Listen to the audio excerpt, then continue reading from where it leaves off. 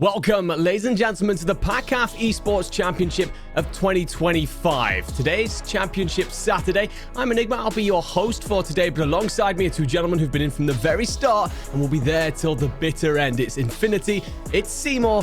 Gentlemen, how are we feeling ahead of today? Feeling pretty good, mate. Ready to get into the final day of action. I've been thoroughly impressed with all of the teams competing in the PACAF Esports Championships thus far. We've seen some great and, frankly, some fun Call of Duty over the last few days. I think we've seen, like, the most take hostage situations in any single tournament ever, so more of that today. Yeah, and another day where we get to try to beat each other in predictions, and we're all dressed to impress, so it doesn't get really better than this. It's gonna be a fun one. Again, across the entire weekend, we've all been kind of leading into who's gonna qualify for the World Championships, but we still got one more spot left, so I can't wait to see who's going to take that mantle.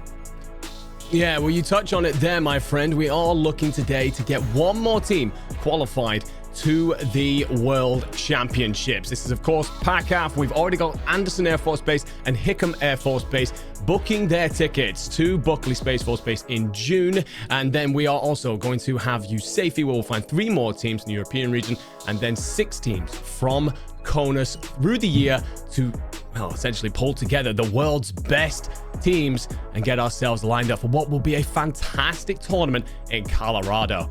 But coming into PACAF and what this tournament is that we've been going through over the last few days, we've mentioned that the top 3 get to Worlds, but there's a bit more than that on the line as well. A top team will be walking away with some goods. It's going to include trophies, it's going to include medals, but also, of course, challenge coins. That is something that we've spoken about a little bit up here on the show, and Seymour, I know you're very proud of your collection. I am, and honestly, I'm just looking at them, everything just across this one. It's just, I love the theme of the event. I love the way that the trophies look. Not only this, but you can see that there are medals as well going over towards the 2nd and 3rd place teams. So first place team gets those lovely trophies, but 2nd and 3rd place, they get medals alongside it all. So that's something to look forward to. So the top 3 finishers, and we already have 2 in the top 3. Anderson being one of those ones, and Hickam being the other team. So they're already punching their ticket into at least that medal ceremony. They are indeed, and well, as we look towards the next team that will book their ticket, let's take a look back at how the tournament has unfolded. Day 1 was all about the group stages. We saw Masawa and Kadena actually leave groups as top teams, but they fell early. So when we talk about bracket, that's the teams that we're currently keeping our eye on. But it was Hickam, Yokota, and J-Bear filling out the rest of Group A, and Group B saw then 3 squads that, quite frankly, have looked pretty solid through the tournament, but it's of course going to be that Hickam and Anderson have booked their tickets into that winners finals. They're already guaranteed Worlds, but it's trying to get them that top spot overall. The bottom half, you're looking at Kadena, Yokota, and then Masawa and Osan. I got to ask you, gentlemen, looking at the bracket, looking ahead of the day, any games in particular that you've really got your eye on? I mean, for me, it's got to be spoilers again. I keep on spoiling for everybody. Kadena versus Yokota, I think, is going to be a really interesting one. I think Yokota is a super underrated roster. They've looked pretty good in a multitude of matches through this tournament, but they have a behemoth roster to go head-to-head with. I feel like they're definitely going to be an underrated team, the dark horse, if you will, going into that matchup. I think looking beyond that as well, upper bracket final, come on, that's the obvious answer here, right? Anderson versus Hickam. I know both of those teams have already qualified, but they still want a solid seed going into the World Championships. Yeah, or, even L6 with the winner of L5 versus the loser of winners bracket 7, that winners final dropping between Anderson and Hickam, whoever is going to be, facing off against them in that lower bracket finals for that chance at the grand finals, at that first place spot here at PACAF. That's a matchup that I'm really looking forward to. I have my eyes on Kadena to make that run back and look to get their revenge, but you can see that, a team like Masawa also are going to be trying to get that done as well. Yeah, I'm with you guys. Great suggestions on both. I think we've got some absolute classics lined up today. I think the one I'm looking forward to most is going to be that losers semis, the match that basically will decide our 3rd place team guarantee, and therefore the squad that get themselves through to Worlds. I think it's going to be a matchup with everything on the line, and something where none of the teams want to have left anything on the table. But gentlemen, there is going to be a series to get us started, but I won't be a part of it. I'll be stepping away. I'll join you guys later. So for now, Infinity, Seymour, have yourselves a fantastic opening series. Yeah, and thank you, Andy, as we do have our first series of the day ready to go. I'm excited for this one because we finished off of our last night's matchup with Yokota. We're moving into this match today with them as well, as they're looking to take on Kadena, one of the best teams that we do have on PACAF, who took quite a tumble yesterday from that winner's bracket. Brody, you were just saying that, you had a little bit to look forward to with this Yokota team, and I think that it is definitely their game as underdogs to look to steal away. Yeah, definitely. Again, I go back to like the very start of the tournament, and Yokota had a pretty rough time, right? Go back to that group stage, and they lost to both Misawa and Hickam in a pretty convincing 3-0 fashion. So even coming into the lower bracket, they have been underdogs, but at moments those guys have had opportunities to step up, and they have done that for the most part. They've also taken maps off teams that have qualified. They took a map off Anderson despite being knocked into the lower bracket by that roster, but they are most certainly up against it here. They're going head-to-head with the Kadena roster that did top Group B. Were once cited as one of the scariest rosters, if not the scariest roster in this tournament, and for good reason. Kadena are a solid squad.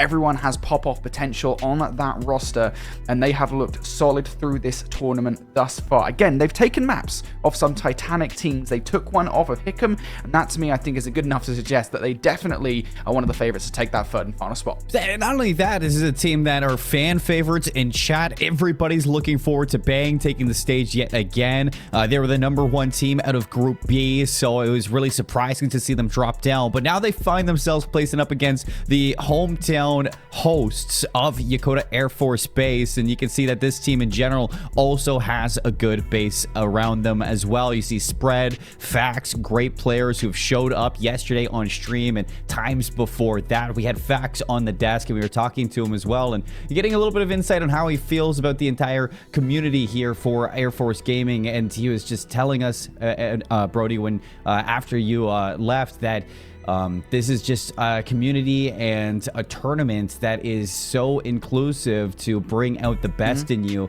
as an airman or a guardian in situations where you don't normally get to go to work to play video games, go travel to Japan to go play video games. And now they're living the dream. They're getting to do something that is fun, disconnect from the hardships of work, and enjoy yourself for a little bit and have fun while you do that. And he's talking about how important that is really for the mission of Air Force Gaming to kind of bring airmen and guardians together to do so. Yeah, I think there's kind of a brothership, right, between all of these players, despite the fact that these guys are effectively opponents here in Call of Duty. Every single post-match interview, I know you've been trying to prod for like, all right, look, we're looking for some kind of rivalry here, a little bit of trash talk. And mind you, there's been a fair amount of body shooting. Obviously, I've already referenced the fact that we've had a fair amount of hostage taken in these games as well. There's been a little bit of BM, but there's a massive amount of respect for everybody here, and it's because everybody is part of the same group of people. Everyone's playing for the same side ultimately, and everyone is just having fun here at this tournament. So I love the vibes that we've got for these guys. But today's the final day, mate. It is. There's only one more spot available. I want to see some competitive now. For these teams, you're in the lower bracket. I gotta see some fire under these guys' bellies. I agree, because from day 1 to day 2, we've seen major improvements for teams. From day 2 to day 3, how many more will get better? Let's take a look at our best of 5 for the series, because our eyes are on Yokota to be that team to make those improvements. And for this best of 5, I mean, not a lot of places you can go to where Kadena aren't going to be prepared, but they're opting in for the double protocol to start things off, then a double Hacienda, and a Skyline map 5 for that search and destroy if we do need it to go the distance. Brody, we've been seeing a whole lot of protocol in Hacienda, so this does not surprise me whatsoever. Yeah, for sure. I will say, if it has to go to a map number 5, the Skyline Search and Destroy, I would be feeling pretty confident if I'm Kadena, again, if it has to go that far, and we'll get to whether or not you and I think it will go that far here in just a second. But a reminder that yesterday we did see a Skyline Search and Destroy between Kadena and Hickam. It was the only map in that best of 5 that Kadena managed to square away before, of course, they did end up being knocked into lower bracket, and Hickam eventually qualified for the World Championships. On the other side then, Yokota looking for a way into the series for them. A Skyline hardpoint would have been nice, but it is not going to be here. So I do feel like Yokota definitely up against it, looking towards this best of 5 map set.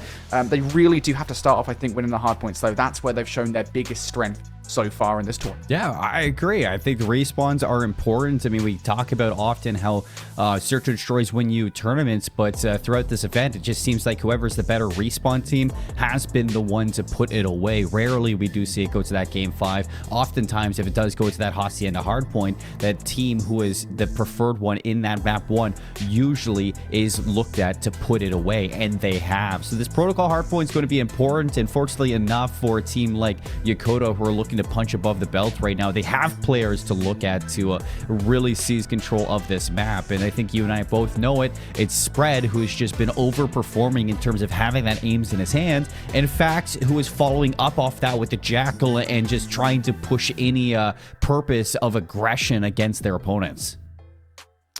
Yeah, there's been a lot of different strategies, a lot of different kind of individual plays that we've seen through these tournaments so far. So I'm kind of curious to see what we'll see in this series moving forward, right? In this one, are we going to see something different from these guys? Are we going to see something like... what word am I looking for here? Swanky. Swanky is what we'll go for. That's probably not a word that I'd often use. Swanky is a word. It's not generally speaking in my vernacular. But it is for this series, apparently. Either way, really looking forward to getting into this series still more. Can't wait. Well, let's talk a little bit about the predictions that we do have, Brody. You alluded to it. We're looking at this for Yokota to be one of those teams that steps up. Unfortunately, neither one of us seem to believe that's going to happen. And hey, I don't want to put Yokota down right now, but it's just Kadena have looked so good. Like you kind of mentioned, taking maps off of Hickam, playing close against teams like Misawa, just eyed at as one of the top teams at this tournament. It's hard to bet against them. Yeah, I think the thing is for me, right, is that ultimately Kadena, you got to remember that they lost to Hickam to get into the lower bracket whatsoever. Beyond that, they've been pretty much flawless. They were flawless in groups. It's hard to justify them not 3-0ing this series, and I think that's why this is one of the first situations where both you and I think smartly, are just going for the same prediction here. Look, I'm not trying to put anybody from Yokota down, okay? I love the Yokota guys. I got faith that they could maybe be an upset in this series, but for me, I'm gonna go ahead and say Kadena 3-0. It just feels right. I'll call you out though, mate, right? Because currently you're ahead in the predictions, and I see you trying to price this right us right here. You're just gonna go with the same predictions the entire day just so you can win. I see what's happening, right? I'm onto you, bud. I think that everybody's going to bet a 3-0 on Kadena right now. I don't think it's the most surprising thing at this point, Brody. But you're right. Maybe I will try to steal it away from you and just stay ahead. Why not? I'll never lose if I keep betting what you bet right now. But let's talk about one of those players that we didn't bet on right here. We got to talk to Facts at the base. Let's see what he has to say. We got the hometown hero with us at Yokota. Tell us about the matchup you just had on stage. Absolutely phenomenal. I think it was something to where they took a lot of the competition out of it and brought the other side of Call of Duty in there, made it fun. They mixed it really well. They brought the balance in there really well, and the energy was fantastic. And I really appreciated the way they played. Appreciated the fun that they brought into it. Absolutely, you guys have been a great host. You've been an outstanding environment for us to be in. What does it mean to you to have the community like this surrounding your environment?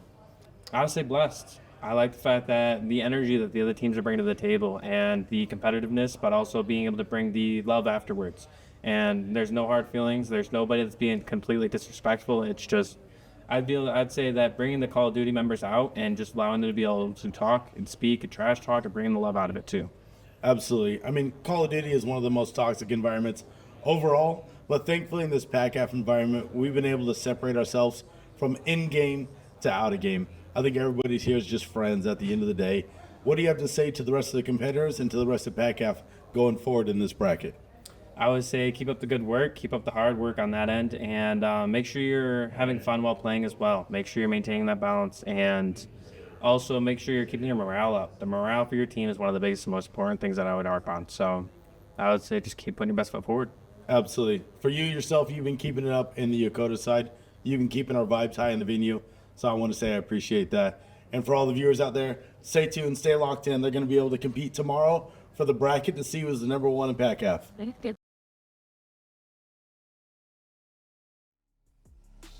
What a guy. And I'm not just talking about facts. I'm talking about Chad on the right. He is an absolute tank and a lovely man that I absolutely miss sharing the desk with. But getting some good vibes out of facts. I mean, yesterday when we actually had him in the interview booth, he is a lovely human being, always here to not only perform, but to just live his best life. And at the end of the day, that's what this is all about, Brody. It's all about showing up. You perform as best as you can. You might win. You might not win, but you're here playing Call of Duty for some trophies, a chance to go to Colorado as well, and I think that's pretty dang cool. Yeah, like, I think it's kind of been a common sentiment. I referenced it earlier, right? It's all about having fun here in this tournament, getting kind of a taste for the passion pit, as it were, getting loud on the main stage, if you can do that. Just get a slice of life from what it's like to be in the upper tiers of competitive Call of Duty. And these guys are getting that right now. You know, Fact says that in that VT, talking about kind of the energy being as high as it is across the arena here. It's awesome to see these players experience that. And again, I'll reference it just by talking about the fact that they're doing this and not in a mean way. Like, we're not seeing these guys stand up across the stage and be like, "You're awful," in much less savory words.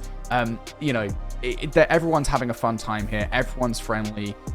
It's such wonderful energy. I absolutely love this, man. And if you guys in chat were here last night, you even saw Fax standing up and say, "Come on, knife fight." We went to a red card search and destroy. We had a 4-on-4 knife fight.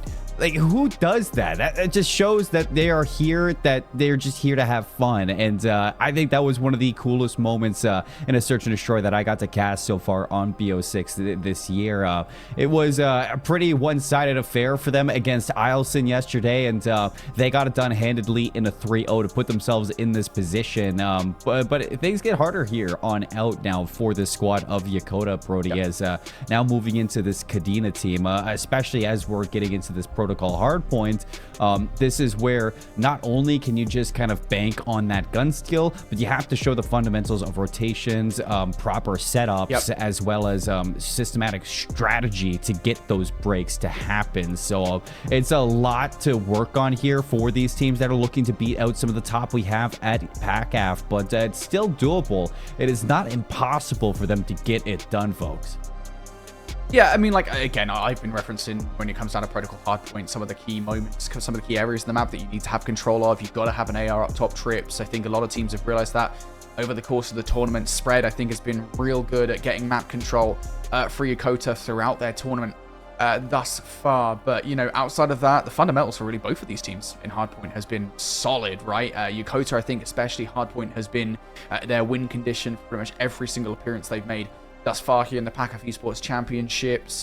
For Kadena on the other side, Kadena are phenomenal in hardpoint. Their team play is one of the best that we have in the entirety of the tournament. So I really do feel like this hardpoint is going to be super duper important.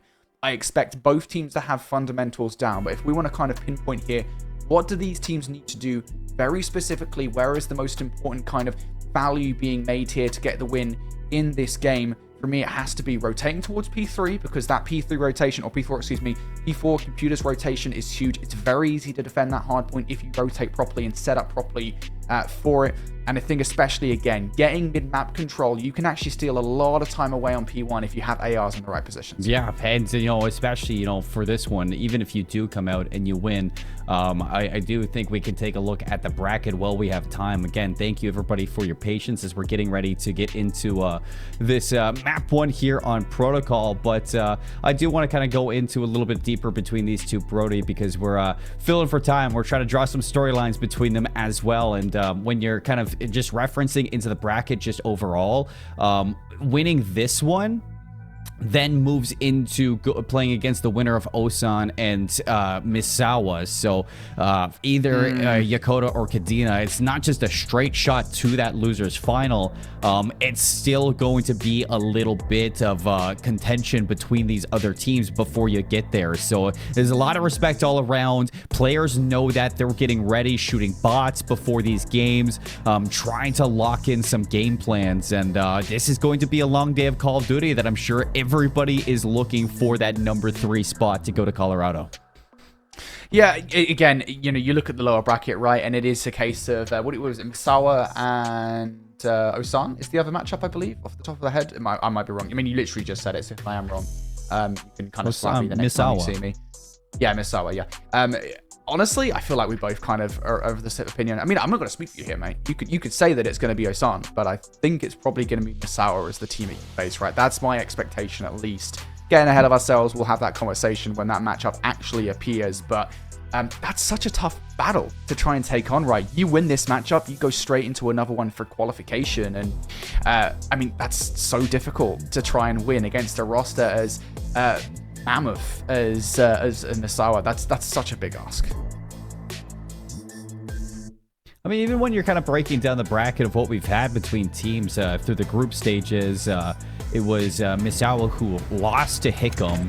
Hickam 3-0s Osan. I mean, Misawa at least went to Game 5 against that Hickam roster. So if I was doing predictions for each game, I'd also be looking at Misawa to be that team to beat them. So it's not truly out of the realm of possibilities for that Misawa team to be seen in the next round. But we got a little bit before we see those two go up against each other because we finally got the protocol ready to go. Kadena versus Yokota. Brody, let's lock in for some action. Let's lock in, folks. Kadena want to start this off strong. It does really feel like, for me, coming into this hard point, that Yokota, this is their best chance to get into the series. Winning this hard point versus Kadena will be everything, and they're already getting players into the power positions off the start of this round. Fax up top towards top trips, providing a bit of resistance. You're seeing that route being taken by DC off the start of this round, though. DC trades out for 2 kills and will get away with his life as well. So, big kills being made early on here from Kadena. Couple more seconds. Big fights going on. Nice from Bang to drop on down for P2. So try to work these kills, flip things out, and so far so good. As spread drops as well, you're going to see him spawning up over towards J-Lear. Bang 5 in a row. He kicks things off 6-1. They got full control of this hard point, starting to pull away in the early times of this game.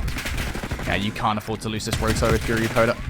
Spread, excuse me, trying to play his life towards the back line. Just lost the help in Invest as well. Spread does find a little bit of value, and it's actually going to get a second. So Spread playing his life to perfection here. A little bit more value would have been nice, but Ephesians will shut that player down. But Spread's 2-piece. Gives a shot here for Yokota to try and break back in towards the hard point for the back 25. It feels a little bit individualistic. J-Lear gets overwhelmed. Bang down to 9 HP. Should be traded out well enough and will be by Spread. So Yokota, good for the back 15 seconds here. That's fine if you're Kadena, because you technically do have rotation. Yeah. But there's one player being a nuisance towards the back line you might want to be aware of. Yeah, you're looking at Invest to be that player to stay alive in the back, who has changed his name today to Super Ninja. Liking the name change, but it says he still wants to be called Invest, so we're going to stick with that as he's going to go down. A couple kills here for Kadena, looking to lock down this early time, back and forth from either side, but it's looking good for Kadena so far. You still have DC inside. He's got a 1v1. His Invest takes him down. Spawns in the back. It's Yokota in the hill. Yokota inside the hard point right now. J-Lear, the one to take up time. Big kills coming through from Chronics and Ephesians, though, and that's going to be now Kadena breaking back in for the 25 seconds. Yokota should give this one last shake, but it's going to be a bit of a mixed bag from under Invest, and I think that's a really good backup play coming out from Invest. You've just lost the players in the middle of the map. Best thing you could possibly do is trying to cut players off towards the new hard point. So Yokota here, down by a hell of a lot. They're going to get a first look towards new. I talked about this hard point being the one in which you can get the money heal. You can get a lot of time. They've got to win the first fights, though. Invest is here. Bang has some help. DC going to remove the members from Yokota. He gets 2. Kadena's going to be in now for the money heal, and Yokota have to be careful for this one. They don't want to jump the gun because J-Lear so far ahead from his respawning teammates. No assistance on the hit through Big Door. That is making it a lot easier for Kadena to just bleed you out and pick you off one by one. That's just not good whatsoever. Kadena breaking in. Now, looking to take a serious lead here in this game. Yokota will have to find a way back through, but it's so individual. Bang and Chronics will take advantage of that all day long. Invest, at the very least, will find some value towards that grass side, but nobody going from any other area of the map. Immediately, Invest facing down DC, who picks up that gunfight. 15 seconds left to go for here. DC on 7 in a row. Somebody's got to shut DC down. That's 8 now for the man who is helping Kadena out. Taking a lot of time. He continues now on this spree, about to hit double digits. Instead of going all the way up, he cuts it early. Looking for that 10th kill in a row. Finds it, but traded out 2 for 2. Chronic still lurking. That's a good kill from Invest. He has been spot on for a lot of these kills on rotation. It hasn't really translated in terms of the scoreline that we're seeing, but he is doing his damn best to keep his team in this game. DC is going to find a route. He gets through, splitting the C almost. Jaylear's going to trade it, but ultimately it's just Kadena winning these massive fights for time. Again, Kadena just in control of time. They frankly should not be. Yokota continue to hemorrhage hardpoint control. More kills to be found in the middle of the map here. Bang will double up. Jaylear looking for something towards old time, but takes Sophitians on a heady. That's not going to happen. So Yokota get the back 10 seconds here. They are up by well over 100 points. Sophitians streaking out from the middle of the map. Will not find Invest. Big trade coming through, but we look over towards the new hardpoint, and somehow Kadena are the first to touch. These hardpoint rotations have been horrific from Yokota. Yeah, for Kadena, well, even if they do lose it, they've been good for the breaks early, but this time, have the rotation. Invest. Looking for the regen, but Bang is going to shut down that flank from Yokota. And on the front line, it is Titans and the rest of the, or Tians and the rest of the team finding their kills and soaking up this hard point time. Nice double kill from Fax. Is it going to be good enough for a break here? Yokota have a chance. Jaylear from the side. They're in. Oh, this is the good moment here for Yokota. Finally, something positive to talk about in this game. Spread looking to double up. Unfortunately, shot's not that great on towards Bang. Adfetians following up with the second frag as well. The clearance of the hard point is good. And, well, it was only for a brief moment that we felt good about Yokota's prospects in terms of holding a hard point. And even over by New, Invest, a lot to do. First kill, good. Second, not overwhelmed. Just too much to look at here for Kadena. And Bang follows up with yet another kill, living up to his name, really exploding in towards this game. Question here. 209. Only 40 seconds needed to win out map 1. Fax gonna be hitting this one through Spiral, and he gets in. Can he find a second? No. He's traded through. Up top, it's Invest. He's going to remove the pressure from top triple, but taking a lot of damage on the entry, and the trades are looking good for Kadena to claw their way back. Fax drops. DC's going to trade his teammate. 30 seconds here. You don't win off this hill, but Yokota still need to send players through it. You can't afford to go at this time, and also I don't even really know what the setup looks like for New. Even then, they weren't able to hold it the first time around. Invested the exact same thing. You could see it on the new map. Kills being made here for Kadena once again. Just a couple players still to contend with inside the new hard point. There goes Fax. Invest will even get there in time. Shot up from grass, trying to desperately make his way over towards the hard point. 360 being made, but Chronix wins that gunfight out. The opening gunfight's looking pretty good. Jaylear putting extra bullets into the body after a two-piece, but is it good enough here for the follow-up? Has he created a space for Yokota? Fax is in. 7 seconds is all you need, Kadena. Grouping up for a hit here. Bang. Cruise missile. Everything going to be thrown out here. And that's it. 4 down. Spawning deep towards the lighthouse. They know it. They're not getting there in time. Player's going to slide back in towards that hill. And that's going to be all for the protocol hardpoint, Brody. Kadena showing up in a very dominant way, as we would have expected from this team. That is just outslaying everybody that they walk into. Yeah, countless times in that game did Yokota have control of an early rotation, only for Kadena to come through and completely wipe them within the first 10 to 15 seconds. And there's only so many times that can happen before, well, I mean, you end up losing control of the map. And again, you know, we said it going into the game. Fundamentally, both of these teams are sound on hardpoint. Like, we've seen Yokota win enough hardpoints this tournament to suggest that they know what they're doing. I think it's just coming down to the minute actual interactions where Yokota are losing out right now. Kadena just fully in control time and time again. And again, we also say this pretty often, Seymour. Sometimes it just comes down to being a team being outslayed, and Kadena, frankly, just winning the vast majority of the gunfights in that game.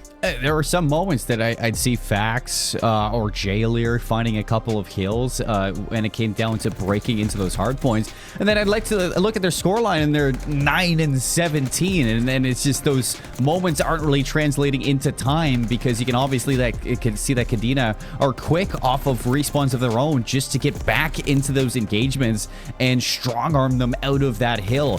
So Yokota, albeit, I mean, they are having moments where they do get those rotations and they do get into the hills, but once they get there, they have no control of the map, and they just allow their teammates or their opponents to get into a position where they're just in a powerful spot to overwhelm you to retake it. And I think going into another hard point, if this does go to a map 4, especially for something like Hacienda, is you need to see Yokota in moments like that where you get 4 down, is to then find those power positions that are going to at least give them a little bit of trouble on the side of Kadena to try to hit that retake.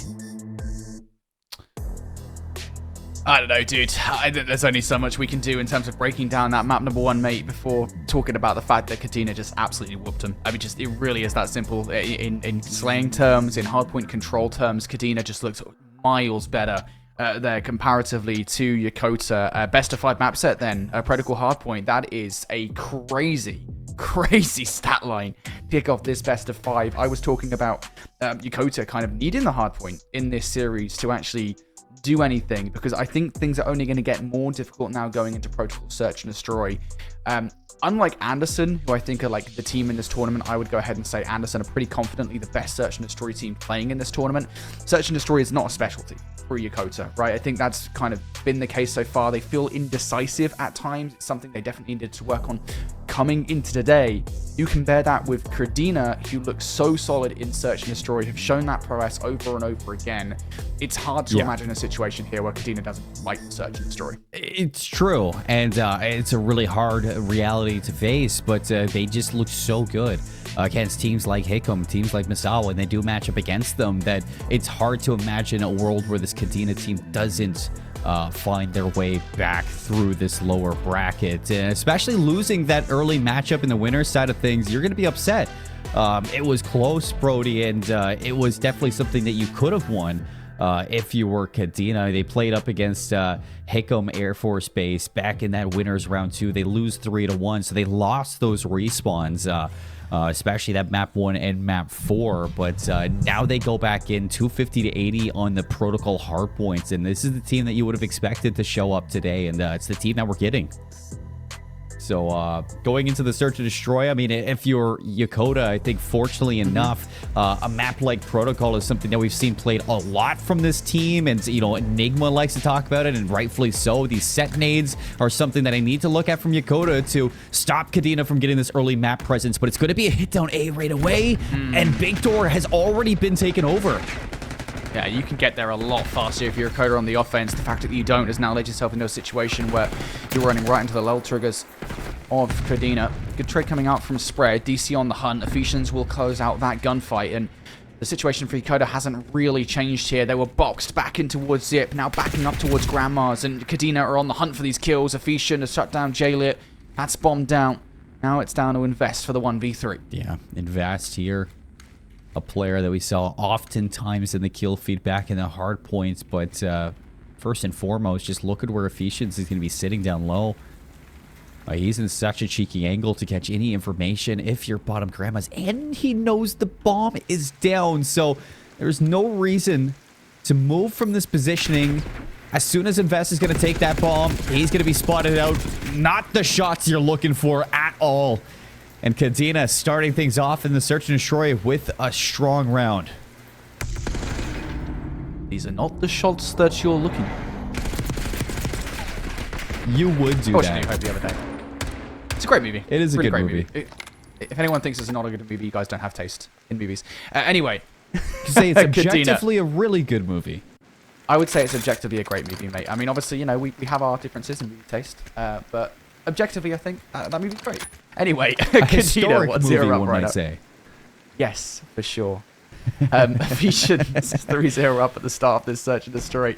Phenomenal start to this game. Trophy systems going out early on. That's to stop those incoming utility. They don't get there first. TK from Invest doesn't know. Oh my goodness, Bree. Spread gets turned and burned on. Bang to take out Jailer as well. This round has fallen apart at the seams for Yokota. Down to Fax for a 1v4 and not really in any position to do anything of note. Fax is like, guys, where'd you go?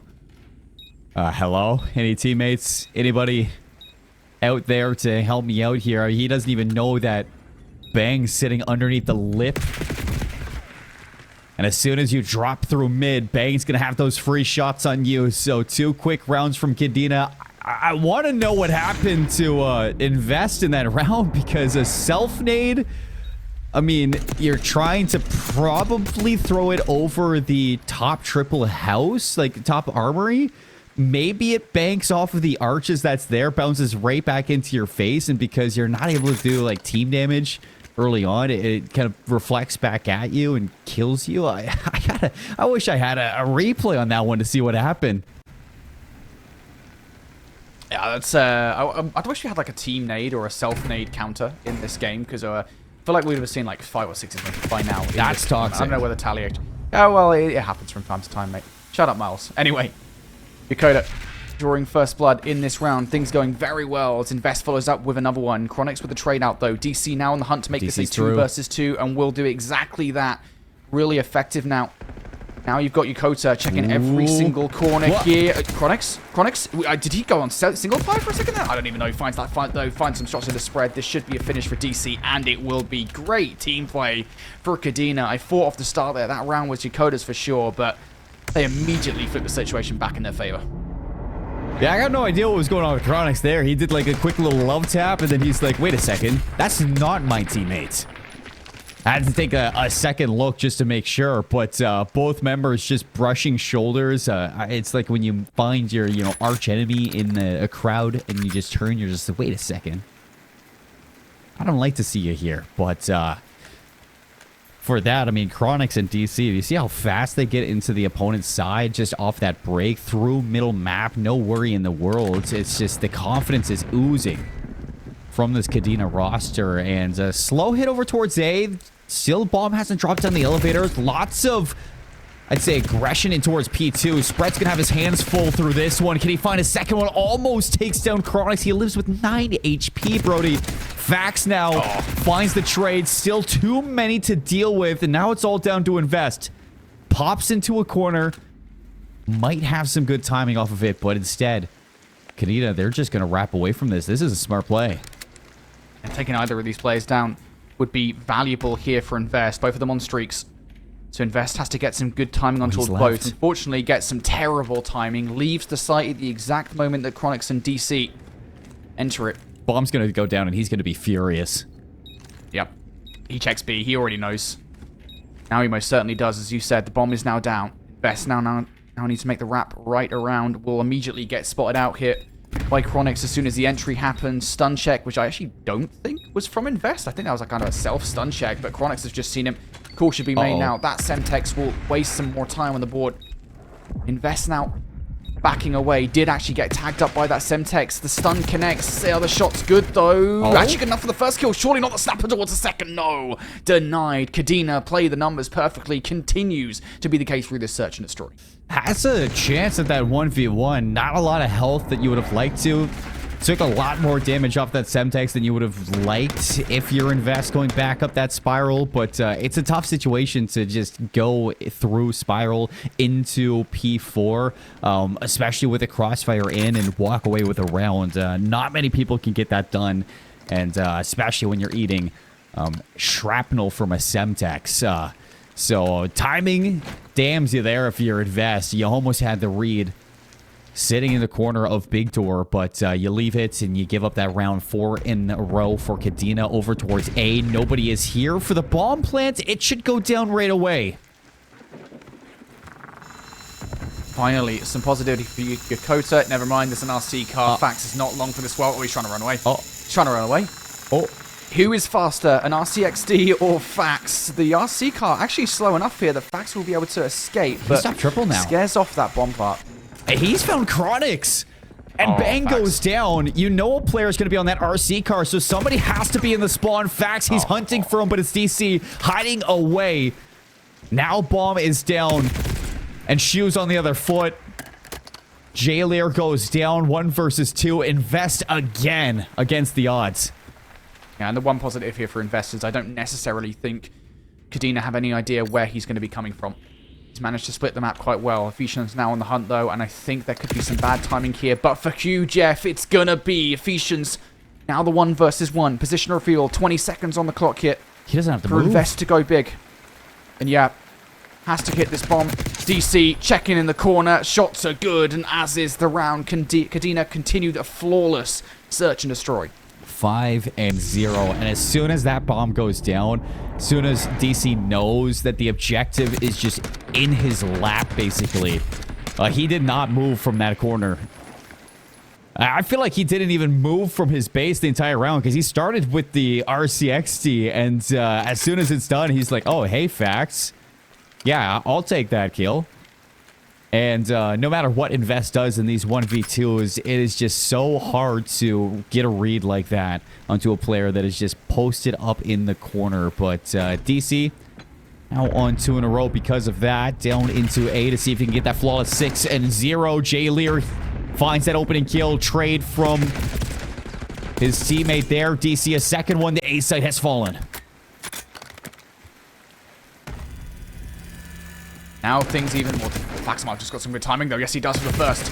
No immediate trade. Double Chow will get it done though. Now Jailer has to do everything with impossible odds to try and keep the search and destroy hopes and dreams for Yokota alive. Has just spotted out DC on the cross, but that's at this annoying. point, yeah, it's so difficult. DC is throwing all kinds of shoulders. Jailer here has been found out and been put down as well. Kadena 6-0 in search and destroy. Was there ever any doubt?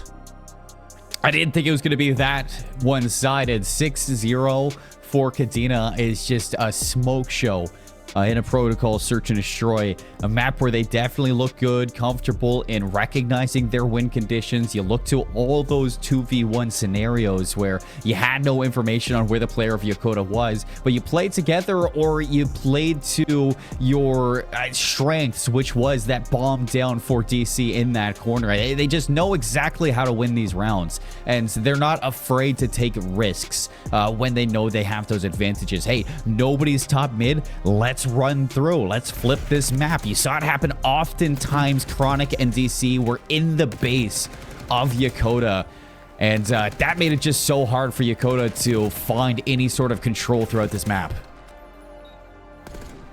Honestly, again, it feels like a total difference in the team play for Kadena, right? Where they are playing constantly as a roster. I think it was a 2 versus 4 early on in that search and destroy. I want to say like rounds number 3 and 4. For the first time, it felt like Yokota had some kind of advantage. And Kadena, what do? Like last couple of players just play together, constantly play trades. They do a really good job at isolating all 4 players on Yokota. There is just a total difference in the way these guys are playing as a team right now. Kadena a level above, and in both hardpoint and search and destroy, it's what's given them a massive, massive advantage. They are now 2-0 up in this series, Seymour.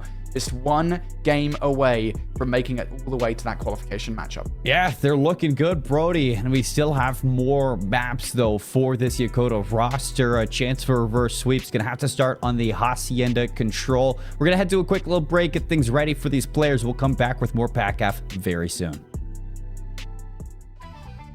This is Map Mystery. Our PACAF teams will put their Call of Duty knowledge to the test, identifying multiplayer maps as quickly as possible. Players will only have a limited time to name as many as they can.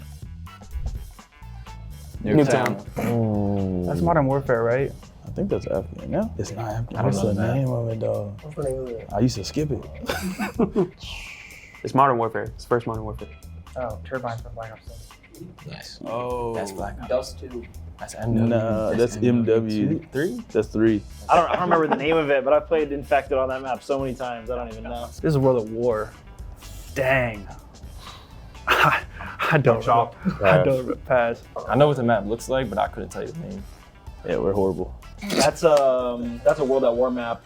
What? I know the games. I played the map. maps. I would say 5 seconds to pass. I didn't even play the game.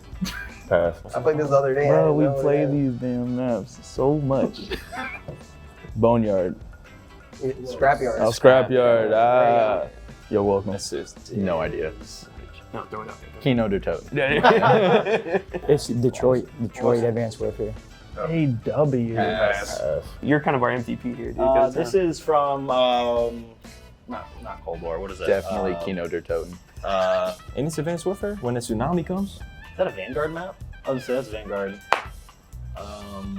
Dude, I have no idea. Useless, dude. It's like a barn. There's like a barn in the middle. I stopped stay within stopped the playing name. COD for like 5 years. Oh, he got excuses, bro.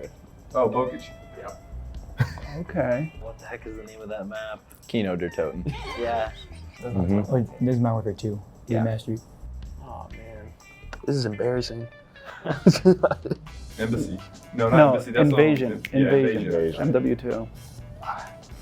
Gun up to my head, I couldn't tell you a single Black Ops 4 map. Best guess, Kino der Toten. I like that. That's a good guess. Cooked. Couldn't remember nothing. Yeah, we must be dumb.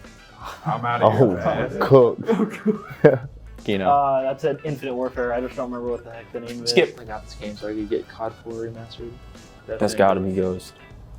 Don't know the name. I mean, a classic. That's Kino. no, Shepherd no. Patrese, What is dude. it called? The state. I knew it was like the name of like a building or something. Oh, red card. Banning that. Raid. I was chalked. I don't think I got a single one. Underground? MW3? Okay, nice. Real pool. Damn, that was embarrassing. Dude, I know all the games.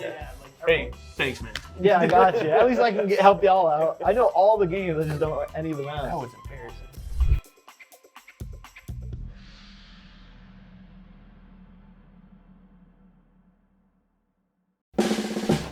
If you keep making that face, it's gonna stay like that.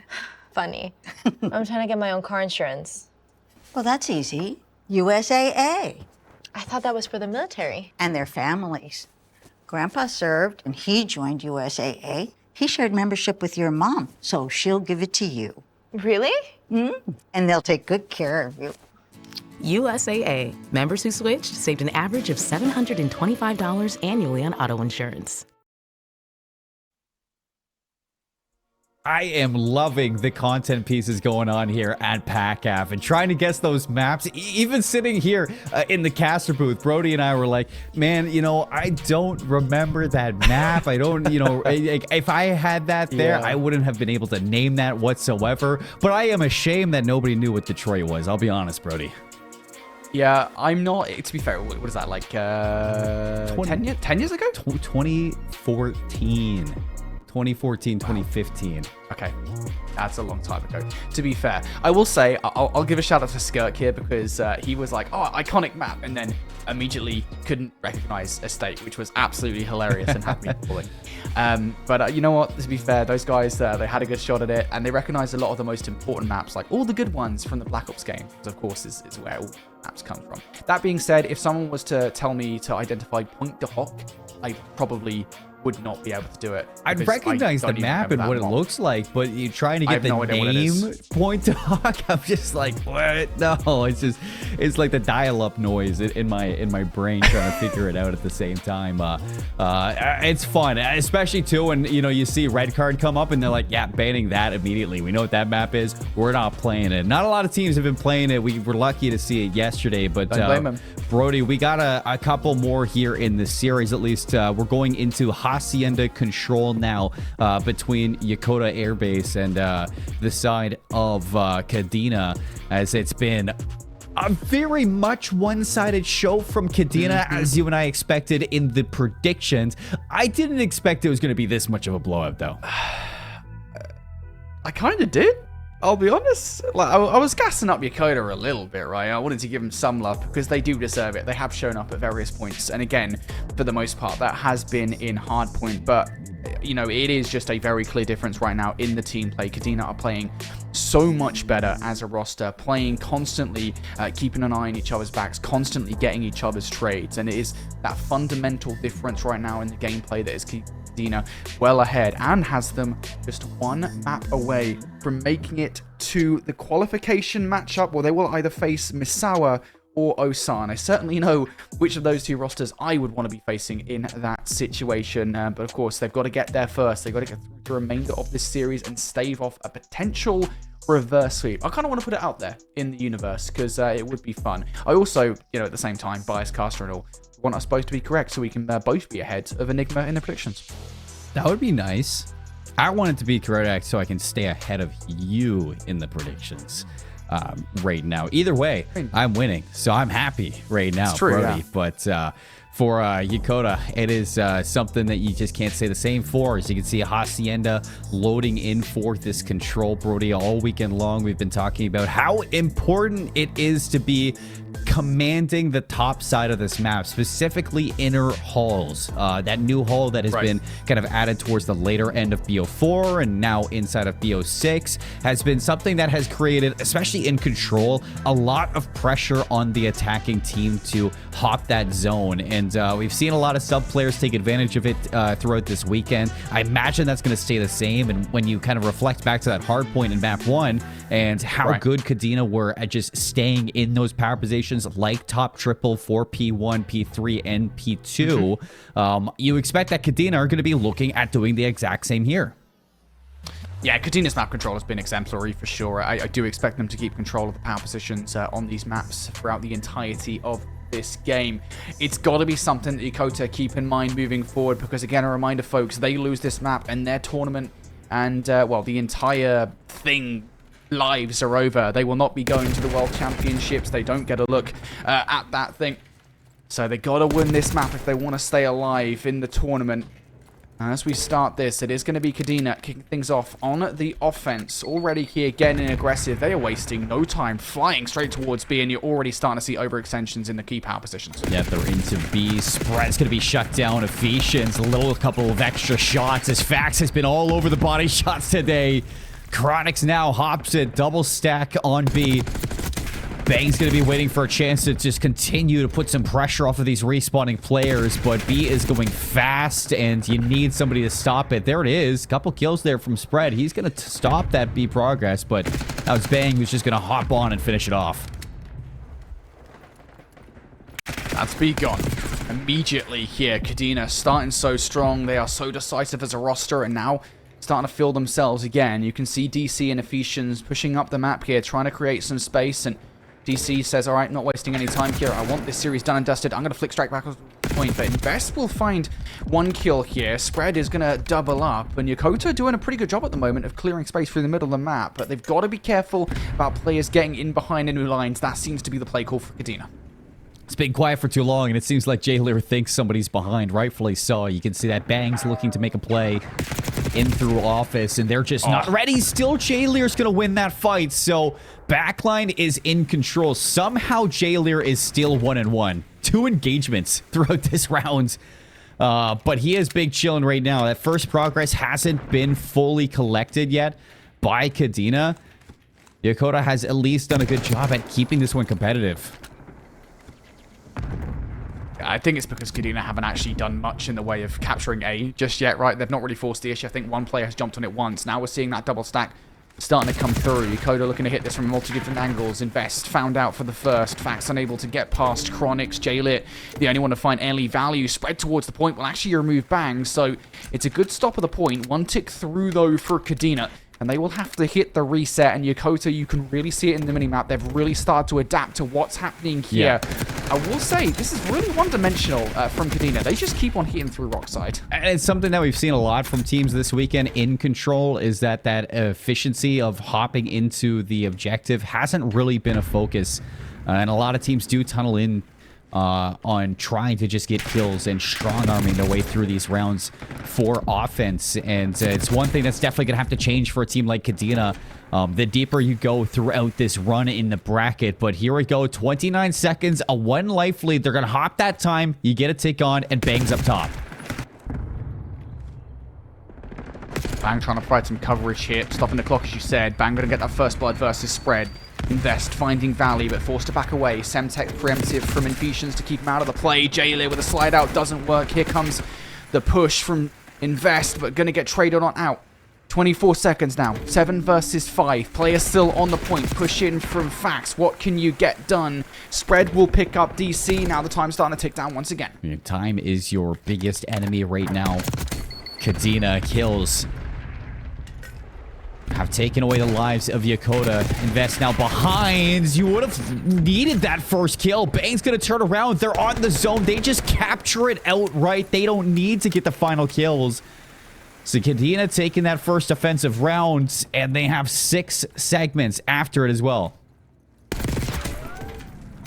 Just Kadena playing really damn well there. I will say, it was sloppier. That's probably the sloppiest we've seen Kadena play so far in this entire series. They were very one-dimensional in their hit towards rocks, and I'll give Yokota a shout-out because they had adapted to that. You could very clearly tell they were realizing, and they were trying to win the gunfights versus Kadena, but I think as soon as Kadena just became a little bit more focused on, all right, we kind of actually need to hop onto the point here for the objective to win out this round, things changed massively, and Kadena were able to get it done. Of course, that early B capture probably helped Kadena as well. So I want to see something just as focused, if not more so, from Yokota here as we get into this round. It does feel like, for the most part, this is going to be a B hit, but early power position control for DC, that's going to make things awkward. And DC immediately finding value. That's 2 players you really wanted on the board.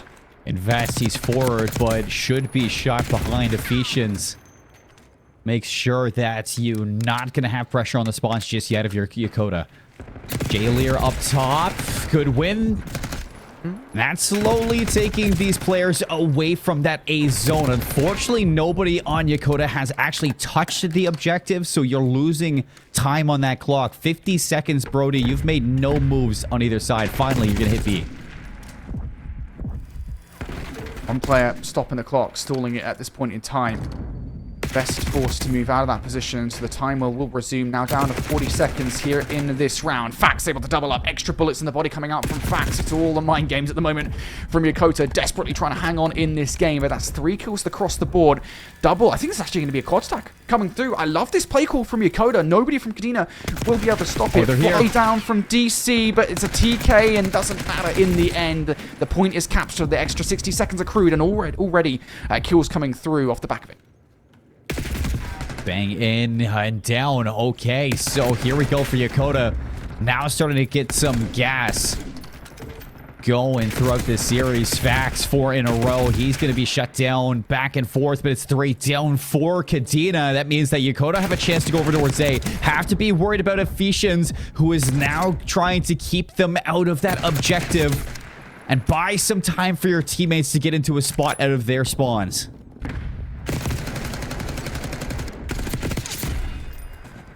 Kills being made here from Kadena. Big gunfights. They seem to have reset themselves relatively well. I was a bit concerned off that B capture that Yokota were almost immediately going to be able to transition well over towards A, but Yokota now sent back towards the respawn screen sit.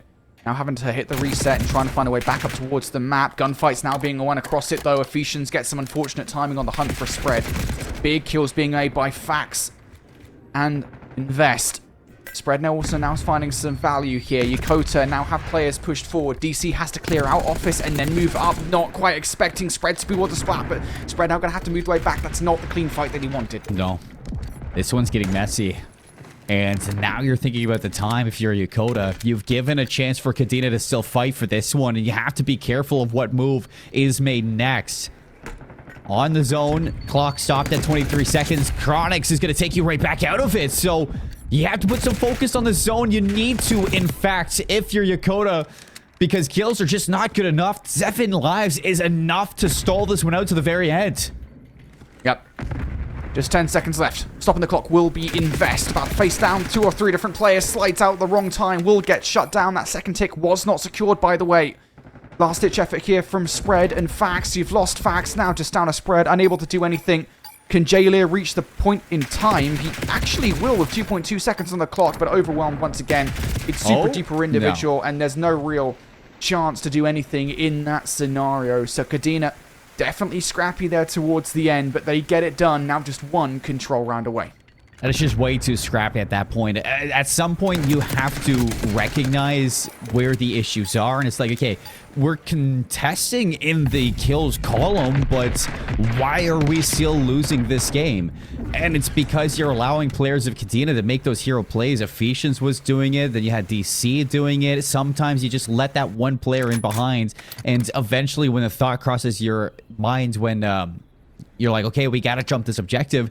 And then that player has a chance to make that hero play. And it was log enough that you were stalling out that clock if you're Kadena to a point where you win that. You kind of steal that one away. All right, well, now we need to see the ultimate reverse sweep from Yokota in this game. good news, I guess, for Yokota is they're not dealing with the same kind of unpatented aggression at the start of this round that they were dealing with previously. They've adapted to it. Jaylit opening things up with that first blood. Does make things awkward. Bang from up top, though. Trades things out. Trade right back from Vest now. So Yokota still holding on towards this point for a second. You've now just got to deal with Chronix. They're on the hunt to do so. Nice team shots. That is a solid bit of coordination off the rip from Yokota. The Kadena are in. Progress at A. All focus here. 3 members just sitting in and around the fountain. DC pushes forward. More kills to the tally.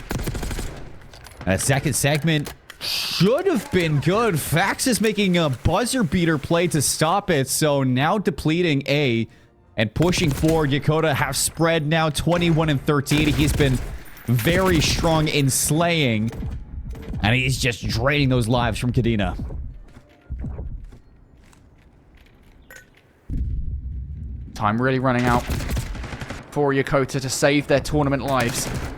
Trades not working out in your favor. Some love taps coming through towards the end of this round as well. Spread definitely trying to help out. Defense has been solid so far from Yokota. 25 seconds though. Time will be stopped as Chronic hits B. Is he going to check behind though? Invest might have a freebie here and should do. There we go. Trophy now down as well. Gunfight's being won towards A. Kadena needs to get towards a point, and they do via way of DC. Yeah, DC's here, but he is surrounded. No help. Yokota quickly going to collapse on that position. Spreads up top. Big win versus Chronix. Chance to get more. Slide chows into a second one, but it's Bang dropping into A. 7.7 around the back. Invest there with the aims. Good shots on both sides, but this one is not done yet. As you are grasping at straws if you're either end of the playing field. Ephesians down, DC as well. Jay Lear, last chance in. He stops it. No third segment at A. And we are not done on Hacienda yet, Brody. Same kind of strategy, I think, really, for Kadena right on the offense. You can't just continue to hit that top side through rock, that route, and expect things to change. I've been praising Kadena all series long for their exemplary team play, the way they play as a roster, constantly trading out, constantly hitting things at the same time, but it has just not been there in this round of Control. Yokota taking advantage of that. They're starting to get wise to it. So step number 1 in a very long journey that would be the ultimate reverse sweep has been completed. Yokota take that round away.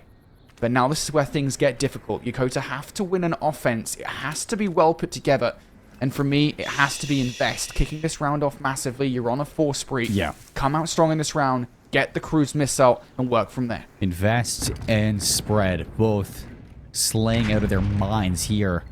Turn these kills into objective, and that might be all you need. Unfortunately, Vest is going to lose that opening tool that you're looking for, Brody, and Yokota have had the map a little bit flipped. They have no control towards top side of Hall, so Chronix is just able to pepper shots, feed the information over towards DC, and send the dogs on the hunt. 3 dead again. And it's Vest now. He's got to make that big play to stay alive. Best streak no longer in play, but certainly this would be a massive play, streak or no streak, to get it done, and DC is going to catch him off guard. Just too much to handle that if you're Invest. So Yokota now having to hit the reset once again. Trade from Bang is good. As is Ephesians coming through. Kadena are just winning all the fights here, and that's a big one to lose. If you're Fax, DC, yeah, fair play. Put extra bullets into the body there. That's a deserved one. Yeah. Bang knows. And those mind games, it goes both ways. Double kill for Bang. He's on 4 in a row. Putting some pressure on the respawn. So spawn trap now for Yokota to have to worry about. Chronix, he is just posted up, laying down fences. And that is funneling the players of Yokota over through P4. Bang, he should know that. He is set up top and he is ready for these engagements. Ephesians down in Fireplace and Bang up top in Halls. 3 seconds. Time draining. Nobody here.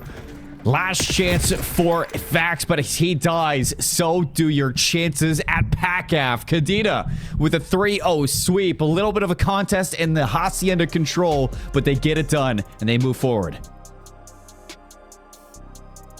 Shout out to Kadena. Just one more match after this, and they will qualify for the World Championships at Buckley.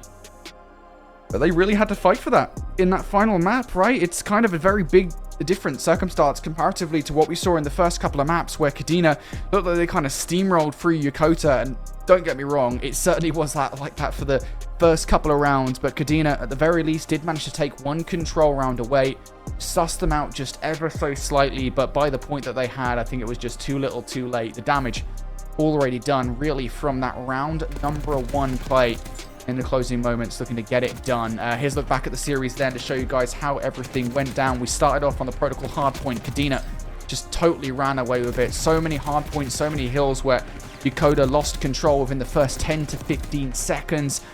And Kadena just looks so solid in hardpoint. We went to that search and destroy directly after it as well, and it doesn't get much cleaner than a clean 6-0 seam. No, it doesn't get cleaner than that. 250 to 80, 6-0, 3-1. Something we're definitely going to be talking about a lot in terms of this Kadena team is going to be their Hacienda control. I think their control in general is a little bit too loose in terms of that objective play, but the slaying is good, and I don't think there's more that we could say this team in terms of, you know, praising them for the slaying than we have already done. But the objective definitely is going to need some work the further you go throughout this tournament, and especially when you're playing teams like Hickam or like Anderson, who are still waiting to see who is going to drop back down into the lower bracket and give these other teams a run for their money for that chance at the grand finals later on today, Brody. There are some improvements to be made. You know, it's not all flawless for the side of Kadena. You win today, and it's a 3-0 sweep. But it's still, you can look at this one and say we can still be better as a team. Yeah, I think the key thing for me is, and we'll talk about it here in just a second, but the key thing for me is that it's not perfect from Kadena, right? Ultimately, asking for perfect play is very rare from any teams, even at the highest level of Call of Duty, but there were exploitable kind of variations in the gameplay where I think, you know, going into the next matchup, the all-important one, the qualification matchup, that they definitely kind of need to tape up just a little bit. I think especially in that control, things just a little bit too dimensional for my tastes, right? You know, a little bit one-dimensional. You can't really just keep on hitting the same kind of route over and over again, expecting different results. That round number 1 was a phenomenal clutch up. Beyond that, the offense on Hacienda control, I think, left a little bit to be desired from the Kadena roster. So certainly I think some improvements to be made, but on the whole here, Seymour, Kadena, they look good. They'll be feeling confident after that 3-0. Well, definitely questions to be asked, and we got just the guy to ask these questions too. We got Ephesians in the interview booth. Congratulations on that win, my friend. A 3-0 sweep. You stay alive in PACAF. You get a chance to go further in your run to potentially make it to Worlds in June. Talk to me a little bit about, you know, your improvements from day 1 all the way to day 3. Obviously, overnight as a team, you're going to be talking about things, trying to change things up. Was there anything in particular you're looking at from day 2 to day 3 to fix? Yeah, day 2 was a little rough. Hickam's a very good team. There were some technical issues, some bad plays, timing, spawns. But overall, I think we're one of the better teams here, and we're hoping to make a losers run.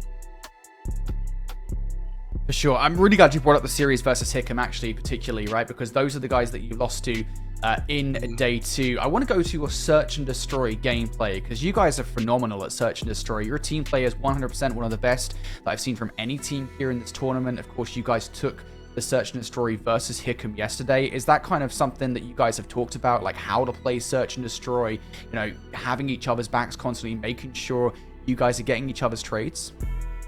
Yeah, we came into this competition just trying to play together, get trades. I think we're one of the better S&D teams, so hopefully we can make a run.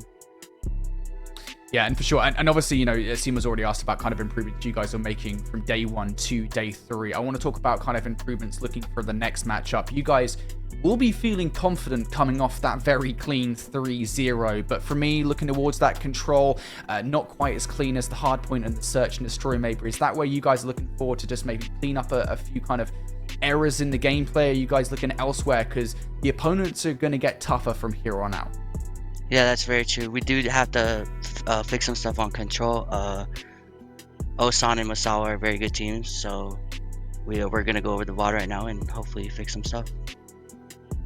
Like that. VOD review. It's important for a team to get better. Now, talk to me a little bit about your experience here at PACAF as a team and, how it's been showing up, participating, being here. What are the vibes like for the team? How you feeling? And what's kind of your favorite part about being there?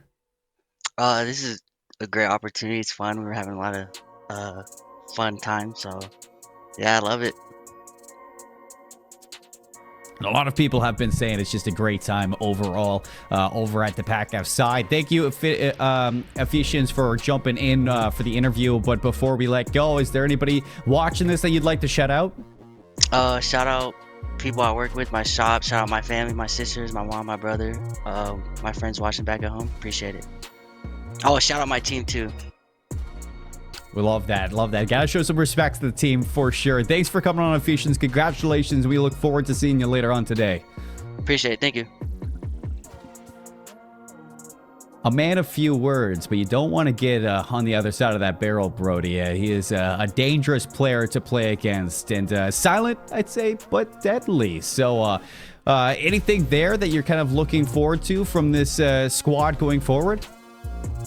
I kind of like the idea that they are going to take some time right between their last match and the next one to actually make some movements. They're not resting on their laurels. They know that their next opponent, regardless of whether or not it's going to be Misawa or Osan, is going to be a difficult one to take down. So I think for sure, just making sure you fix up a few gaps in the gameplay going into the next series. I absolutely love that. These guys, they want to be the team that gets that third and final spot in the World Championships, and they're working for it. Well, we still got more matches to go, and a big one to see who is going to play up against Kadena in that lower round 3 matchup. We're going to switch things up in the break, get some new teams up. After it, we got Misawa versus Osan here on stream. You're watching the PACAF Esports Championships. We'll be back with more Call of Duty soon.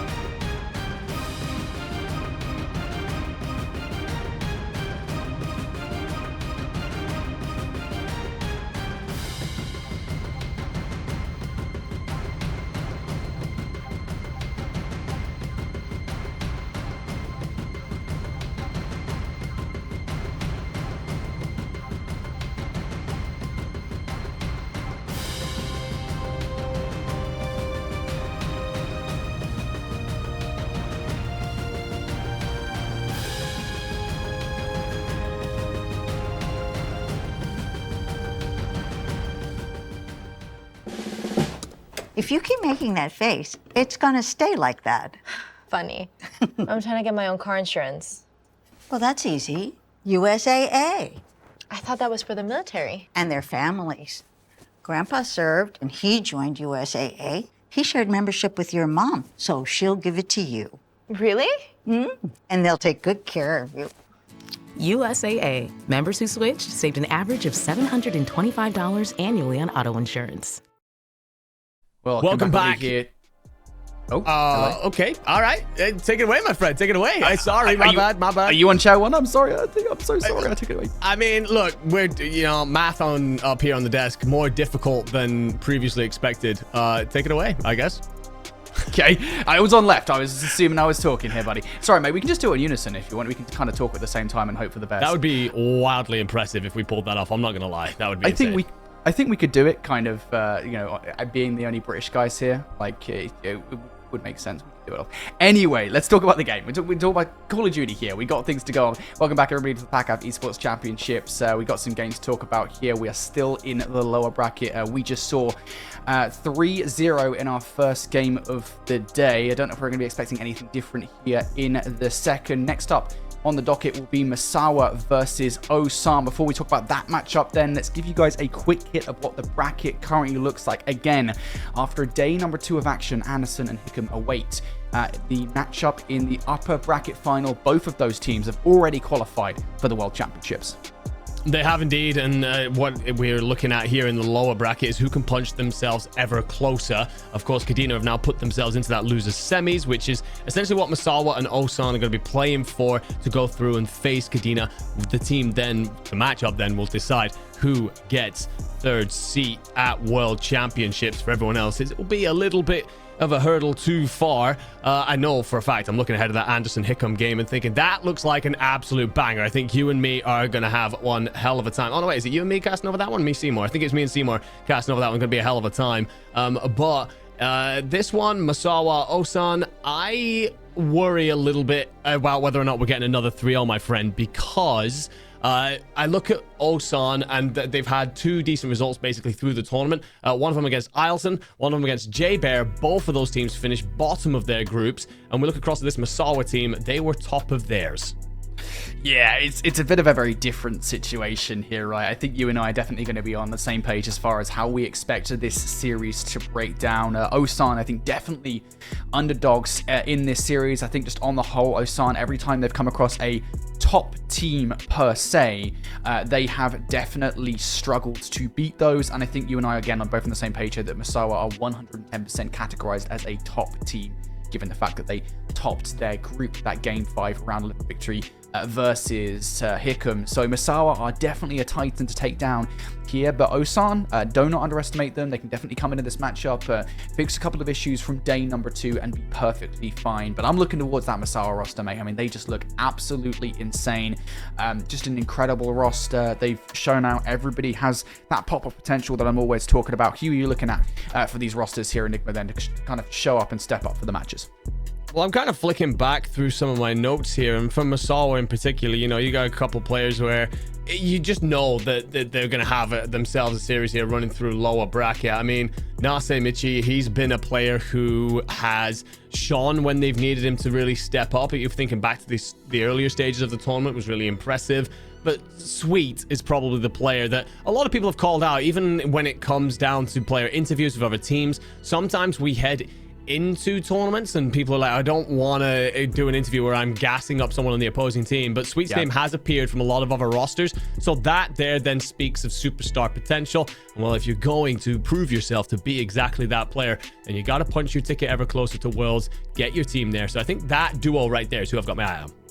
Yeah, it's Sweet for me, for sure. Like, Sweet has popped off so many times in these last couple of days of action that it's difficult to imagine anybody else being the guy that we've got to look at for Misawa. But honestly, who knows? I'm really wanting to see Osan come out and surprise us here. Everybody stepping up to the palette. But let's see what our map set is going to look like for this best of 5. Varied as ever, mate. I don't think we're ever going to get a red card in the play.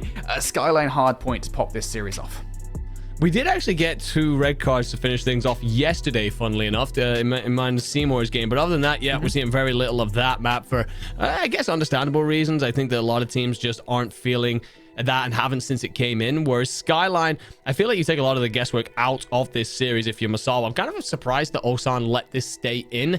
For me, Skyline is a map where your straightest shooters come out and fry. I think that's exactly how that looks. And for Osan, you're looking over that team again. You're looking at Sweet, you're looking at Mitchie, even Goldfish and Knight, like, not to count them out of the conversation. I think you're looking at this player to player and thinking, would we have rather played around a fundamental map, or are we going to try and square up? If you're Osan, I mean, DJ's had his moments for sure where he's really stepped up to the plate, but it's after that, I'm just struggling to see where Skyline suits this team. Yeah, it's an interesting one. I think the key thing for me is getting rid of Vault Hardpoint out of the rotation. We're not seeing it here. That was the map that Misawa were able to steal away from Anderson off the reset. If you remember it yesterday, it was the only map they got in that best of 5. So for that to be the map, I think, that's been vetoed out of the series is a big win for Osan. They're not going to have to worry about playing it. Not that Skyline is going to be an easy experience for them by any stretch of the imagination. With that being said, let's take a look at our predictions for this series then. Right now, I believe we're kind of fighting to get our predictions in. There's only so many series left for one of us to become the champion of the predictions per se. I'm currently behind all of you guys. Not entirely sure how on earth that's happened. Regardless, Misawa 3-0, we're both on the same page here. Yeah, just difficult to see a way in which you get this Osan roster into the lineup. Again, going back to the results that they've had so far, it has not been pretty in any of their matchups other than against J-Bear and against Ilson. And again, both of those teams, I mean, J-Bear, I'm not sure if they took a map through this whole tournament, and for Ilson, I think maybe you got 1. So it's, yeah, you're looking at that and thinking, well, if those are the 2 teams that you've beat, that doesn't tell us enough about the quality that you possess as a team to suggest that you're going to beat out Masawa, who topped their group, the group that we were calling the group of death, and are arguably the team that we're looking at to book that seed to champs. So it's a tough one. Don't get me wrong. I'd love to see us get a deeper series. You and me are both fans of Call of Duty, especially when it's really competitive. And so if Ulsan do come out, maybe you try and Neslo this situation. You try and take your S&Ds. You try and nick away one of the respawns. I'm again looking at players like DJ to really kind of make that happen. I just think that, again, looking at the veto and how we get to this point, the one thing you don't want to come out and have happen is you go into Skyline against Masawa and they fry you. That would immediately just cut short any sort of good vibe momentum you had building into the series. Yeah, for me, it's going to be a question of who does come out hot in this first game, right? Because I think we've got 2 varying different expectations coming into this first hardpoint. If Osan can come out into this first map and take it away, just completely blow Masawa out of the water, I think expectations will completely change around this series, right? Osan will be thinking, hold on, we actually might be confident enough to get a win under our belt here, right? We've started off and we're taking down a mammoth team in Misawa. If Misawa win this one, I think the series might well just be a blowout, like straight off. If they come out here, win map number 1, Osan are going to be in trouble. I think this map number 1 is going to be everything for these guys. So with that being said, currently waiting for the game to get underway. I believe we've got an interview before this game with Goldfish. Let's see what he's had to say. We're back here in Yokota. I got Goldfish from Misawa. It was a huge competition on the main stage. A lot of things were going astray, some tech issues. What was going on out there? In map 1, it looked like we had some adversities. Yeah. There was just some tech issues throughout. I don't like to make excuses, so we'll just pretend like that didn't happen. Anderson did a great job, made some great plays. I think they came to play a little bit more than we did today, but that's okay because we have another chance to make it to the finale soon. Absolutely. I know you guys are going through some huge lag issues. Yeah. People were logging out. We're going into 3 and 4 different lobbies. Yeah. So good job on overcoming a lot of that stuff. It's really hard in this LAN environment to push through something like that. Looking forward into the rest of today, into our bracket, how are you guys going to be able to capitalize on this instance and get the W for your next round? Well, hopefully there's no technical issues. If that's the case, there's nobody that we're going to play today that we haven't beat already. So that feels good to boost some confidence and have some ego going into the matches. So I'm really confident about making it to the end of this bracket that we're in now. But we'll stay locked in and try to learn from some of the mistakes that we made in our last match and carry that into the rest of this tournament. Absolutely. Yeah. Is there any last parting words you want to say to the stream, to the fans out there that are supporting you while you're on this TDY? Yeah, I'm just really grateful for everybody that's tuning into the stream. We're having a great time out here. It's a great event. Yeah, just thank you for tuning in. Appreciate it. That's Misawa. They're doing great out here in Yokota. They're fighting for their chance to get the top 3. So stay tuned and see who advance. Love that interview with Goldfish. She's feeling the vibes right now. And again, it's going back to the conversation I've had like multiple times with these players. Enigma, everyone seems to be constantly on a high, despite many of the issues that we've faced so far. These guys are constantly feeling good about these games. Everyone is super duper positive, and Goldfish not an exception to that. Yeah, I mean, we had that series last night. I don't know if you probably went to bed early because, it wasn't, you weren't on that final series. So if you should have watched it back, like Yokota and Ilson. Yokota, quite frankly, were smoking Ilson. Like, there's just no nice way of putting that. So what Ilson decided to do was call out across the stage, yo, S&D, we know you guys are beating us. Let's just get the knives out and see how this goes. And it's moments like that. Everyone's having a laugh. Everyone's then taking each other hostage. It was great fun. So, yes, there's some serious competitive business to settle for sure. And a lot of people are going to be bringing a lot of great vibes into today because it's been a fantastic event with so many people just rocking around, smiles on their faces. And, yeah, it's almost a shame that we're across the other side of the world and not in there with the gentleman at the base itself. What I will say as well, Goldfish coming into this, you're gonna need those good vibes. I feel like you've got this matchup now against Ulsan to kind of, in my opinion, warm up. I don't think this is going to be very competitive, but if you are going to get yourself to champs, you know that you've got Kadena waiting for you, and that matchup right there is going to be a lot of pressure. So good vibes, definitely going to be a big tool in your arsenal. Yeah, that is what the full first in each group matchup for qualification, if my memory serves me correctly. If it happens, we're not too sure yet. I don't want to get ahead of ourselves. Osan could still win this series. That being said, we looked over towards Goldfish interview. I've got something I want to settle right now. I want to update everybody at home, AK, because I feel like there's been some slander said about me. There's been some incorrect information passed along on the broadcast. Yeah, and I want to make it very clear, okay? Now, somebody on the broadcast said that I was only 2 predictions correct, okay? That's not true. That was a lie. That was incorrect information. It was fake truths. It's actually 3. I've got 3 correct, as I expected, because I got the last one correct, okay? That means that we're tied here, mate, all right? So if we both get this correct, we'll all be tied going into the next matchup. And let's be honest, I mean, you and I, we know what we're talking about most of the time here. So we should be tied at the end of this matchup. Yeah, well, I mean, the British, are notably better at this than the Canadians. So Obviously. it's absolutely, nailed on that we're all going to go into this tied up for each. I'm going to actually get to the team in the back to confirm that they also added on Seymour from the last series. Was Seymour also correct last series? I think he was. Yeah, they did. They did. Yeah, I can see that Tom in the back is offering you bonus points in compensation. No. No. Take it, mate. None of that. We will settle this out here on the desk, with predictions coming on through as and when, which you and me have both gone with this Misawa 3-0. So I tell you what, Seymour's probably sitting in the back like, Ulsan flags out, absolutely going nuts, like praying that he holds that slender advantage as we start to run out of games really to get back into the prediction fight. Yeah, I feel like we're taking things a lot more seriously today. Like, over the last few days, we've kind of taken things a little bit more spicy, right? We're like, all right, cool. Well, if one of us goes for a 3-0, the other one will go for a 3-1. Maybe we'll kind of go for separate teams just to add a little bit of flavor to it. But we mean business today, folks. There's not just competition in the Passion Pit over in Japan. There's competition here on the broadcast, okay? We all want to be correct with our predictions, and we'll be keeping an eye on them as we get the day. That being said, folks, just an update. We're currently waiting to get into this matchup. It's going to be an awesome one. So kind of just give you a reminder of where we're at right now in the overall tournament. This is the lower bracket. So for both of these 2 teams, it is do or die time. If you lose this matchup, there are no more second lives left. There's no 50-50s, no lifelines. You will be done if you lose this matchup. Yeah, absolutely. And I think you saw that in that last series, Kadena beating out Yokota 3-0. I think you saw a little bit of a last gasp push from Yokota to try and make sure that they stayed in the tournament. Some teams sometimes, I think, come out to not lose. You can't afford this. You've got to come out to win. You've no opportunities following this. And you saw the look of some of the Yokota players being eliminated, the hometown team. I think it's difficult. It was one of those rare moments where you didn't see beaming smiles. You saw that's unfortunately our tournament over with, and that's exactly what we're looking at here from Misawa and Osan. They've got to avoid falling at this very point in the tournament. So yeah, it's a lot of pressure on these players for sure. But again, pressure either breaks you or it molds diamonds. So do we see an upset potentially come through from Ulsan because some of those superstar slayers step on up? Or is this one of those moments where you just see that golfing quality from Misawa? Sure. Well, we're currently waiting for the game to get underway. You guys are going to have to wait just a little bit longer. We're going to send it to a quick break while we get this game underway. Misawa versus Ulsan coming up right after this.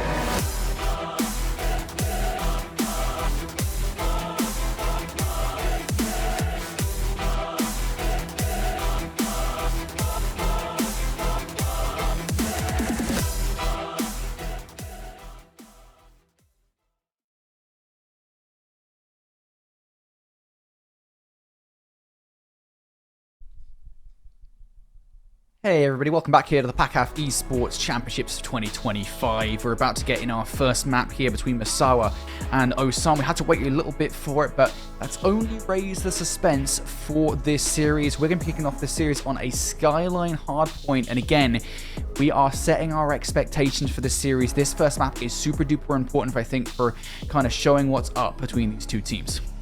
No, I fully agree. This is an opportunity for Osan to really, show that they should be counted in this series. We've spoken so much about how Skyline is a map where your technical players, your straight shooters, like to step up and put everyone else in their place. And we think there's a lot of that kind of power and prowess over on Misawa. Not so much on Osan, but if you want to prove us wrong at any point and build your way into the series, then stealing away map 1 would be a wonderful way to do that. You're looking at these kind of teams to figure out, can you lock in a P2, P4 rotation? You may have both played a lot of Skyline. We know that the fundamentals don't necessarily exist here, but the best bits of them do exist around holding that bedside in particular. So can Osan work their way into that? That's the question nice and early. Yeah, and I think, again, as we've got further and further throughout this tournament, we've been seeing a lot more of those fundamentals from these teams, that a lot of teams have recognized, okay, we know how important rotation towards P2 and holding said rotation is. We know how important making sure we have a player back umbrella for P4 is, for example. Getting players behind the bath inside the hill, because of course that's the best place to be. You can't exactly shoot through it. There's a lot of fundamentals I think teams have locked down. So for both of these two teams, we'll see how many of those come out to play here. I will say I'm expecting a lot more of it from Misawa. Their hardpoint play on the whole, though, Enigma, has kind of been geared towards Sick and Knight inside the hardpoint. Has indeed, setting their superstars up for the slang. Well, Sweet there, unfortunately, traded on out. Mitchie will find 2 more. Mossy, DJ cleaned on up. There's a lot of P1 going the way of Misawa really early. And, well, 4 dead in the feed. This is not the start that we were looking for if we were hoping to see Osan maybe upset this series, maybe punch their ticket early into this fight. What I will say, you do have Carty, we're observing here as we get a look on at him trying to get himself into P2. Yep, doesn't hold his trigger low, unfortunately. Going to immediately take those shots, and that's going to surely be the thing that falls him. He's taken a lot of shots, and very few of them actually resulting in a gunfight. As Sweet gets the turn and burn, Kai down for the count, and now Misawa here, potential to transfer an already solid P1 into an immediate P2 hold, but Mossy and DJ looking to disrupt. A couple of kills potentially here on the flank, having to deal with Nase Michi already. Trade out, Knight finds value, but he is the only one. That is a crucial break for the Roto coming through from Osan.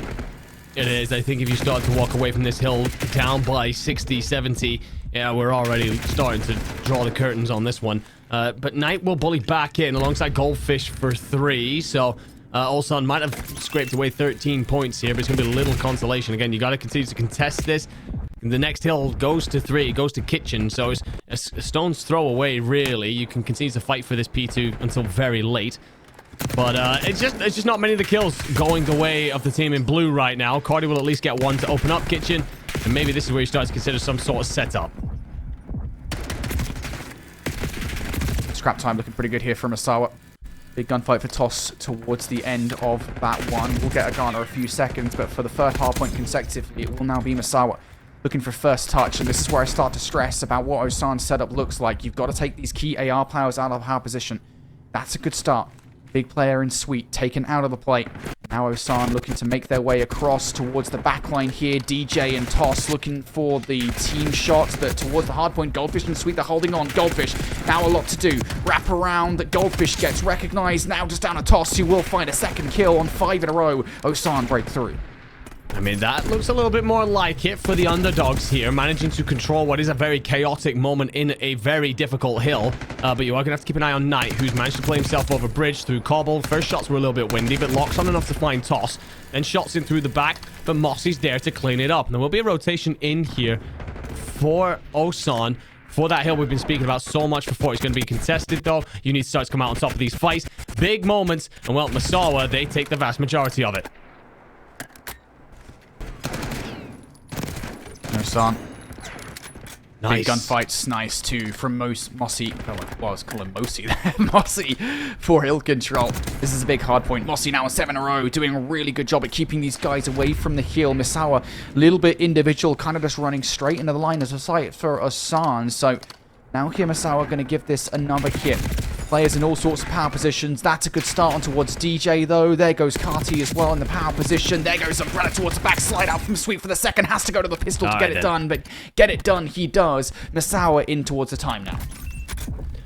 That's just that moment there where you see why Sweet is so well valued by so many players in this tournament, even on opposing teams. He's been spoken of so highly just because of moments like that where he can burst into life, really take control of situations and punches in through the front. For a lot of time here on P4, it does, however, feel like Ulsan have kept themselves in the map, and well, that very slow start on P1, probably the only really egregious moment we can talk about so far from them. So, much better job. And that's what we wanted, but we start to look towards rotation 2. DJ's managed to get himself into the middle of the map, finds one, will be traded, but should have gleaned a lot of information for his teammates to act on. What? Did I just watch a Hellstorm hit that and not do it any damage?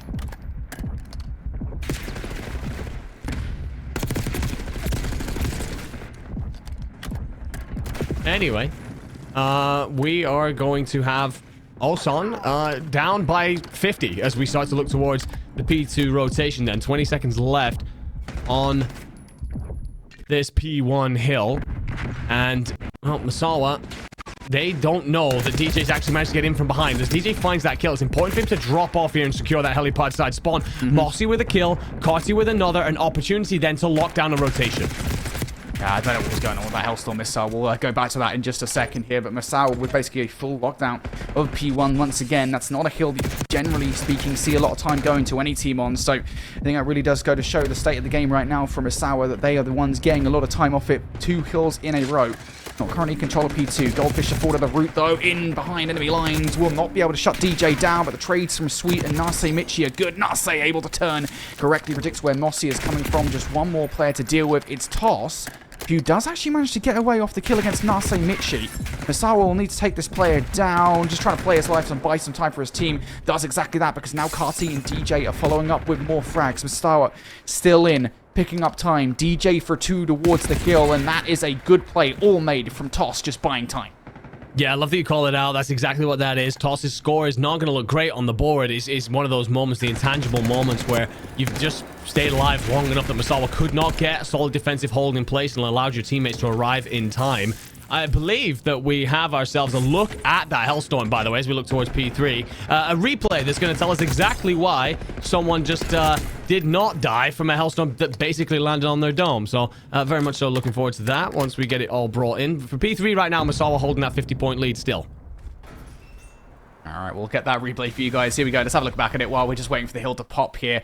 I have no idea how that's not connected. Maybe like hit the cone or something? I really don't know. To be fair, he does find 2 kills. I genuinely think it's because the Hellstorm hit the top of bedroom, and that is not enough of a blast radius to actually catch the last player towards the back of Jacuzzi.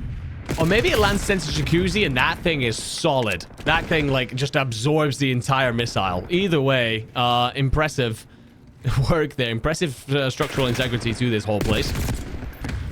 Looking for this P4 control then. We've spoken about how this hill is the most important one. If you want to start to claw your way back into this game.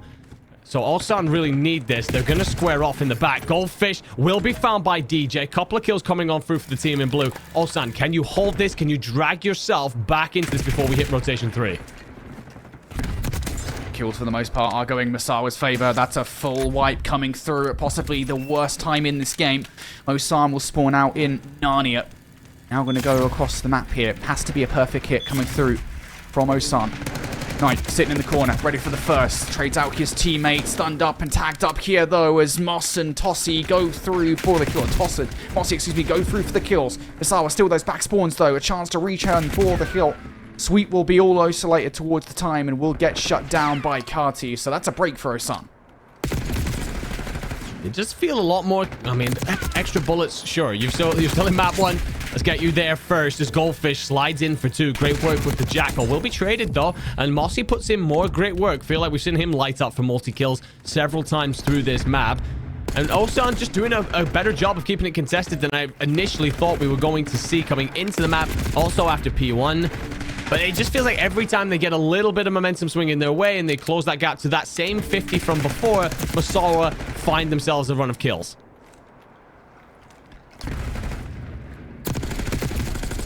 Osan looking for a way back into this game. Sweep with that double.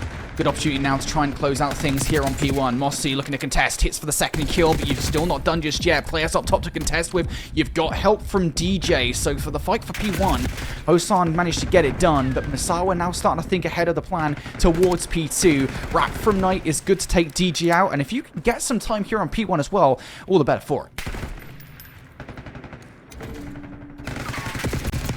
Will be contested over it all, and then, well, all the kills over by P2 go the way of Misawa. So Mossy spoke about how he's popped off with multi-kills before. I need to see if that can happen here. Gets in through the back, but doesn't find a thing. Drops. He will be eliminated. 220-ish to 180 will be the score. So Misawa can win it here. Osan must send everything at this to send us on to a kitchen hill. And tossed and Marty being Carty and Mossy, who managed to combine for a couple of kills. Yeah, just shipping them, mate. It's all right. It's fine. 2014 tumbler coming out of you there, mate. Misawa looking for the last 29 seconds inside this hard point. Not going to get it, though, as Toss and Mossy are currently in control. Individual hits coming out from Misawa now. Sweet will be punished for his insolence. Now we'll have to hit the reset. Knight through the front of the hard points. Take Carty down. Goldfish finding value by Piano as well. Now up the zip for the third and final kill. Toss survives, but will not survive the trade. Great from Nasi Michi. Trades are good from Misawa. They can't finish things here, though. Osan doing enough right now to contest well against Misawa.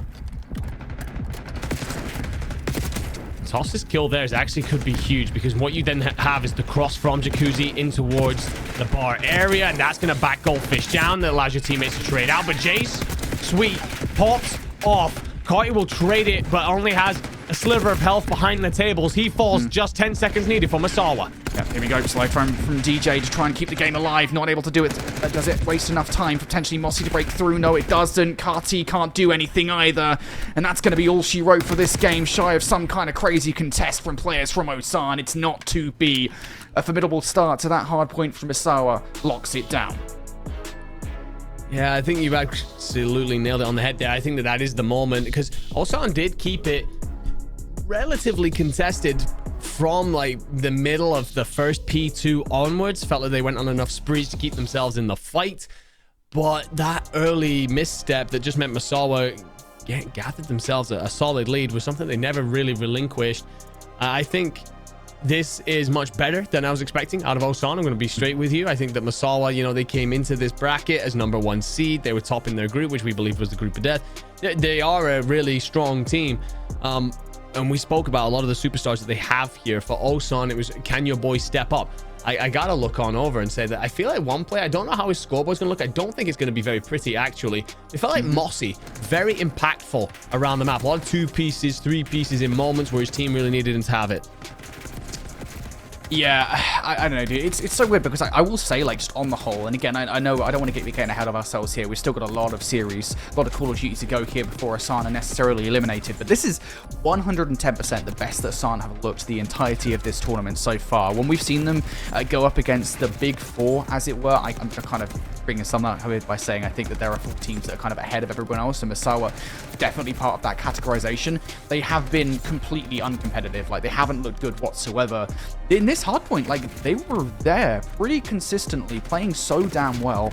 Everybody had their moments in that game where they stepped up to the plate, but it was just too much to bear. In the final moments, Misawa with a clutch rotation from P2 to P3 solidified the victory there in map #1 of this best of 5. So now 1-0 up. I talked about it being kind of a key start to this series for both of these teams. That's a great start from Misawa.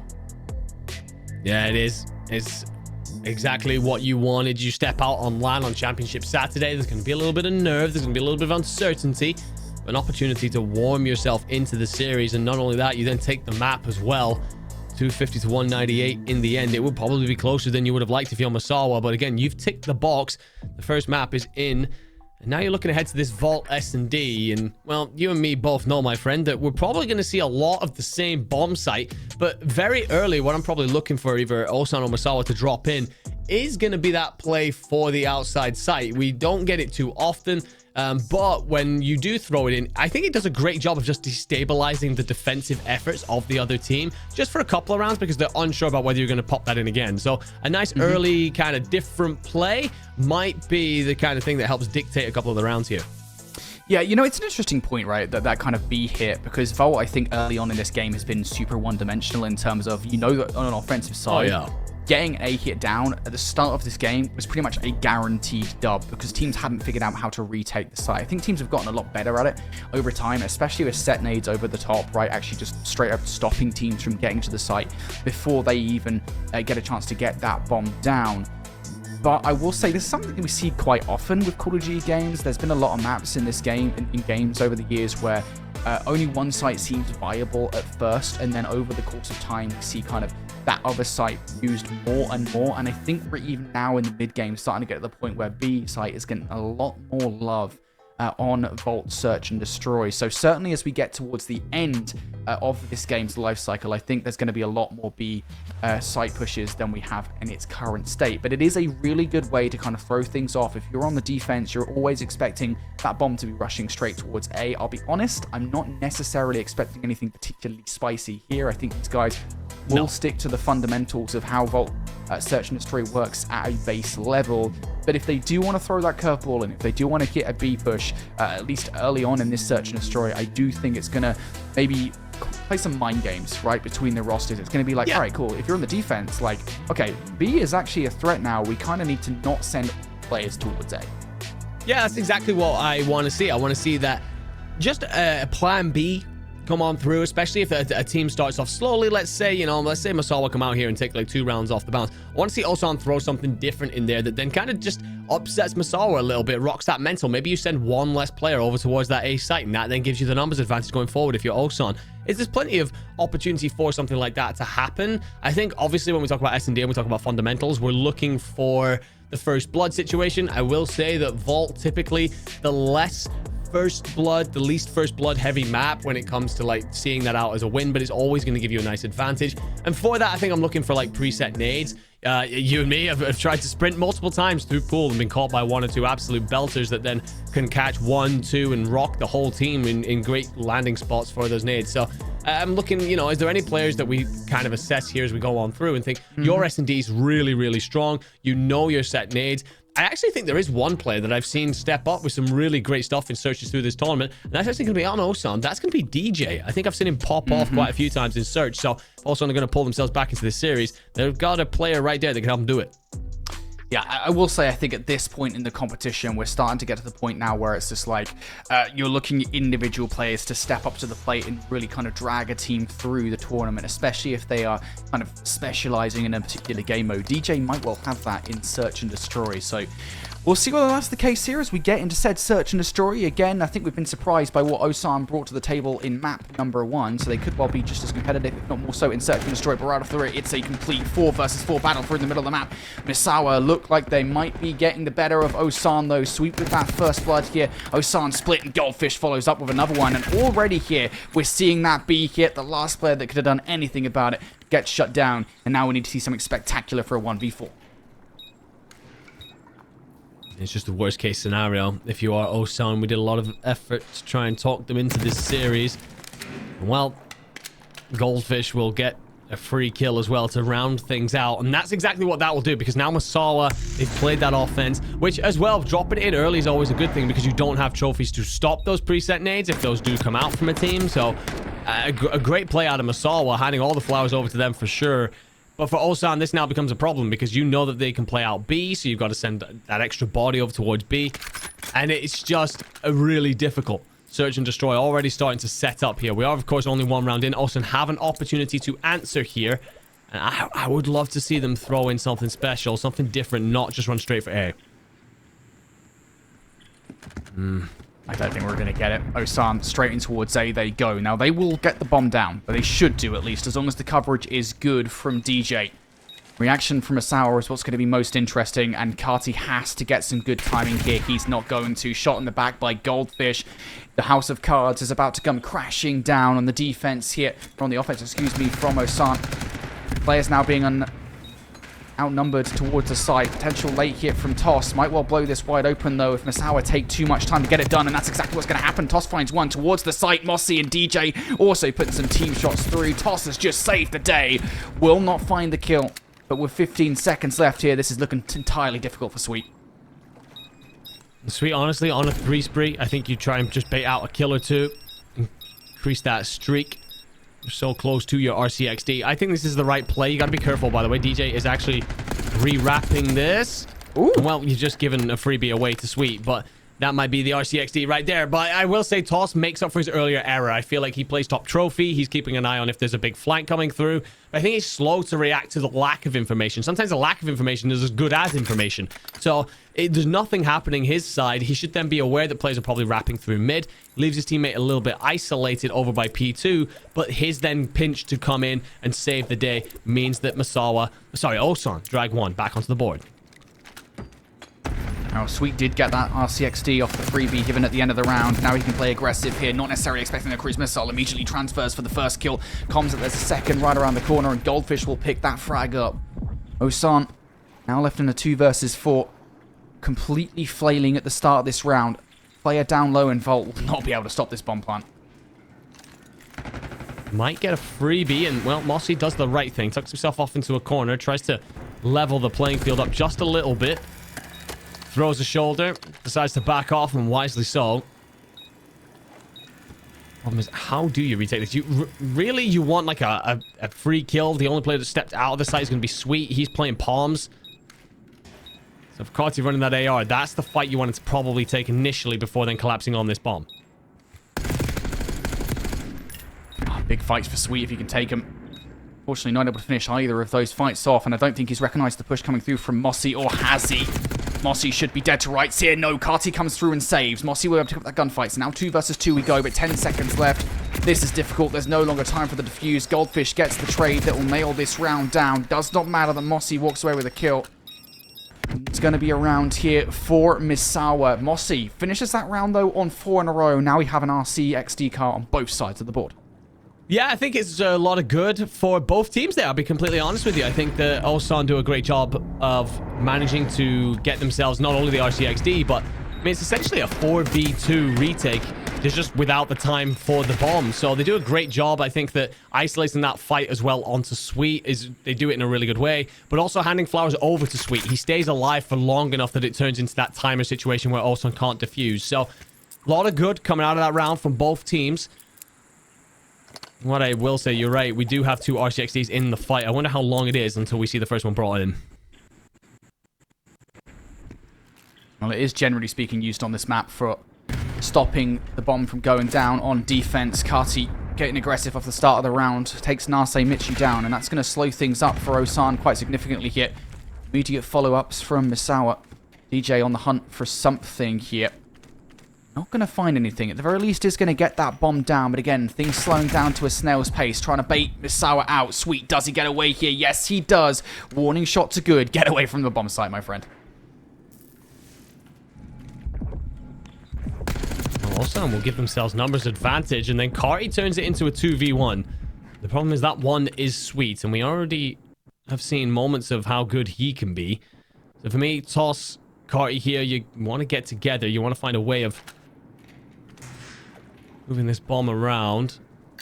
I'm a little bit worried about how still Toss is standing, considering that the timer is on. You know, Toss is here. He is fighting with us. And Sweet here, going to keep an eye on B. Recognizes there's nothing. Got that quick route back towards A, and our players are going to be dropping in behind him. Oh! No way. Toss has just had his soul ripped out from his body. 5 seconds left in the round. Carty, no choice but to plant the bomb. Sweet just needs to hit the reach out. He's not going to. I think Carty hit the reset on the bomb plant. Does he have time to get it down? Yes, he does. Sweet spot him out, though. 1 versus 1 extended. As Carty looks to fly away. Stun check from Sweet will not connect. That's information. You know that player is no longer sat in the corner. Sweet now just has to wait for the chow from Carty. Does so perfectly. Patience is rewarded for Sweet, who continues to have a phenomenal search and destroy.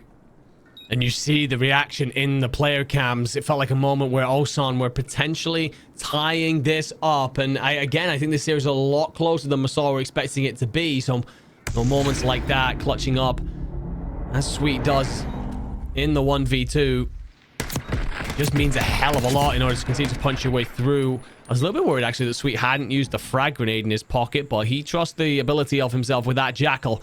You can see why. On to 7-1. Masawa then taking that lead to 2 rounds. The first little gap that we've seen here.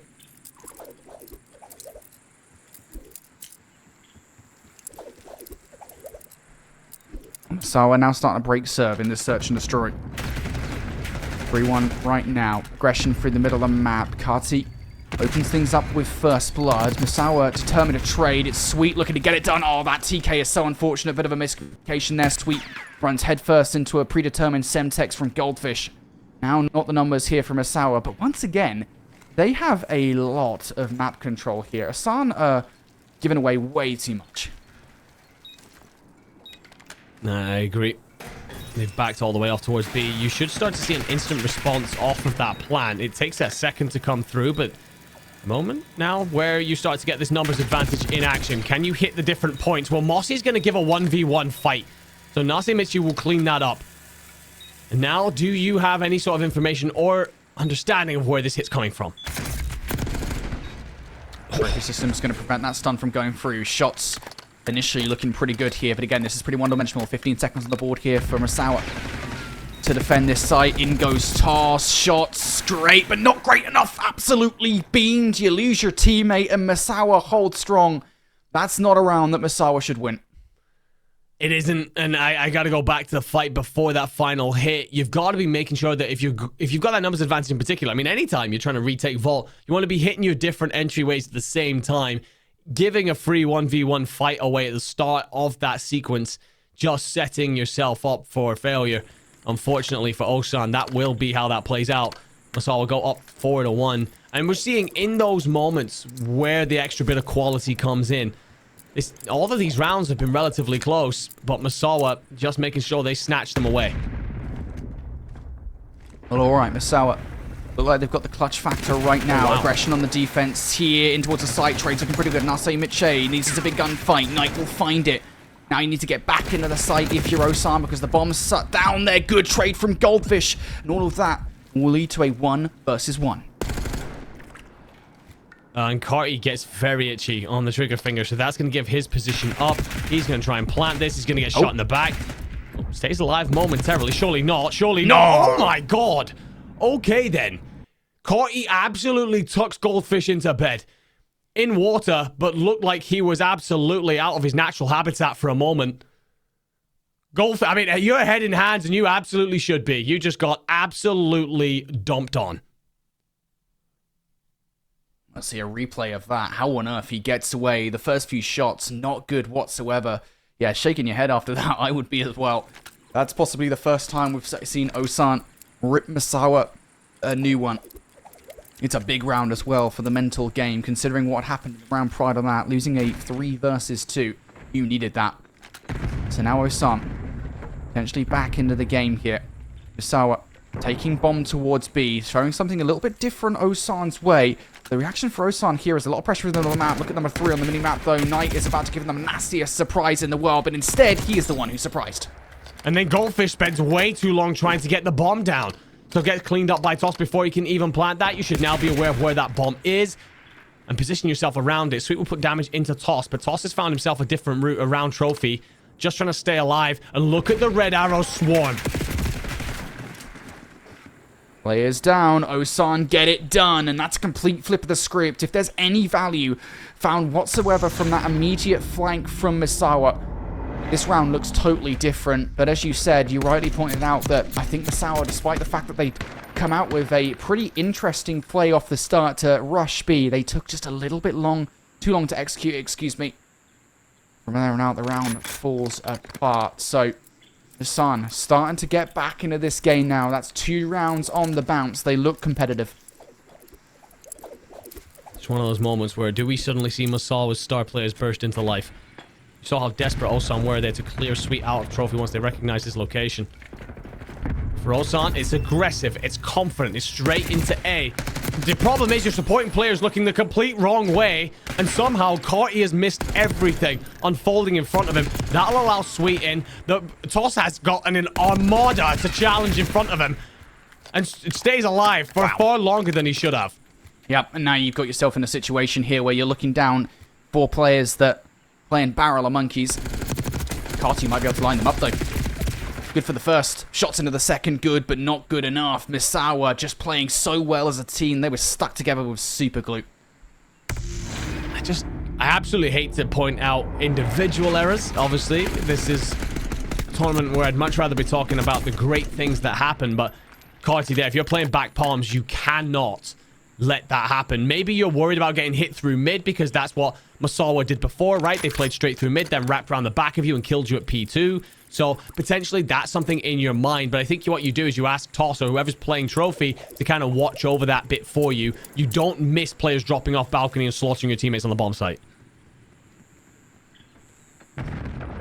Misawa now just one search and destroy round away. It's going to be bomb plant down. Nobody from Osan stopping it. DJ gets some information. The call will be made now to Mossy that they need to go grab that kill towards the back, but they end up losing the fight. Now just down to the 2 versus 3 on the retake. Sweet has re-wrapped this, so Toss will find Knight, but you've got a player collapsing in from palms, and you will have a player collapsing in through the middle of the map. You are diffusing, but it's got to be quick. Sweet will get the kill. Sweet for all and everything. Takes the heads of the Osan players as they threatened a defusal there.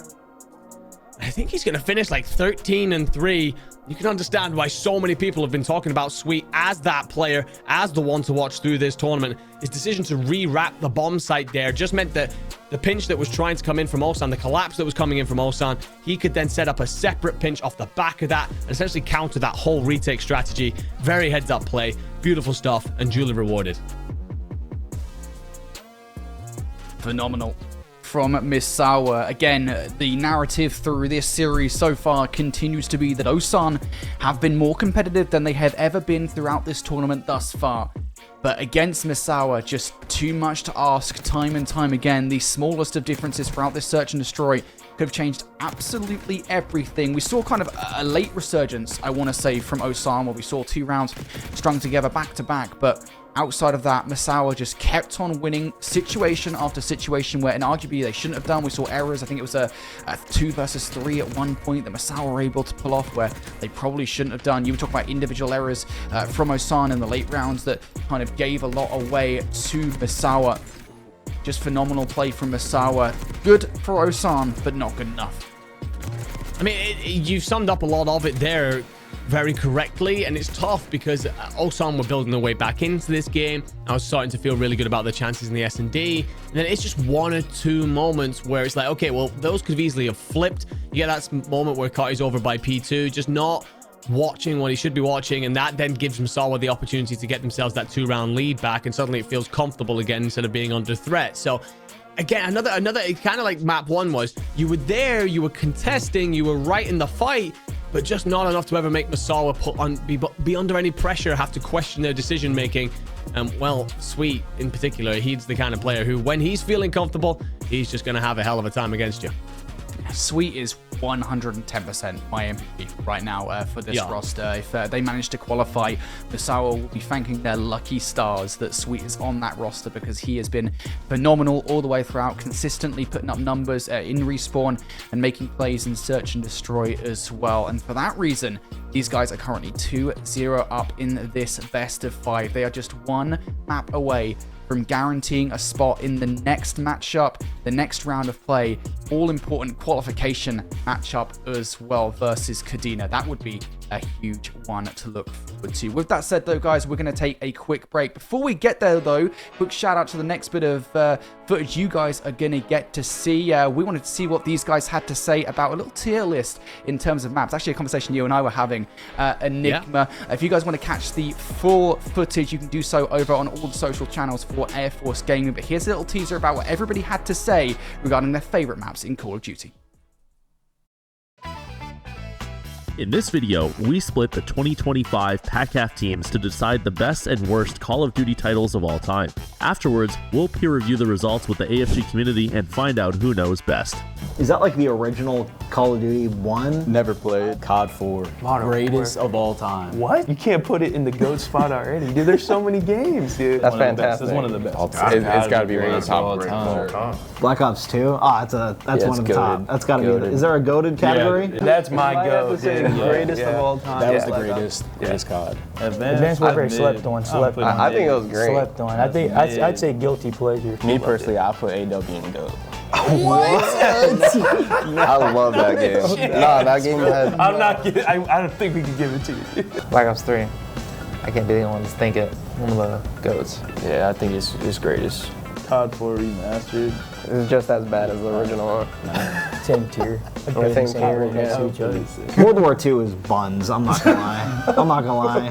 2019. Fantastic. Fantastic. I think Cold War is good or great to me. It's a slept on COD. I would agree with that, actually. I think it's I don't remember Cold War. I haven't played any of these games. Bro, Vanguard? Nah, bro. Is that Vanguard? Vanguard. Didn't play it. Oh, put that in the trash can. Put that in the trash can. Worst one of all time. That's a relatively recent COD. I thought it was good. I think it was a good I think it was good. Is the DLC OG MW3 or no? It's not OG. That's the newest one. Oh no, Basuda. Put that in the trash. That's Goated. Really? It wasn't. I'm not gonna say goated, but it's up there for me. It was fun. Black Ops 6. Put it as trash. I think trash. I think it's fantastic. It brought back that nostalgic feel. I love Black Ops 6. Y'all are tripping. Warzone itself, Warzone. if we're talking about Verdansk, I'll put that as fantastic. 2.0 dogware. That's What was trash. 2.0? Trash can, bro. I think Blackout Blackout was lit. Blackout Really? really I think it's like a guilty pleasure.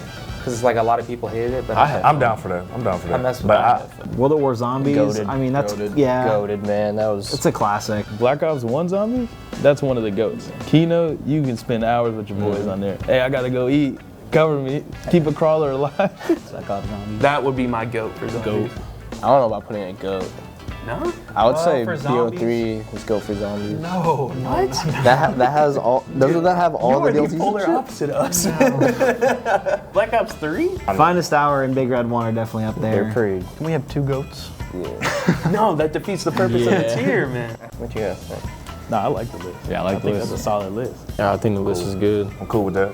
I'm good with the list. I'm good actually. I feel like that's a pretty solid I think list. that's a decent list. Actually, I don't know. I kind of want to move World War II to trash.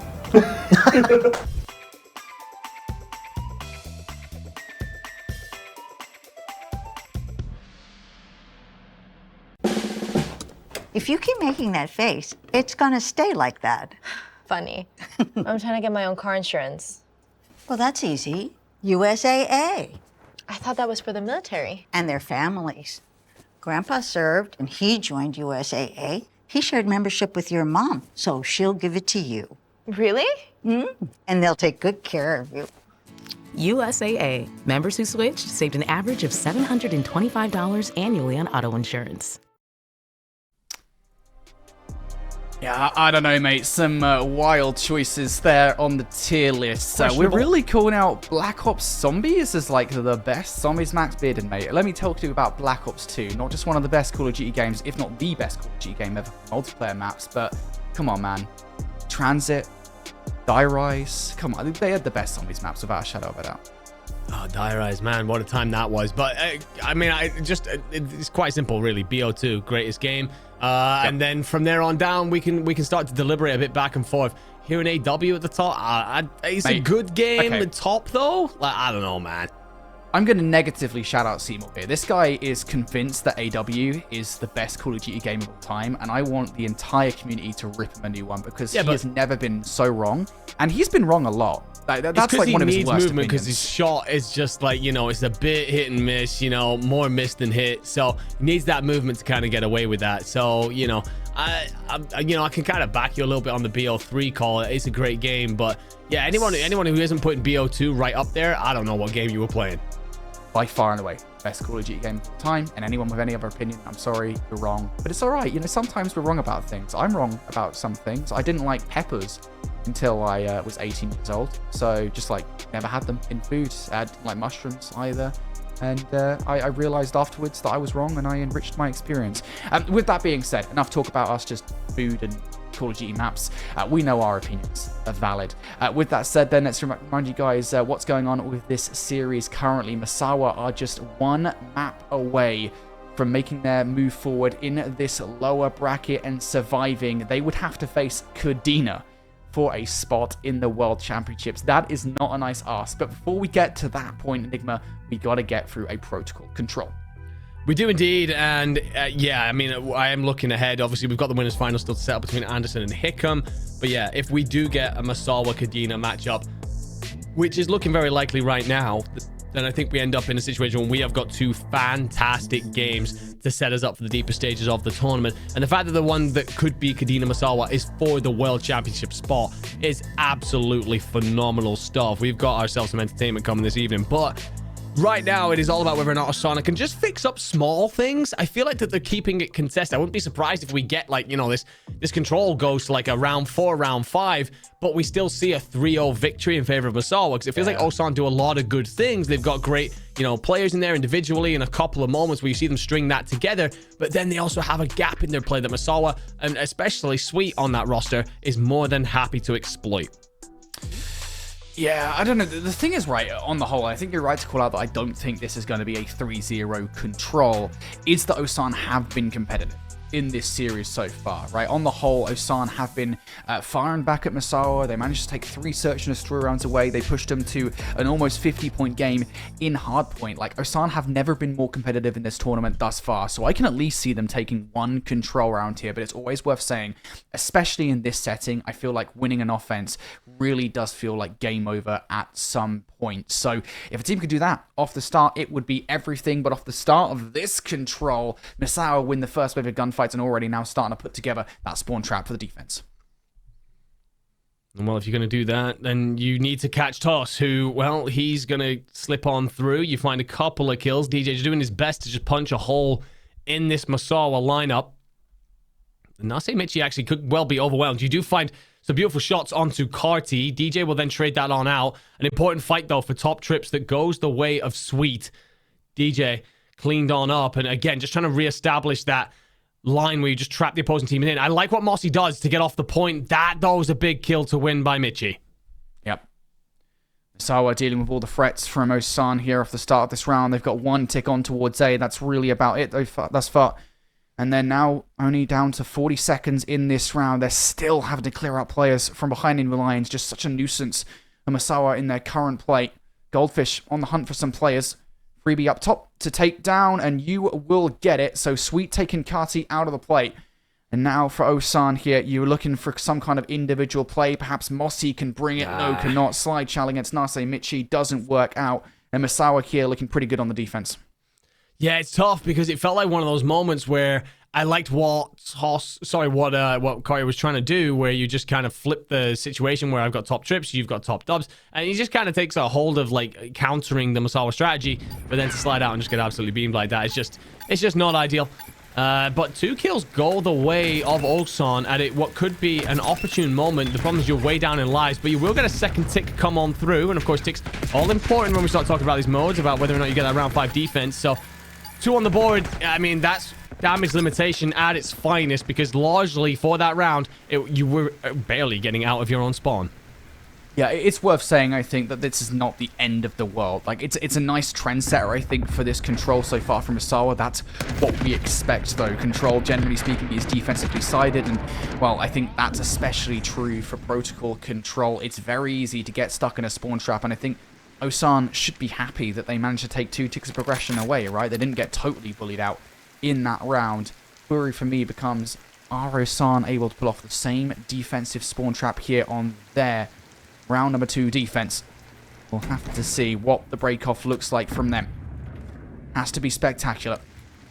Masawa already starting to get control of those power positions. Toss taking some shots early on. Will actually end up surviving that engagement. Carty down low to shut Knight out, but for the most part, this is actually Masawa winning those opening engagements.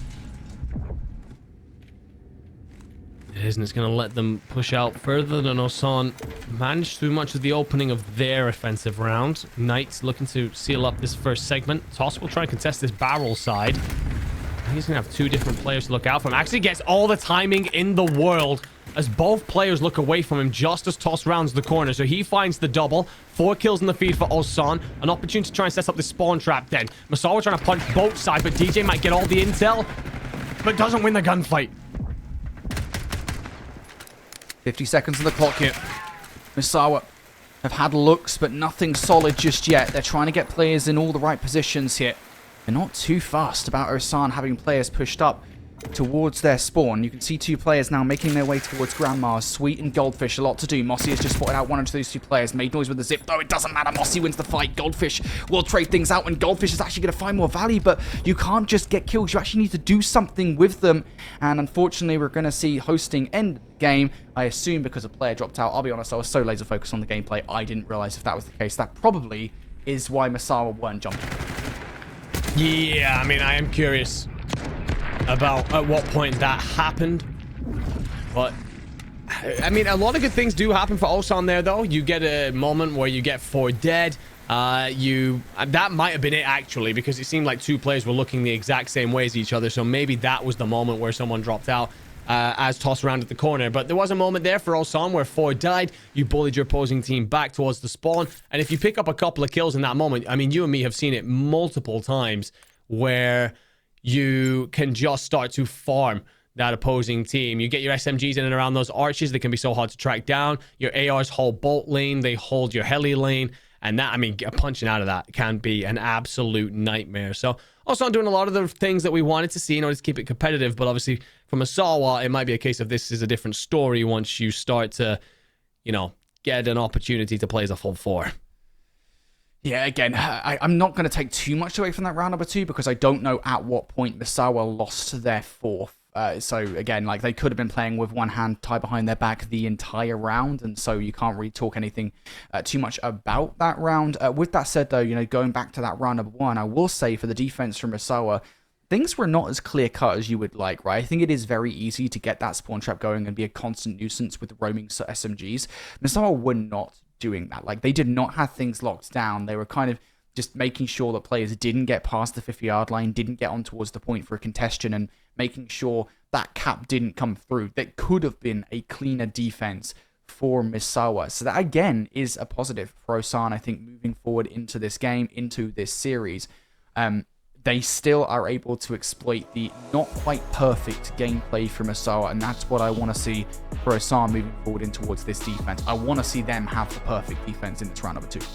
Yeah, absolutely. I would love to see them come out and make it happen. I mean, another positive thing to talk about when it comes to Osan was Misawa did put them in that spawn trap, in that blender very early on in the round. And Osan did find a way out to salvage 2 ticks. So they certainly have that resilience about them. It just feels like the Osan are just very fits and starts. They're very hot and cold within the same kind of passages of play. When they're hot, they can contest well and truly. It's just about finding that consistently. For Misawa, very happy to keep up that pressure and pace at all times, largely behind some of their superstars. But right now, obviously, just resetting things. It's currently 2-0 in the series to Misawa, 250 to 198 on the hard point, a 6-3 in the Vault S&D. But what I will say is those scorelines don't really sum up how close the maps actually felt in real time. Yeah, there's been a lot of maps like that throughout today, right? Where it's just like some of them have been crazy, like looking at the scoreline, but then actually like a lot of it comes down to just like the most minute decisions. I think in Hardpoint particularly, that's never been more true, where it's just like very often you can have like blowout games of Hardpoint where a team doesn't get more than 100 points. And so often it does just come down to the smallest of differences, hills where you lose control of a rotation where you probably shouldn't be, and then you lose a full 60 on the hardpoint. You know, just certain smallest things can make a difference. And, you know, that goes for all game modes across the board. So just waiting, folks, to get back into game number 3 here. A reminder of where we're at currently in this series. Misawa are 2-0 up as it currently stands. They are just 1 map away from making it to the next round of play, and that will be the all-important qualification match. I'm going to get ahead of myself here a little bit because I'm not going to get a chance to talk about a potential prediction. Obviously, you and Seymour will be on that match, Enigma. Yes. What are we thinking? If Misawa get through, they have to face Kadena for qualification. What side of the fence are you currently sitting? That is a good question, because that's a very tough series to predict. And I'd also throw it a little bit over towards chat and see what they think there. Seymour's in the back, surely trying to scrabble together some sort of prediction for that one as well, because it's currently looking like we're all going to go into that one tied up on 4 apiece for the predictions. I think I'm leaning the way of Kadena. I think that Kadena, you know, they were top of their group, 9-0 in terms of maps, looked real good out there. They then, yes, Kadena do slip up in winners against Hickam, but for me, I mean, Masawa dropping to Anderson as well. There's just something about Kadena's run as well through the lower portion that's looked really, really strong. So I'd say Kadena, but I'd probably predict 3-2. I think it's going to be a hell of a series. Yeah, I'm going to go with Kadena 3-1. Not that it doesn't matter. If I'm right, it doesn't really make a difference. It won't count to my total tally, even though it totally should. But still, that's where I'm going to go. We'll see if that series, it does come to pass, though. Of course, again, Masawa technically have to get through. So we go back into this right now. I believe Masawa will currently be 1-0 up. They now are on the... Oh, no. Are we hitting the full reset here? Masawa on the defense. Yeah, I think we're hit full reset. Looks like it. So I had 2 ticks noted down for Osan, but obviously I will scratch those out because it looks like we are indeed doing that full reset. So, well, if we are, Nase Michi is going to be very happy about that because he started on a 4 spree. And, well, right now, this starts to become a problem again for Osan. You're taking a lot of these fights individually as well. The fact you get on A just tells Michi to turn and look at him and then gets the kill as well. And this is the problem I feel for Osan. We want to build them into this series very much so. But it feels like every time we've seen them on the offense so far, they've really struggled to punch their route out of their spawn. And we've not seen any more evidence here that they're doing that. And Goldfish finds 2, and that... Oh my lord, this is a blender. Yeah, this is decisively more dominant from Masawa. The only player they've even let through past that spawn trap will be DJ. You can see him maneuvering on the minimap to try and put a stop to the clock. We'll have to fly on towards the A point. You've got to touch. You can't just sit there pre-aiming, and there is that touch. 1.2 seconds on the clock here. Double comes through from Sweet. It is going to be a double stack on towards A. Try and get as much as you possibly can. First tick potentially through. Nase finds Toss. So all down to DJ now to try and provide some kind of help. You're going to get it from Kati. 3 stack now on the point here with 1.2 seconds. Osan might have pulled this out of the hat. I think they've just got the capture. How on earth you've secured that is beyond me. Incredible stuff. DJ goes huge in a gunfight against Nase Michi to get his team over to that A site. And this is actually somehow a better offensive round than last time, despite the fact that Osan just spent their entire time getting absolutely belt whipped in their spawn. And Mossy will find a kill that's going to allow him to punch through as well, so an opportunity to encircle this B point. Kill starting to come through. Extra bullets in the body here for Osan. And now the clock stopped once again. 7 versus 14 on the whole. Osan do not have a lot of lives and a lot of chances to make this happen. Shots out for DJ, not that great. Big kill for Sweet, recognizes as the number 1 towards the backline to take out. Big play for Mossy if he can get it done. Not too sure who's going to win this fight. It is Mossy, but the trade is good from Goldfish. Nobody close right now. Kati potential on the defense will keep this play alive. 20 seconds on the clock though. Kati really has to go huge. There's like a little bit of a calm before the storm, but that storm has to come because you only have 10 seconds. And as Knight continues to bully your teammates back, you're going to be left in a 3. No respawns remaining. Cardi is found. DJ is cleaned up. Mossy will also fall. And Masawa, they let a point go eventually there. They did lose that full capture over by A, but otherwise felt clinical. Felt like the Masawa we've seen so much of through this series. Yeah, and actually, big update for you folks at home. We kind of assumed with Masawa starting off on defense that this series score, or this game score going into the reset, is 0-0. Actually, it's currently 1-1, so Osan will take that second round.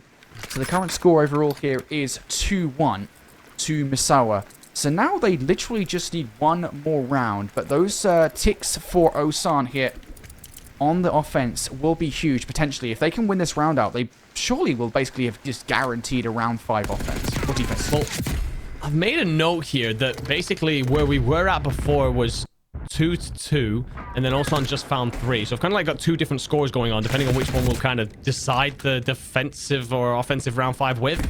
So currently, it's potentially that Osan are 3-0 up or 5-2 up. either way, Masawa are going to want to settle this on their own terms and win this offensive round for sure. And well, oh my lord, DJ wins a gunfight. I was about to say Goldfish is going to get a huge kill in Grandma's that's going to bully them back. You know what? I've been critical of some of the body shooting, but you absolutely deserve that one. Yeah, I really do think right now Osana trying to get in the heads of Misawa here. For good reason. They are winning the vast majority of the gunfights. Misawa not even getting a look right now at anything past their spawn building. Toss now on 4 in a row. You have to take the player out of the play as well. You go for the middle of the map without taking the player out of top trips, and you have no map control whatsoever. And Nase, at the very least, is now starting to pick up some kills off the spawn. Body shots from Nase Michi. Now the knife from Toss. That is disgusting. Now looking for player number 3. This would be a full wipe, and it doesn't really matter too much if Toss finds that gunfight. Somebody from Osan will. DJ threatened now through Banana here. One last-ditch effort from Misawa. 7.7 seconds on the clock. They're now on the point. And Toss needed to go big in that moment. Felt like he had the opportunity there to cut you down. And the thing, well, Mossy is going to be a threat, though. Top trips, because you aren't going to be protected that side. So you got to keep your eye on both sets of windows. And Mossy activates for the 2. Great play from him. And just the 1 tick from Masawa. But actually, you're going to have company here. Toss slides out. Goldfish finds 1. If you find both, that would have been huge. But no, just the 1 tick from Masawa. Osan with an impressive defense there. And I got to go back to something that we saw there at the end. It was Osan's ability to continually get a hold of trips. That then just left Masawa with no real opportunity to get onto that zone uncontested. Man, Masawa is struggling right now. It really does feel like for the first time in this series, Osan are ahead. And I believe that Osan should, technically speaking, because this is round 5, get a defense. But I don't necessarily know if we're going to see a reset here off this. And that would be kind of unfortunate, because Misawa now have defense. It might, well, get them the dub. Osan will now have to work even harder. Osan did not initially come out of spawn, so I think they're checking they're this. Waiting for a reset. Yeah, they want to find out. And understandably so, as well. Osan's defense looked great there, so they want to lock in that round 5 defense. And also, quite frankly, it is just easier to defend on control than it is to attack. That is kind of how this whole thing works. Those are some gorgeous shots from Carty, by the way. But yeah, we will get that reset coming through then. In what has been one of the maddest controls I think I've seen in a hot minute. We had, obviously, the resets coming on through. And then a situation for Osan where you look like you've just suddenly turned on your A game. Yeah, for sure. I mean, like, we were wondering, right? I mean, how the defense is going to be looking for both of the teams. Misawa's defense is just not that solid. They are going to regret, I think, letting players out. What was it, 1.2 seconds on the clock or something ridiculous like that for Osan to pull something out of their butts at the end of that round. Just flip the script, because then they went on to not just capture the A zone, but also capture, I think it was 1 or 2 ticks over by B. I think it might have been 2, right? Because they finished that round with 5 ticks in total. Misawa were lucky to even be looking at around 5 in their current state. They are not going to get a chance at defense here. We are going to be seeing them swap sides for the round number 5. So what do Misawa need to do here off the rip? Cannot get spawn trapped here. No, you can't. It's got to be one of those break-offs at the very start where you are all on the same wavelength. Must control top trips.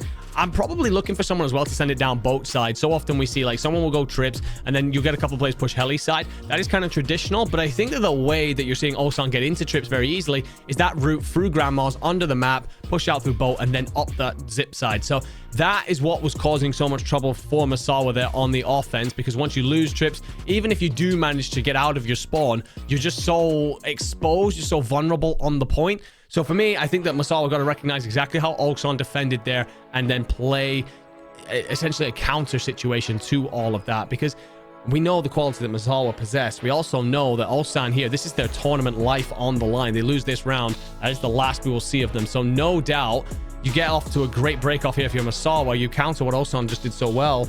Osan are going to be feeling that pressure, and it could well spiral from there. Yeah, so I'm actually going to circle back to what happened in round number 2, give you a little bit more an in-depth update on why we actually reset. So we were actually assuming, because I was actually confused, because I swore that players were moving around. I was confused as to why we saw Misara, not really doing anything of note in that round. I think they were expecting a reset. So the issue was that there was a class selection problem. So unfortunately, the players, when they were loading in, were being forced to use an M4. Now, I'll be honest, M4 was pretty tasty. Like, I probably would have gone with the M4, right? But regardless, unfortunately, that was a problem. So we hit the reset and we went into next round 1-1. So Masawa here, as we said, going into the round number 5, folks, they are going to be on the offense. And for me, it has to be a solid start. You have to win these first wave of gunfights. If you do, you'll be in for a solid chance at hitting one of these 2 points and getting some map control. So let's see. What are these first wave of gunfights like? Straight across the middle of the map here. Mossy ready for some action from the point. Also got DJ keeping an eye on those stairs. Pre-nade does not connect. Knight now over the top. Sweet going to follow up with the first blood here. And already we're seeing players starting to approach the A zone. Yeah, and that felt like a very executable strategy there. Sweet getting DJ off the point with a nade. Wow. But Mossy will answer with 2. Some great shots with the Jackal to kind of take control again off top mid. Make it 3. Well, Mossy's decided he doesn't want his tournament to end here, but Sweet will find DJ. Mitchie onto Mossy. And that will now give you presence back. The A stack is in. The nades are going to have to be good. That looked pretty well timed. Unfortunately, I think it actually just bounces on and up over the lip. So no damage given. First ticks in, second on his way. Yeah, wrap with DJ though. Keep an eye on him. DJ could be the playmaker here in the situation. Finds one around the flank. Surely now looking for more value. No, that's a big double from Sweet to stop him. And now that is a gone. Extra 60 seconds on the board. I said I needed to see something from Osan here on the defense. Win that first move of gunfights. They didn't do it. Felt like a lot of the right ideas, but wow, Sweet has a pop-off moment there. Interesting that Nase and Mitchie has slipped through. I don't think Osan have done their counting, their checking, and I don't think they realize that a player is going to be in their spawn. Could cause absolute havoc to your defensive line. Meanwhile, it's an attempt to set up a hit here from down low by Masawa, and they find 3 kills. Mossy will get to punch on through and play the spiral side, so he's looking to re-wrap this and potentially set something up, but needs to time it with his teammates who will be coming back off spawn. Masawa still need to work for this. Goldfish trying to play his life all the way down to 22 HP. This is going to be difficult to ask, and somehow wins the gunfight against Kati regardless. So really keeping the play alive here from Asawa towards B. Needs to actually have some help, have some kills won from Asawa towards the spawn. Goldfish continues to win battles by B, while the rest of the team are being slaughtered off the respawn. Finally, Goldfish going to get taken down, and now this becomes a huge problem for Masawa. You're coming off the spawn, you're facing players from Osan almost immediately. You just have to try and fly past. We need to see some individual heroics, and while it is happening, no more than one player is actually breaking out of the spawn at any given moment. Yeah, it does feel individualistic. It doesn't feel like you've got a team on a wavelength right now, and as such, Osan are enjoying being set up with these ARs. DJ has had like the wildest timing ever there. Manages to slide beyond 3 blue players, and will now wrap back through sidewalk, find one, puts bullets into Sweet as well, who stays alive for just a moment, but DJ has popped off onto a 7 spree here to really give his teammate a great foundation to win this map from. Goldfish again with the wildest timing. 10-7, 10 seconds left. 10 seconds for something. Couple of kills from Sweet and Knight. Mossy also tagged up here. Knight will get traded out now, but that should be the follow-up from Sweet. So 4.2 seconds on the clock here. 6 versus 7. Misawa have to play perfect. Shots from the middle of the map. Good for a toss. Goldfish stunned up here. Not ready for it. Kati will get the TK through. That's going to allow Knight towards the point. The shot's not great, though. And that's going to be it. Osan's defense holds strong. They lose A, but they do not lose B. And they do not lose the series either. They're not done yet. Well, no one will be celebrating that victory louder than Seymour in the back, because that means he will definitely maintain his prediction lead going into the deeper stages of the tournament. I gotta say, there was a couple of moments there where, I mean, it's just the maddest control I think I've ever cast over, for starters, but we got to see exactly what Osan are made of as they fight for their tournament lives here. DJ in particular with a 7 spree through the opening stages of that round just gave Osan all the opportunity they needed to succeed on. Now, I think Masawa did a lot of the right things, but at the end there, you know, I was looking for someone to take control of certain POIs on the map. I'm looking for someone, you know, you get players onto that B zone. I'm looking for someone to set themselves up and control top mid, because you don't do that, Osan then have the opportunity to hit you from so many different angles that it's just not going to be a defensible B. And I don't know, like for the first time through this tournament, I looked at Masawa and felt like that they just weren't playing off the same hymn sheet. And that puts, I mean, if we do get Misawa through this next stage of the bracket, that gives me even more faith in Kadena.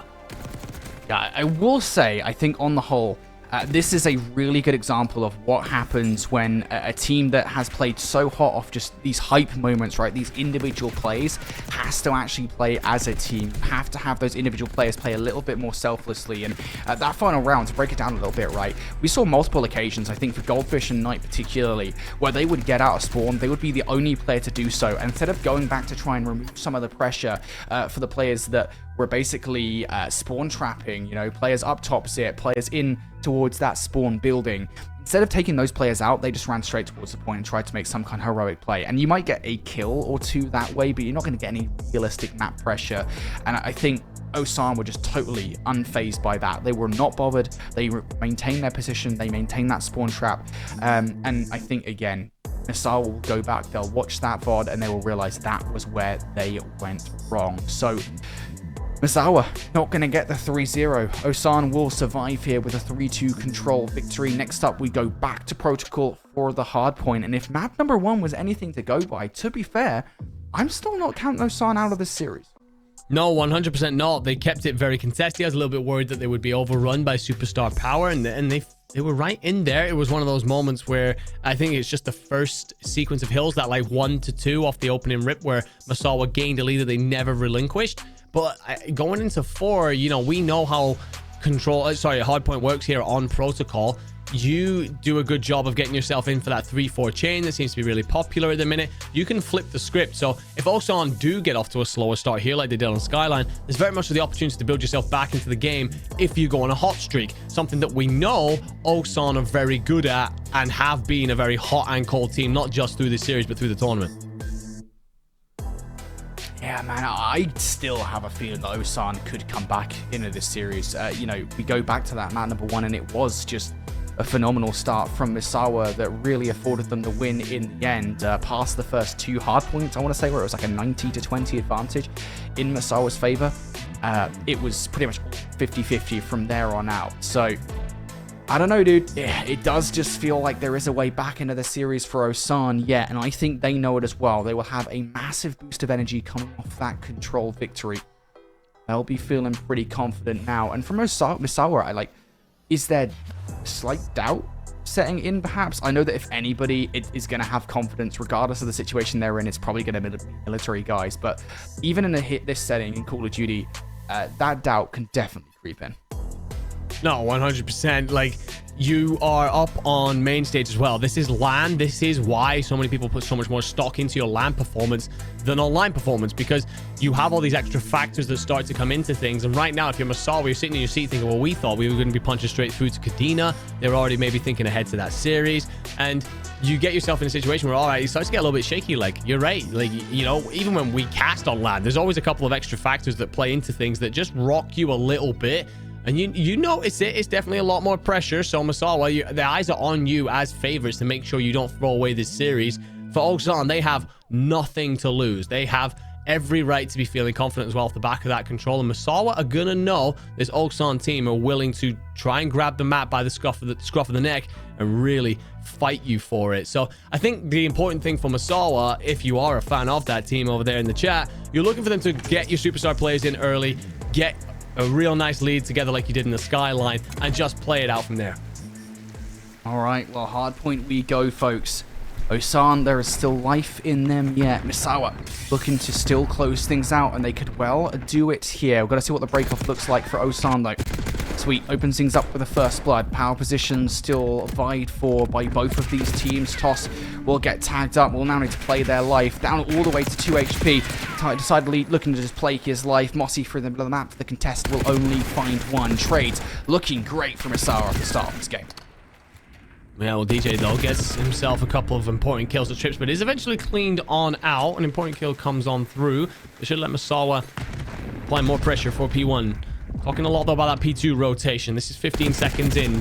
Different teams have different ways of playing this out these days. And it's not necessarily about just getting in through the back and playing for it traditionally. And DJ, well, he's aware of that, actually, as no one has made a rotation for 2. I think both teams want to play this from P3 side. And DJ getting into top trips. As soon as he realizes he's here for free, he can shoot everybody in the back. DJ, a lot to do, but you've lost your life now. Everybody wiped for Osan.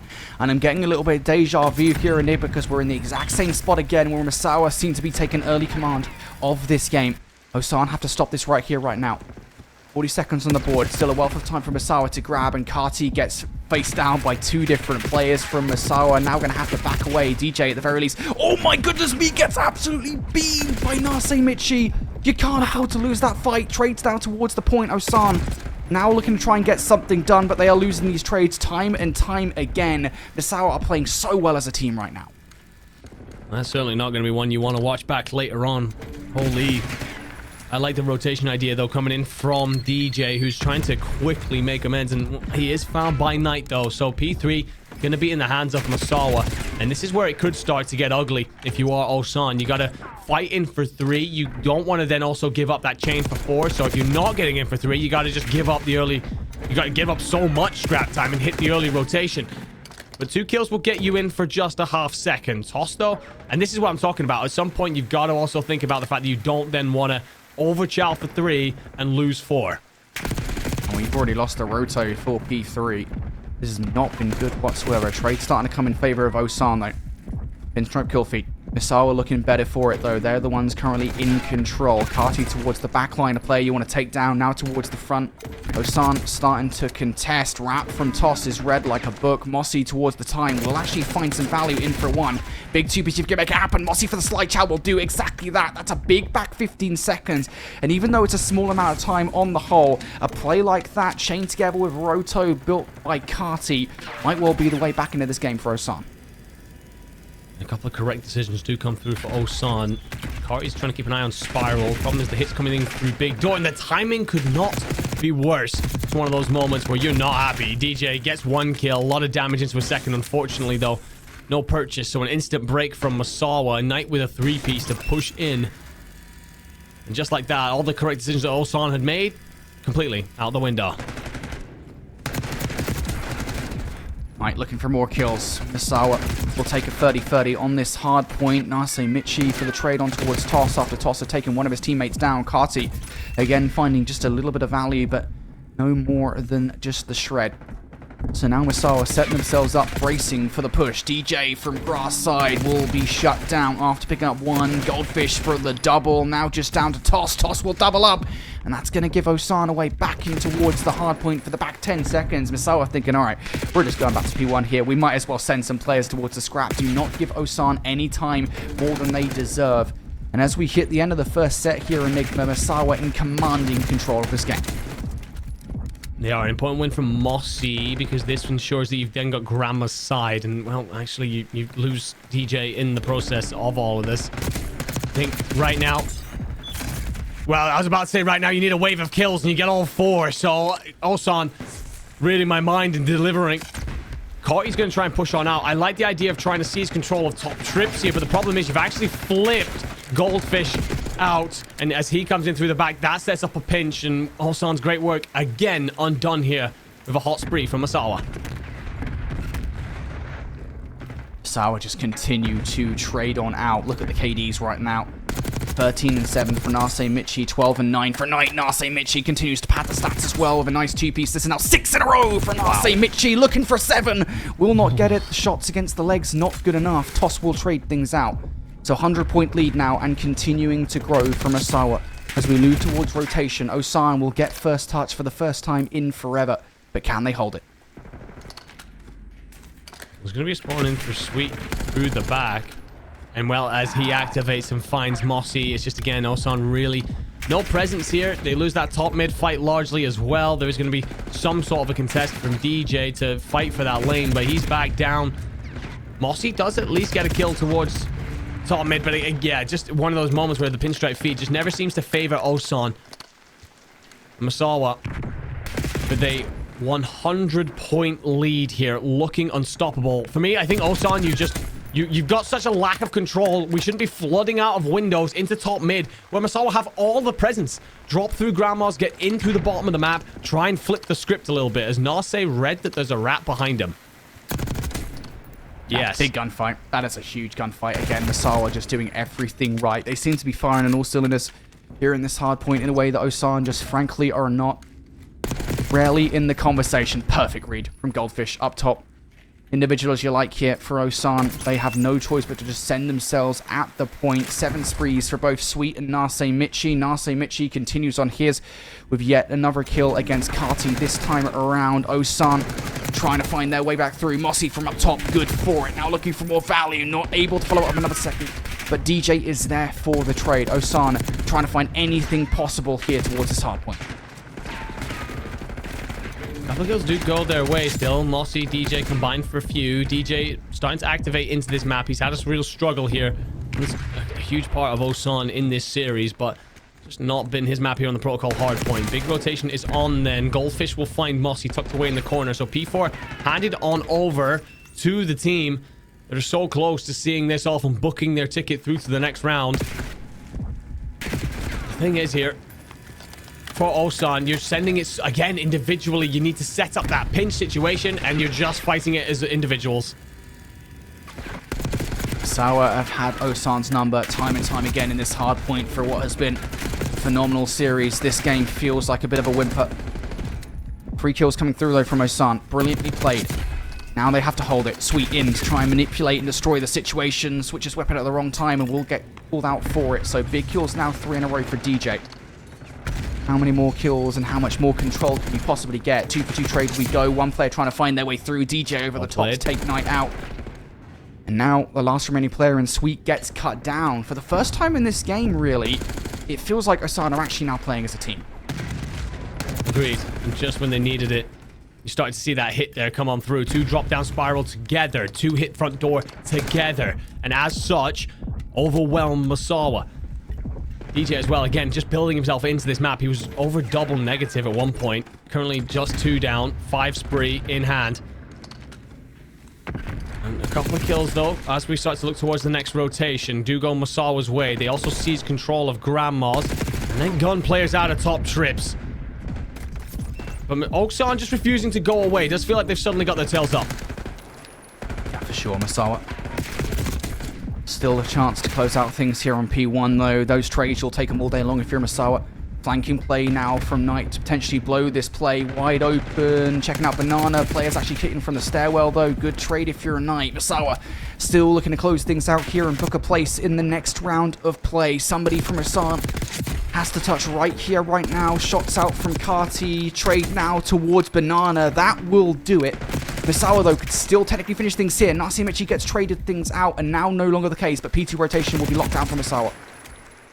Oh, big gunfight for Mossy to win. Is it me? Oh, yeah, I was about to say, okay, never mind. And Mossy also finds another bullying onto the point. Not big fight here in the back for DJ. He will lose it. So the problem for Masawa, the problem for Osan here is you've got Knight arriving through the back, and you've got players arriving through top mid. No control over any of that means you get collapsed on, and surely that's game.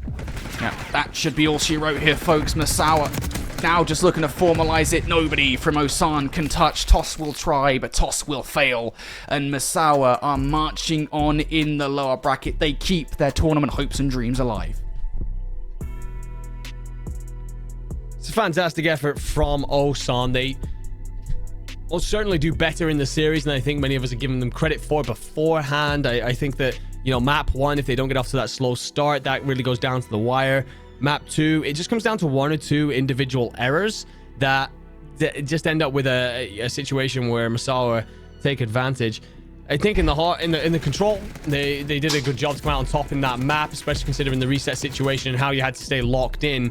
It's just rough to see them get off to that slow start, because towards the end there, it really felt like Osan had really gained some momentum, some belief that they could come back into the fight. Some of their big players started to really step up. But once you've given up a 100-point lead in a hard point, it is always tough to build back in this level of competition. For Masawa, they did exactly what Yumi asked. Come out strong immediately. Just be oppressive to your opponents. And they did a fantastic job of that. And we saw how much you needed Osan to get on the same wavelength to fight back. It was only later on we started to see that teamwork come through and start to deliver some sort of value for them. And Masawa and their superstars, they will roll on through. They will face Kadena for that spot at Worlds.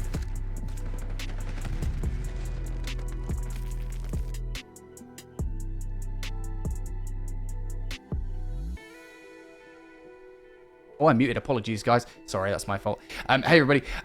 Welcome back here. Yeah, a guaranteed top 4 now for Misawa. Congratulations to them. They really stepped it up a notch there in that final game. Just phenomenal performance, I think, from them again. I do have to question, though, like, where did that final, like, map come from for them? Because they were, like, toe-to-toe with Osan pretty much the entire time for the first 3 maps, and then in that final map, they just kind of completely exploded, like, took full control. It was really only in the final set of hills where Osan looked like they were in it, and that's not down to Osan, that's just down to the fact that we saw a spectacular play coming out from the winning team. I think that sometimes when you take your foot off the gas a little bit, which is what I felt like Misawa did the longer this series went on, I think you suddenly get that shock to the system when you lose the control.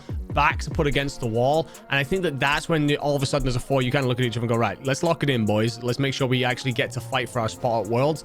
Don't give us on the opportunity to take the hard point and then put it into an S&D where anything can happen, potential reverse sweep on the cards. What a horrible way that would be to end our tournament when we have been so good in this tournament. And I do think a couple of your superstars step up there, including Sweet, just to make sure that you deliver a little bit of extra quality in a lot of those gunfights, in a couple of those rotational moments, and just ensure that you get that really nice lead early on. That Osan were never looking like they were going to pull back, even though they looked better as we got towards the tail end of that map. For sure. Well, it is going to be Misawa moving forwards here. I can't wait to hear from the players. Let's not wait any longer. We've got Sweet on board for an interview. And Sweet, you are just the player that I wanted to talk to. First and foremost, congratulations. You're now making your move forward in the lower bracket. You've keeping your hopes and dreams of qualifying for World Championships alive. How are you feeling right now? Because you guys were cutting it close in that series. Thank you for the congratulations. We feel really good.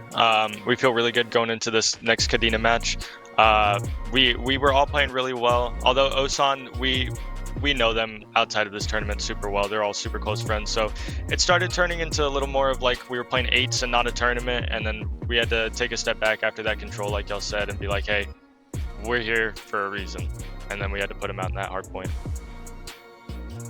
I mean, you guys were indeed here for very good reason. You yourself, young man, are certainly coming up as a person we're putting in conversation for MVP in a lot of the series that you're playing in. I gotta ask, what is the dynamic amongst the team? Because for the 4 players, you know, we try and do a lot of judging on who's doing what role. You certainly seem to step up in the Slayer category, but what's it looking like with the rest of your boys? So if you remember our last interview, I said that this is my team's first competitive COD, other than mine. So I am looking to be like that more Slayer, more, you know, make sure we're rotating early, make sure we're looking at the scoreboard, making sure that we're not giving up certain amounts of time. So I'm kind of doing all that. Knight, like I told you guys, he comes from a Rainbow background, so search is really his bread and butter. And he's usually the brains behind all of our strats on that. Goldfish and Nase, everybody's been saying it here at the tournament. Nase's got a beam. He can shoot. Oh yeah. So his role is to make sure that he's taking those long angles, frying people when nobody else could, doing kind of like a big brother Overwatch for the people on our hill. Meanwhile, I'm trying to be annoying. We got Goldfish kind of playing more of a you know, a fill position. He's going to look at the map and see what needs to be filled, and he's going to be there before we even have to say it. And Knight's going to be that guy wrapping back behind you, kind of like we saw with loading yesterday on us. That's kind of Knight's play style. I mean, it certainly works. You guys do look fantastic. You know, we've kind of talked how 4 teams certainly felt like they were cutting adrift from everyone else. Anderson, Hickam, yourselves, and Kadena. That will be the final 4 going on through. But of course, 2 of those world spots are decided. The final one will be between yourselves and Kadena. Tell me, ahead of that series, how are you feeling? I feel fantastic about the Kadena game. I'm not gonna lie. I do know Ephesians. I know Bang. I know them all really well. You know, with my normal team, my normal ranked team, it's not even close. And I know with my team, they're getting better and better each day. They are doing more than I could have ever expected from them. I mean, Nase in that first hardpoint had 52 on the skyline with an AR, and we all know that's a sub map. He's frying. Kiefer is stepping up. Goldfish, he's frying. Knight's hitting those routes. He's frying. We're all frying. We're all locked in. We're all having good vibes. We're all yelling dead. So I feel like our morale is up, which will bring our gameplay up. Sure, it feels like you guys are definitely feeling yourselves right now. You guys were feeling yourselves in that map number 4. It felt like a total kind of whiplash for us here on the casting desk, watching 3 super duper close maps. Like you guys were kind of trading back and forth in search and destroy, and the first hard point, and of course the control went to Osan. But for you guys, was it just like something between maps 3 and 4? You're like, all right, no more messing around. We're going to come out in this map number 4. We're going to totally destroy them. Was that kind of the idea, the comms going into that final map? Pretty much that's what it was. Like I said, we started to get more into like a fun 8s kind of thing. I don't know if you guys saw us up on stage, but we're all trash talking to each other, but it was all in the name of COD. Like I said, it's all good fun. They're all my super close friends, so we were just trash talking each other, and then it started getting more into those 8s and that control. I thought we were just gonna sweep them 3-0, but we got humbled there. So I said, okay, we got to lock in for this hard point. We got to bring it back, and that's what we did. Awesome. Well, again, congratulations, Sweet, and to the entirety of your team. We've already given you the chance to do this, but we'll do it again. Before we let you go, any shout-outs you want to make here before you get into your next matchup? Absolutely. Once again, my mom and my dad are watching, so thank you, Mom and Dad. Shout out to my wife for watching right now. It's super late, and she should be in bed, but she's staying up watching. Shout out to everybody that I work with. They're all hyping us up in our messenger group chat. Shout out to my command for watching. Shout out to Elijah from back home for watching. I love you, man. Yeah, I believe your wife is in Twitch chat right now, I want to say. Oh, yeah. So shout out to her, and shout out to all the families and friends supporting the teams here in the PACAF Esports Championships. Congratulations once again on the victory, Sweet. Can't wait to see you in your next match. Thank you. Alrighty, well, that was Sweet here for Masawa. They move forward to face Kadena in the lower bracket. Enigma, what a match that's going to be.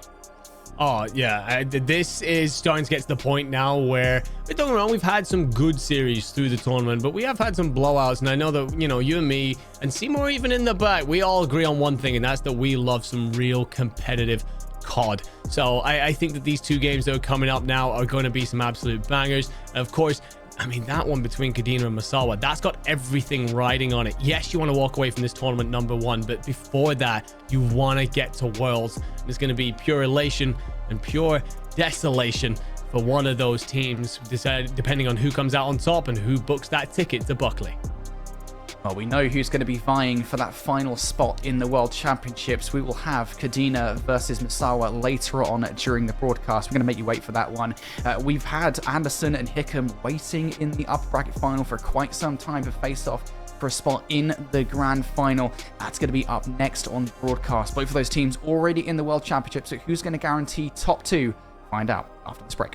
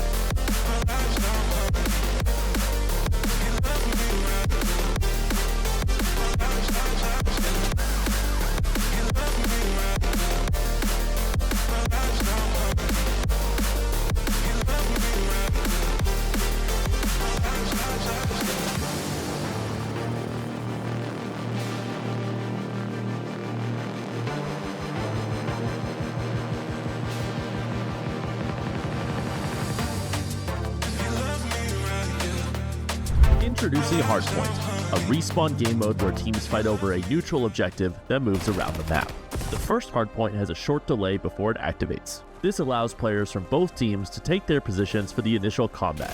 Once it activates, teams can start earning points. To take control of the hardpoint, teams must have at least one of their players on the objective, where they will earn 1 point per second of control.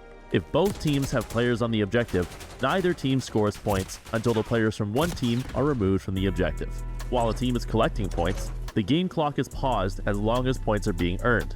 Each objective location is active for 60 seconds before moving to a predetermined next location where players will once again be able to earn more points. The first team to achieve 250 points or have the most points when time expires will win the game.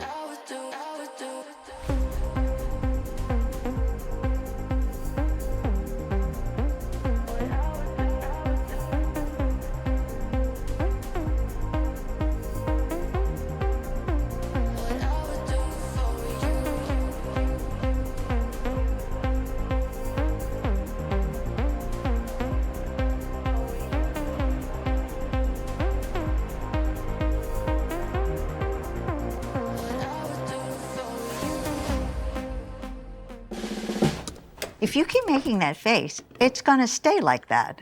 Funny. I'm trying to get my own car insurance. Well, that's easy. USAA. I thought that was for the military. And their families.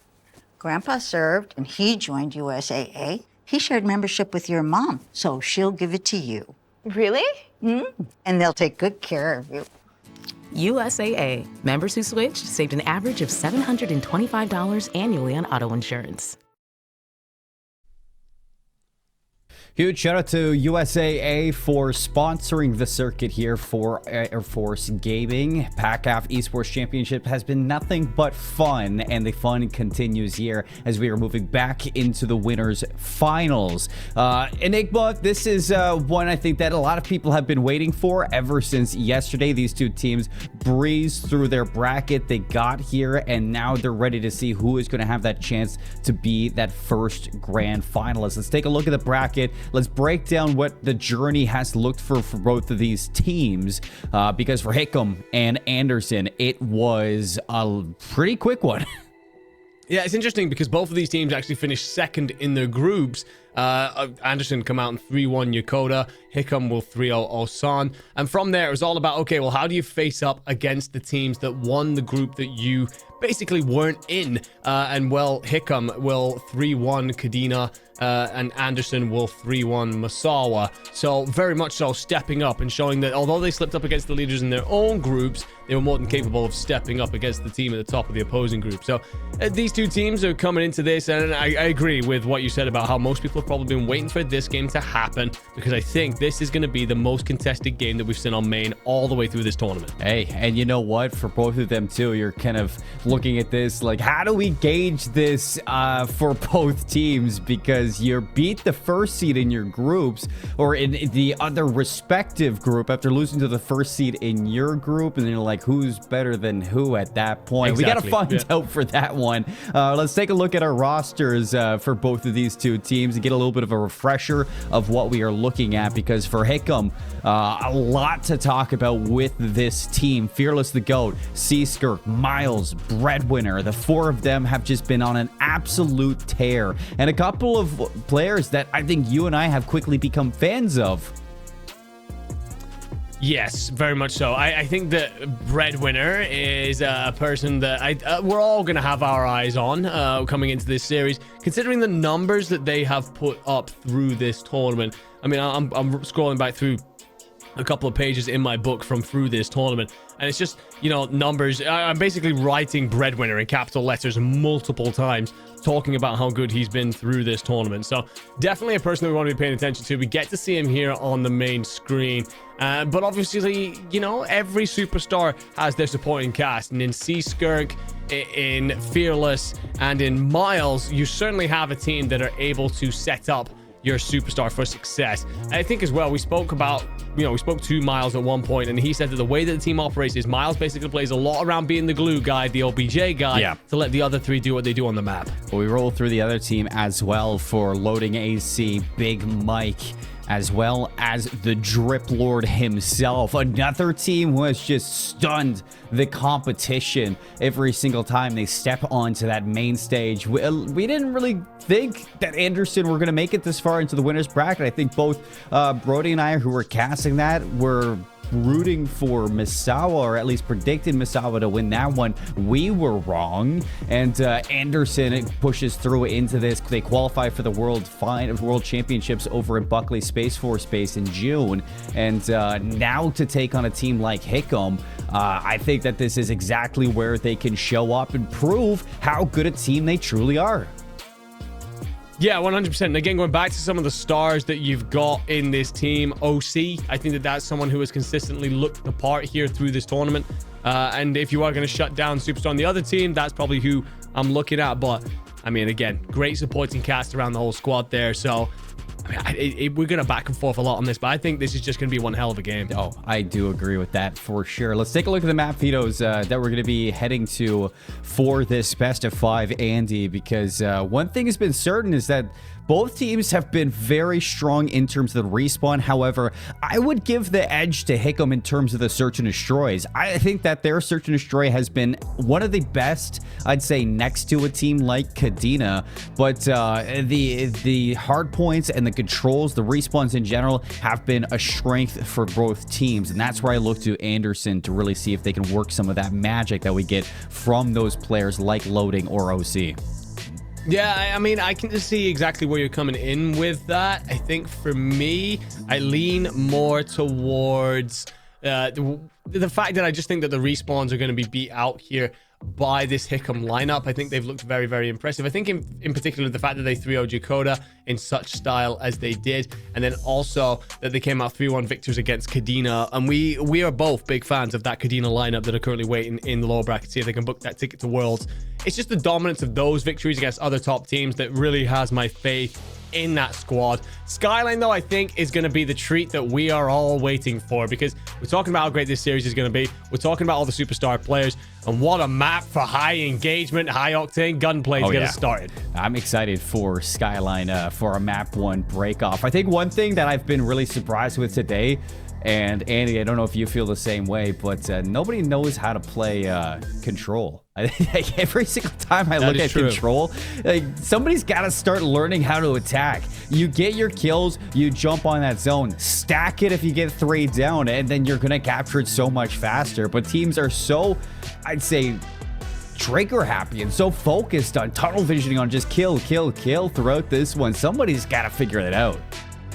Well, the thing is, like, obviously we color cast, we analyze, we do all the things in between to try and, like, yeah, this is why this play is going to work. And so often I've got sat there in Control and through this tournament and gone, never mind, every point that I just made is immediately mute. But it is a case of, like, you know, I think Control in particular, you know, hard point, I think everyone understands the checkboxes that are important. The POIs that you've got to control, the rotational setups that you got to have. I think for Control, it's less obvious on the face of it about where you need to be. And there seems to be some, at points, a lack of understanding around that. So whoever takes control of that swing map in the middle of our series could well set themselves up for the back portion of the series. But we are off underway. Hickam v Anderson to book your place in Grands. Yeah, and we are at odds, you and I, for this series. We got to look at the pick'ems at the bottom of our screen for this match. Myself, I have Anderson taking this series 3-1. You have Hickam taking this series 3-1, Andy. So I guess you and I are at odds just as these teams are,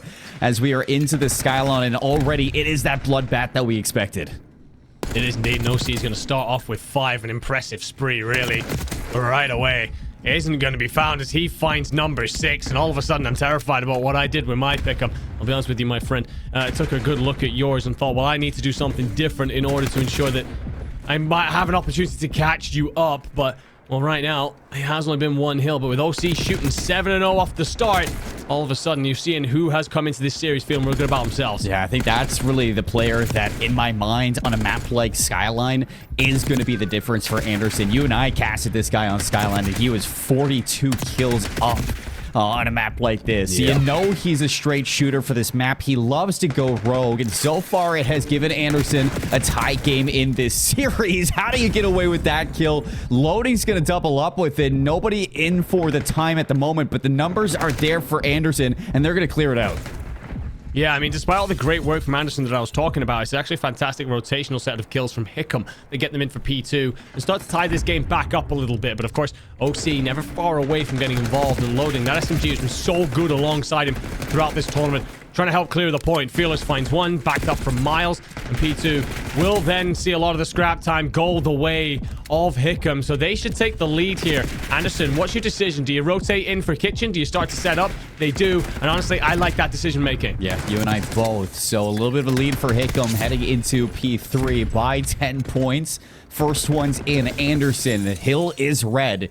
And you can see the kill feed for a second was as well. Breadwinner through the top of Catwalk. He's going to try to see if he can lead his team in for a break. They're sliding in from the fireplace side, and it's not going to pay off at first. Seaskirk's going to have to go big. He finds 3. 7 and 6. Hickam are in.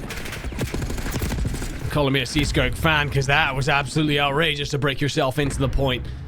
And now You got 30 seconds left of this hill, but you start to consider what could be the one big real money hill of this map. And that is going to be P4. That's going to be bedside. Right now, Breadwinner is going to be locking down that side, but spawns are going to be flip-flapping all over the damn place. A lot of kills light up in red, but suddenly those spawns will flip and Anderson will be finally in. You're getting that player drop off back umbrella side. Big Mike, he's going to have an important role over there. Even more so now. Yeah, he's locking it down for a second, but Miles, what a shot. Hickam doing good for the rotations through 3 and 4. This is a good time where they can start to buff out this lead. Now by 20 and counting. You can see that Anderson taking some time to group up for this one. They're going to try to hit this as full 4. And you can see OC working alongside Big Mike to take control of the top. See if you can flip things around. Kills in the feed are red. It's only Fearless here to stop them, but he's overwhelmed. And Anderson get the break. Brad's going to play actually through top plat, jump over hedges, finds one on Miles in the back, so should have the deepest position on the map, should start to get some spawns. It's actually going to be very split because the hill is still in the hands of Anderson, but that is going to be a big two-piece from Brett to get his team in. A lot of scrap time to be held here. And Hickam, I mean, the slaying is relatively neutral. Apart from OC really popping off, everyone's sitting around that even mark. But it's going to be those big rotations. In for 2, in for 4. That's currently seeing Hickam lead at the end of rotation 1. Yeah, and that C-Skirt triple kill over at P3, I feel like, is what delivered that strong rotation. Hickam in the lead. And that's going to have them feeling good for this map. So over to P1 we go for a new rotation. Loading with a big wing inside. It's going to continue to soak up this hill for the side of Anderson. You can see Hickam have a couple of other things they're looking for. Spawns is the first one. They went for the full wrap underneath ventilation to see if they could pull the spawns. They did that. So better spawns for P2. Hills heavily contested here at P1. Anderson, they have to do some work if they need this break across the map. Do indeed, Brad. Going to be contested by OC. Big gunfight win. Then it's whether or not you can start to cut down the players at Jacuzzi. Brad finds all 4 in the feed. Goes absolutely massive. It's all about that rotation for 2. Loading's going to be the important player first forward here for Anderson. But it's whether or not Hickam could do what they did first time round and lock this in for the first 30 seconds. I say it's the breadwinner that provides for the family. And so far, he is putting the food on the table. Don't like that. C-Skirt facing the corner in timeout.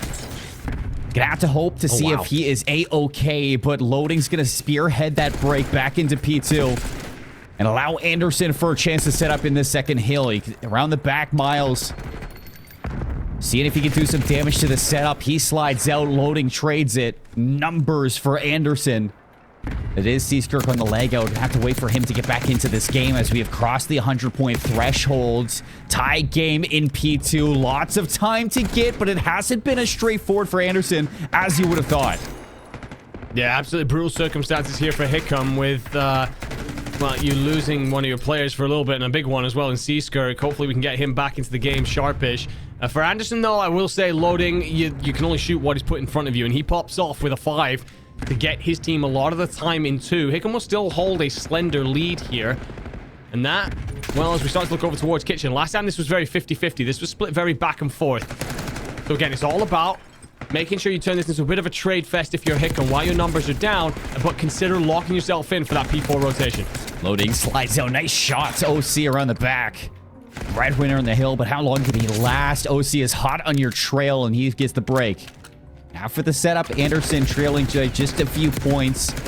It is Hickam to see how they can group up. Now that Miles is back, you get this one. Spawns flip. Anderson should know that. And you can see those arrows, they turn around. They do indeed. I like the hit through the top by Fearless for Hickam, by the way, but he's going to be caught by OC. An important moment. You are actually going to get C-Skirt going low instead, though. So as Bread finds the 2 over by Kitchen, Anderson are going to have to start to pay attention to that side of the map. And you may well get a fight in for the spawns, and C-Skirt's gone huge. Reintroduced to the map, activates for the back spawn. Fearless is going to be here to support. He finds 2, and Hickam, despite all the struggles that they're having around the tech stuff, they will find themselves in for P4. Yeah, Hickam's in. And we're at a tie game yet again. Anderson, not as much damage in the 3v4 as you would have hoped to grab. Now that you're at full force, Hickam, they are looking to pull away. Big Mike around the back. He's going to be caught. OC's in. Can he hold on? Needs his teammates to come through. Can he find a second? He cannot, but his team pulls those spawns away. Drip Lord's gonna have a chance, but it doesn't get the raid. Skirk going big for the team now that he's back in the game. Skirk absolutely coming back into this map with a bang. Picked up that big kill on rotation for P4. A couple of huge ones around the hill as well. To set up his team, to take the lead. We look towards the second set of hills then. And well, scrap time might actually go the way of Anderson, so we're going to have a very close matchup here. Just 10 points in it. It feels like right now, you're looking at a couple of these players. Fearless, I was about to say, it says 10 and 13. That can't be right. 19 and 21, so doing his part. Loading has moved off the SMG onto that AR. And starting to get some value with it from top plat. A lot of teams like to do this. P1, wide open playing field, so get those ARs hot. And let them fly. Brett, he is not missing. 37 and 21. Putting the team in the backpack right now. Skirk having himself a game since he has come back as well. 30-point lead, still 30 seconds on this hill. You cannot give this up if you're Anderson, and they're going to do just that. They hit it through. They clear it. Now looking for the spawns. Yeah, Fearless has got an important role to play here. He wants to stay alive, activate in the back at some point as his team make kills in the front. But in order for that to work, his team have got to find those kills. Skirk will find one. Your teammates are in for P1. And Fearless finds that kill. Great patience. Superb heads-up play there in the back. You will also get the spawns. Your teammates are mopping up scrap time. And you might, yet again, have the rotation in for 2. You do. Pick them. They can win it here. Fearless finds a kill. Loading falls off the map. That's tough. And look how far you're spawning.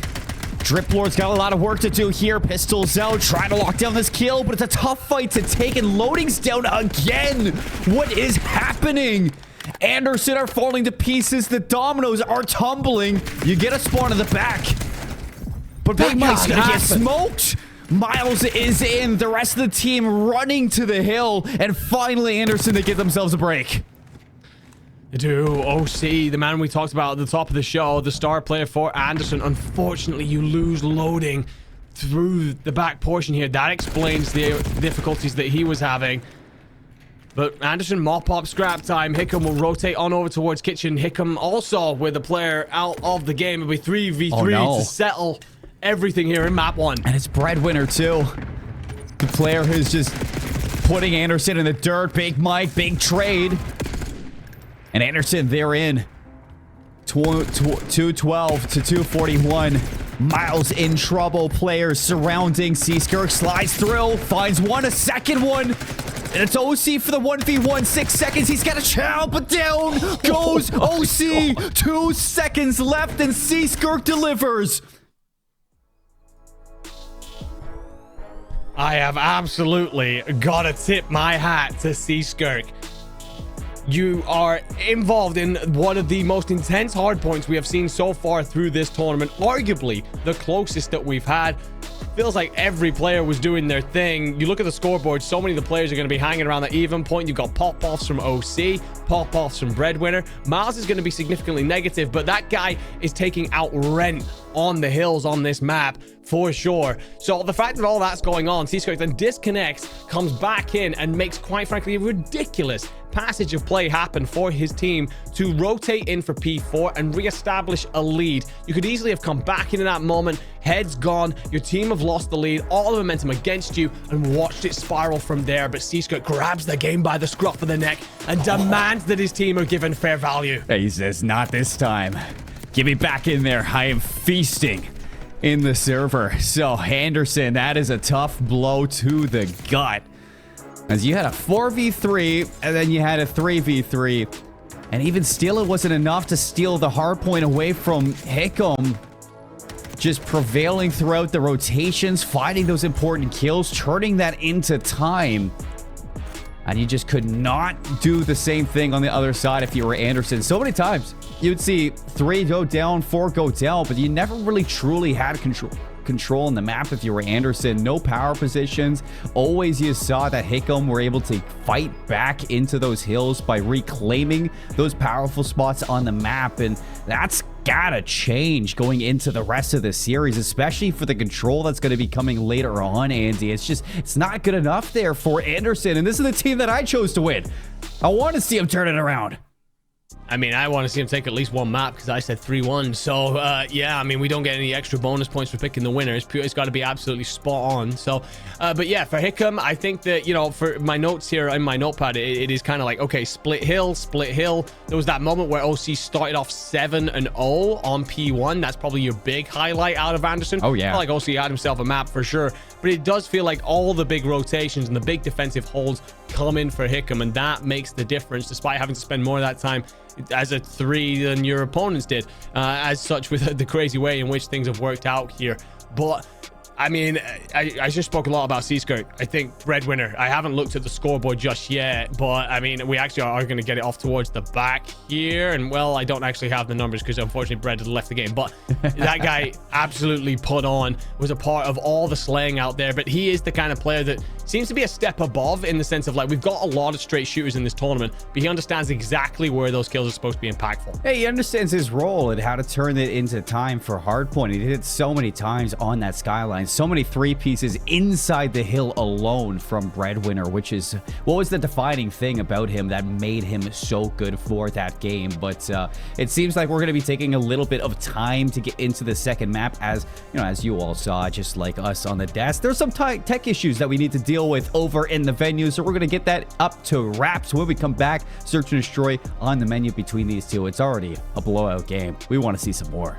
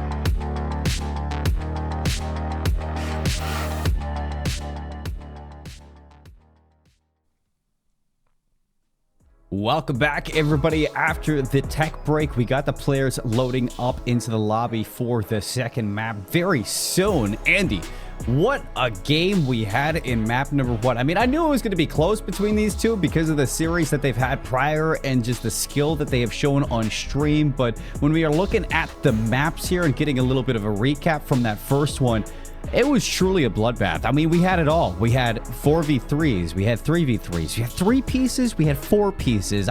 We had everything you can ask for and more. It's like a kid in a candy shop. No, 100%. I mean, you're always asking for your winners finals to deliver something big, and we were not disappointed with map 1. It's going to be incredibly unorthodox, of course, because some of the situations that we went through, but I mean, Hiccup won't care. They came out on top there, largely off the back of incredible stuff from Breadwinner. And again, tipping my hat over to Seaskirk for just keeping his head despite the technical issues that he was facing. So yeah, wonderful stuff here for our winners finals, and that sets us up nicely going into maps 2 and 3 that are both going to be in the beautiful Spanish villa that is Hacienda. You know, you have to put some respect on these players as well for the resilience that they do have facing these issues, because it's got to be something else, you know, in the mind of the players when you're at some point rotating to P3, and then now you have to reload back into the game, choose your classes, and go again without having 0 stats on the board. And you know, so for some people who are the faint of minds, might not be as easy as others, but they are doing a wonderful job at dealing with these issues. So big shout out to the players for being some great sports. Absolutely. Again, just keeping that mental intact, so important when you know you're in for a long series, you know you're in for a long tournament. Oh, I was about to say first blood going the way of Anderson, but unfortunately a team kill to follow up immediately. And the worst thing is for Big Mike there, you've removed your star player off the board, and you're currently down 2v3. Fortunately enough, loading has been a great name for this team. And look at this route. He's outside, but Miles has the read. And that is a player who has experience on Hacienda. Not a lot of people are ready for the outside wrap from those arches, but you see it here. Miles watching one way, Fearless the other. Both win their respective one-on-ones. And Hickam going to kick things off with a round win.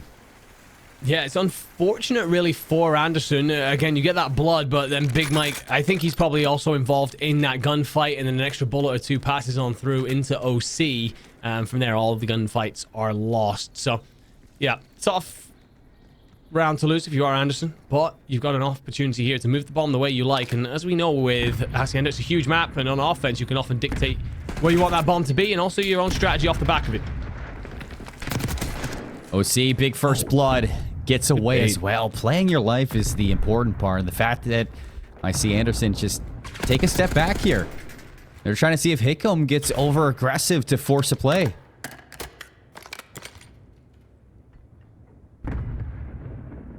Wait for a little bit of information more than likely here if you are Anderson. For Hickam, burning through the time will be your best friend, really, but I don't think you're going to get to do that for much longer as that bomb starts to move towards A. Miles going to make a lot of noise. There's 2 players literally waiting on the other side of that door. Office has actually been given up completely. This is the wildest timing I've seen in a hot minute. And Miles caught with his knife out. 2v3. Breadwinner might have some timing here. He does. He's going to equalize this one, but he is trapped between 2 players, and Fearless is a little bit disconnected from this one. Big Mike's going to take the edge. And that's pressure on the lone remaining player, Fearless, to see if he can clutch this 1v2 up. We've seen it before.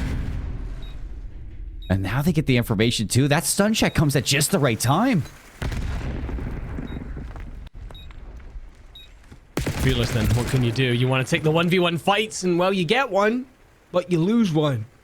Anderson taking that early numbers advantage and maintaining it all the way through, pushing it eventually into a 2v1. OC has himself around. But there was a moment there where if Hickam had a little bit of better timing and Anderson had decided to rotate that bomb once they got a hold of Office out through the out through towards that A zone, and you might have had a big cleanup for Big Mike, but well, Anderson, they will tie things back up. Offense is on top right now, and well, Hickam, they've got the bomb in hand this time to see if they can repeat that. Heavy presence over towards B from the defense. Bomb leading to the A side. Big Mike's gonna have some challenges. Out to the left, gets the shot's good, but opts to just give it away. And you look at Seaskirk taking the bomb aggressively. He is through enemy lines in behind, and they are hunting for Anderson players. Yeah, the problem Big Mike has there is you take the initial shots, you then back on up thinking that a trade fight's coming in, but you give up the entirety of the middle of the map. Eventually you're surrounded, and I was about to say usually it would punish you, but loading says not a chance in hell, finds all the kills. OC then cleans up as well. And I tell you what, first blood so far, meaning very, very little. Why are we challenging with bomb there, Seaskirk? I mean, he hits the full flank around the whole map and then just jumps into fireplace. No info on the site. No help. And he just hands Anderson the bomb. Some of these players, I mean, they gotta learn what to do when they got the injective in their pocket.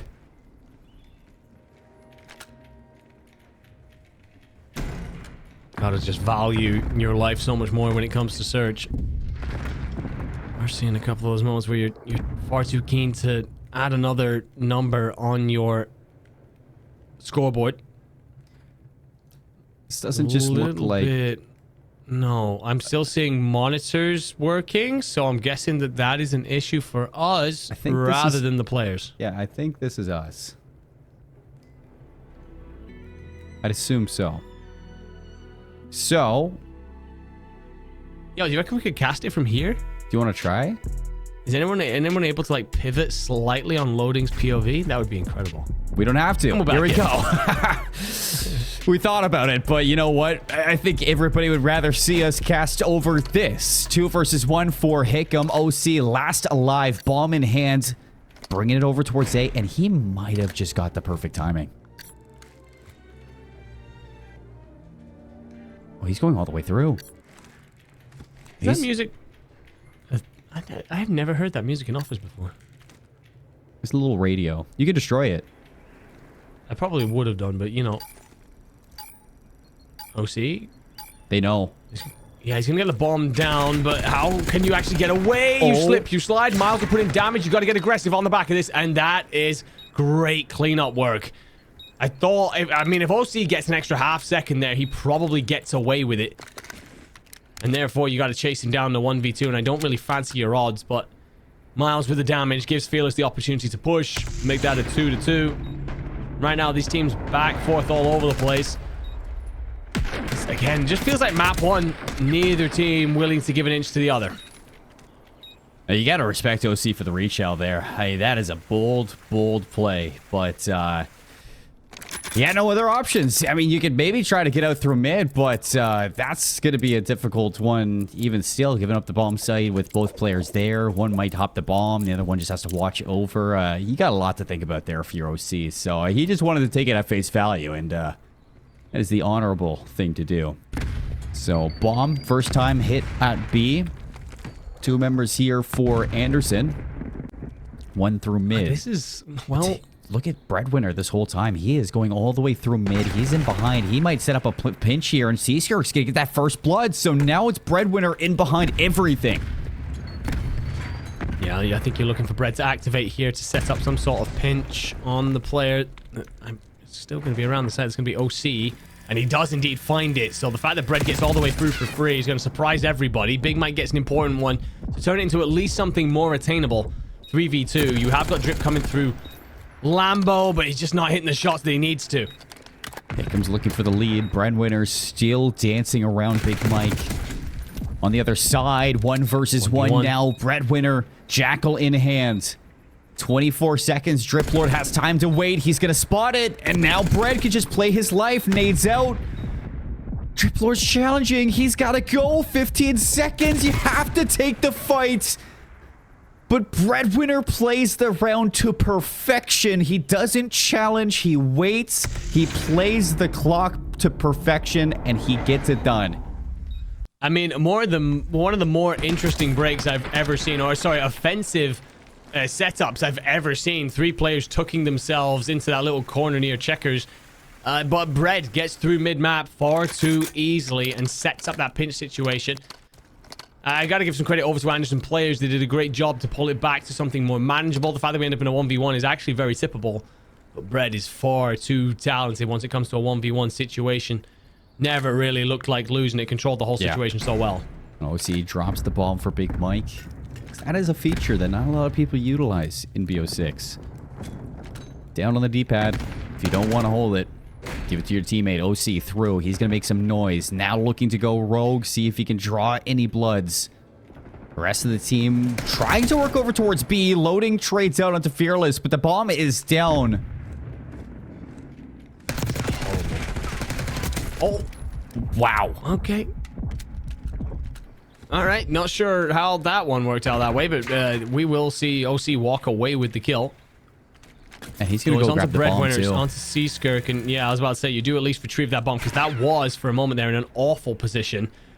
Bread last round was on an SMG. This might be a problem for these two, because they're both running the Jackal. They need to find some sort of aims to take these fights. It's a very open area. Trip Lord's behind everything. He's got the flank. He re-wraps mid. He takes them down from behind.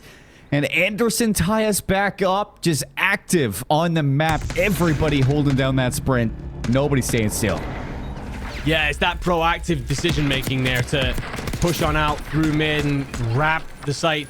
And to be fair, it doesn't matter which side you decide to play out from there. It's always a very heads-up play. Your teammates have got control of the bomb site. There's no point in you being there. You can play around trade sometimes, but we've seen so often through this tournament that hasn't worked out well. Your decision to wrap is going to at least make you elusive, potentially gain you information, or best play is you then collapse on your opponents who are trying to retake the site. So very heads-up stuff. Great work from Drip. Minute 20. So we reset the rounds here. Oh, that is aggressive. Quick plants. And again, Breadwinner, he's going to go for a trip. All-inclusive to the back line of Anderson. Slide through the door. Hello, Drip Lord. First blood for Bread. A second one, a third. Why not? Just take them all down. OC wondering exactly how he found himself in this position, but now he's got to get his shovel. And he's going to start digging. He thought it was his way out, but instead it's his grave. I got to ask Anderson to figure out what is happening when it comes to this Breadwinner route. He's just bullying his way. He's not even bullying. He's just walking straight through the middle of the map. No one's picking him up. I don't even know if Anderson have realized that that is where Bread's coming from currently. Surely they should now be aware. There's no way you get to office to challenge Plat that quickly without sprinting through mid. So I'm looking for an Anderson adjustment to counter that. Cannot be letting the star player of your opposing team in winners finals get that sort of map presence for free. No, he can't. Not at all. 10-4. Wow. He is having a series.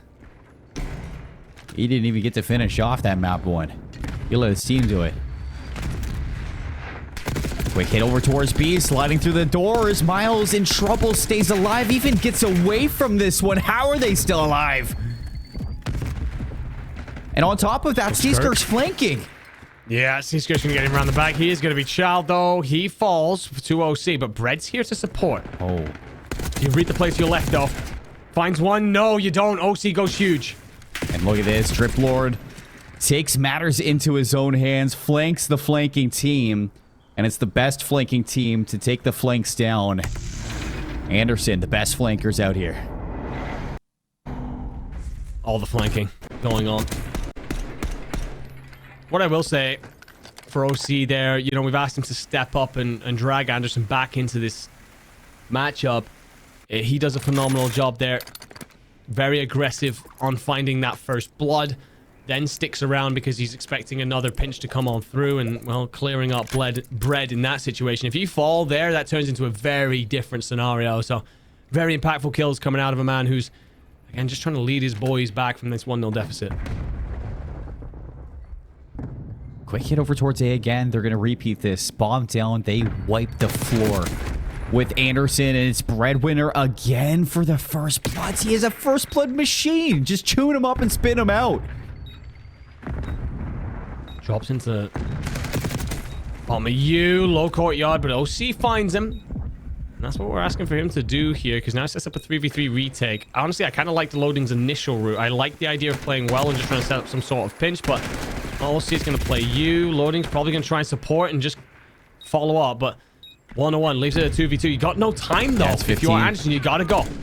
Need the kills, but as loading goes down, Big Mike, he is just against the clock, and now numbers. That is a solid round for Hickam to get done. But the quick plants are just something that it doesn't seem like Anderson can truly wrap their head around those retakes, and spending so much time lollygagging on where to find those kills, how to find those kills. They just gotta go send it at some point and try to take these challenges. On these offensive rounds, it's again just the fact that Bread is just roaming so much for free. We've seen him go through mid-map every single offensive round. At some point, I'm looking to Anderson to say, look, why don't we double up on this guy, make sure that he doesn't cut our defensive line completely in half, get in through the back of us, set up some sort of pinch, and also just not get a free kill and walk away with it. But we're gonna get a big chow in mid here from Anderson.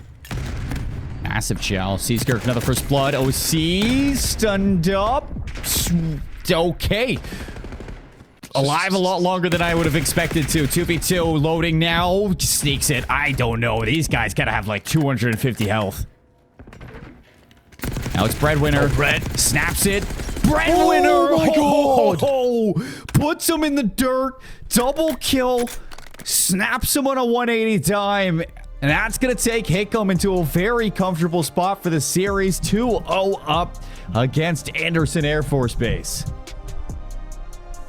That is going to be one hell of a way to end the search. I mean, we've been talking about all of the work Bread's been doing on the offensive rounds. Defense this time slaps on the aims. But close range or not, doesn't matter. Turns and burns for 2. My lord, Mr. Do-It-All is putting on here, driving his team forward towards grand finals. It felt like a great effort out of Anderson, I will say, but the one thing that we just never saw was that defensive round adjustment, right? Breadwinner's getting through for free far too easily, whereas for Hickam, I felt like you saw a bit more in terms of like, okay, well, this is where the strengths are coming in from. We want to control the middle of the map, that it will at least split our opponents, whether they be on offense or defense. I think they did a much better job of controlling that portion of the map, which we know is super critical regardless of the mode that you're playing it on.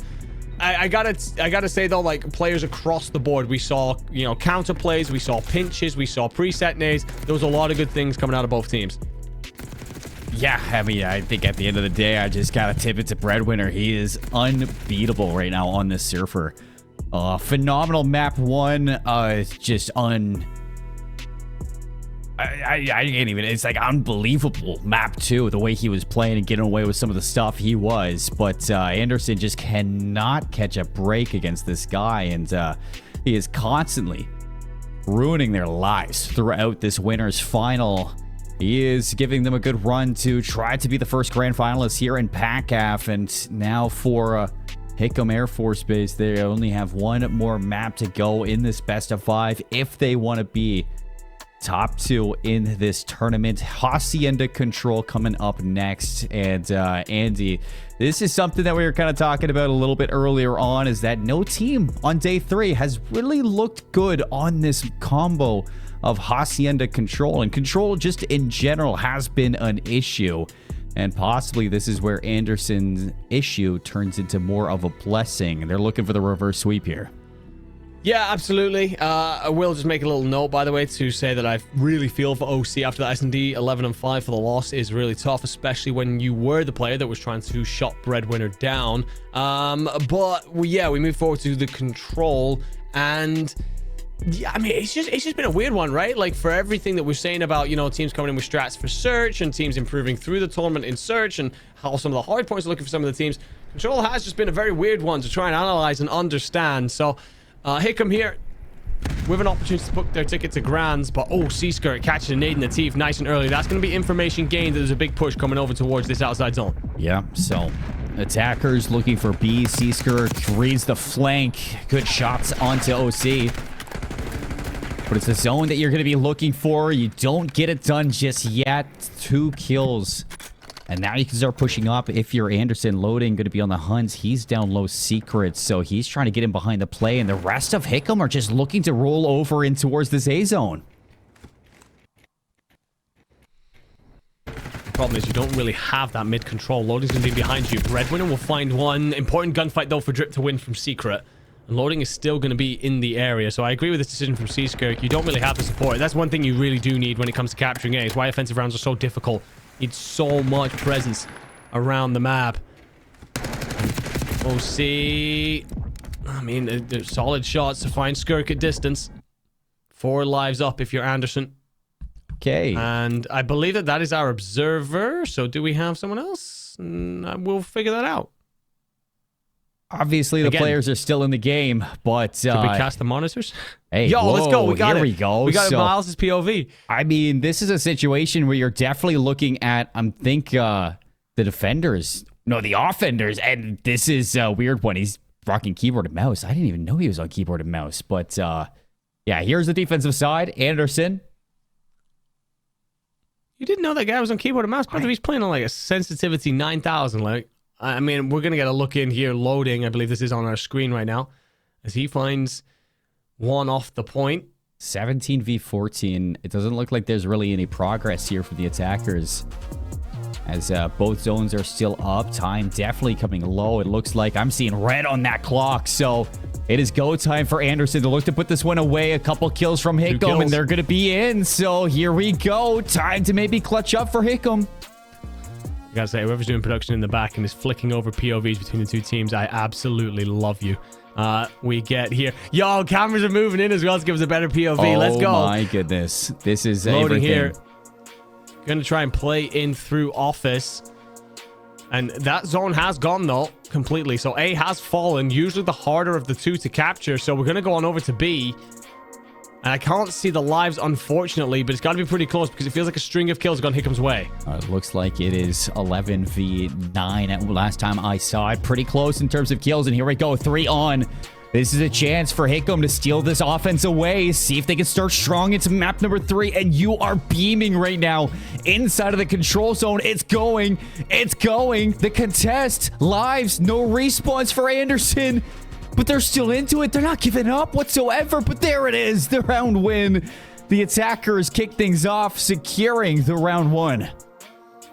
Impressive, really, considering how much they struggled off the rip. They didn't really get that B push to work early on. And then, well, we spoke about it just before we disconnected. There was no presence for Hickam around A. You need so much to work for you there in order to capture that. Not only, of course, the player on point, but you can be hit from wine, you can be hit from anywhere top mid. So many different entryways in and out. It's about information or just simply going on a big 3 or 4 spree. And I think that's exactly what Hickam did. Turned on the afterburners, lit up their opponents, and punched on through. I'm not sure if we can get our observer back in or not, but we got ourselves front row seats to the Hickam show right now. Do you reckon Miles has been told and is feeling any extra pressure? No, he probably doesn't even know. He is locked in, and there is nothing bothering him right now. So no XM4 there. I don't know why we got that gun out, but back onto the offense for Anderson, and can they go tit for tat for this team? Shot in the back. Miles goes down again, but his teammates are picking up the kills. Let's see, it's a 2-for-1. OC is going to get taken care of in behind the play. And this time's got to be low because I see no progress on the zones. No, same. And also, it feels like a slower round than the last offense because we are at a situation where we have still 23 lives apiece. So not as aggressive here. Loading finds one, instantly traded. I did see LS broadcast connected. So potentially we have our way back in. Oh my goodness. Gave you guys something different here on main. And it is 21 apiece, but only 37 seconds if you are Anderson to make something happen. I like this from C-Skirk. A little bit of an off angle. He's on 4 in a row, and he is going to shut down the play to B. Red arrows all over the place, but not where they should be. The objectives are completely untouched. As the time down to 21 seconds, you have to start figuring out where are you going to go? How are you going to steal this win? Because they have made nothing to the zones. Finally, Triple Lord's going to drop into A. But it might be too little too late. He's going to hop off. You don't have time to get off the zone. No, you don't. Miles from up top finds 1, finds 2. You will have 2 players who can touch this in OC and Big Mike. But, I mean, Bread's there then to clean everything up for you. And Hickam will storm into a 2-0 lead.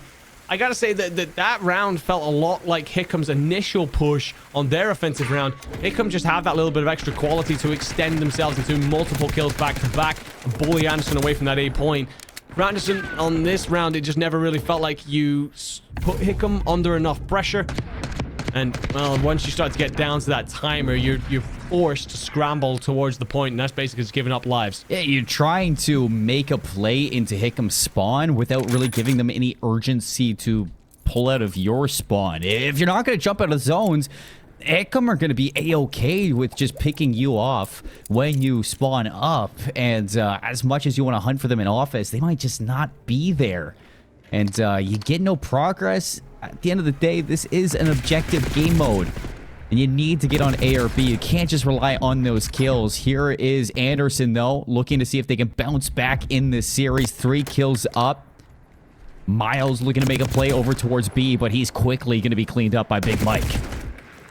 Yeah, this is very forward from Anderson. They're doing a great job of just getting aggressive here. Drip Lord with a big fight over by Rock. Does his job in finding one. Yes, Fearless will get through, but damage limitation in that moment for sure. OC trying to reposition towards the top. Loading will swap out with him heading towards Secret. Trying to control it. Turns away at the worst time, but will get blessed by the other player turning away. Finds 2. Secret and Miles cleaned up in lobby. Hickam, they aren't having this map go their way in this round.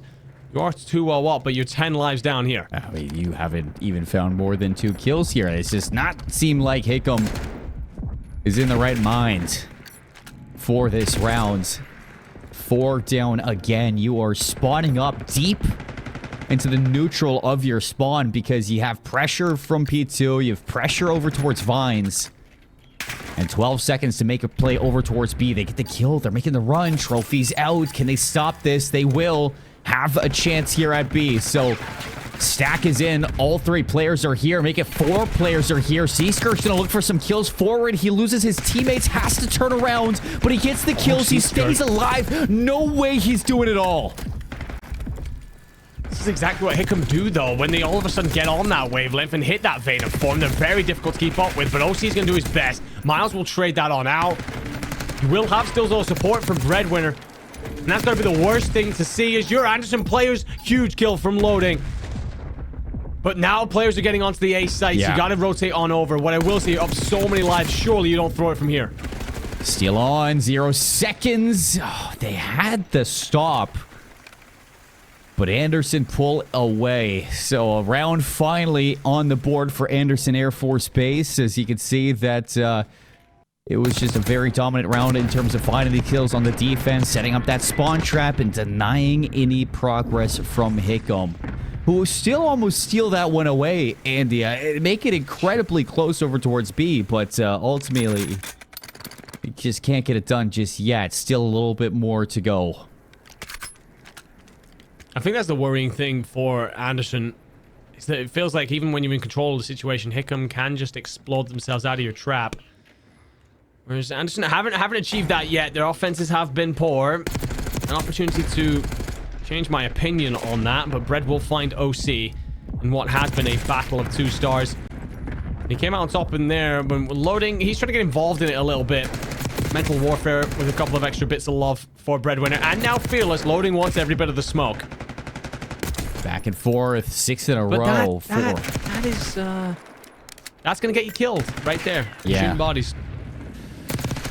I feel like we've seen that a lot. Players just shooting bodies, but kind of cost them. They say it's the fun of the game, but I got all the time in the world for it, but not when you desperately need an offensive round to keep yourself in winners finals. Yeah, well, Seaskirk, he's going to take care of that pressure over towards A. Shot in the back, and there is still some presence here from Anderson, but not for long. 4 down, back off the respawn, and you're spawning at P2, so Fearless can have his hands full with this one, and he does get the information off a few of these players, taking down 1. And allowing Breadwinner into a spot to just continue to lessen the lives of Anderson's offense. Fantastic movement by Bread to stay alive there. Important because he then pushes through into lobby, which is just going to cause that Anderson reinforcement to be significantly depleted. OC pushes forward. The problem is OC is going to have to dive the point to stop the clock, but really what you wanted him to do there was push out plat, push out office, ensure that there's no Hickam players arriving through there. Skirk's very unlucky to have that stun catch nothing and doesn't glean any information off it. Lives are, well, now they're suddenly going in Hickam's favor, but oh my lord, turn and burn from Miles and a second from Miles. 7 seconds, someone's gonna dive the point. I'm not even sure you can get there. No time, no opportunity, and Hickam standing tall on day 3 of PACAF as they are going to eliminate Anderson from the winner's bracket, drop them down to the lower side, and have their shot at the title for the PACAF Esports Championships here at Yokota Air Force Base. And they look so good, even in the face of issues. Breadwinner steps up, the rest of the team behind them playing strong inside of the control.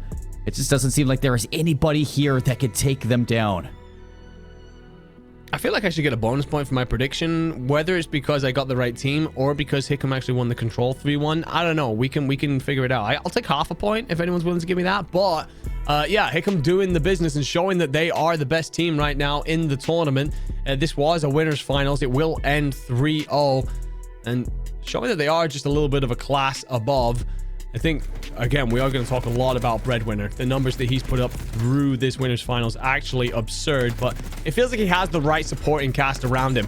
So often, you know, Bread is doing his thing. He finishes 27 and 18 in the control there. But his teammates, you know, they're 2 negative, 3 negative, 4 negative. But it felt like, you know, if I was to sit there and say that Seaskirk was one of those players that was negative, he's having so much impact around the map. He has nearly 2k damage and setting up Bread to activate with that AR around the map. So feels like a very well-balanced team, which I know is something that we struggle to say for some of the other squads. Yeah, just look at how the moments in that hard point where Seaskirk was finding triple kills in the hill.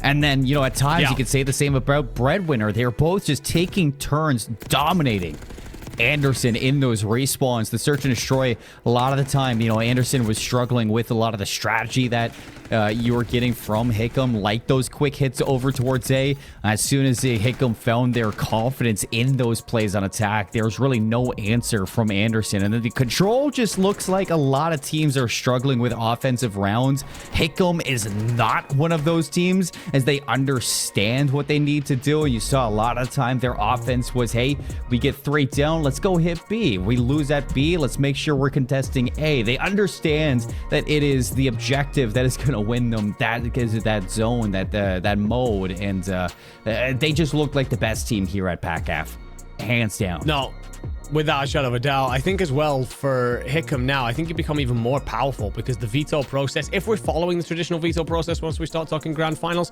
with Hickam being the winner's team, they will have so much control over the veto. I think you definitely go Hacienda control. No one else in this tournament has figured out how to play it, whereas you're taking offensive rounds away so easily. It's just, yeah, difficult to see why any team would want to play them there. And for Hickam, I think the one advantage you are going to get is being able to set the terms on where you want to play. And right now, that is looking like a freebie. Yeah, we'll talk about freebies here. We got Seaskirk in the interview booth. Man, making history on the main stage as you are the first ever team in the grand finals for the PACAF Esports Championships. Tell me a little bit of what that means for you. Oh, it's huge. I mean, as a team, this is all an insane opportunity for us and everybody at the event. Super stoked to be playing this well as a team. I mean, you guys mentioned it. We came in with strategy on S&D, talking about control.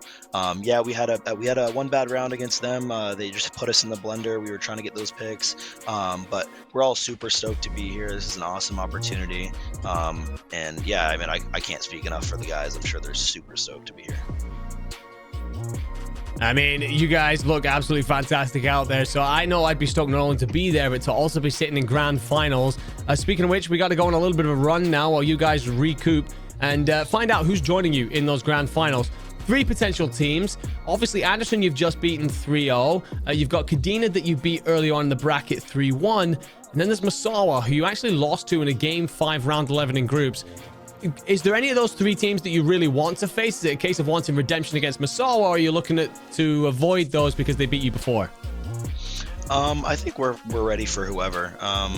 we're just a resilient team. I mean, shit, we played through 2 disconnects, multiple lag spikes that are taking, players out of the hard points for 10, 15 seconds at a time on crucial rotations.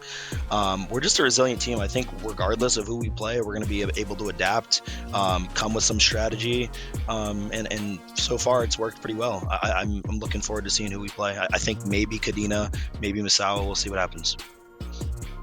Well, you mentioned strategy there, and of course, you jumped into the interview, and I think that me and Seymour were probably still whittering away about how good you guys look on Hacienda Control. I'm assuming that we're still following the same rules set of winner's team coming into grand finals gets to dictate a lot of the map veto. Do you have maps that you feel confident on in all modes that you're going to be leaning on when it comes to these grand finals? Yeah, I mean, across the maps and the picks and bans that we've done so far, quite a few of the maps we're pretty comfortable on. There's a few game modes here and there that I think we're stronger in. Hosty Control is one of the ones we've played quite a few times, and we've been pretty successful in. Yeah, but I just think across the board we're pretty strong. I haven't gotten really any reps on Red Card because nobody wants to play it, which is understandable. It's not everybody's favorite map, so I just think we're kind of ready for whatever we face, and so we're looking forward to playing whoever in the finals. Yeah, I'm looking forward to seeing whoever you play in the finals as well. It's going to be a great game. I got a question from you because we've been having a lot of content pieces on stream about everything about Call of Duty. What is your favorite Call of Duty game, and what is your favorite Call of Duty gun? Favorite Call of Duty game? I don't know. I've been playing COD since I was 6. Probably not the wisest choice. Playing Big Red 1 on the PS2. Favorite COD? I don't know. I have so many core memories of Black Ops 2 on both modes, multiplayer and zombies. Just a fantastic game all around. I think most people would agree with that. Favorite gun though? There's so many good guns. I don't know. I'll just keep with the theme of Black Ops 2 and say the M8. Hey. Good in BO2, good in BO3. You get a little bit of both with that one too.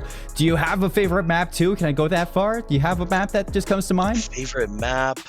I mean, off the top of my head, I'm thinking Nuketown, but that's just because I've probably got an ungodly amount of hours just pub stomping in Nuketown.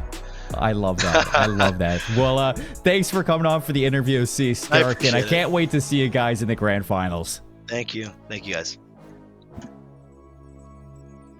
I feel like no matter who we ask, it's gonna be BO2, Andy. It's just so simple. As it should be. As it damn well should be. That game is a timeless classic. Great across all of the modes, whether it be the story, the multiplayer, the zombies. Absolutely fantastic game. Were you in that tournament? It was me, Brody, Visions, and someone else where we all went back and played a BO2 throwback tournament. Me, you could actually play. You can actually now play BO2 through some sort of weird bootleg way on the PC. So we went back and played a tournament. God, I missed those days. Straight fighting, minimal aim assist, none of this slide camera breaking stuff. Oh, it was glorious. So yeah, I mean, I'm always going to support that point of view. But also, I'm going to go with Seaskirk as well and say that while Nuketown is definitely not my favorite map, I would hate to think of the amount of hours I have spent inside those damn walls. Yeah, you and I both. If you want to know a caster who is just undeniably good at Black Ops 2, it is Austin Visions Neal. That guy is the truth in that game. Well, for us here on the desk, that is going to be all set and done for the winners final, as we have our grand finalists set in stone. Hickam going to be waiting for a challenger now throughout the rest of the day here at PACAF. We're going to cut to a break, get things set up as we are dropping back down into the lower side to see how we go for more challengers.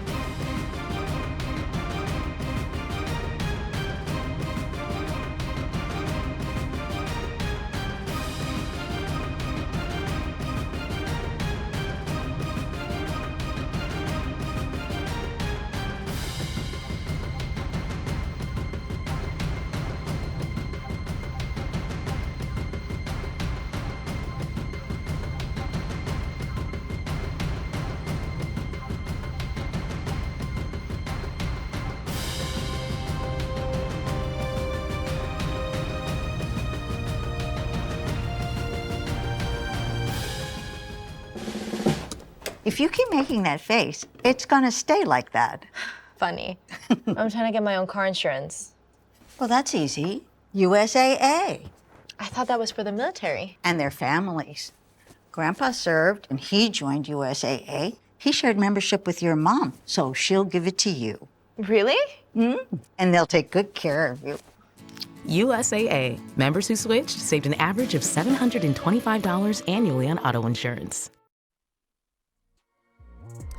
Again, I just want to give a big shout out to USAA again for sponsoring this tournament and the entire circuit here at AFG, because that is an awesome thing for them to get involved with. As for Air Force Gaming, just everything that we see for this community, it is a well-loved, a well-respected community, and everybody is showing up to put on a good time. So thank you, USAA, for helping put this on as well. Brody, you're back on the desk with me. I knew I could drag you back on here one last time to share some Call of Duty alongside me. We got a good match here, but I do want to ask you, was that exactly what you would have expected that winners matchup to go? The winner? Yeah. The way it happened? Absolutely not. A 3-0 of Hickam. This is a Hickam roster that had to go to Game 5, Round 11, and actually lost that in the groups. To go from that to 3-0ing the upper bracket final to make it into the grand final, totally not the way I expected that to go. So yeah, for sure, Hickam, a massive surprise for me. Excited to see him in that grand final, but we got to get another team there, mate. Yeah, well, I mean, they need challengers to be grand final winners. So let's get through this one and take a look at what the bracket is looking like and where we are headed, you and I, because we have casted a whole lot of Call of Duty over the past 2.5 days. We got Kadena and Misawa down in the bottom side. You can see their journey. Kadena started up top. They played J-Bear. They beat them 3-0. They match up against Hickam, and there's a reason why Hickam are in the grand finals, because they beat Kadena 3-1 as well. Misawa, same story. They beat Eilson, then they go into Anderson. They lose to that team 3-1. And now for Kadena versus Misawa on the bottom side, both of them are looking to see if they can match up against Anderson for that chance to become grand finalists as well. Yeah, and it's a weird spot looking at this from the group stages, isn't it? Because Kadena and Misawa were both their respective group champions. Both of them topped their groups with a 3-0 record. So to see them in the lower bracket and only one of them will make it to the World Championships is absolutely crazy. And both of the rosters are great as well. It's going to be sad to see one of them have their journey ended here. But such is the way of things. Looking towards kind of the way the lower bracket has played out for these guys as well. They've both had to go through their respective battles, but I feel like this is going to be the biggest test of them all. I was so excited when we realized this was going to be our match team, and for good reason. It is an epic one. It is. Both top of their groups, both looking for that number 3 spot here at PACAF to qualify for Buckley Space Force Base in June. We got Kadena on the left, Misawa on the right, and a lot of people in chat have been waiting to see Kadena back on stage because of Bang mostly, but I think they're fans of just the team overall. This man right here, he's the star of the show in terms of the eyes of everybody in the chat, Brody. But we got to talk a little bit with this team. They seem confident. They seem happy to be here as well. And they just have one job to do, and that's win.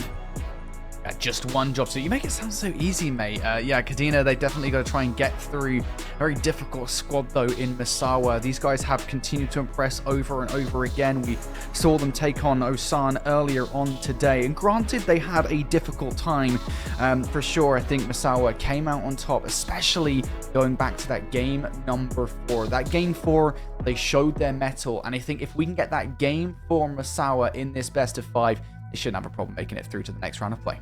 No, I agree. I think everybody's going to be looking through this one. Misawa, I'm sure they want their rematch with Hickam again, as they know they could beat those grand finalists. They did it before in the groups, but they have a couple of teams to get through, and let's take a look at where they're going to get it done. Brody, our best of 5 is set, and the teams are getting ready to get into it. So let's take a look at these maps for the best of 5, because we've seen a whole lot so far.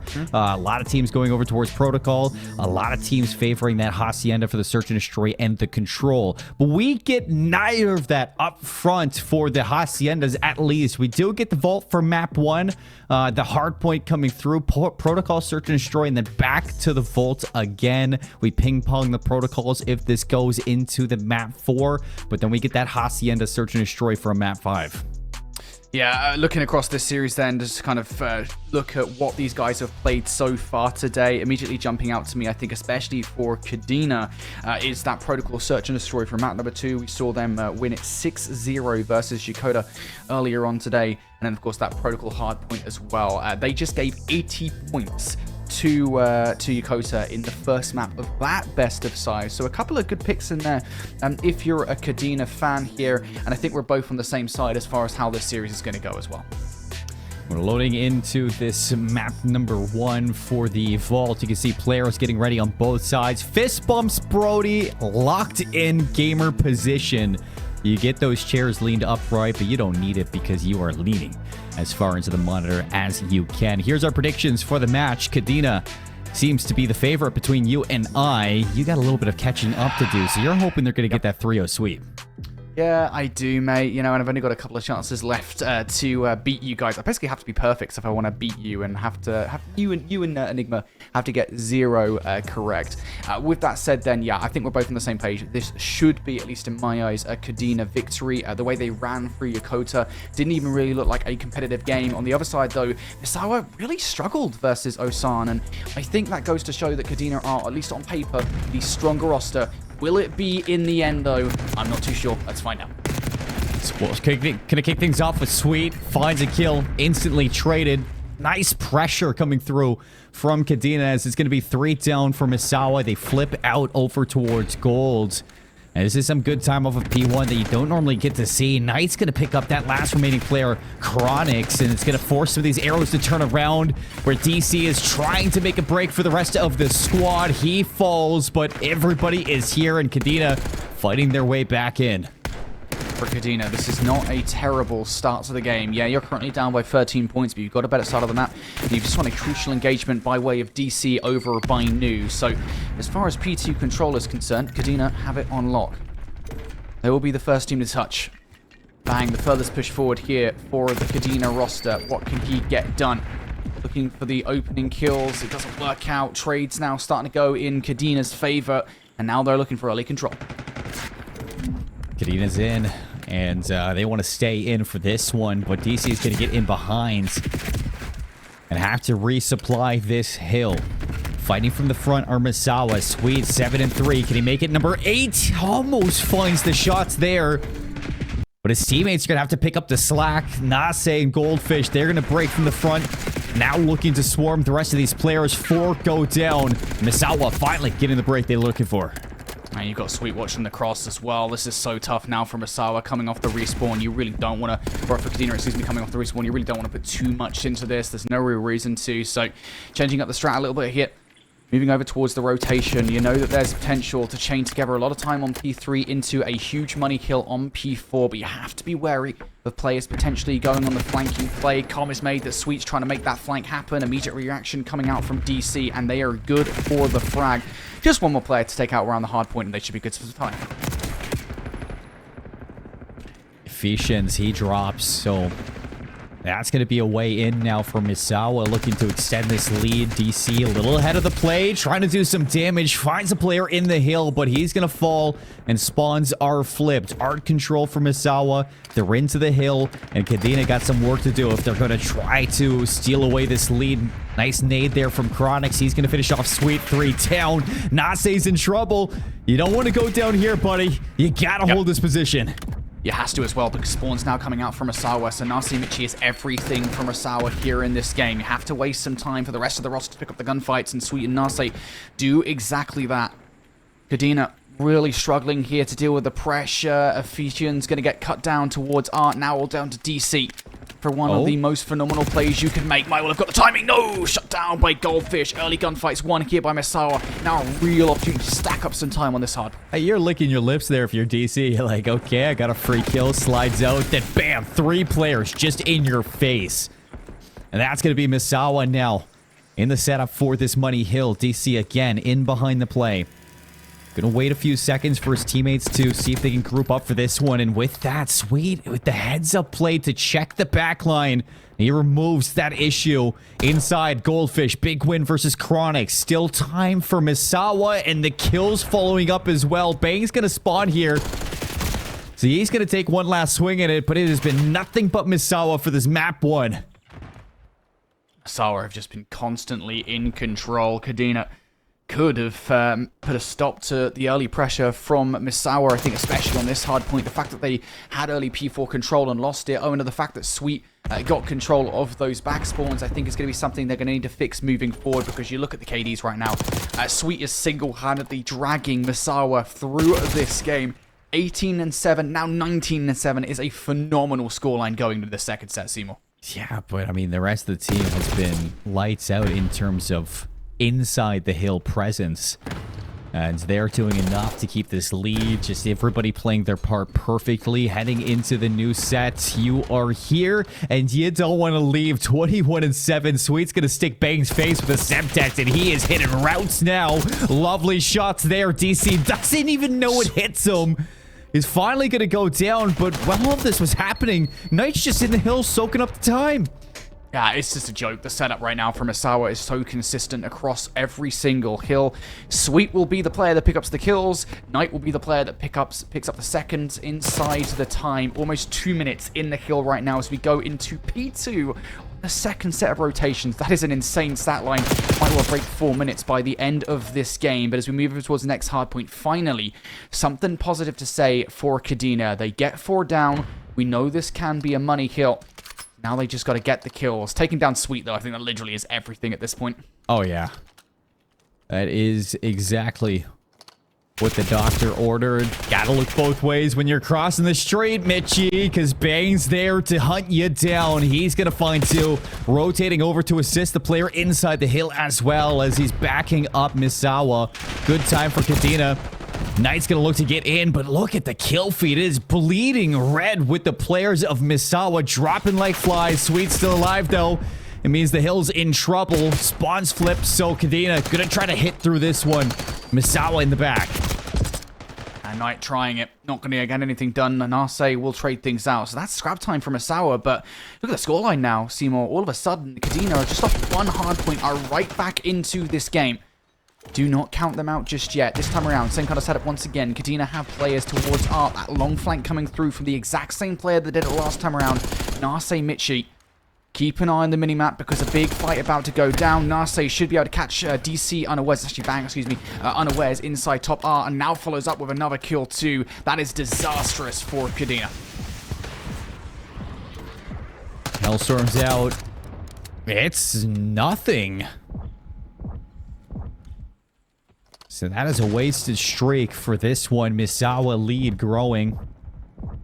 Yet again, race over towards the new hill. And it looks like Kadena's going to be the first ones to set up. So this is a good chance for you to fully bring yourself back into this game. But they have given up 20 seconds at all. That's a big kill from Bang. And Ephesians too. That is going to stop the scrap time and actually give you a chance. You just need Chronics to win these fights at new. Because he's the solo player here. Should have seen the cross from Mitchie. Ephesians, are you ready for it? Well, Chronix chows it. He goes down. And how is this falling apart? I mean, the fact you've got these back spawns and you're still losing time is crazy, but with those kills from DC and Ephesians, surely now you should be able to fold in other players on towards the hard point, and that is more or less exactly what happens.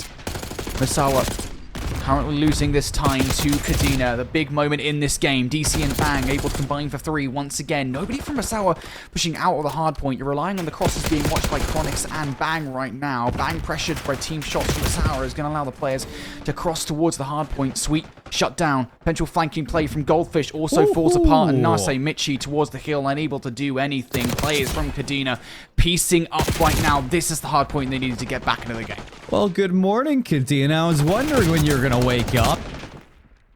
As this has been a lights out performance in the P4 hill. A little bit of a shaky start, but they are back, Brody. Now trailing by just a few seconds. So we're heading over towards the third set of rotations. 175 playing 148. Nice flank from Ephesians. He's on 4 in a row, but he is in enemy lines, and any kill that he finds is a solid one. Unfortunately, he's going to run into Nase, and that is going to be his undoing. Kadena, they need this time to go their way. They are just losing their battles across the map. That's going to bring Misawa back into control. And that's a big gunfight to lose as well. Bang was the only player past the 50-yard line as far as that rotation was concerned. So shutting him down is going to ensure that Misawa, win or lose this, the rest of this time on this hill, should get the rotation towards P2. Kadena know then the time on this hard point is still everything. It's a big 20 seconds. Would bring the game even closer than it has been, kind of growing closer over the last few hills. Big one in towards old. The Ephesians will find one. Traded out. Now moving towards hill, though. Towards new. Kadena winning the fights here. All of a sudden, we flip Fawn spawns in favor. And Misawa only, all of a sudden, have control of a 30-point advantage. Yeah, Kadena have a chance. In the back, Chronix on an island. He's going to turn it into a glorious one at that. Bang's going to help out as well. 3 down. Sweet again. I'm getting deja vu. Can he get the break? Slides in. And it takes care of business. Sweet's going to find 2. So saving grace is here for Misawa. They just got to win a couple more fights to win this time. And they do exactly that. Knight going to be in 7 HP. Not able to hold on, but this one is a battle in Misawa. Every ounce of contested time is you staying in the lead. So that's what you're looking for here. Ephesians now trying to help out his teammate inside the hard point. Going to get shut down here. DC all of a sudden isolated inside. Good for 1. Not going to be able to approach the second. So Sweet maintains that 30-point advantage at the end of that hard point. It's ever so slightly lessened off the back of Kadena crawling their way back into this game. Now, once again, situation we've been here, 2 times already. Kadena will be the first team to touch, not just on this next hardpoint, but they've also got all-important power positions for the next hill after that. 3-man here under Vault. Is any going to be able to check this? I don't think Ephesians going to have a Scooby, that's what's happening. But are the trades from Kadena good enough? Yes, they are. Chronix through the double. One more player tracking from behind, though, and that's a big kill for Golden again. Oh, scratching their head, thinking, where are you? And Misawa going to be into the time. Not enough to win it off of this one. In fact, you're going to be 1 second off of this. But still, Kadena, they got to fight through old and then break new. DC is going to take Knight out of that hill. This is good time for you to keep it at least even. But Sweet around the outside, not able to take DC fully off. And now we're looking at Chronix as well as Bang to see if they can break over towards new. I'll be candid, I don't necessarily feel as concerned as I would normally in a situation where a team has control of new. The other team needs to break because things have been crazy, and this is exactly why, as you said, Chronix going to draw that first blood, but you've lost teammates. Chronix now needs to go ballistic inside the next hardpoint. 4 players to contend with. Knight going to be the first, hitting from the side. Back up, not on the way just yet, and they don't know that Chronix is up top. Chronix needs to stay alive. Double chow through. He's taken care of. Inside, it's Bang. 234, 220, another split feed there, but it's gonna be Kadena falling back behind Misawa, only moments away from taking this map 1. And I like this from Knight. He's gonna go up top, provide support, provide the kills, and provide the chance to put it away. 250 for Misawa. They get it done in map 1, and they're gonna lead the series here for our losers round 3 match. Wow, the end of that game, ecstatic for both rosters. Chronix tries his best to provide a distraction while the rest of the squad are on their way. All 4 players from Misawa are laser focused in on Chronix as well. Nobody was watching that cross, but the help was not good enough. It is Misawa who were able to clutch up in the end and show up in the final moments of that hardpoint. I say the final moments of that hardpoint, but as we'll see here in just a moment, Seymour, it was actually probably the first 4 hardpoints that decided that game.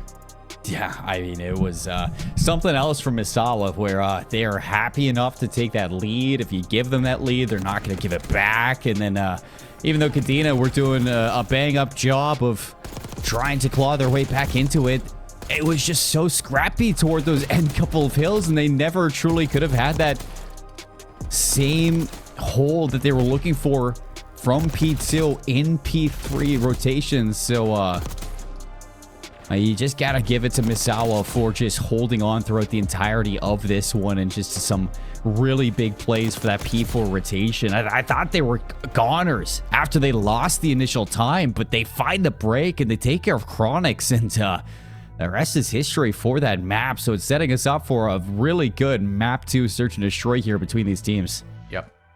Indeed it is. Just flawed at how that hardpoint play, just so much back and forth. At this stage of the competition, we expect competitive gameplay.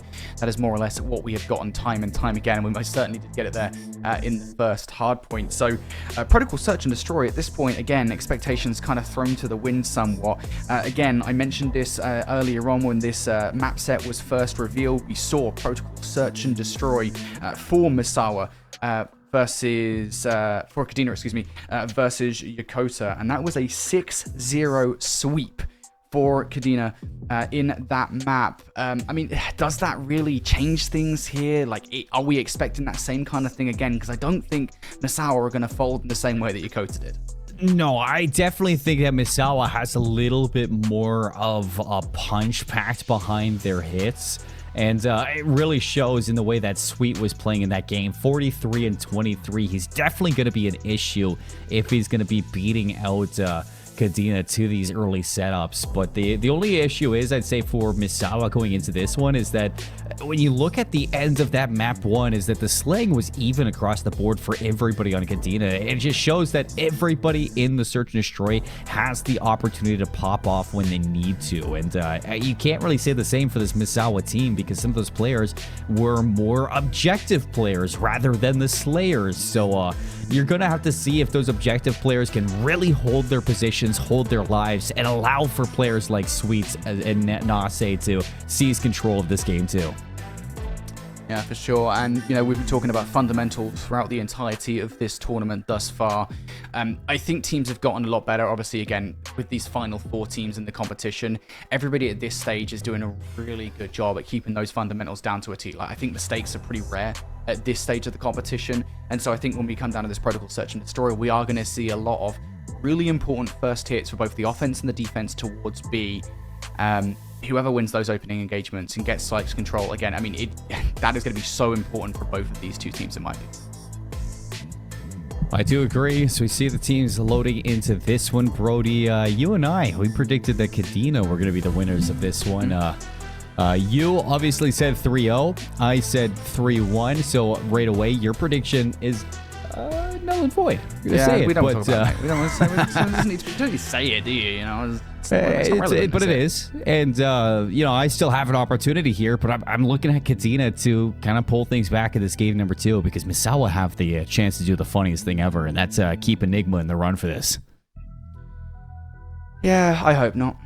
I really do. I mean, if I had to choose between you and Enigma winning the predictions, it would probably be you. Yeah, just, you know, it's just how it is. I just hate Enigma that much. Yeah, regardless. It's not about positivity for you, mate. It's negativity for Enigma. That's all I'm saying. Anyway.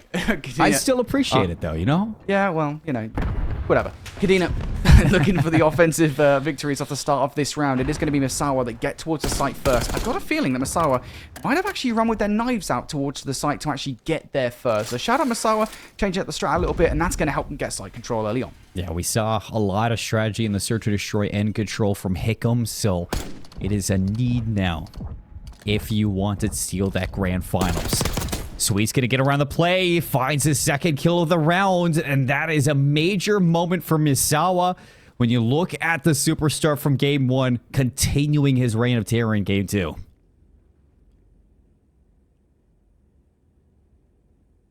does the reaction look like for Kadena now?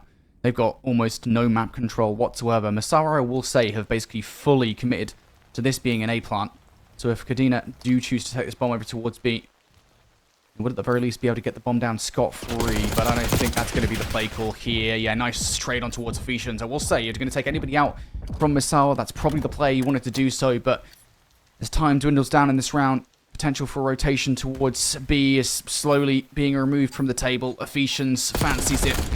On towards A. Bomb down was the biggest issue for Ephesians and does not have the time. I was going to say wasn't going to feed Misawa the kill at the very least, but ends up doing so. Yeah, I mean, at the end of the day, It was going to be a Misawa win for this map, so he just gets it over with here, and the Ephesians... I think Nase was even going to get that kill off of the shots in the foot anyways, but he's just going to be spoon-fed it at the end there, and you're talking about a big strategy coming out from Misawa, and that's just using your knives to have that extra sprint speed to beat the timing on the attackers. It pays off in dividends. The fact that Kadena are just completely forced away from A, they had nowhere to go. They were just sitting ducks inside Grandma's, and Sweet was happy to go up P2 and flank them. And it's actually Kadena on the defense doing exactly that now. They're expecting the hit to come from Zip. That's not the case, though. Misawa have gone over the top. Nase already tagged up for one. Sweet now on the hunt for some more kills. Player sat inside lockers. As Kadena still not entirely sure what's about to happen here. Misawa, when do they make all of the noise? The shot's finally coming through now, but Misawa, for them, the job is done. They've transferred over towards B, but this they is have crazy. to find some frags. That's so unfortunate that Knight goes down. Hey, look at the back, too. Bang here. See if he can stop the rest of the play. Still alive. Still has players to deal with, but he's got to help. DC's there. Bomb down at B. Goldfish doesn't know it, but he's getting flanked already. Misawa fall in their offensive round. They tried to pull something fast there. And that has flipped the map over towards B, take control of Armory, and try to get that quick plans, but they never truly could find the kills that they wanted to securely have that confidence that they could go play that objective. They were spending too much time trying to hunt those kills. Yeah, I think just, again, the strategy, great. It's a little bit of a different look off the start of that round from Misawa, but the actual execution was, well, lacking, shall we say. So, Kadena now back on the offense they go. Knives out as the barreling towards A has begun. A couple of players on the defense from Brass side. They will be able to hit the point first. Early utility, I think, might well have connected on towards those players, but not good enough for DC to find that frag. Traded from Chronix, who's now looking for more value. That stun will connect, but it doesn't matter because Chronix is going to win the fight regardless. Now we go down to the 2 versus 2 as elsewhere Nase Michi takes Bang off the board. That Brock is going down. 40 seconds for the retake. Sweet and Nase. Looking to play this one together through the big door, and they might actually have some timing here to catch Chronix in the back. He's in trouble. Wow. Sweet's going to find that, and look at the full rotate here. Ephesians, is he going to find the timing? Stuns in. Defuse being stuck. Has to play this. And he doesn't let go, but it's okay. The kill comes through. Ephesians just needs to live, but Sweet gets the trade. And he's going to win the round for his team. It comes all the way down to the last few seconds, but lots of time for the defuse to come through. Ooh. Sweat off the brow after that one, I'll tell you that for free, folks. Sweet clutches up in the end. Ephesians gets a much larger look at that play than I would have given him credit for, to be fair. He almost gets around the corner as well. So if Sweet lets that kill go, that round is 110% not going Sweet's way. Ephesians would have pulled off the 1 versus 2 clutch. So fair play to Ephesians. Almost pulls a miracle on a thin air. But not to be. Now back on the defense are Kadena. Last time around, Misawa, they got aggressive through up top, but were not able to actually find anything for it. This time around, I'm wondering if they do something just a little bit more traditional, like the exact same play, all players up top once again. Let's see if this one pays off. Fool me once, shame on me. Or shame on you. Fool me twice, shame on me. And it looks like they're not going to be fooled a second time. Sweet. With the first blood, bomb already down at B, and they're going to have that post plant that they want to, residing both at the back turret as well as heli. It's a brilliant early play call from Bang, but you actually have to find the kill off the back of a great position. Goldfish poking holes on the defensive retake here as Ephesians goes down. Trading now as we go 3 for 1. Chronix the last one left up on the deep. Misawa seemed to have cracked this nut.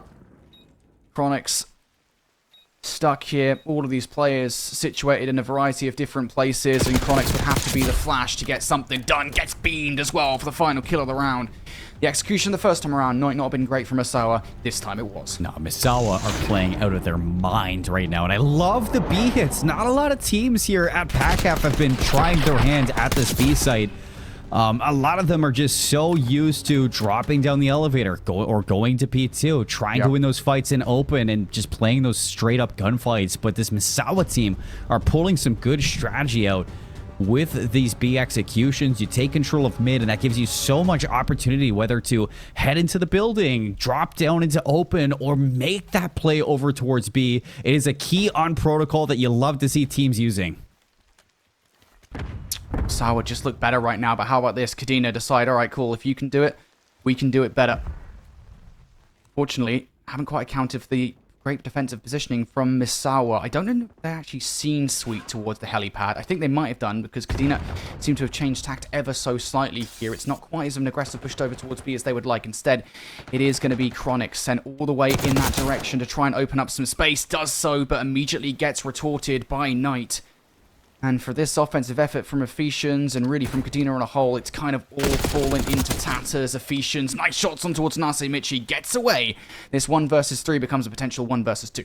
Sweet's on 4 in a row. Knight's on 2 in a row. Ephesians has his hands full with this one. Bomb being down through mid means that he's got to go on a little bit of a reconnaissance mission just to track it down. And already the reposition for Misawa. Sweet's going to square up. Ephesians backs him down. And that's the smart play from Misawa, because look at Knight. He's just going to hop in towards A. And even if he takes this bomb down, there is a player here to stop him. There it is. Knight will get the kill. So unfortunate there for Chronix. Tried his hardest to make the best of a bad situation, but Misawa had his number over and over again. We'll see it again here. Knight, just patient play. Looks to the left at the right time. Ephesians, excuse me, was the player in that last situation and does end up falling. So Misawa just look better at the moment. And Kadena, I mean, they try a play in the round to make things awkward for Misawa, and it just doesn't work the same way that Misawa are able to execute in that previous offensive effort. I kind of wonder what the play looks like for Misawa off the rip here, right? I mean, these B executes have worked so well for them. But there's got to be a point at which Kadena react, and this is perfect. Kadena are slow here on the hit towards A because of the fact they're expecting these B executes. Misawa playing to that perfection. Oh, yeah.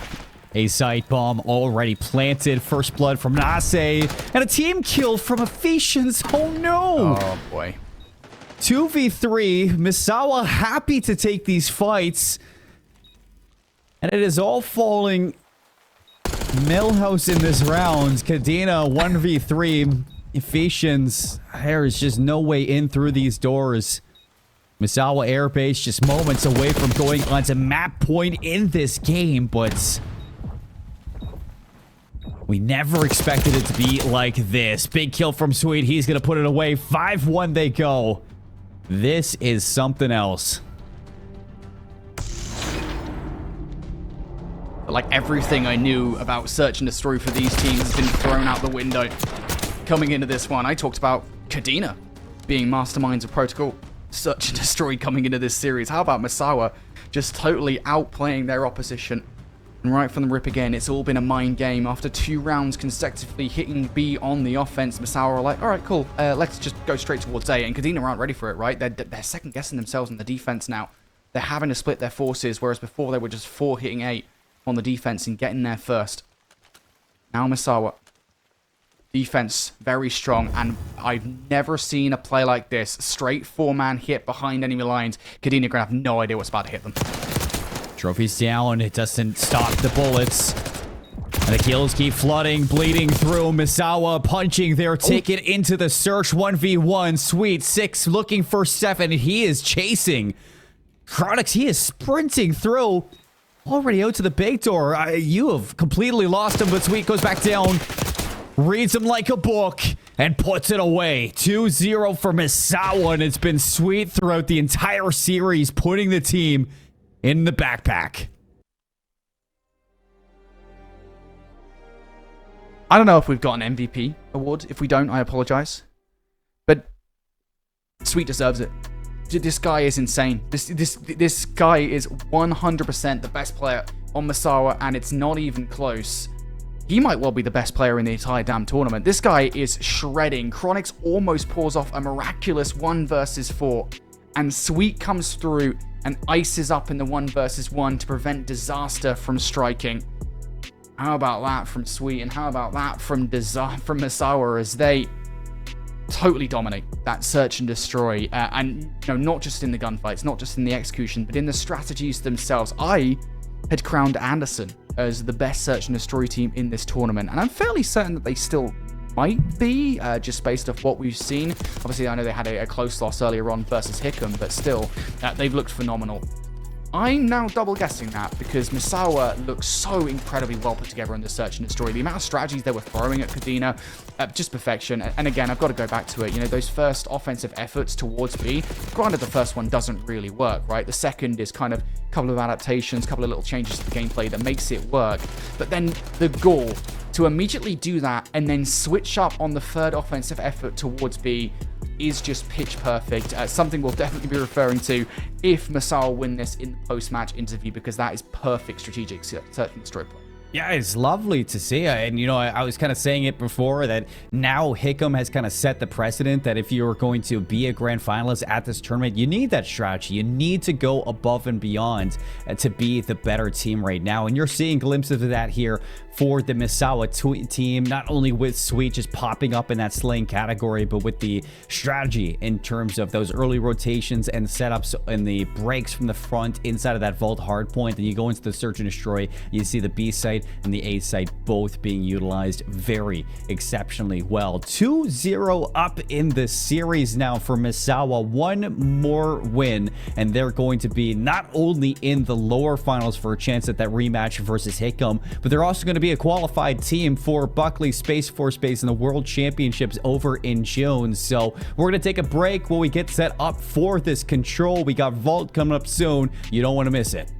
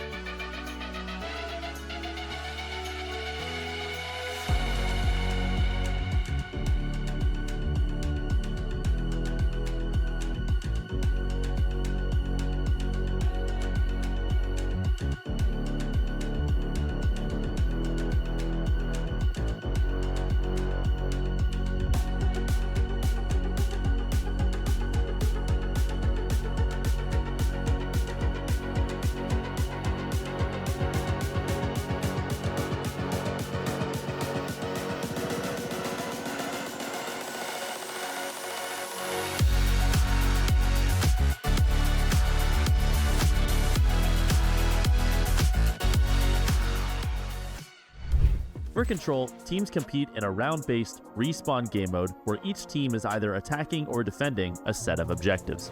At the start of each round, each team begins with a pool of 30 lives split across all members of the team. The attacking team must capture both zones before either time expires or they run out of lives. The defending team must prevent the attacking team from capturing both objectives while staying alive themselves. If one of the two objectives is captured, the attacking team will receive an additional minute of time to capture the second zone. The first team to win 3 rounds will win the game. However, if the score is tied and it reaches a 5th and final round, the team that captured the most objective points throughout the first 4 rounds will be the defending team in that final round and have the inherent advantage.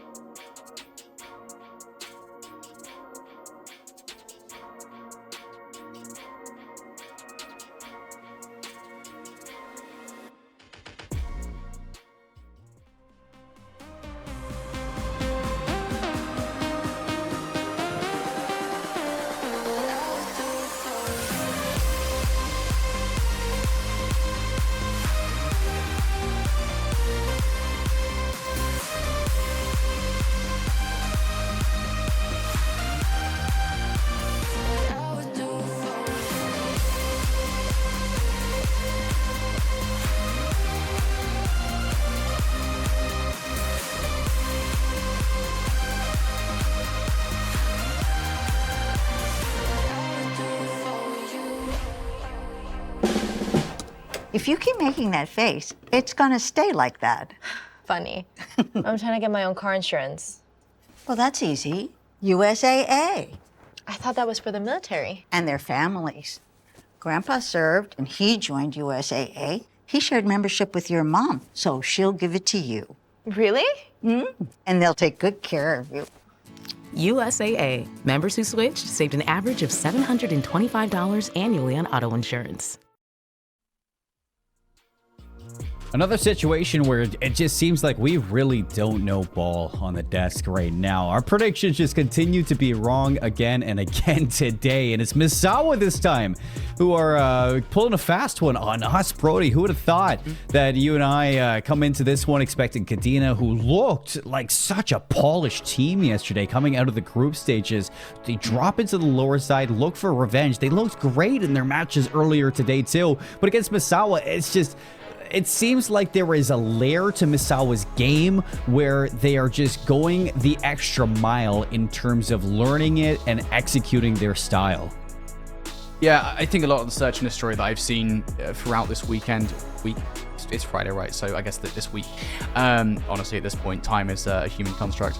But a lot of the search and destroy that I've seen played has been very one note, right? I think, you know, if there has been any kind of complexity to it, it's definitely one-sided. Like, a team will play well and there's just kind of no response from the other team. This was the first time I think this entire week that I've seen search and destroy here in this tournament where one team is playing extremely well, making very clear play calls, and the other team is just simply getting outplayed, right? They're not playing dumb, they're not doing anything fundamentally incorrect, they are just getting outplayed and out-adapted well in proceeding rounds. I'm going to give a shout out to the chat actually here, going back to that search and destroy. Shout out to Ink Season, who again was actually saying in the chat that apparently Knight was the one making the play calls in that search and destroy. So Knight at the moment, super underrated player for this roster, apparently is the brains of the team, as well as the guy that is sitting in the hill and getting all the time in hard point as well. So shout out to my boy Knight if that's true.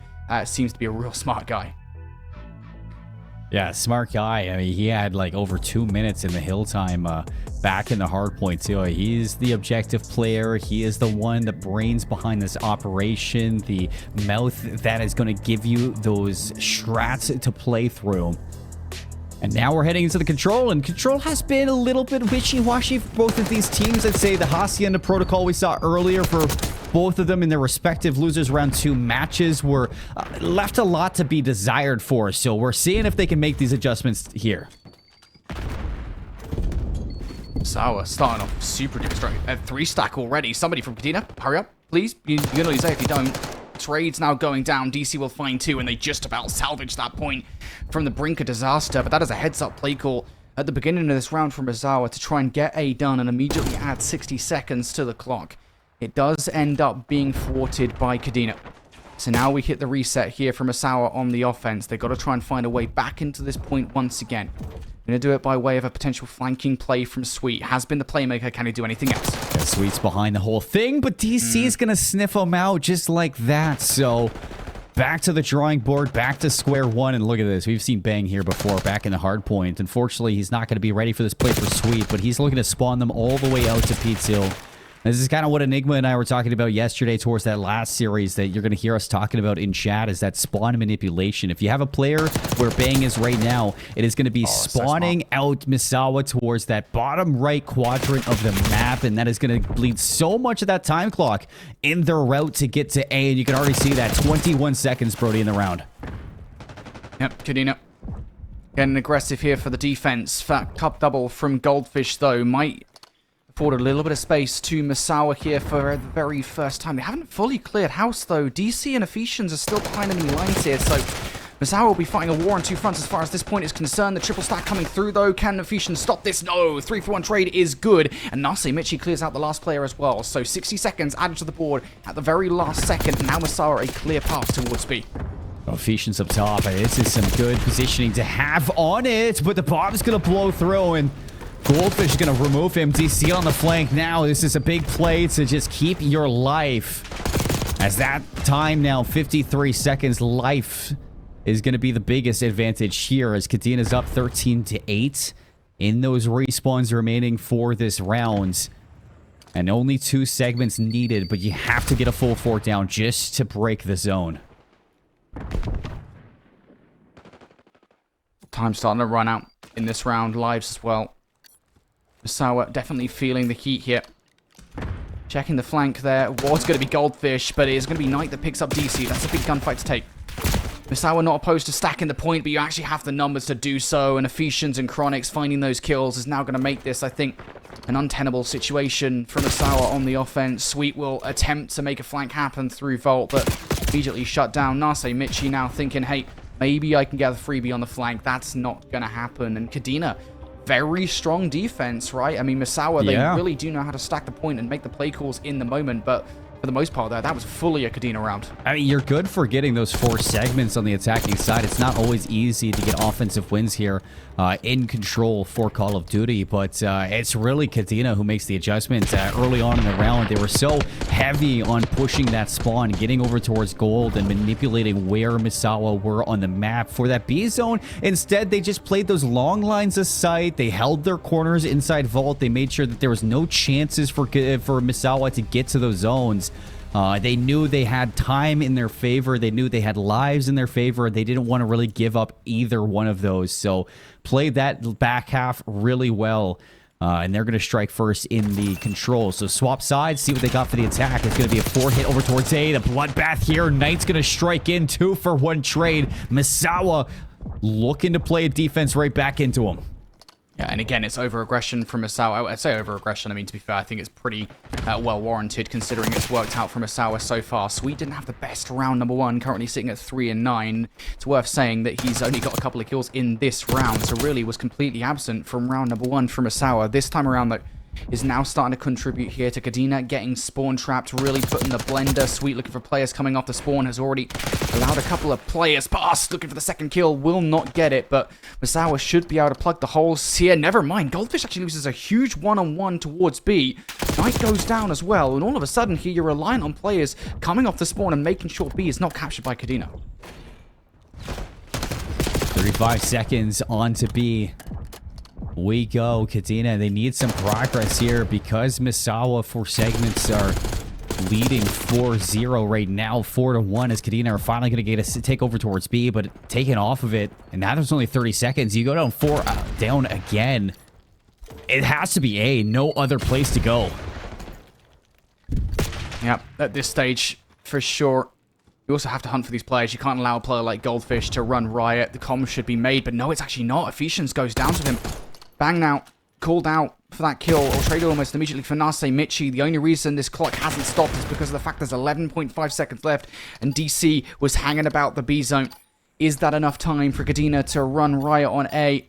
Gotta touch the point, just throw yourself at it to stop the clock at the very least. There is the throw from Ephesians and bang. Players going down though, Chronics and DC left up, and both of those players cleared from the point. It's a pretty clean defensive effort from Misawa, only 1 tick given away. Yeah, I mean, we're tied 1 apiece, defense for defense, but that was 100% a better defensive round than what Kadena were able to put together. Misawa, they captured 4 segments, 3 on A, 1 at B. Kadena, they only got 1, so if this does go defense for defense already, you're setting a standard for what needs to be done if you want that round 5 defense at the end of it, which is going to get down to who has the more segments captured. And if it's a tie at the end of it, then it's going to come down to kills for sure. But even the kill column for Misawa is looking good because of how clean that defense was. So Kadena, they need to answer back here. This is important for them to go to defense and really keep Misawa down to about maybe 2 or 1 segments. Oh, it's a nice nade off the start here. I was going to say, my concern with Kadena here on the defense is that it is very easy to lose control of the map and almost immediately lose control of the point if Misawa feel like they can jump on it. 3 kills, and Misawa will definitely be the team to follow up with the stack. Already seeing that here as Goldfish jumps on the point. Sweet off the respawn, joining him. Nase Michi trying to create some space and will do exactly that with a couple of kills. The con will be made as well. I believe that he saw this flank from Bang coming into effect, but by the time Bang does anything, this triple stack will mean that A is gone, and it already is. No contention. Misawa now working off the back of this for some kind of momentum. Bang potential play on the flank here to try and put a stop to this transition. He's already found 1. Just putting a stop, I think, to any of this momentum. Is doing a good enough job, but hasn't dealt with everybody. Misawa's still attacking B. You sound the alarms right now if you're Kadena, because you give up a segment at B, and that completely gives up that round 5 defense. So these kills are good. They're important, and you just cannot give it up now. 20 playing 20, minute 46. Lots of time for Misawa to just slow this down and see if they can flood the bottom side of the map. So you can already see a couple of these arrows looking to take control of that P4 position in the bottom left quadrant. Try to force these Kadena players off of the zone and let Nase do what he does best and slay out in front of the control zone. But Nase doesn't play his life there for a moment, so all of these kills around the flank now will have to be emphatic from the Misawa players. Only one player manages to slip through, and it is going to be Goldfish who is taken down, but that is Space Sport now. First tick through, double stack in effect here from Misawa. You've lost Knight. Nase Michi only able to find one. Trade is good for DC. He will actually follow up with another one. And now for Goldfish, who feels like the designated survivor of that entire play. What do you do? There's no real need to try and stop the point and draw some attention back towards it. You really need to create some space, if anything, and that is once again the play call from Misawa. You can see themselves setting up the pieces on the board. Look at player number 4 on the minimap, Nase Michi. It's a huge shutdown from Ephesians. Kadena doing solid defensive work here. Yeah, but if you're Misawa, I mean, you have completely set yourself up for success in this game alone. You lose this, and you stop the defense in just any way, you've automatically set yourself up for that game 5 or that round 5 defense. So feeling good here, even if this round doesn't go your way, but you're going to try anyways. Nase is going to hop onto B, work on the second tick. And if he can find this kill into Ephesians, then maybe he has a chance at that second one. But Ephesians does a good job at slaying out through B. And a 2v11, I've seen some crazy things, but I've never seen something as crazy as this. So 25 seconds for this last kill to be found, and Kadena are going to stay in this game a little bit longer. There it is, folks. Defenses round winning out so far, but it's a very similar situation as before, right? Where Misawa hit with the ticks, I think, as well. They get, I want to say 4 in total is how many got. I think they got 1 over by the point. I think they've got now got so many ticks of progression that it is now going to have to be back-to-back offensive wins for Kadena if they want to survive in this series and not get 3-0 swept by Misawa. The offensive has just been that good for Misawa. Getting A has been a total breeze for them. And Kadena in the last offensive effort got almost totally shut out. This first set of gunfights is everything for Kadena. If they can win them, stack on towards A, add an extra 60 seconds, they'll have a lot more breathing room to work with. Well, this is it. Can you get it done here for Kadena in an offense? As you have 2 chances at this try. Quick hit over towards B. 3 down. Now's your chance to stack it. Bang. I like this call. You get into Art and you are forcing those deep spawns back P4. It's going to take some time for Misawa to get into place to stop the zone progression. Yeah, that was an incredible play from Chronix. We'll touch on that in just a second here. Misawa are starting to pick up all of the points in the progression on towards B. Sweet, you got to touch the point. You can't just get the kills in this situation. B is donezo. Trade from Chronix is good. Nase Michi will clear house now. Chronix down for the count. But that entire play is made down to the fact that Chronix off the hit from Kadena, or from Misawa, excuse me, Kadena, they basically just work off the back of that initial hit towards B. Chronix stays beside the Vault door and waits for the players who initially hit towards A from Misawa to transfer through Vault towards B. It's a perfect play call, catches a couple of players off guard and provides so much space for Kadena to make that push work. So B is gone. That is a hell of an unconventional way to start this control, and now they've got so many ways to win this round out. Goldfish, 6 HP into the zone. Back and forth trades. There's still some members of Misawa here that you gotta deal with before hopping onto it. If you're Kadena, you're trying to find these kills. Nase stays alive. He's gonna take his sights underneath and have a chance to jump up at this one. Ephesians doesn't see it coming. Goldfish gonna double down, and now they're in 3 down for Kadena. You don't even get that tick at the A zone. And you are right back at the start here now, trying to get this offensive round win. I will say it's not the end of the world for Kadena. You've still got a variety of different options here and a ton of different chances to hit this point. Here is chance number 1. Triple stack. Or double stack, excuse me, on the point. Pushing forward will be Chronix. Actually going to find some value against Knight. But good trade coming out from Nase Michi. Next one on towards the point. Nase Michi has been insane so far in this game. 26 and 18. Nice team shots with Lord Goldfish to take DC down. Ephesians will only find 1 bit of value, but 1 tick accrued now on towards A It's slow but steady progress. Kadena only down 2 lives now. They can still win this. Lots of chances here. Bang. Opens things up for Kadena. Quick trade, though, by Knight. DC trying to work a little bit of a flank, and now he's the only one up, so has some work to do, but instead he's going to opt out and just join the rest of the squad for this attack. No need to give up your life just yet, but into those top halls. Nase is going to hit another flank there. DC going to be cleaned up. 10 playing 6. Kadena reeling for lives. Now, this DC 40 cleared out on top there. Really unfortunate.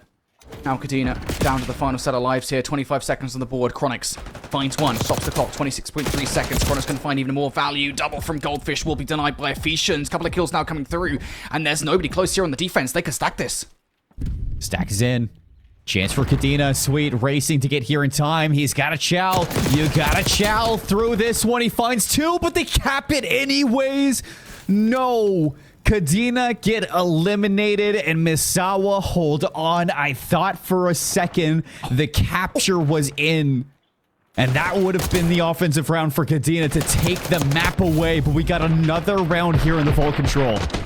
And Sweet makes the heads-up play call again. It is so easy for Sweet to fly out of those double doors, run straight on towards the point, and hope that you could just beam those players. Instead, he takes a second, wait for the team to hit you, and hit at the same time. It is perfect play from Sweet. And really, from Misawa on the whole, how on earth they pulled that out of their butts, I don't even know. Round 5. Again, I mentioned it before we even got into the last round. It's going to have to be back-to-back offenses for Kadena. First is denied, so now they're going to have to pull off this second one. Yeah. And the opening battle's not going their way for the most part. You do a lot better of a job at denying that B-zone progress, but denying that chance to hit through P3. And for Kadena, I mean, you got to dig deep for this round because you don't have that opportunity to get that early B-zone capture. Even when you did, you weren't able to capture A at all, so this time around, where does it come through? To try to steal this one away and keep this game going. Chronix, you look to him to maybe be that Slayer, but he loses his help. And Nase plays his life. He's going to slide back in for the contest, playing around and finessing enough for Sweet to get the kills. Kadena reset once again. Have to reset towards A this time around, but Misawa have already made the adjustments. They've already found their way over here. That's 3 kills once again. It was a full wipe to get them off B. Now it's a full wipe to get them off A. Time really starting to run out. Kadena's play call here. Send DC, or Bang, excuse me, on a really long flank while the rest of your squad has to win some gunfights up close and personal. Bang going to win the first. That's a good start. That's the opening now. That'll turn the attention of Misawa towards their spawn, while Kadena now able to get out of their spawn. Yeah. Have they been bought enough time? He just doesn't live, though. And Sweet's going to take Ephesians out over towards B in 9 seconds. Brody, there's no time to think about where you need to go. You are sprinting at this A zone as fast as you can, but you have to get the kills. You have to get the kills to keep this one going. Sweet's gonna find 2. Nase on the flank eats this up, and Goldfish finishes it off. No time to get it done. And Misawa pushing into the lower finals. A 3-0 sweep in the semis. They get it done, and they knock another team out of the PACAF Esports Championships. Phenomenal from Misawa. Massive clutch ups in that final round of playing. I think specifically a massive clutch up in round number 4 there. Kadena could well have won that offense. We would have been staring down the barrel of a game number 4 hardpoint, but Misawa, just absolutely phenomenal play from them. What a series from Misawa. They shut up. Both you and I predicted Kadena 3-0, 3-1. We had Kadena the right the way. And for Misawa to come in and make their mark on the series, they are the ultimate champions of, we'll call them the ultimate champions of group play, right? Because obviously both of these teams came in as the group champions, regardless of the fact that they were in the lower brackets.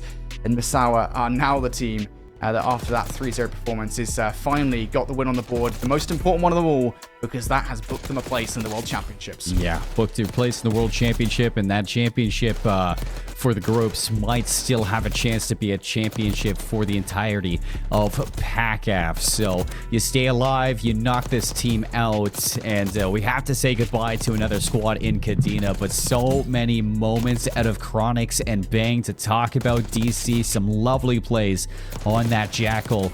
Ephesians throughout the bracket, especially in the lower side, was a major piece on getting to this portion of the bracket to play against a team like Misawa, but they just weren't able to get it together for this game in general. A close contested map 3 in the control, but looking at the rest of the series, Brody, it wasn't as similar as that. It was just Misawa seizing control, never really giving it back. They had depth of strategy, they had the slaying, they had the camaraderie and teamwork to get through it all, and you could just see that this team was prepped, and it was really impressive, and I cannot wait to pick the brains of Nase Michi, who is going to be our interviewee for this game. But I'm super stoked to see that Misawa are getting it done, because this is a team that you and I both counted out, but they just made us shut up. So let's see what they did to make us shut up. We got Nase Michi here in the interview booth.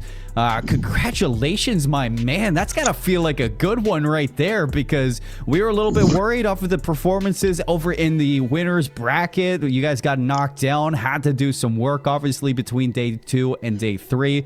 The work's been done and you guys look sharp today. What's the difference you guys are feeling today? Honestly, we came out knowing that we had, you had everything to win, nothing to lose. We lost in the winners bracket, so we just got to show out. We put everything on stage and we left it there.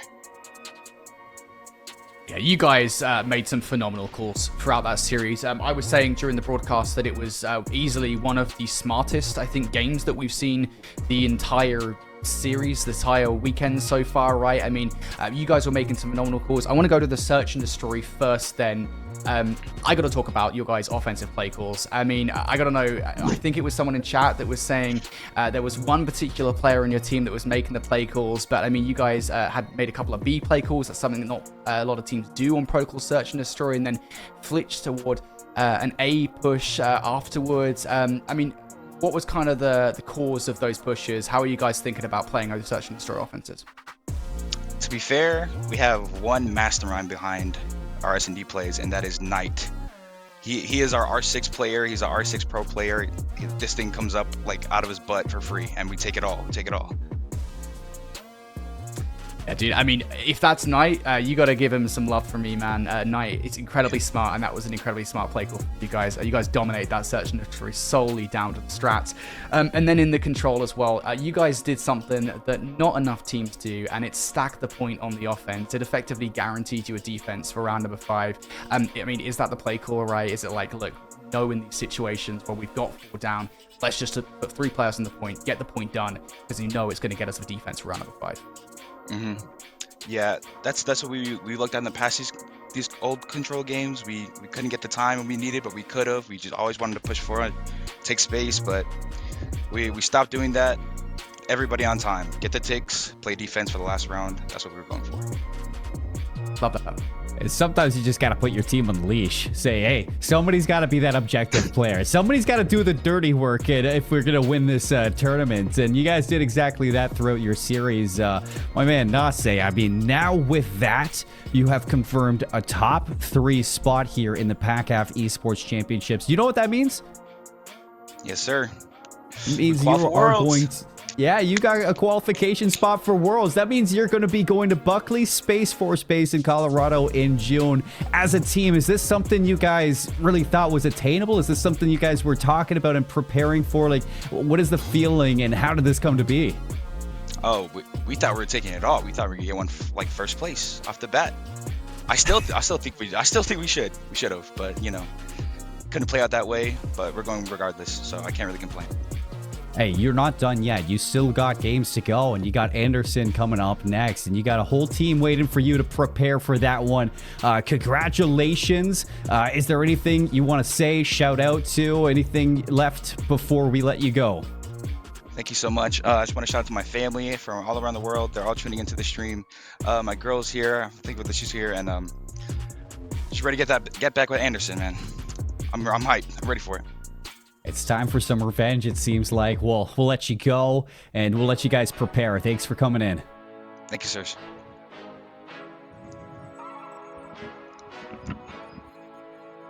Fired up, Brody.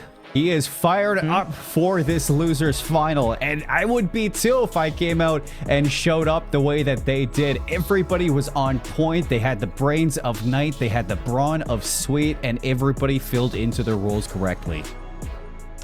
Yeah, honestly, I mean, I'll say it again, mate. That is probably one of the single smartest, big brain, best series I've seen this entire weekend from any team across the board. So I believe it when I say I think Sawa are fired up now. They are looking like a totally different squad. And if I'm Anderson, like obviously I'm going to be confident, right? Anderson have been playing out of their damn minds, but I would take them as a serious threat because these guys, they're hungry for a spot in that grand finals. Oh yeah, and they have been warmed up. They're making the run. It's the losers bracket curse, it feels sometimes, Brody. You let a team get hot and they just do not know when to stop. I'm gonna give a quick shout out over towards Inky Season in the chat. He's saying no coach shout out again. He's gonna have some words for his team. Well, don't worry, I'll give you a shout out because the boys look prepped and I'm sure you had a piece in that pie. Well, folks, we got another game in the lower bracket before we crown our challenger for Hickam in those grand finals. We're gonna step away, get things set up, and when we return, more PACAF. We're down to 3 teams. It's gonna be a good one.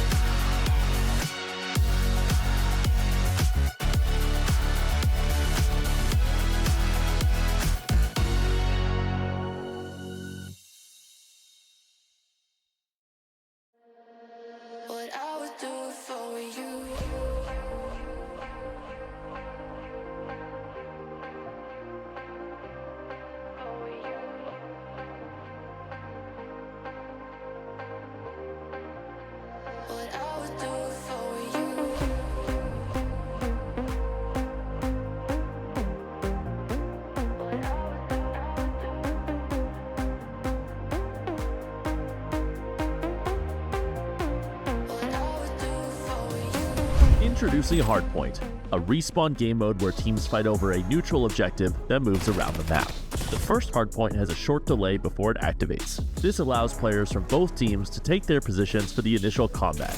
Once it activates, teams can start earning points. To take control of the hardpoint, teams must have at least one of their players on the objective, where they will earn 1 point per second of control.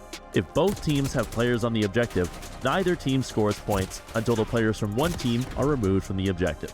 While a team is collecting points, the game clock is paused as long as points are being earned.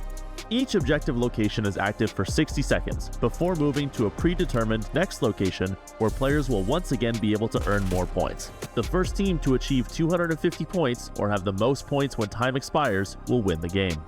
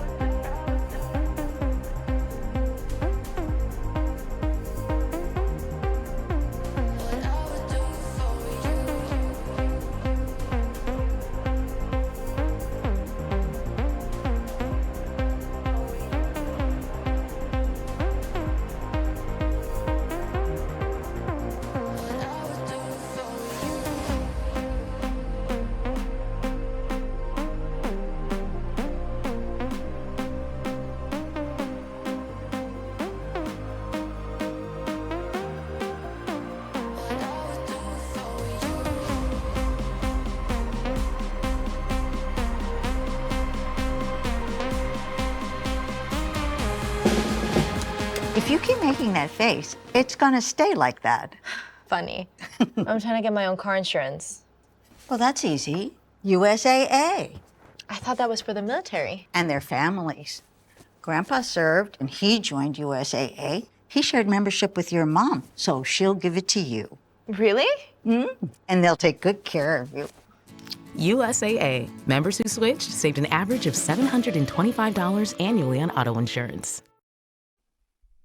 Welcome back, everybody, here to the PACAF Esports 2025. We just have 2 series remaining before deciding which of our remaining teams will be crowned victors in the entire tournament. I'm Infinity, this is Enigma, and we're about to bring you guys an epic matchup, a rematch. As a matter of fact, as we have Anderson coming down from that upper bracket final, taking on an on-fire Misawa roster that just come off a hot 3-0 victory.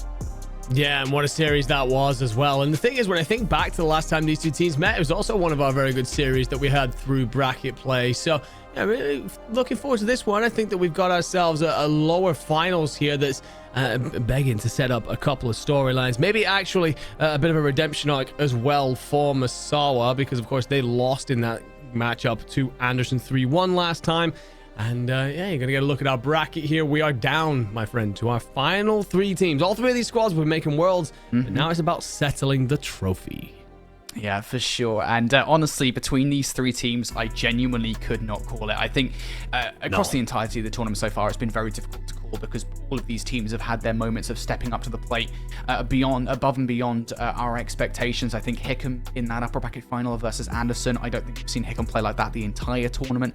I think, you know, even Anderson, who've had their moments versus Misawa in that upper bracket semi-final, looked absolutely phenomenal. And I think it goes without saying, Misawa in that last series, again, I'm just going to keep on saying it because I'm still astounded at the search and destroy that we saw, the control team play that we saw.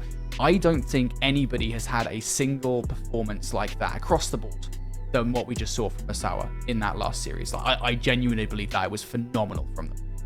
Well, I mean, I know that we're holding off for a second, but I think this is why I'm going with the prediction that I've made, is because I just feel like the S&D there is going to carry them through the series. I think that, you know, they looked like they're very much on the ball. And we've spoken a lot on the desk here about, you know, how teams have come into this tournament, some of them with a couple of strats, but how squads have been getting better through the tournament. It does feel like Misawa are one of those teams for sure, and able to lean on something that isn't just the ability to go out and slay out in a respawn, which is what some of the other top teams have been looking to do. And you and me, you know, we've cast enough Call of Duty in our time, my friend. Goddamn, we know that S&D wins championships, and this Misawa team are more than capable of nicking away a respawn or 2 from both of these teams that remain. So if their search is as good as that all the way through the rest of this tournament, they are making the run.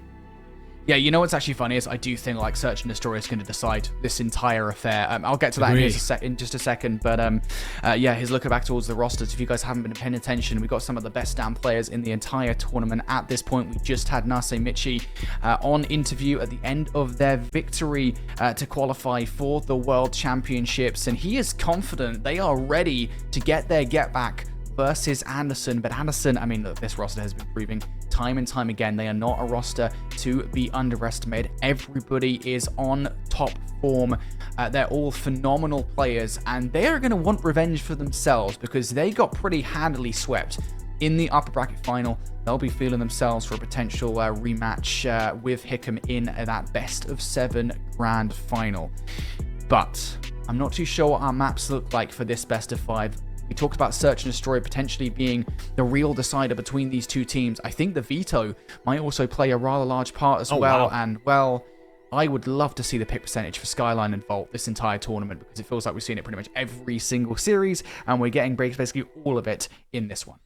Yeah, I mean, Red Card is over there just begging for someone to love it, right? But Skyline and Vault is indeed where we are going to head to. I gotta say, I'm not a big fan of Skyline personally, but that is when I'm playing it. When I'm casting it, when we're getting to watch it, it is a whole lot of fun. So I'm not going to say no to it. This is an opportunity for some of our big shooters to really square up against each other. Anderson, you're looking at OC and Loading, I feel like those 2 have lit up the scoreboard multiple times for this team through the tournament.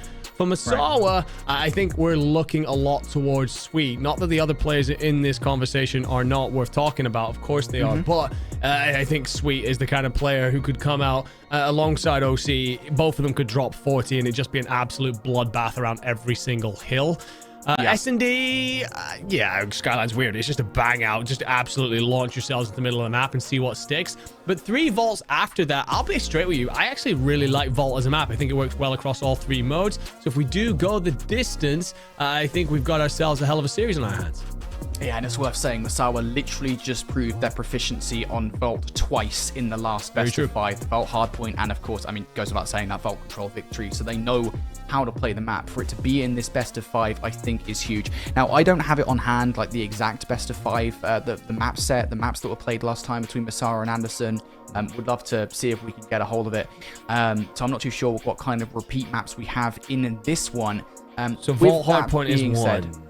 Okay, Vault hardpoint is 1. Do we have the exact score? I mean, I'm relying on you here, 250 to 153 in favor of Anderson. So relatively decisive. OC popped off with a 33 and 23. Loading dropped a 31 and 23. So some big performances out of Anderson coming through in that hardpoint. The one thing for me is, though, looking back, is I feel like Masawa have grown as a team through this tournament. We've spoken about the search and such there. Also, we've been in this situation many a time where we watch that winners final team drop into lowers. They're obviously on a bit of a, a downturn. It's a negative momentum. You're coming across a team that's absolutely rolling because they've managed to push their way into that losers final that way. So it sets up a couple of different dynamics there. Yeah, for sure. And that's why going into our predictions here, I have Masawa. I think Masawa is going to take this. Despite Anderson winning the last series 3-1, I think Masawa are hot on the heels at the moment of Anderson going into this matchup. They have the vibes. They know that they can win this series. And certainly, I think the way in which they just took down their opposition to qualify for the World Championship, these guys have got to be feeling themselves. And it does genuinely feel like they've figured something out that a lot of teams haven't. The way that they're playing as a team right now, just such solid gameplay in Search and Destroy and in Control in particular. I feel like they're going to steal a hard point away. I feel like Search and Destroy is basically a guaranteed Masawa victory on my end. And I feel like they're going to take the Control as well. So I feel like maybe map number 1 goes to Anderson, but the next 3 is all Masawa. Yeah, I'm going with 3-2 Masawa. Many of the reasons that you've just uttered there kind of stick true for me. I hate agreeing with you. It's completely alien to me. But right there you are. I think you're right on a lot of the searches. I think the Skyline search is always an iffy one. I think even good search teams sometimes struggle to see out that map. But when it comes to the hard points, I'm expecting those to be traded on out. I'm expecting us to get to that game 5 with both teams having struck really decisive blows.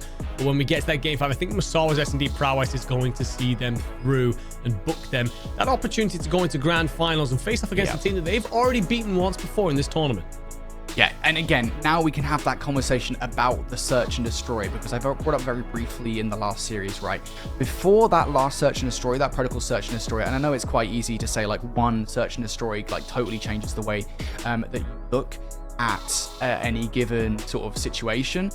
It does genuinely feel like it has changed my kind of view on what the Search and Destroy power ranking is like between these two teams. Because prior to that series, I would have said Anderson has been by far and away the best Search and Destroy team in this tournament. They look so well put together in Search and Destroy. Their team play is phenomenal. Just really solid Search and Destroy team.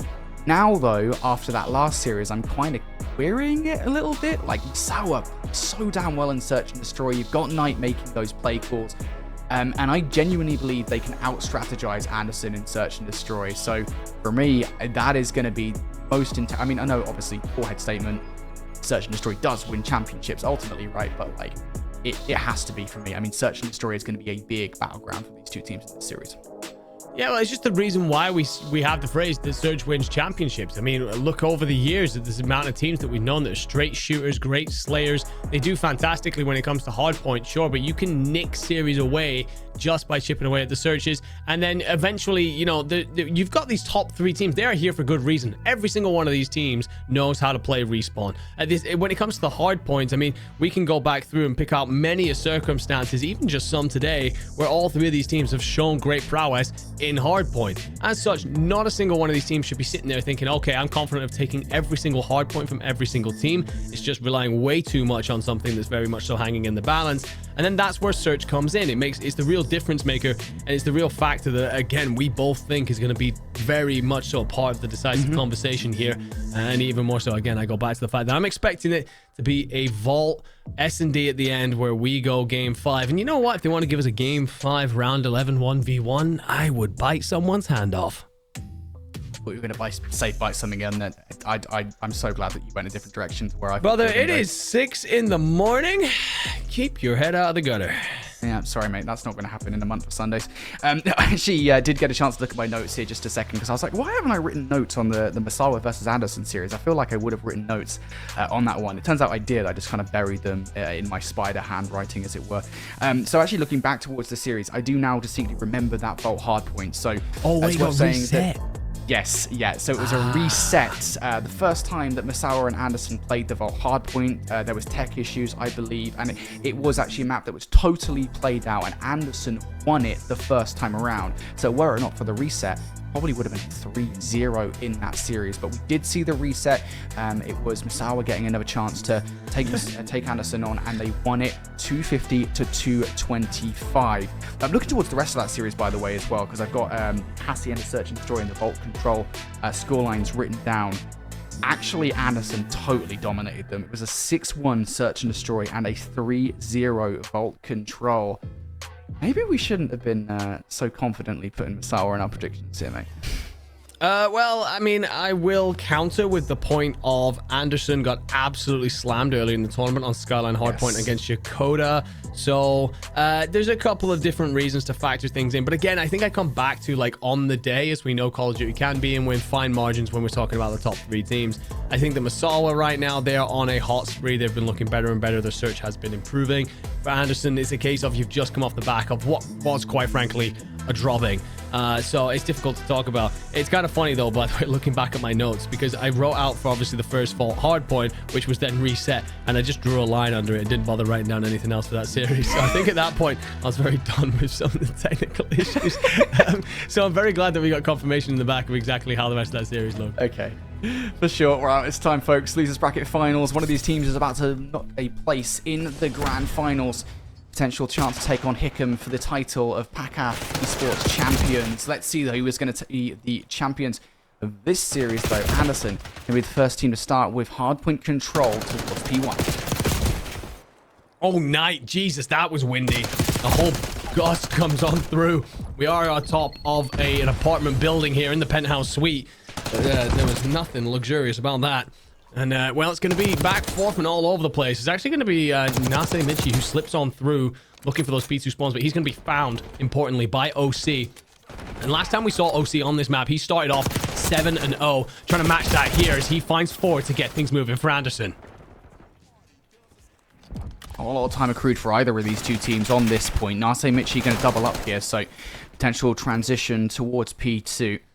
Spree shut down there at the start of this game. Nase Michi, I was going to say, he's really starting to streak out here on 3 in a row. Big head for Mid-Mike to take off the board. Those shots not that great on towards Sweet. And all of a sudden here, Masawa will get the first look at the new hill. One player will survive the initial onslaught, but Nase Michi quickly cleans that player up. Yeah, it feels like Nase Michi's having himself a little bit of a heater at the start of this map. Yes, you're going to have 4 deaths, but I think 2 of those happen trying to flank in through the back for this spawn. So playing really well off the start. Masawa walking down a good chunk of time here. You're going to get a piano side pit. But OC tries to time that with a zip push, and, well, it just doesn't come together. And it's in dribs, it's in drabs, and you're going to get mopped up. And Sweet explodes for 4 to lock down a lot of time. It's going to be then at least a 40-point lead, probably nearer to 60 by the time we get there. And for Anderson, for me, I think you just maybe start to set up for Kitchen. And as you even look to consider that, 2 kills light up in blue. That is a phenomenal hold from Masawa. Nase Michi, you're absolutely right to call out that he is playing on fire at the moment. The 7 and 6 KD might not necessarily suggest it, but he is finding kills in perfect tandem with the rest of the roster. Goldfish also starting to heat up as well. That's a big 2-piece for him as we move towards the next hill. And Sweet is the guy that you need to take out if you're Anderson. Now on 6 in a row, really starting to heat up in this game. But as I say, it's Sweet far removed from the hill. You'll lose players inside. Sweet now needs to get back in.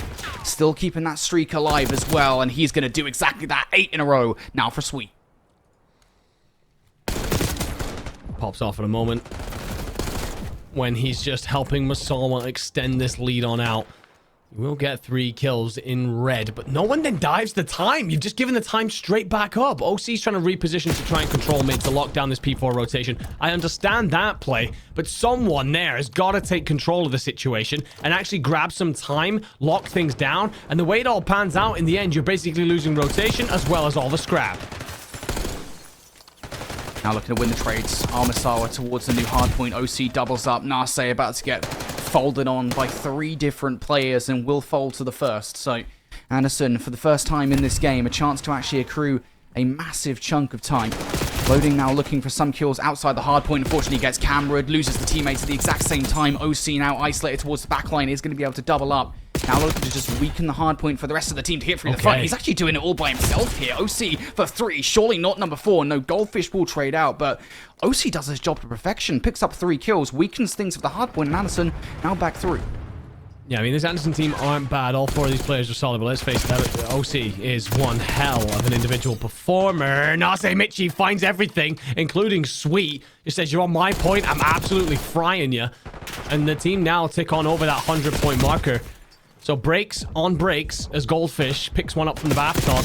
The thing is, there's going to be a flipped out spawn. I don't know if anyone's going to read this. So Nase Michi with an opportunity to collapse from the white steps. And Sweet doesn't even care about any of that. He finds 3. You get split spawns for Anderson.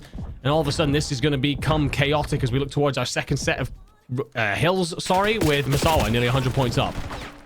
I can't believe what we're seeing right now. Misawa are in total control of this game. Again, a reminder that Skyline Hardpoint was in the last series between these 2 teams. And it was an Anderson victory. So for Misawa to come out like this really does go to show that the momentum is totally in their side right now. Sweet 19-6, having a hell of a game. Neither team right now accruing a lot of time. As you said, a 7 spree for a Sweet. Now make it 8. Neither team, though, accruing a lot of time on P1 despite that spree for a Sweet. So really, I think Misawa are just content with Anderson not getting time on P1 at this point. I agree. I mean, burn through that clock. Set yourself up for P2. You held it really well last time. So aiming to rinse and repeat. You're going to have to be aware of the fact that Loading and OC have managed to get themselves into gym. Actually, they go different ways. OC playing piano side. He's looking to lock down this long lane. Finds Nase Michi. Going to be challenged from the top, though. Knight with the trade. An important trade to make as well. We don't want OC to be roaming for free. And Goldfish then gets one out front. Drip Lord's going to be trying to play in through the back. Could influence those spawns, so that's an important kill to find there. Just kills constantly go in favor of Misawa here. Sweet, Knight, Nase Michi, all combined for 3. Big Mike, they only want to find some value for Anderson on the other side. And now you start to panic if you're Anderson. You are down 100 points. You have to continue to hit this hill somewhat individualistically. Big kills for Sweet to make on the outside. Goldfish helping a little bit here. The call is made. Knight will go to deal with it, but he's going to get shut down as Sweet goes down as well. Now towards Nase for the point. Expecting him to hit around the back line. Has help from a teammate. Sweet will pick up that gunfight. Now pressure from the front, and Goldfish is the player to take Big Mike down. The team play from Misawa is perfect right now.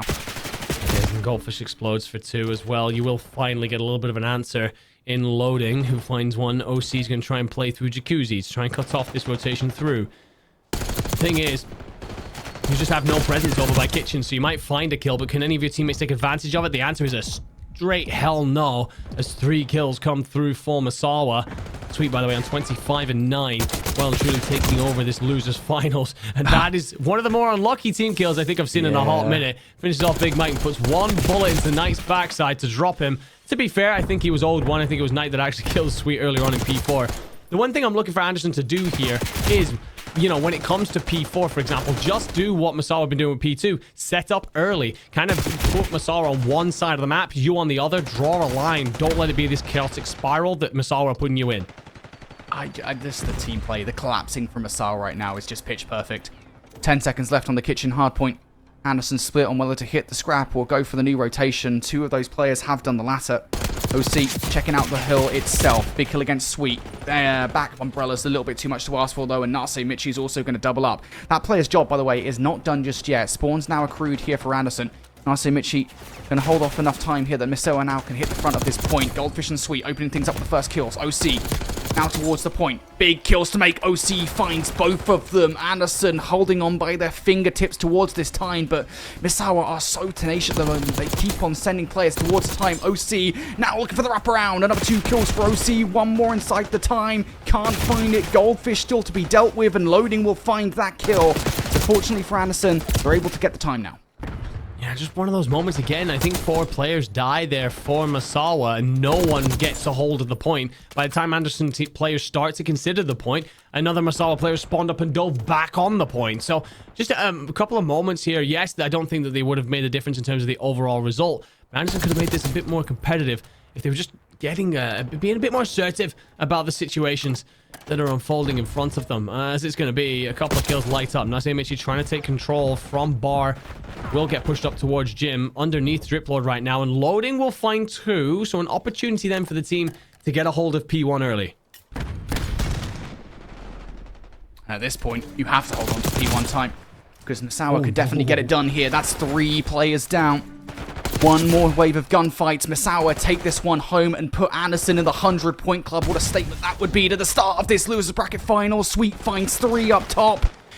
Anderson, you've got to go. You've got to contest right now. Big Mike can't get it done. That's going to be all she wrote here for game number 1 as Misawa get it done. 250-91.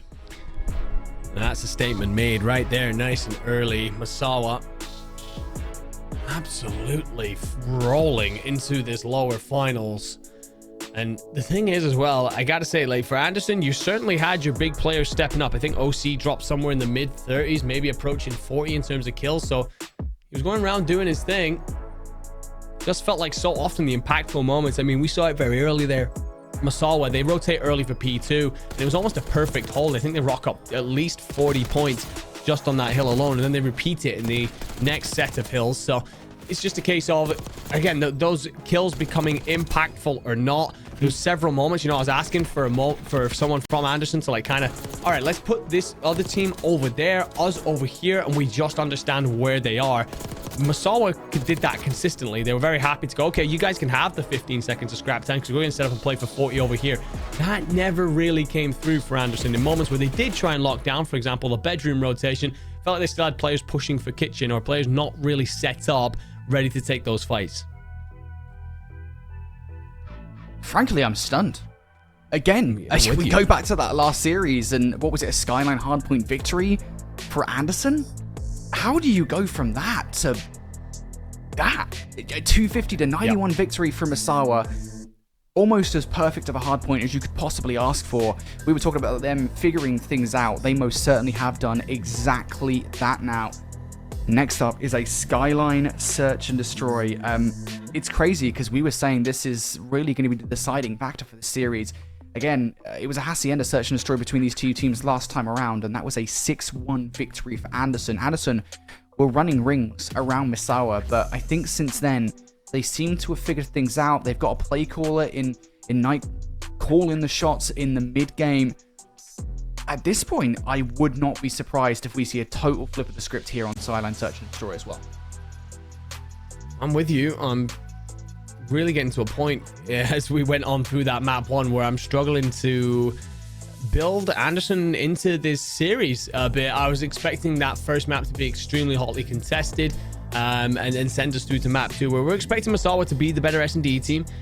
But right now, I mean, Misawa, all of the momentum in their favor. I think the only way you answer that back if you're Anderson is with 2 or 3 very quick rounds off the break here where you just be oppressive on your opponents. I mean, Anderson have shown some S&D qualities. You're looking here, as you said, at Big Mike to make a couple of calls that will help this team feel, like they have a bit of direction. The thing is, for me, there's something that you said that I feel like is important when it comes to Skyline S&D. He's the mid-round IGL. There isn't many rounds in Skyline where you get a defined mid-round. It can quite often be a bang out, or by the time the dust settles off the initial gunfights, you're down to a 1v1, 2v2 sort of situation. Would I like to see Anderson make this a lot more competitive? Yes. Am I looking at this Misawa lineup and thinking they look pretty unstoppable? Absolutely. Yeah, I'm just so curious about kind of what strategies in the playbook Misawa could throw at Anderson. I think, Skyline Search and Destroy has been relatively one-dimensional for the last few Skyline Search and Destroys that we've got a chance to see, right? It's been kind of A hits from the offensive side. The bomb kind of goes down for free for the most part. The defense doesn't really do a good job of actually hitting the B site, or the A site, whatsoever. And it's not really been much more than that. It's been kind of like post-plant positioning, who can kind of hold site, who can retake site. I'm expecting something a little bit different if that earlier protocol search and destroy is anything to go by from Misawa. I'm expecting maybe hits under the middle of the map here, hits up top towards the B site, just something different from kind of your bog standard A approaches from Misawa. Or to be fair, maybe I'm expecting a little bit too much here, and it might be a little bit more another day in the office for Misawa. At this point, I just don't know. I think, to be honest, expectations have kind of been thrown out of the window after that game number 1. Again, I'm totally stunned. Not just that Misawa are kind of on this massive run at the moment, but that they're able to take that map number 1 like that. Just insane score. Yeah, I mean, I'm trying to find ways for Anderson to like get back into this as we try and, you know, set up the story for what could happen. There's no reason, you know, that Anderson can't pull this off, but it's just we're stacking the odds against them even more so when I take a look at some of the past maps that they've played in S&D. As always, you're talking fundamentals, you're talking your preset nades. There aren't very many of them on Skyline. There are 1 or 2 that are effective. You have to be pretty damn perfect with them, and we haven't seen that level of prep from most of the teams in this tournament. So the other thing then comes down to First Bloods. Well, as I'm flicking back through, Anderson have really struggled in the First Blood department, often just trading it out with their opponents. So for example, in the series against Yokota, it's like 5-4 is kind of like, you know, it's one of those where, you know, it's neither here nor there, or they've come out on the wrong end of the First Blood department. So looking for them to change that here. And I think what I'm probably looking at, if you are that situation, is, well, if Big Mike is usually our mid-round IGL, why don't we just make him our break-off IGL? See if that helps us get through these opening scenarios. And for Misawa, though, we keep touching on it. They are looking really good, unequivocally, when it comes to their S&D. And I mean, you and Seymour just cast over that series, the loser semis, to get the ticket to Worlds. I mean, you tell me, is there many weaknesses to their search and destroy that you could spot there? For Misawa? Yes. Man, I mean, again, like, I don't want to take too much away from just one single search and destroy, right? I mean, like, I don't think there's any overarching issues in the search and destroy, because going back to that protocol search and destroy, it really was just a pitch perfect way of playing around like a kind of a standardized meta on protocol search and destroy, right? It was very specific to, with protocol, you kind of expect something to be an A hit pretty consistently, and Misawa played with that perfectly by going 2 consecutive B hits and then kind of making things kind of weaker in the mental department for their opposition, because they didn't know how to split their forces on towards B, on towards A, and that made a B hit easier for that map. So for me, like, in terms of weaknesses, I genuinely don't think there are many for Misawa, but that's just specific to that one map. So for Misawa here, I mean, right now, just I don't know, dudes. If they can just keep on playing some unique strategies, I think they'll be perfectly fine. As far as weaknesses are concerned, I haven't seen them in a bad position, you know, to having to kind of clutch up. So I don't know if they can do it. If they do get put in like a 1 versus 4 or 2 versus 4, do we see clutches from Misawa? I'm not entirely sure.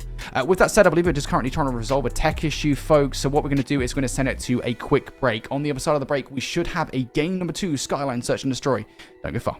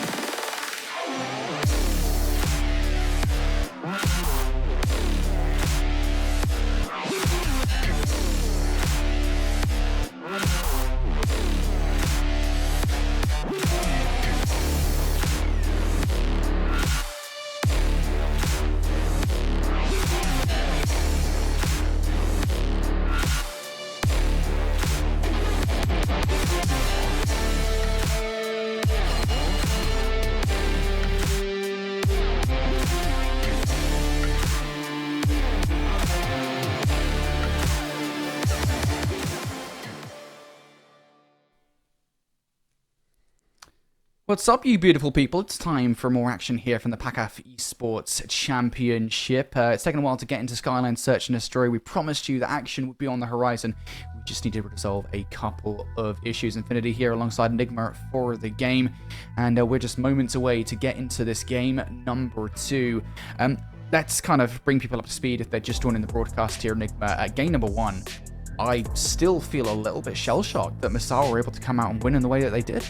Yeah, I've kind of had to re-look over that score a couple of times. 250 to 91, I think it was, if I'm correct, for Misawa. And quite frankly, yeah, a run over, an absolute blowout. Felt like the Misawa were on a very strong wavelength when it came to setting themselves up for P2, P4 rotations. But the P2 rotation was absolutely perfect. P4, bit hit and miss, but they did a great job of breaking it as and when they needed to. For Anderson, I just don't have any hill where I can sit there and be like, yeah, you performed that very well. At best, they got splits, but quite often, I mean, I think if we're going to try and sum up the scores across the P2 hills, it's probably something like 100 points to Misawa and about 10 to Anderson. So that says everything you need to know there. P4, you did a little bit better on the rotation, but then you couldn't hold Toffee. So yeah, it needs to be different coming into map 2 if Anderson want to punch themselves into that grand finals. Misawa, they look like, coming off the back of how good they were in losers semis, they are absolutely untouchable. There we go. Little recap into the excellent and incredibly smart and intelligent Enigma right there. That's the only compliment I'm going to give you the entire time, mate. So just enjoy it while you got it. Anyway, Misawa, response to that. off the start of this round, aggression. It's going to force Drip Lord out of the B site. Sweet now. Looking for some modicum of control. They really ideally do need a frag before they move forward. OC with those couple of kills, I think, might well blow this and play wide open. Bomb now down low. Goldfish looking for a stop of these players on the retake. Sweet will find one. Gets away. Down to 54 HP now. Needs to escape. The fact that he gets away makes it very winnable, by the way, and he's going to completely flip the entryway. Gets himself into sight. Oh, I think he sees one push out towards Piano. The player who did head that way is going to head back, so... The problem is you're just out of time. You got 15 seconds. You gotta go. You gotta fly. No one down on the bottom. Oh my god. No way has Sweet just pulled this out of his ass. That is incredible from Sweet. What perfect play. Getting hype into the mic as well. And I absolutely would too. Sweet has just pulled some serious magic tricks. Let's see this again. Just completely playing the map perfection. Making all sorts of noise to... split the offense, or the defense, excuse me. A 1 versus 3 for Sweet. That's phenomenal. That is outrageous. Finding that first kill was, you know, enough to then make it something that he could win, something that he could control. Can you just pick off these two different players that are in and around this bomb? What comes in through the front, isn't seen at all, manages to slide away with his life, and then just plays the time so well. This is much more of a standard approach at the start of this round. 3-2 trade in favor of Anderson. Also, Mitchell left up 1 versus 2, getting tagged up and taken down, and that's a great response from Anderson. Misawa tries something special in round number 1 on the offense. Anderson are like, look, right, we're going to play this much more standard. Just hit the site, win the gunfights, and it'll be our round. Moment of prayer for OC, by the way. Finds himself 2 kills to open up this round, but he also found the first 2 in the last round and watched his team throw it away. So OC right now delivering big on the opening engagements. I don't know. I think at this point, OC is going to be a little bit worried about getting involved in those opening engagements. If he falls, he's already seen what Sweet can do to his teammates. Oh, that is a beam across the map from Nase Michi. Sweet also follows up with another kill now, so a lot of your reset as far as Misawa are concerned. Spotting out, loading, on the run now as Knight is following up for that kill. Don't get over aggressive here. You've got bomb down. There's no real reason to.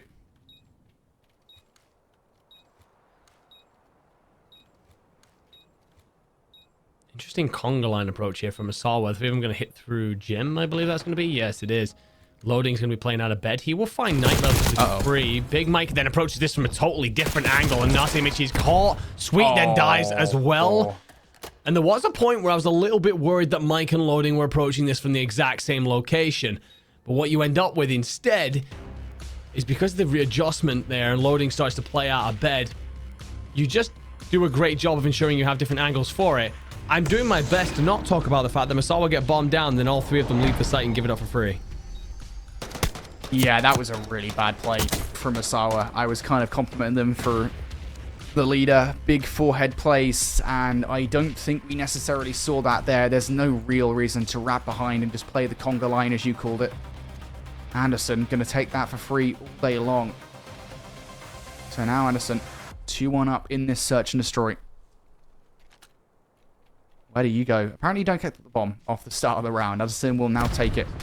Where do they go? Aggression from Misawa out towards the A site. Sweet with that first blood. OC looking for the trade. He's going to find it against 1. Not going to get the second though. Sweet once again winning out those fights. 2-for-1 trade good on the site here from Misawa. And now Anderson, where do you go from here? You've got Drip Lord in the middle of the map, but Big Mike is going to retreat towards the spawn. Sweet's going to drop back towards bed. Just, oh wait, I think he might actually miss him. That's the worst timing in the world. Is he goes up cobble. They'll actually let Big Mike in through the back. Spotted here. Big fight occurring. Sweet will find Drip. Big Mike is eventually found. So Misawa answer back. Tie things back up. Feels like Sweet is really starting to try and take control of these opening engagements. I said in the first 2 rounds, OC found 4 kills off of opening engagements. But all of a sudden, Sweet has adjusted where he's entering in to try and fight OC straight up, recognizing the star player on the other team and kind of putting that mantle of pressure on himself. Look, if anyone's going to shut down a guy as good as that, it's going to be me. And as such, the 2 first bloods over these last 2 rounds have kept Misawa in the fight. And honestly, they should be another round up. I don't know what the hell they were doing once they had that bomb down. Yeah, it wouldn't be amazing if this went to round 11 and Anderson were able to take it. That would be quite something. We would definitely be going back to that round, but off the start of this one, Sweet continues to be pivotal to the play from Misawa. A 2-for-1 trade that you take all day long. Anderson now split up into 2 versus 3. Big Mike attempts an emphatic flank, but will get shut out of the round. Now Drip Lord looking to try and split the difference here between these last 3 players. Oh, and that stun's actually going to catch him as well. So I think that was just a simple information play from Nasimichi, just to kind of illustrate how important your tacticals and lethal should be. Quite frankly, if you're getting yourself through the opening bloods and you have got a full stun and nade setup, you should be using them. And well, Drip, he's seeing absolutely nothing right now. The one thing for me again is Misawa completely backed off from this bomb site. Sweet should be here to control this. But if Drip wins this fight, 2 players have got to try and retake their own bomb. I never liked that, but Drip, unfortunately, won't do enough. Will run out of time. He'll engage. He'll get one. Feel a little bit better about the way the round ends, but it's still going to leave Misawa in the lead. You know what? Actually, I'm going to go ahead and say that was perfectly fine post-plant from Misawa. The bomb positioning was great. Honestly, like you've got it positioned in such a way that you can look at it from multiple different angles. I think namely the fact that they'd chosen to plant it so that they could all see it from sofas. And all you really need to do is have somebody in this situation, Sweet, throwing shoulders towards the site. Works out perfectly from Misawa. So actually pretty good play on the whole. And again, we'll keep him going to the back to point that this should currently be a 4-1 search and destroy. Instead, Anderson currently only trailing by 1. They've been pretty standard in their approaches thus far. Towards A they go. As Misawa fork it through Jim Piano side. One player pushed up, and OC predicts perfectly. Goldfish goes down. What even is English? Now say Mitchie, Sweet left up. Sweet going to make things a little bit easier on the defensive side.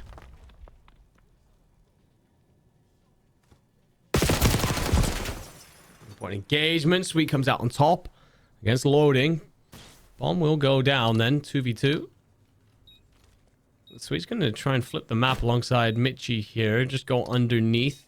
But as Driplord pushes through Piano, he should be aware then there's very little this side. He should be able to calm that out. Big Mike has turned to face. Doesn't matter. Big Mike gets deleted. Shots out now from Driplord as well. 25 seconds on the clock. Driplord has just given away his positioning. He's on the wrong side of the bomb, and Sweet will demolish Driplord. 10 spree for Sweet across the first 6 rounds of Search and Destroy. It's another one on the board for Misawa. This guy is frying. Just feels like he can't lose an engagement, and both of those final 2 kills, he's having to chow out. Don't get me wrong, Drip is looking the wrong way in the end, but even still, he's having to check out, slide, be aggressive on the engagement, and finishing them all off with headshots. The amount of confidence that is rolling through Sweet right now. Had himself a hell of a map 1 when his team absolutely dominated. Now in map 2, as Anderson put up more of a fight, he's making sure that he's squashing the rebellion. 10 streak is insane. I just can't believe what we're seeing. Sweet just continually streaking out across this series. Nase Mitchie going to draw the first blood. That's enough now for Misawa to get that rock down. Anderson stuck up creek without a paddle at the moment. Desperately trying to find a way back into this 3 versus 4. Keep an eye on that flanking player from Driplord. Loading going to find one through the middle of the map. That's Nase down for the count. The offensive side have split themselves up here, looking for individual one-on-one. Sweet loses the crucial one, finally taking off the spree. OC for 1 on towards Goldfish, and now Knight for the 1 versus 3. He actually going to double up here. 20 seconds on the clock. Loading's got to fly. Oh, I love that. Knight smashes to have Loading second guessing, and Knight is going to wrap through the back. An incredible play. Makes the noise in mid-map so that Loading's keeping an eye on it. And Knight... Am I drunk, or did someone just, like, moonwalk backwards into a chair? But that was... I mean, dude, clip it and ship it. I'm telling you, someone just moonwalked along, like, the stage.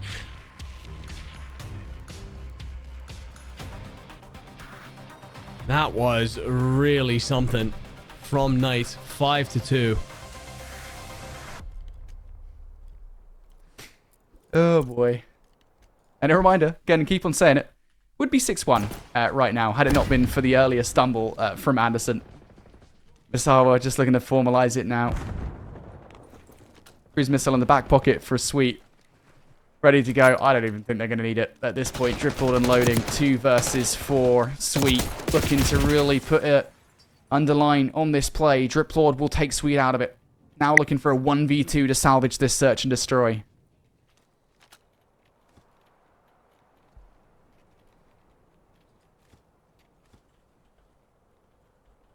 Well, Driplord, if you're going to have a moment, now would be a great one. It's Goldfish and Knight. I like what they're doing here. They're just backing up. Let the bomb be planted, then you know where you've got to take the fight. Drip. Well, he's going to give the sight up immediately.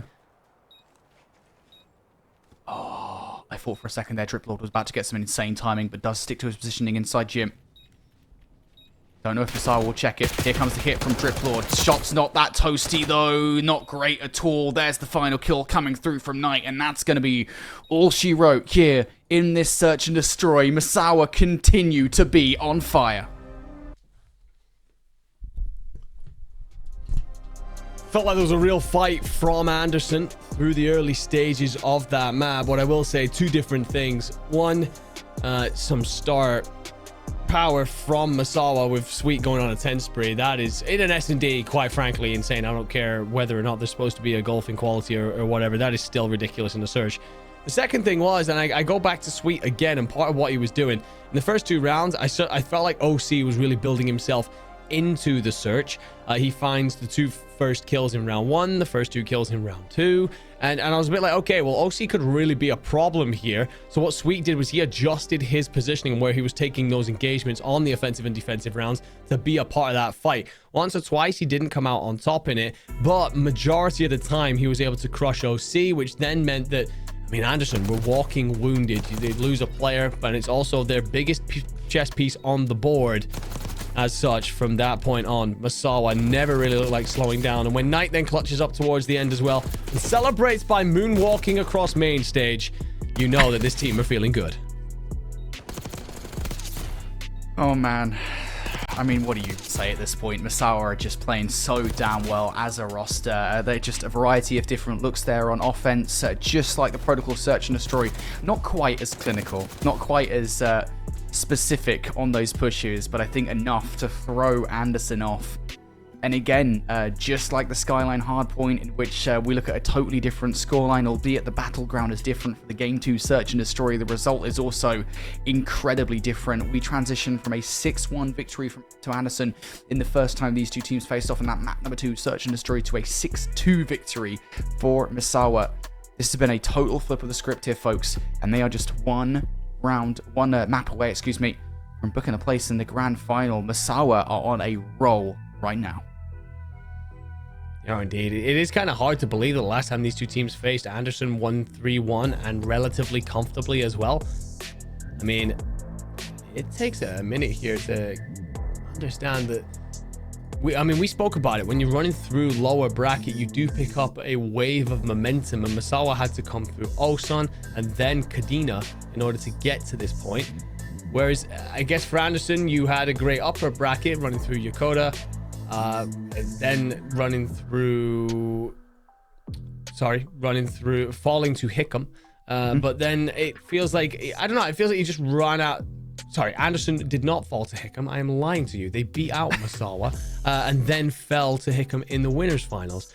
So I don't know. I think like it's got to be an on the day momentum thing, but also it's just a case of I feel like, again, Sweet taking a hold of the situation, grabbing it by the scruff of the neck, deciding that he's going to be the person to step up in those moments.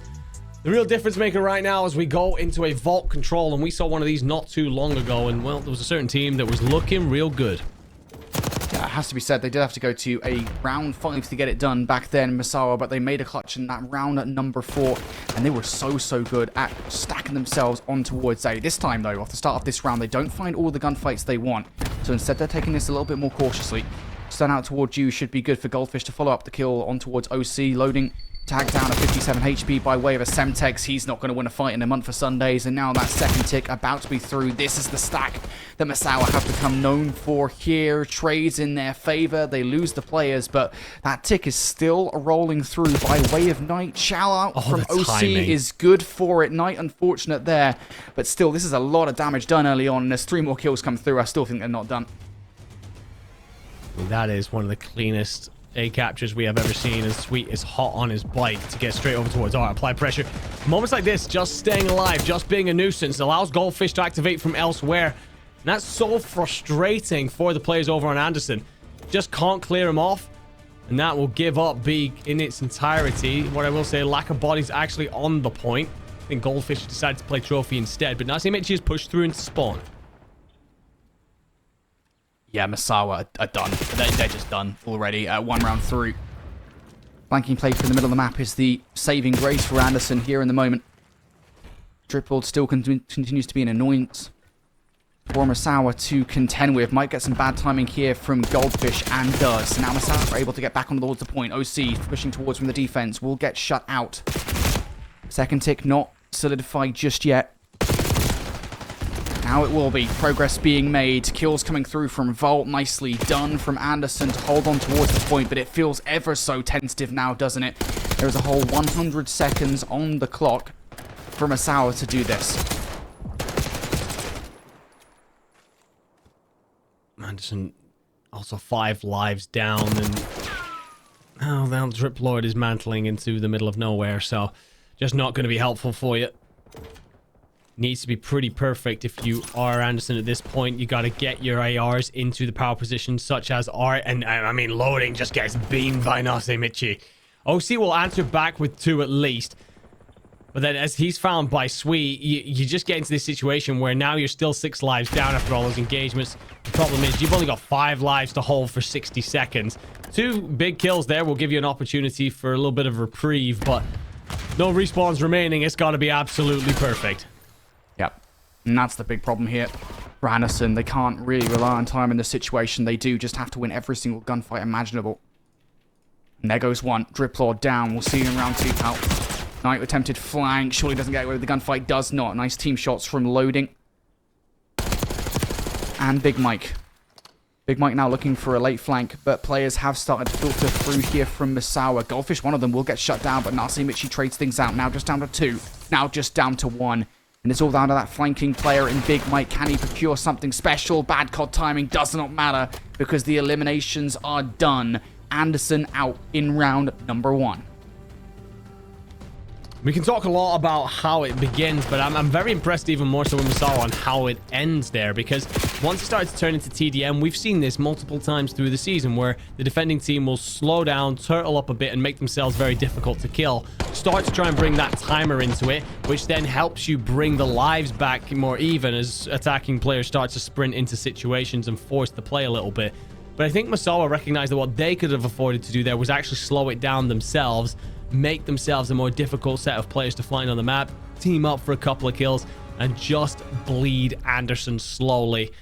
And they do, to critical point, take that offensive round up 1-0. Anderson, how do you answer? Do you have any answer? It's a good start. Driplord for the first blood. Loading, looking for something towards top side. Not going to get it, and it's 3 consecutive kills from Misawa. That's not the start that you wanted. Surely another one doesn't come through. No, it does not. Big Mike at the very least provides some kind of resistance, but it is very easy to get stuck in a blender in the spawn trap, and you can already see Misawa getting themselves set up for here.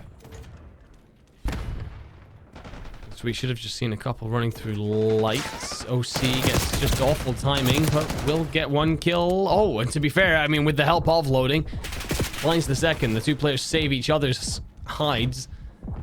And OC, well, he's actually going to drop through Vault, try and move on over to B, and be a distraction. The problem is you're not looking up towards R. So Sweet catches you. 5 life difference. This is, of course, a considerably less smooth offensive round so far from Anderson.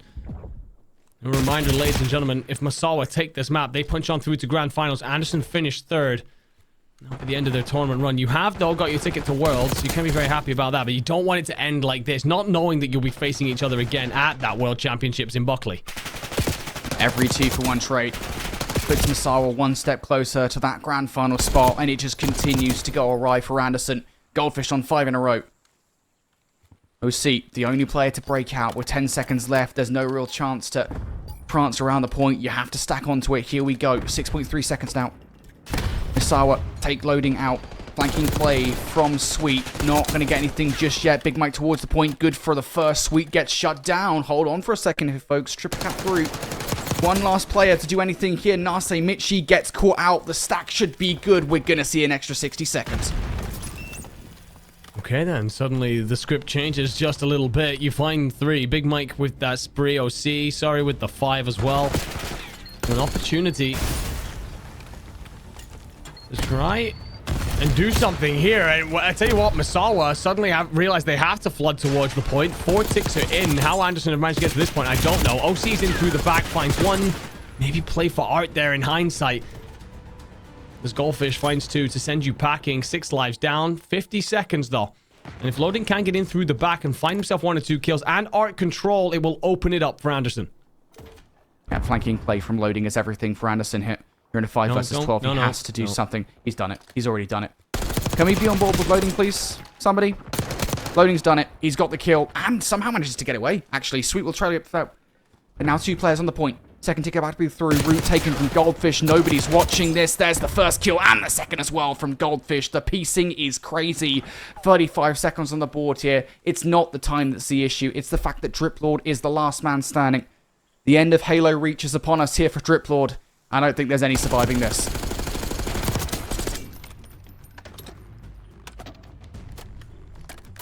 Feels a little bit too much like a whimper for my liking this from Anderson.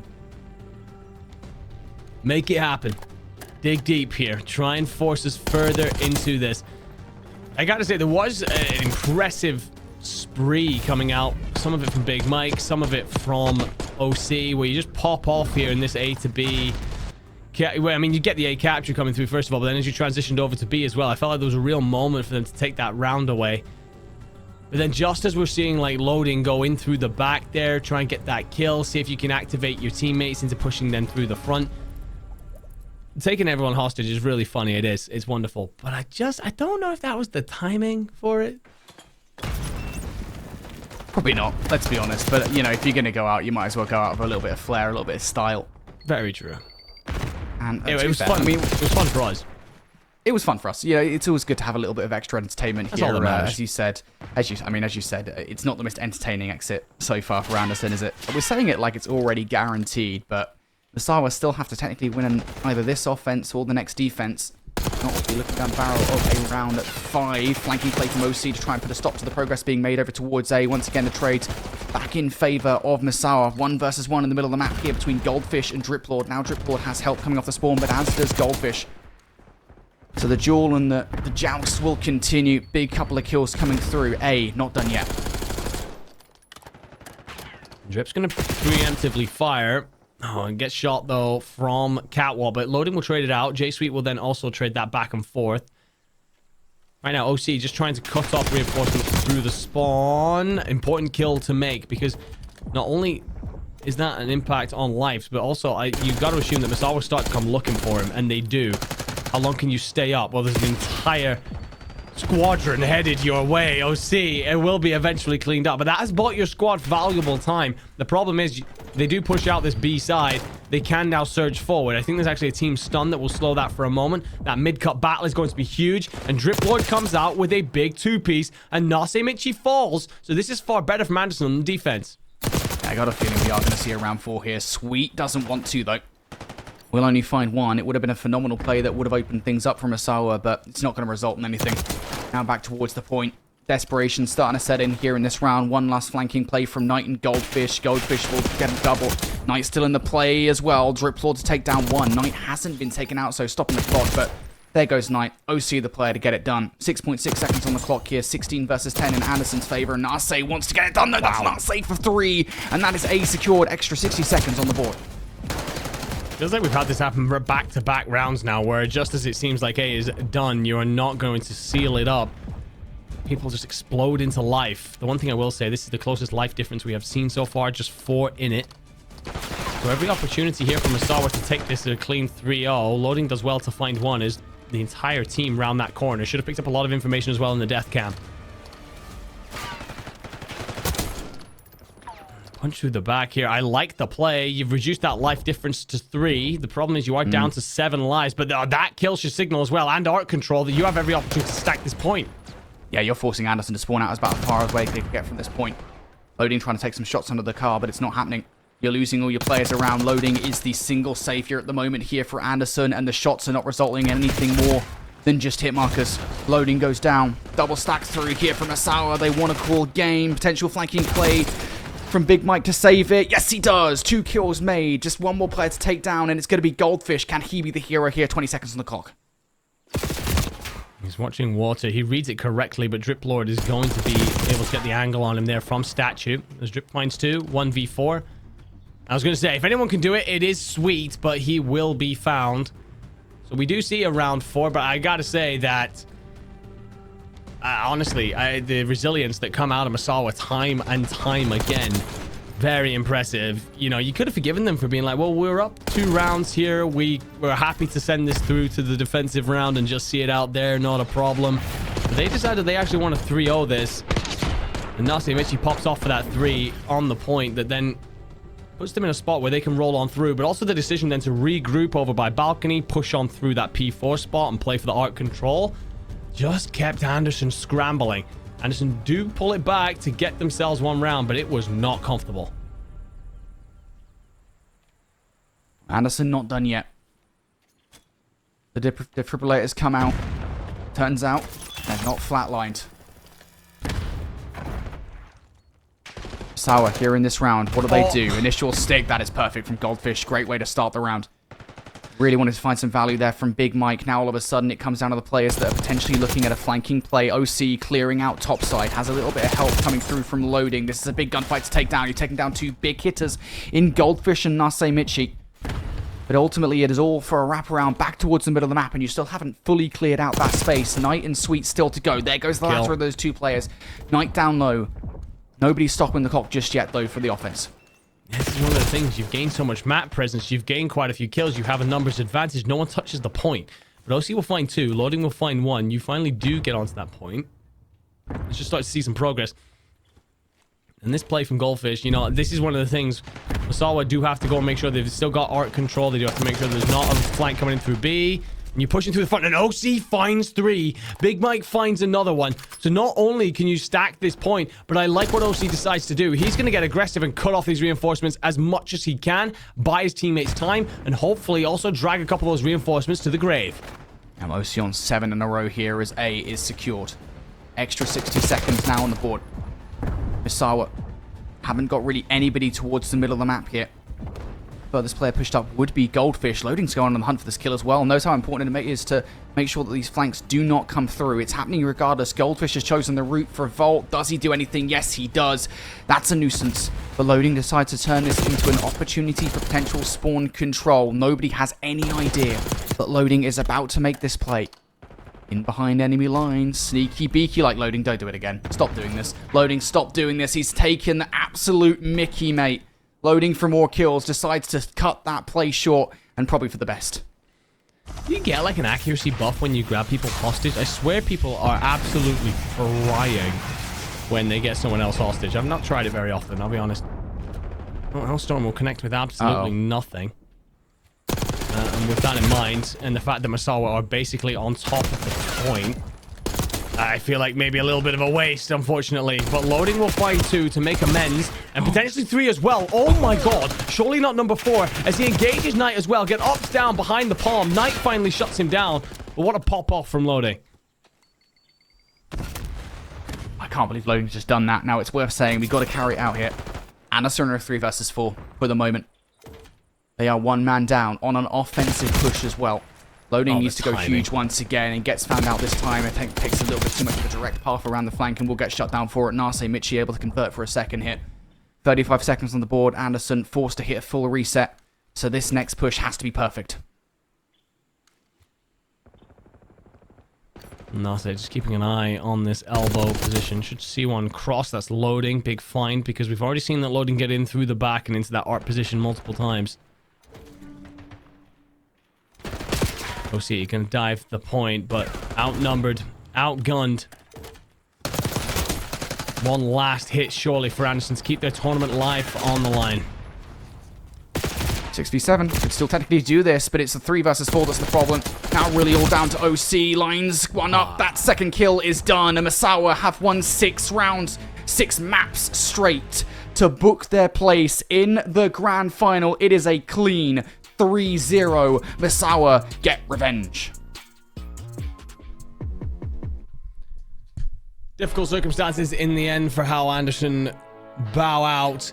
But I gotta say, they've had one hell of a tournament. I mean, they get themselves all the way through 2 winners finals where they unfortunately fall to Hickam, then drop into lowers where it won't look very pretty. And, you know, a lot of the conversation is going to be obviously around how it ends. But you do book your ticket to Worlds. You were second in your group earlier, losing only to Kadena. So, I mean, as a team, very much so showed some superstar prowess, very much so what they're capable of, very much so looking forward to seeing how some of these players do when they take to the world stage, especially this man, OC. Good reason there's a whole highlight package just for him. What an individual superstar he is. Alongside his supporting cast, very deservedly going to be at Buckley in June. And looking back towards this series, Masawa showed up throughout it. That map number 1, I think, set the tone for what would be a total Masawa show. 250 to 91 on the hard point. We went to search and destroy, and Masawa showed out once again. It looks like their strategies are peak right now. And in this control, again, they definitely had to fight for it, I think, significantly more than they have had to do in any of the other maps. But they just show such resilience on control. 3-0. You see it there. to close things out. Misawa are in the grand finals, mate.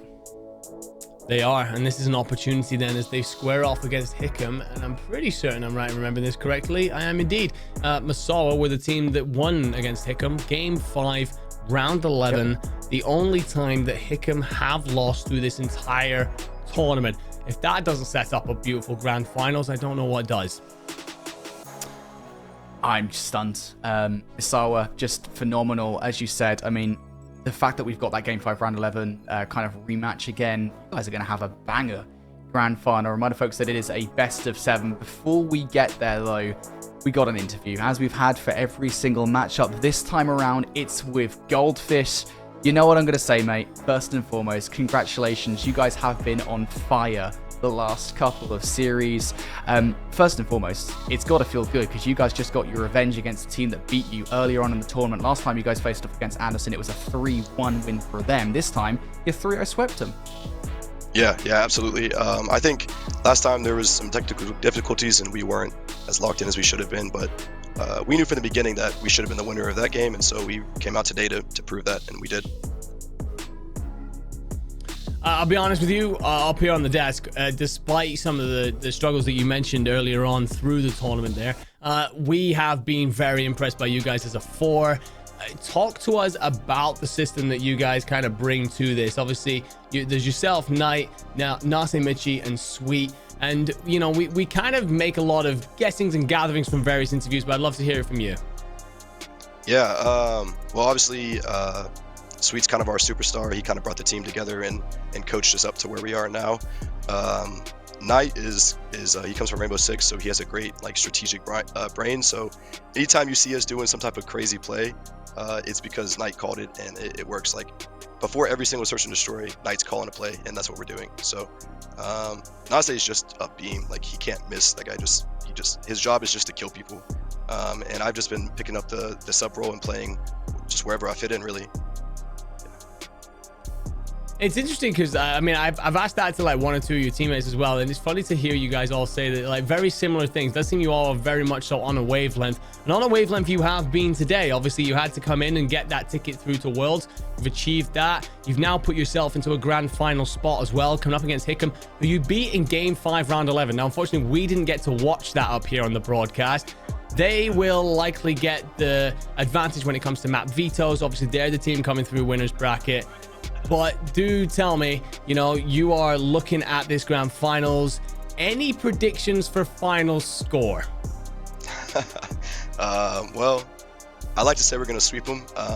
The scrim, or the first game we played against them, started out, we were 2-0, and we just we fumbled it a little bit at the end, and it kind of took to the very end to pull it together. But I think it's going to be a good matchup. I'm confident that we're going to win, of course. We've already beat them once, so it's nothing to do it again.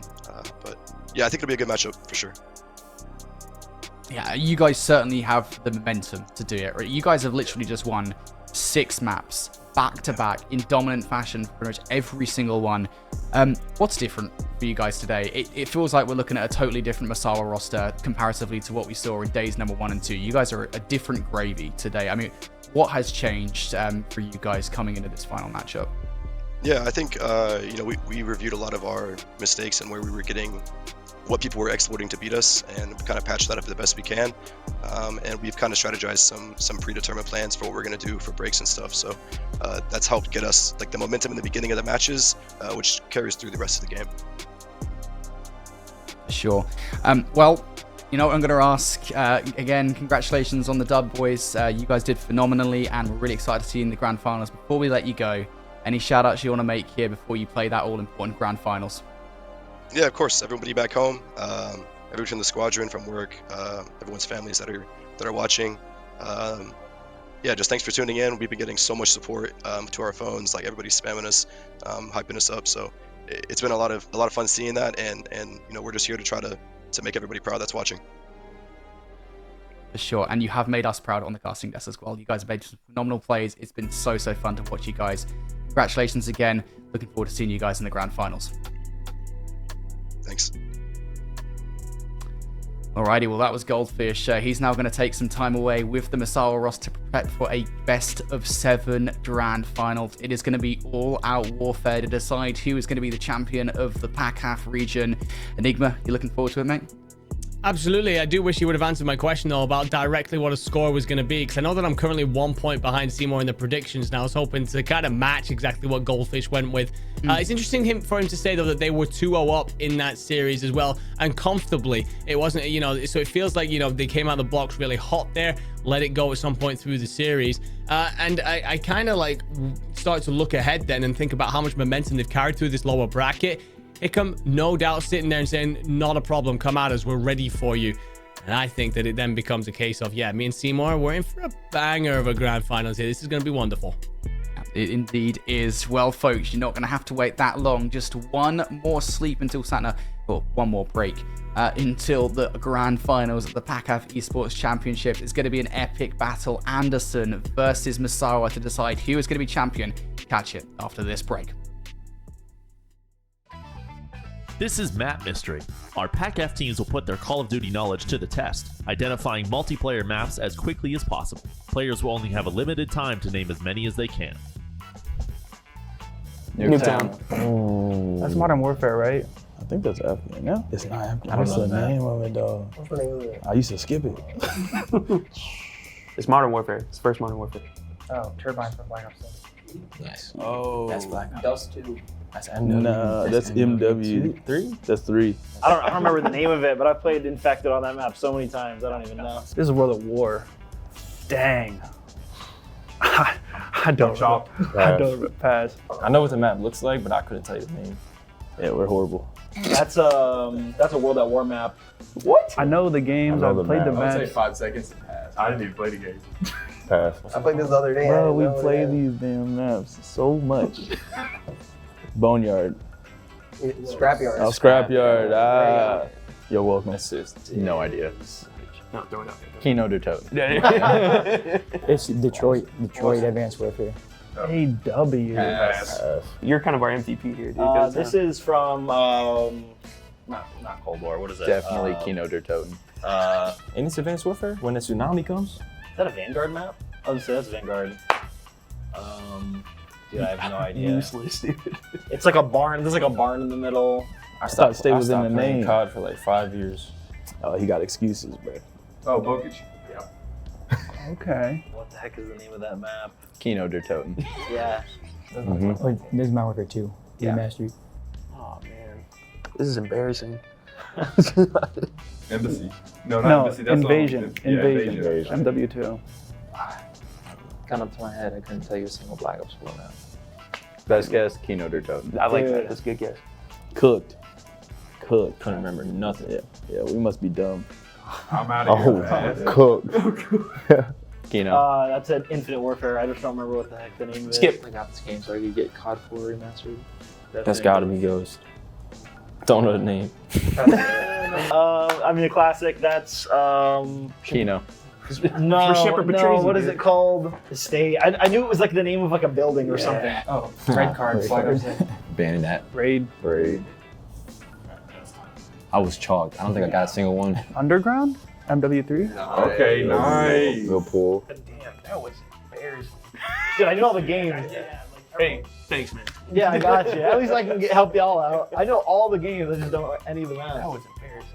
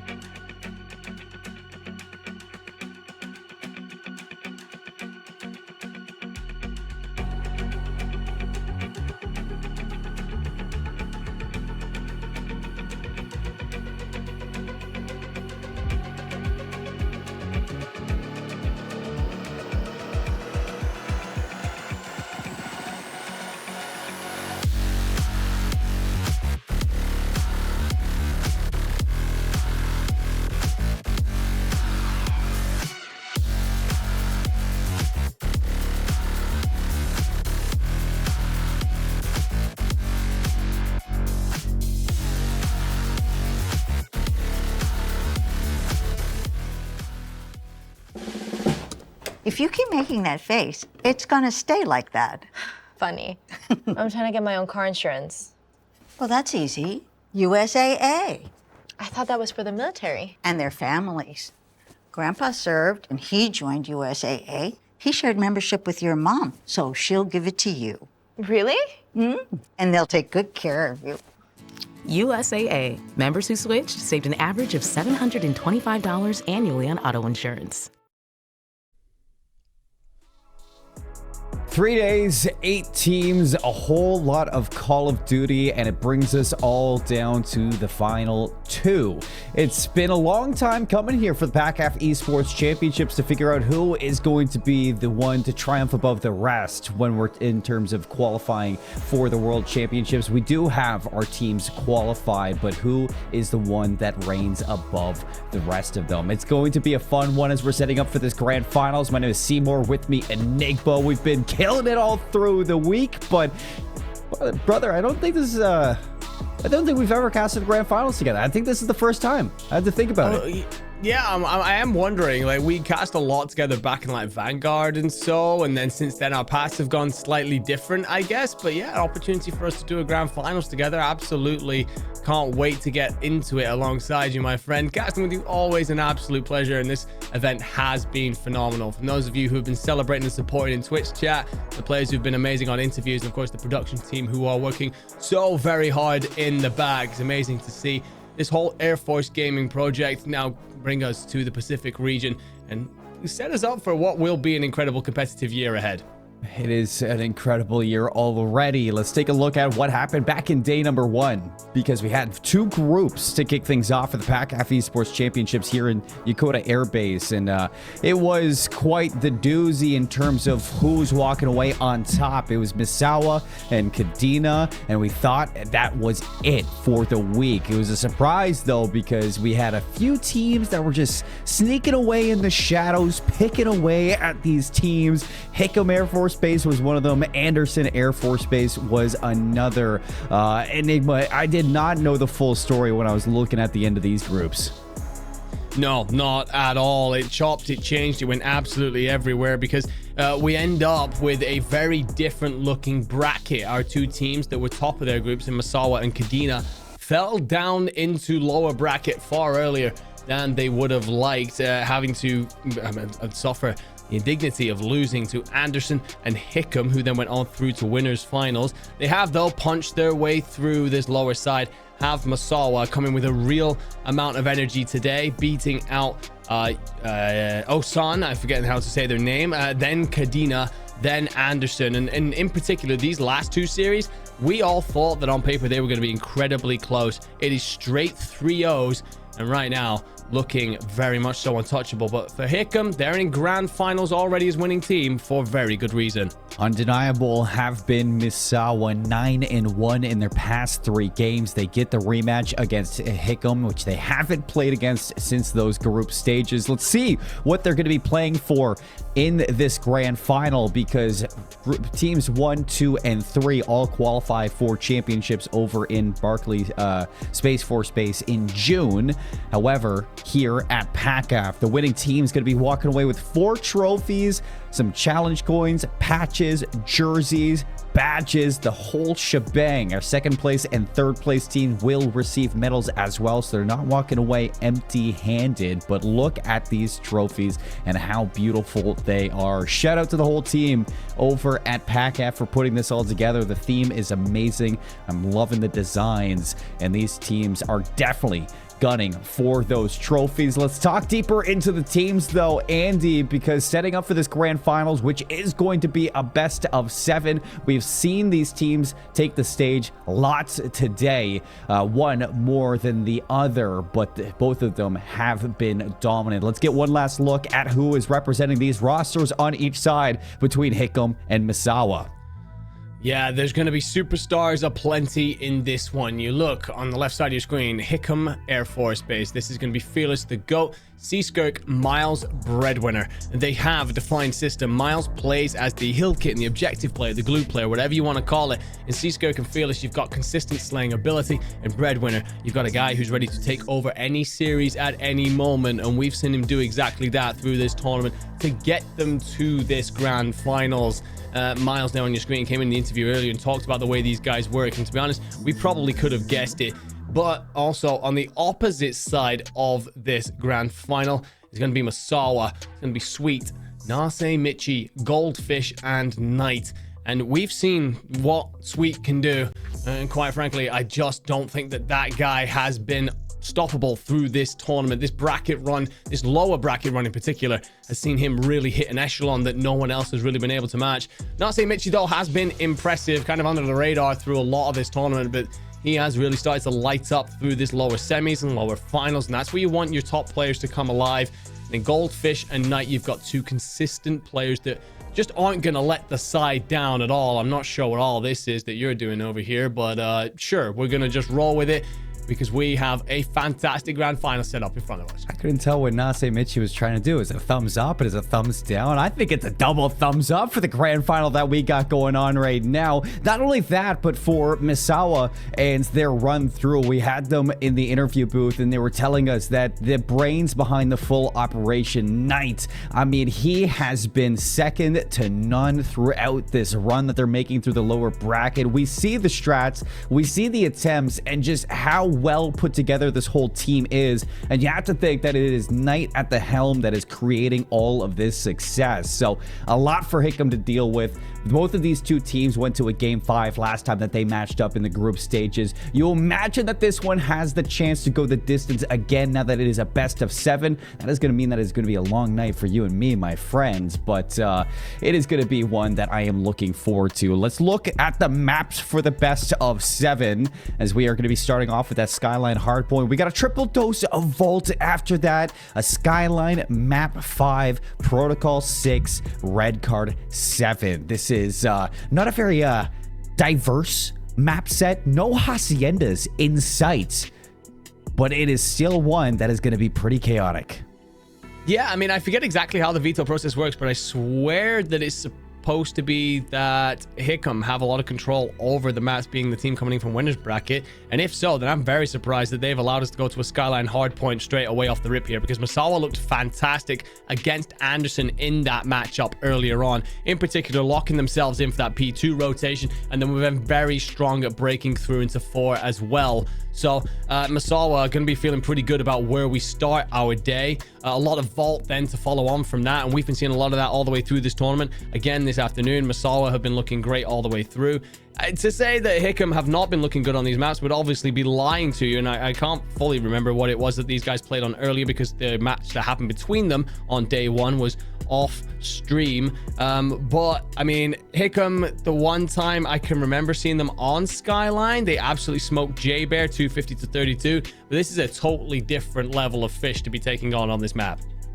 Yeah, it is a totally different level, I'd say, for both of these two teams. I think it is only right that they come back to match up against each other after starting in the same group. We called the group of A the group of death, and it seems like we were correct in doing so. And I think that both of them over the course of the week have had chances to scrim each other, have had chances to really have that chance to learn each other and how they tick. And these is where all of those bands, all of those map picks are going to be fleshed out to fully give yourself the advantage. It really came down to, I think, seeing who's going to ban that control, and to see that Misawa banning out the Hacienda control, leaving us with the vaults, leaving us with the protocol, is something where maybe they just don't want to tangle with Hickam on that Hacienda after how dominant we saw this team on that map mode combo. But that's to be seen how we see on those controls later on today throughout this grand final.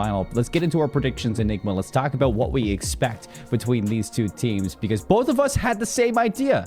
We're both rooting for Misawa to make the full lower bracket run and get that win against Hickam. After we saw them take them down in the group stages, you only think it is right for them to do it again here and now. The teams are gunning for it. I think it's going to go a little bit longer. I think it's going to go the full 7. Why do you think that it's only going to be a full 4-2? I just think that Masawa are going to come into this really hot. I think that even more so now that we're seeing that map veto, I think that they come out in Skyline. And honestly, I may have even gone lower. I may have even gone for a 4-1 on this just because of how good Masawa have been looking through the lower bracket here in the tournament. I mean, don't get me wrong, maybe I'm doing Hickam a disservice, but we've seen how often this kind of thing happens where a team running through lower has all the momentum and looks really hot. But Hickam, you have been sat around for a while. It's been a case of, you know, have you been able to stay warm? Are you frosty a little bit here? If so, you're about to find out in this Skyline. There's not many worse maps to load into, not ready to shoot your gun. And with how good Masawa have been again, I just think that they are going to be absolutely coming out, firing all cylinders, ready to put the pressure on. Yeah, no, I agree. A lot of times we see teams come from the lower bracket and have that edge, and I hope that's not the case for Hickam because they've earned every right to be in this grand final through the winner's side, and I want them to show up here in this game. It's why I give them the edge to go to the full Game 7. The only issue is, in my eyes, it's the search and destroys that is the difference between these two teams, and both times Misawa had the edge in that game mode. If it goes to a Game 7, maybe we get a Game 7 round 11, but in those icy moments, Misawa have been able to edge things out because of the strategy behind Knight. And this guy, he might be from Rainbow Six, but he has really been showing his worth here in Call of Duty. Let's take a look at these teams getting set up between each other inside of those venue cams and see how locked they are going into this game, Enigma, because I feel like right now, in your mind, if you are the side of Hickam loading into this one, you gotta shoot your bots, you gotta talk a little bit, feel good on your stage, and get that confidence going early. I mean, that's what it is. It's a case of, you know, for Hickam, you just have been sitting around basically since winners finals, which was what? I mean, it was at 12 local time, so you're probably talking, I mean, a good 5 hours ago, if I'm correct, if my math is any good. I don't know, I've been all over the place. Math's not my strong suit anyway. It's been quite a bit of time sitting around watching Masawa run amok through the lower bracket. And again, just seeing the kind of confidence and the way in which Masawa have just destroyed their opposition. That no doubt is going to be something that Hickam will be paying attention to and going, all right, these guys are going to be ready to absolutely take us on full force. So yeah, I'm hoping that Hickam are ready for this. I'm hoping they've had an opportunity to scrim or something like that, but understandably, they may have just been kind of relaxing, knowing that we've got a big, long best of 7 ahead of us. What a way it would be to end, by the way, after all the teams have avoided red card through this tournament. If we do end up finishing it up, all of the entire PACAF tournament on that big map over there. So many teams have come into interviews talking about how they just don't want to play it. Well, gentlemen, you might be forced to settle the tournament. Yeah, we might be forced to really settle things, the distance between these guys. I think if there's one thing that's true, it is the fact that both of them are very practiced. We've seen the mental fortitude and resilience to bounce right back, even if you suffer a loss that is pretty crucial in this game. And I'm not really worried if this does go the distance, if one team is going to have that consistency more than the other. I think that is one where you're here in the grand finals, you're feeling good right now. I'm sure your coaches behind you too have been locking in for this one, and for a Skyline to see it for a game number 1. Think about what this guy Sweet did on Skyline just earlier. This is exactly where you want to be right now if you're Misawa loading into the game 1 for the grand finals. Well, you can see how excited everyone is getting, as we can see on the monitors that Skyline has been loaded into. All the players are getting loud, they're adjusted in their seats, the setups are ready to go. We are, ladies and gentlemen, just seconds away from getting grand finals rocking and rolling. We know our teams for Worlds. We know our superstars at the fore, but who will be our PACAF Esports champion of 2025? Well, let's get this thing going. Grand finals for the PACAF Esports Championships. Misawa on the right, Hickam on the left. 7 maps ready to lock and load. And both of them ready to dance. Into the hill, though, is going to be Misawa kicking things off with 4 clean kills. Nothing traded, so it's time to gain. Brad looking to activate from the top, finds 1, finds 2. An important part of that piece as well is going to be Sweet. But look at this, looking to push through steps because you want the kill and you want to seize control of P2's side. Brad, well, he actually reads it perfectly. Timing might be slightly shaky, but he explodes onto 4. Lost his opening engagement, hasn't been sniffed at since. And it's a key thing, too, when you're thinking about it as a player. You always learn in Call of Duty, swapping to your secondary is faster than reloading, and you've seen it all weekend long. But through this time for P1, it has been good for Masawa at first. Hickam have completely resurfaced. The only issue is you have that early rotation if you're Masawa. You have the setup you want. You lose Nase Michi, though. He's going to spawn all the way over, so you got some work to do here. Goldfish finds 2. You've taken care of business, and you're in for the time. Yeah, great decision to prioritize the rotation out of Masawa, and this is what they were so good at when we looked at them earlier on in that matchup against Anderson. They made sure they got set up, they gave up that P1 scrap time, and were duly rewarded. I think they were up like plus 90 or something across the 2 hills, so very much one of their strong points here on the map. Now, if Hickam have been watching closely, they should be aware of this. They continue to send, but the first 30 seconds of the hill, all in the Masawa hands. It's tough looks for Hickam, too, because 2 members that you expect to be the difference maker for this squad. It was Breadwinner and Seaskirk on Skyline Hardpoint, who are absolutely in takeover mode so far. I mean, Breadwinner's doing his job, but Seaskirk, he is silenced in terms of that kill category. Another 3 kills at all. That's going to be the scrap time goods. 70 to 25 heading into P3. They are all over the place. And Sweet's going to take control as well of the middle of the map. It's going to let Masawa out really quickly. You do have that kitchen control, of course. There was a big fight happening between Miles and Knight, the 2 tactical plays that we've been calling them, the brains of the teams, looking to hold back Umbrella down and get the rotation set up early for 4. There will be a fight that also then means that Nase Michi beats out Miles over there. But right now, we still got to focus on the bar. And as Sweet finds 2, doesn't need the 3rd because Goldfish is there. Masawa will bully their way in. And this is how they've been looking all damn day. It just looks unbearable for Hickam. The weight of the world on their shoulders. You're in trouble.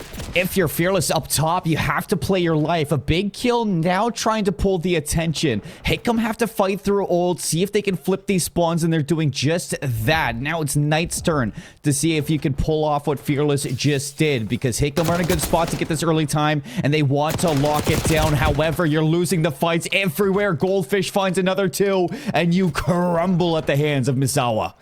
Huge decision from Knight there that I'm a big fan of. He decides not to engage anything and instead slips up the cobble steps just to stay alive for long enough for his teammates to then execute through bed. When they do, he's got backup. He hits at the exact same time, and all of the Hickam reinforcements crumble under the pressure. I think that's a totally different story if Masawa are cleared fully out the back and Hickam have an opportunity to set up. As it is, Masawa looking to be up by 80 points before we even get halfway through this hill. 4 in a row for Goldfish.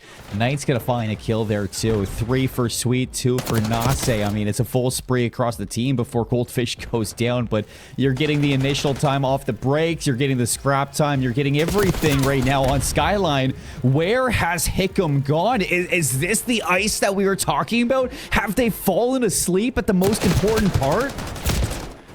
We've still got, I fear, a long best of 7 ahead of us just yet. We heard it spoken about before how Masawa took a big 2-0 lead last time, and then Hickam reverse swept you in round 11 fashion, as dramatic as you like. So Masawa are going to be aware of that, and they want to make sure they take full advantage of the momentum they've currently got under their belts. Hickam still need to warm into the series, no doubt. And right now, you can see the difference that is providing an 80-point lead as Nase Michi gets in through the back, finds one in Miles.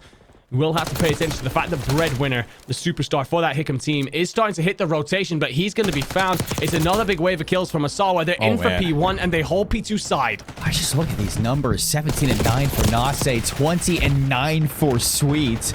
Goldfish is 15 and 8, as well as picking up that hardpoint time alongside Knight. The full team are firing on all cylinders. Hickam, you're in for the scrap time, but that's not good enough. You look to the rotations. Breadwinner has an important gunfight against Knight. He's going to win it out, and now you need to fully pin down this P2. You get a full 60. You are still in this game, but that just hasn't been the case for Hickam. They have struggled at getting this hardpoint time. And just as Hickam looked like they might actually have an opportunity to set up for P2, it's a way to bring kills in the feed for Masawa. So you do then find 3 of the next 4 if you're Hickam. So an opportunity then to do what Masawa did to you in the first set and lock in for one of the potential money kills here. But Nase Michi's going to have a beautiful angle. Sweet activates for 2 because, of course, who else but Sweet to go absolutely massive through the bridge to give his team a hole to punch through, and they do exactly that. Oh, well, here might be one of the saving graces. Looks like Nase having a little bit of trouble, but he gets back into it. Fortunately loses that fight. Misawa climbing in the time.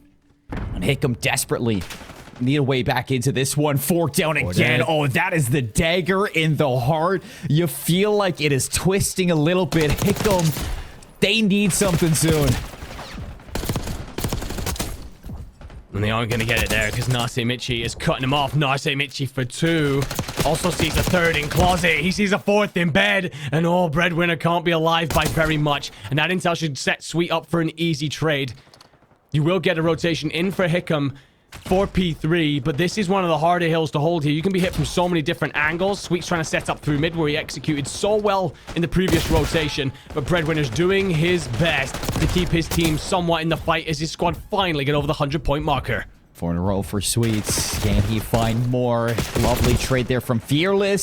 Seaskirk inside. Knight's going to give them too much of an issue, and now the hill uncontested. Steel bodies for Misawa. They're just throwing themselves at this hill, and that's what you can do when you have such a big lead. Just continue to contest it. It takes Hickam away from the time, and it keeps them at a disadvantage. Rotations now. Breadwinner, good shots there. Nase's going to be shut down, and Seaskirk funneling through the front. It's all down to Sweet, and as he falls, Goldfish not able to get anything done. Misawa now looking to see if they can put this one away. Hickam, probably the best passage of play so far through this map. Managed to take away the vast majority of P3, rotating well for 4. Seaskirk does a great job to punch through bed and get in there, clean out Sweet from the backside. Couple of important engagements though in the back. Nase Michi's going to come in from Plat. Nase Michi's going to find 2 and finds 3. Miles tries to hide behind the bathtub, but will get completely dumpstered in the moment. Misawa break. Misawa in for a second. It's not going to last. Still on a spree is Nase. 4 in a row, 29 and 18, trying to keep Hickam away from this time, but they're finding the corners, they're finding the kills. Breadwinner's gonna pop up for a triple kill, and he's looking to go ban for ban with Nase at this moment. 6 in a row, he's down. Fearless getting the time, and this game is completely back now. Hickam playing for the win. Oh, indeed, and Sweet isn't willing to let it go quietly as he pops off for 2 around steps. Miles is going to stay alive for just a moment. Nase's crossed 30 kills, but will be finally found. Seaskirk, who feels like he's activated a little bit over these last couple of hills, finds a couple more. Sweet for 2. Sweet, nade goes out, but the trophy will protect. Tries to push out bridge now. You don't want to be too aggressive, though. Gotta always consider that P2 rotation. 3 kills will then let Misawa back in. You get over 200 points, but we have a relative tight game moving into this next set of rotations, and Nase Michi has got a big job here in that back line. I mean, it was a 60, 70-point lead. This one is completely back. Misawa in control. You can't win here, and Hickam, they don't want to give them any of this time. However, the kills, look at the kills. Everybody on a spree. 3 for Goldfish, 2 for Knight, 3 for Sweet, and 2 for Nase. It is so identical across the board, and they are translating this into looking to put this away in the P2 rotation. You need Breadwinner to go big back here. Yeah, Bread to have a moment. He does find the first, but Sweet's going to be here to instantly trade. An important kill to find. You will be contested by Miles at the front, and I think he's just going to try and contest for a moment. Stay alive if you dare, but not a chance in hell. Number 2, big fight in the back is Seaskirk. The last player that can possibly contest this, surely. No, number 4 is going to have an opportunity. Breadwinner to activate from the back, but Nase Michi's there. He's through. And actually it's 2 for Blue in the feed, and Jay Sweet will find 1. Only 5 points needed from Misawa. Job's not done. Sweet's going to wait. Group up one more time. You have to hold on if you're Hickam. You cannot slip up now. Behind, but not out. Nase's going to take a swing at this one. Up the elevator. Potential break attempt, but the winners are Hickam. They take the kills. They're in the hill. They're still holding on. The one time we've seen anyone break Misawa on P2, and it would happen now in grand finals as Hickam try and force their way back into this game. Sweet trying to lock down from Plat. I'm a little bit worried that he's overextending here as those blue arrows begin to swarm, but Misawa they need just 5 seconds. Skirksy in the full route. I don't think you have time for this one. Nobody's going to touch. Miles doesn't get there. And Misawa edge it out. You can see the players getting loud on this stage. A miscommunication from Hickam. They thought they had the time to make a play for the break, but they didn't. 5 seconds is all Misawa needed to win things out, and they're going to kick this grand final off. we wanted our grand finals to start anyway. It was with a bloodbath, and we most certainly got that. I think we get at least 3 players who all cross the mid-30s in terms of slaying numbers. I wouldn't be surprised if there's even some north of 40. There's going to be a hell of a highlight package here. God bless whoever tries to put this together. What I will say, we felt that there was going to be a situation for Hickam where they were coming into the grand finals after sitting around for the last 3-4 hours or whatever it's been, where they were a little cold. I think that's exactly what we just saw. You get this situation where Misawa come out hot. They've looked really good on the Skyline hard points. They take full advantage of that P2 setup that they love so much very early. The first 2 rotations, they hold it really well the first time. They break it really well the second time. And that is probably the difference maker overall. But I will say, Hickam are going to be putting a giant asterisk next to the 1-0 score right now because they know that they had all the momentum through the back end of the map. Well, we get a look at it here. Skyline hardpoints, Misawa. I mean, they get the win, but I don't think you're feeling too confident after it. He almost slipped up, and you see the force that Hickam is going to bring into this grand final when they are firing on all cylinders. Misawa come out like a bat out of hell, but now we go into the Vault Search and Destroy. See if they can keep things up. Andy, we are changing up the setting of the map as well as the mode. And I've seen it a couple times this weekend. It hasn't had too much love over towards the B side. I mean, we know what we got on Vault Search and Destroy. It is going to be all chaos on this A site. Yeah, we absolutely know. The one time I can think of today where we have definitely seen it between these two teams, Misawa beat Osan 6-3. I will say that Osan kept that really competitive early. I think it was actually like a weird one where you had quite a few rounds from Misawa, then Osan dragged themselves back in. Then there was a mistake from Osan that allowed Misawa. Wait, am I faded? I thought we were... Never mind. I'm totally lost. I thought we were on Vault for some reason. We are on Skyline S&D, and, well, the break has already happened off. Nasimichi is left in a 1v3. Well. And he's dead. That is a surprise in many different ways. So...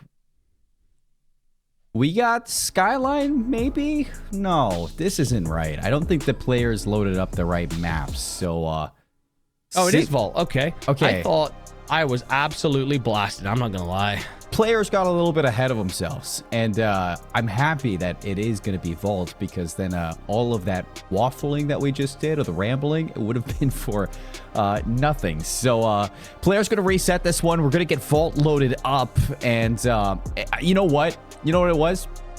They were just so eager, so locked, that they didn't even think twice. They just wanted to run it. I mean, I am also just glad that we're not going to be doing a Skyline S&D, because I just really don't like Skyline S&D. I'm not going to lie. It is bang out central. Don't get me wrong, though. I think with Vault, like you said, we are very singular in our approach to this map. You will get that odd B hit. And what I am looking for is for one of these teams to, on an offense, throw that B hit in there. It's kind of one of those moments where you just remind the opposing team that every time they take defense, they have to leave at least one player keeping an eye on that flank. Because otherwise you end up in a situation where you could just give up a round relatively for free, and what that then should give you is numbers advantage when you start to play out that A site, until obviously you get bombed down and then they start to reconsider the retake. Likewise, though, on the defensive side of things, I think that one of the underrated strategies is very early, get a defensive player to wrap all the way through B side, maybe even round through trophy, dirt, and then pick off the player that's trying to hold down palms, because we've already seen through this tournament multiple times that if that player standing on palms is distracted, that can open up so many retakes for this A site. Could. And we have to see if they utilize that strategy here. So loading into the Vault now. Hickam still leading 1-0 off of that. The round stays still off of that Skyline. It's only fair. They played it out. And now it's going to be a hit over towards A. The defense just going to drop down the middle, and everybody waiting on the offensive attempt. They get the bomb down. They find the kills, and Goldfish, he is scratching his head, wondering what to do.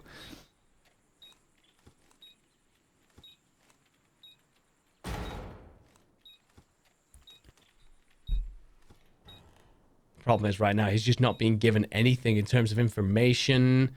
I mean, it's pretty obvious where a couple of these players are going to be. Stun goes out. Doesn't connect? Wow, that is the worst luck I have seen in some time. That is weird, too, because normally a stun would hit that. I mean, they have a wide radius.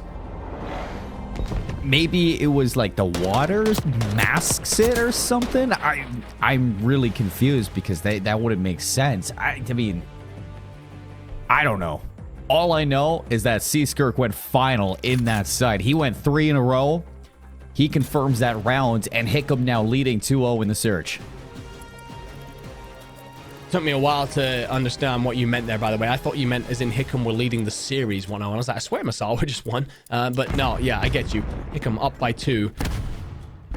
Oh, C-Skirk should get a lot of intel off that nade, which doesn't connect. That must have sailed over everybody's heads, but he will find out that they're all here.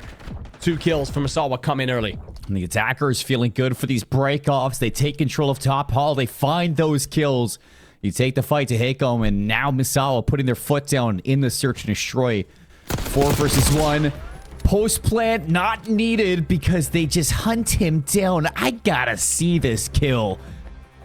I need to see this replay. He was full sprinting. Hipfire must have been a headshot. Not even, just body shots right into him. That is a turn on. Yeah, there's got to be a couple of missed shots in there. Maybe one of those where you're trying to hip fire and it's not going where you want it to go, but either way, Sweet won't care. He will get the win in that one. Takes us back to within 1. Remember, ladies and gentlemen, Hickam will have that extra round on from before the reset. C-Skirk here puts out a stun. Doesn't connect. Man, this guy's getting unlucky with these things. Yeah, I mean, stuns aren't hitting, nades aren't hitting. Sweet's pulling a first blood, but now they got a retake. Fortunately, it's with numbers, and there's no post-plant outside pools, so Masawa are going to be able to have that full setup. Sweet's going for the wallbang, but nothing's going to connect on that. Hopefully, they can get the read on Fearless. If not, he is going to tear through this slide. C-Skirk over towards those vault doors. And here they come. In they go. They don't read Fearless. He's going to find 2. Nobody expects the man in the corner, and he completely flips the switch. 2v1 now. Hickam. Shoes on the other foot, and they pull it off. The 3v4 in the site, locking it down. Oh, the Omni movement comes in through the end as well. Breadwinner shows every bit of the technical prowess that we've been talking about. Just slips out here, delivers a hammer blow. Don't get me wrong, I think you were dead to rights anyway. But moments like that are going to be confidence boosting for these Hickam players. A reminder that although they lost map 1, they started off very slowly. They were way down and out and built themselves back into the map. The winning team coming into grand finals always is a little bit slow. And right now, moments like that are just going to remind you that you can contest this Masawa team the whole way. Back over towards A we go for the attackers to Hickam contest this. He's just going to drop on down. You don't want to be there, my friend. Sweet waiting in line. He says he's happy to clean those kills up. 2 kills and the post plants. Surely there is no way Masawa will give this one up.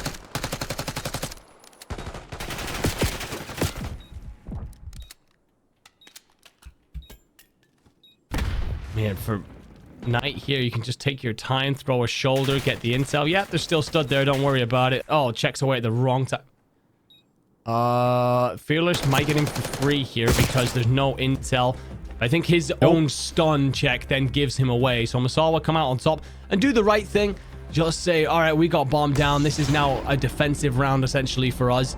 And bleed that timer down. Forces Fearless into a play. I did think that because Fearless had actually slipped by without being seen, he'd gotten away with it because he actually does the right thing and stun checks the hallway, but that then gives him away.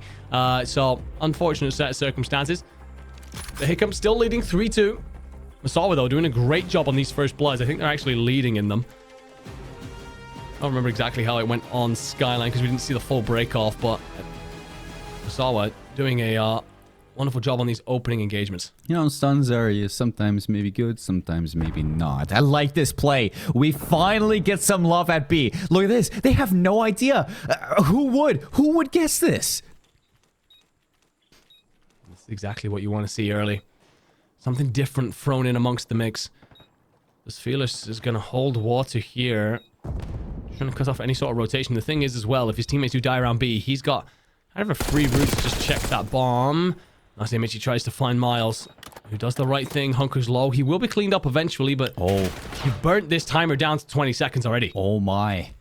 Breadwinner and Knight have basically passed each other, and Breadwinner goes unchecked, so he's going to have the full wrap. Fearless playing this one from mid-halls. 10 seconds. They have to hop this, but Fearless has it planted for him. He's picking them off. There's no time for the defuse, and they do what needs to be done to keep the lead up by 2. Yeah, that's that play that we're talking about. Just throw it in once here and there, because now Misawa are constantly going to be having to pay attention to the fact that we don't want to give that site up for free again, and that could then give Hickam the complete advantage over in the A fight. So great post-plant situation as well, where you end up with Hickam just getting all those different angles in, making sure that, you know, even if Misawa were leading in terms of picking up that first blood, they had the numbers advantage. You've got all the different routes on towards the bomb. Misawa then down 4-2. Doing well in the opening engagements. It's just the mid portions of the round that they're struggling with. Slipping between their fingertips. First blood from Goldfish. Nase gonna keep control outside. And you're in. Wait, did that hit? Oh, it was just a frag. Not a Semtex. So, 1v4 Breadwinner. Yeah, there's no way you're getting this one done. Shout out to Duza in chat, who's keeping everybody up to date with what the score truly is. 4-2 prior to this, now 4-3. Misawa keeping this one by 1. Doing the Lord's work. Keeping everyone up to date with where we currently stand. Hickam will be up 4-3. A little bit concerning about the way that round went, though. Completely obliterated by Misawa. But again, they're on offense, and the last time they took it to B, so keep an eye on whether or not Misawa decide, actually, what we got to do is keep an eye on that side of the map. No is the answer. They don't think that you're going to get bluffed through twice. Red's actually gone under vault and might have an opportunity to set up some sort of pinch here. Sweet with 2. Oh, here it is. Misawa overwhelmed. Miles has nowhere to go. Breadwinner now, a magnificent player, back in the winner's final. The reason why it was so easy against Anderson. Can you pull off the 1 versus 4? Stuns, nades, everything. The kitchen sink thrown out the window directly at Breadwinner's forehead. And he's got to hit the full wrap. 50 seconds is a lot of time to unravel this one. And there, Nase just going to feed him a kill. But look at the rest of the team. They group up in A. They know they have to bomb down. And they know Breadwinner has to chow eventually.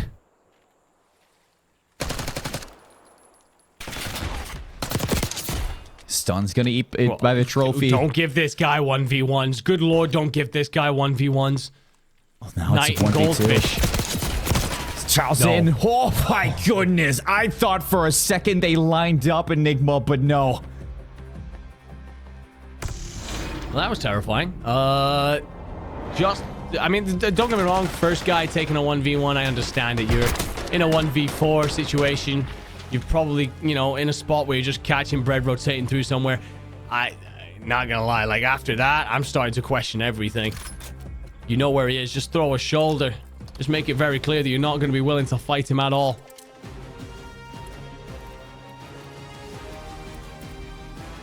Oh, Lord. 4-4. Feels as close as the first map. Yeah, it does. Now, well, of course, we're going straight back to A. Big fight for cat control. Oh, my Lord. Nasi Michi. I don't even know how you saw Miles that quickly. Well, here's Bread. Does he want to drop down? 3-3, no chance for the post plant to be outside. So what do? You set up Sweet on those vault doors. I mean, he's going to have a little bit of a pinch for anybody who decides to drop down mid. Goldfish throwing shoulders. At some point, you got to slide in. The stun's going to hit. Goldfish in trouble. Breadwinner's in, and you know this guy can do damage, but he doesn't need to finish it off. Time for the defuse is plenty. Fearless is going to find that last kill, and Hickam keep their lead in the search. I mean, if you're Miles right now, you're going to be very glad to see that your teammates are popping off because someone play me some James Bond music. 0-7. He's struggling. But he does have players like Breadwinner, like Fearless, activating around the map. Don't get me wrong, I think Miles has brought a lot to his team's tournament.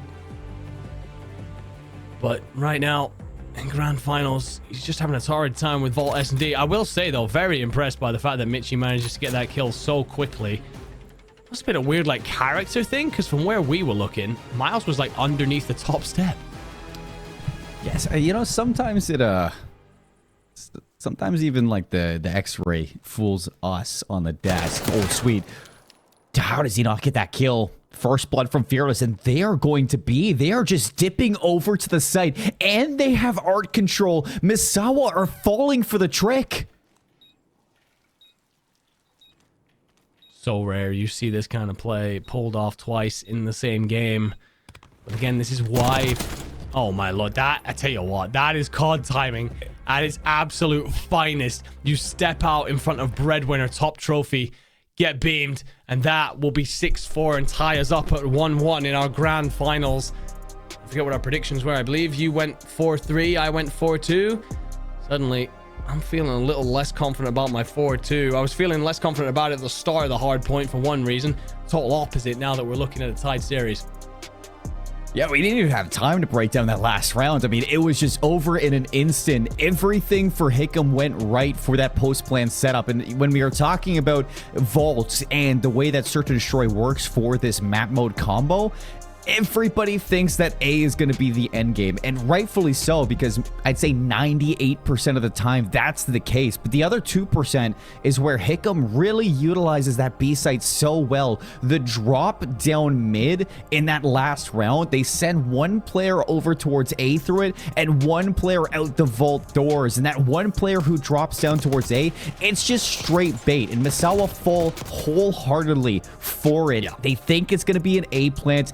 Everybody pushes over towards P2 for that retake setup, and while that happens, they're giving up B for not only the plant, but for art control, for gold control, and you peek out after that, you're in the firing squad of a triangle with nowhere to go. So it is a near perfect round number 10 for Hickam to close out the Search and Destroy. They tie us up, and they make this one hell of a competitive best of 7. This is exactly what I was hoping for, Andy. Oh yeah, likewise, and coming back as well into that round that you're talking about there, we've spoken about the roles multiple times that kind of line up in this team, and well, we've, you know, for Hickam, you've got yourself there. It's surely a comment from someone. Obviously we don't have the listenings, but you get someone there turning around and going, actually, you know where we could send this?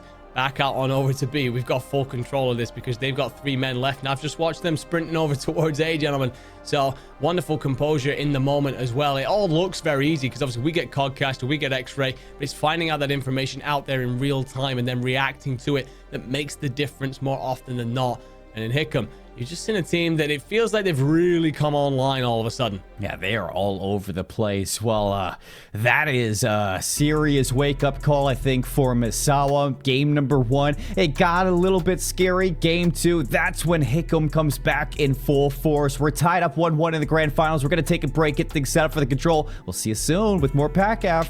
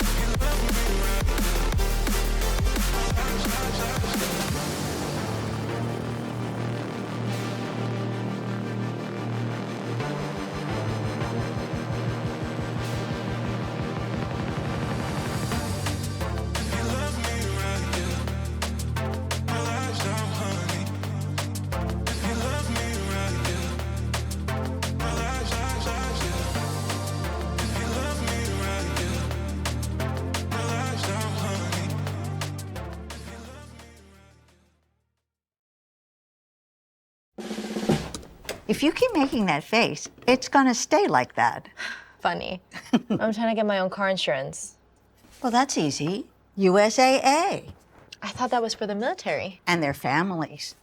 Grandpa served, and he joined USAA. He shared membership with your mom, so she'll give it to you. Really? And they'll take good care of you. USAA. Members who switched saved an average of $725 annually on auto insurance. Welcome back, everybody, back from the break. Tied up 1 apiece in the grand finals between Hickam and Misawa. And Andy, I gotta say, because dropping 0 kills in a search and destroy for the win, we have a thing in golf is if you get a hole in one, you gotta buy your mates some drinks at the end of it, a round for everybody who got to witness it. I feel like in that same scenario, you gotta buy some drinks, a round for the boys for carrying you through that one. Yeah, around for the big fat donut. That's what happens there, because that is a tough one to explain to your teammates, and you're very glad that you've come out on top still. I will say there was a couple of moments where I think Miles is unlucky for sure, but yeah, 0 kills in an S&D in the grand final. More often than not, that will lead to a loss. Thankfully, you have a couple players on your team that go by the name of Breadwinner, Seaskirk, and Fearless, and they're not bad at this video game that we call Call of Duty. So thankfully you come out on top. You'll tie up the series at 1-1, and we start to look ahead then to the Vault Control, sorry. Yeah, and you and I probably feeling pretty good for our predictions.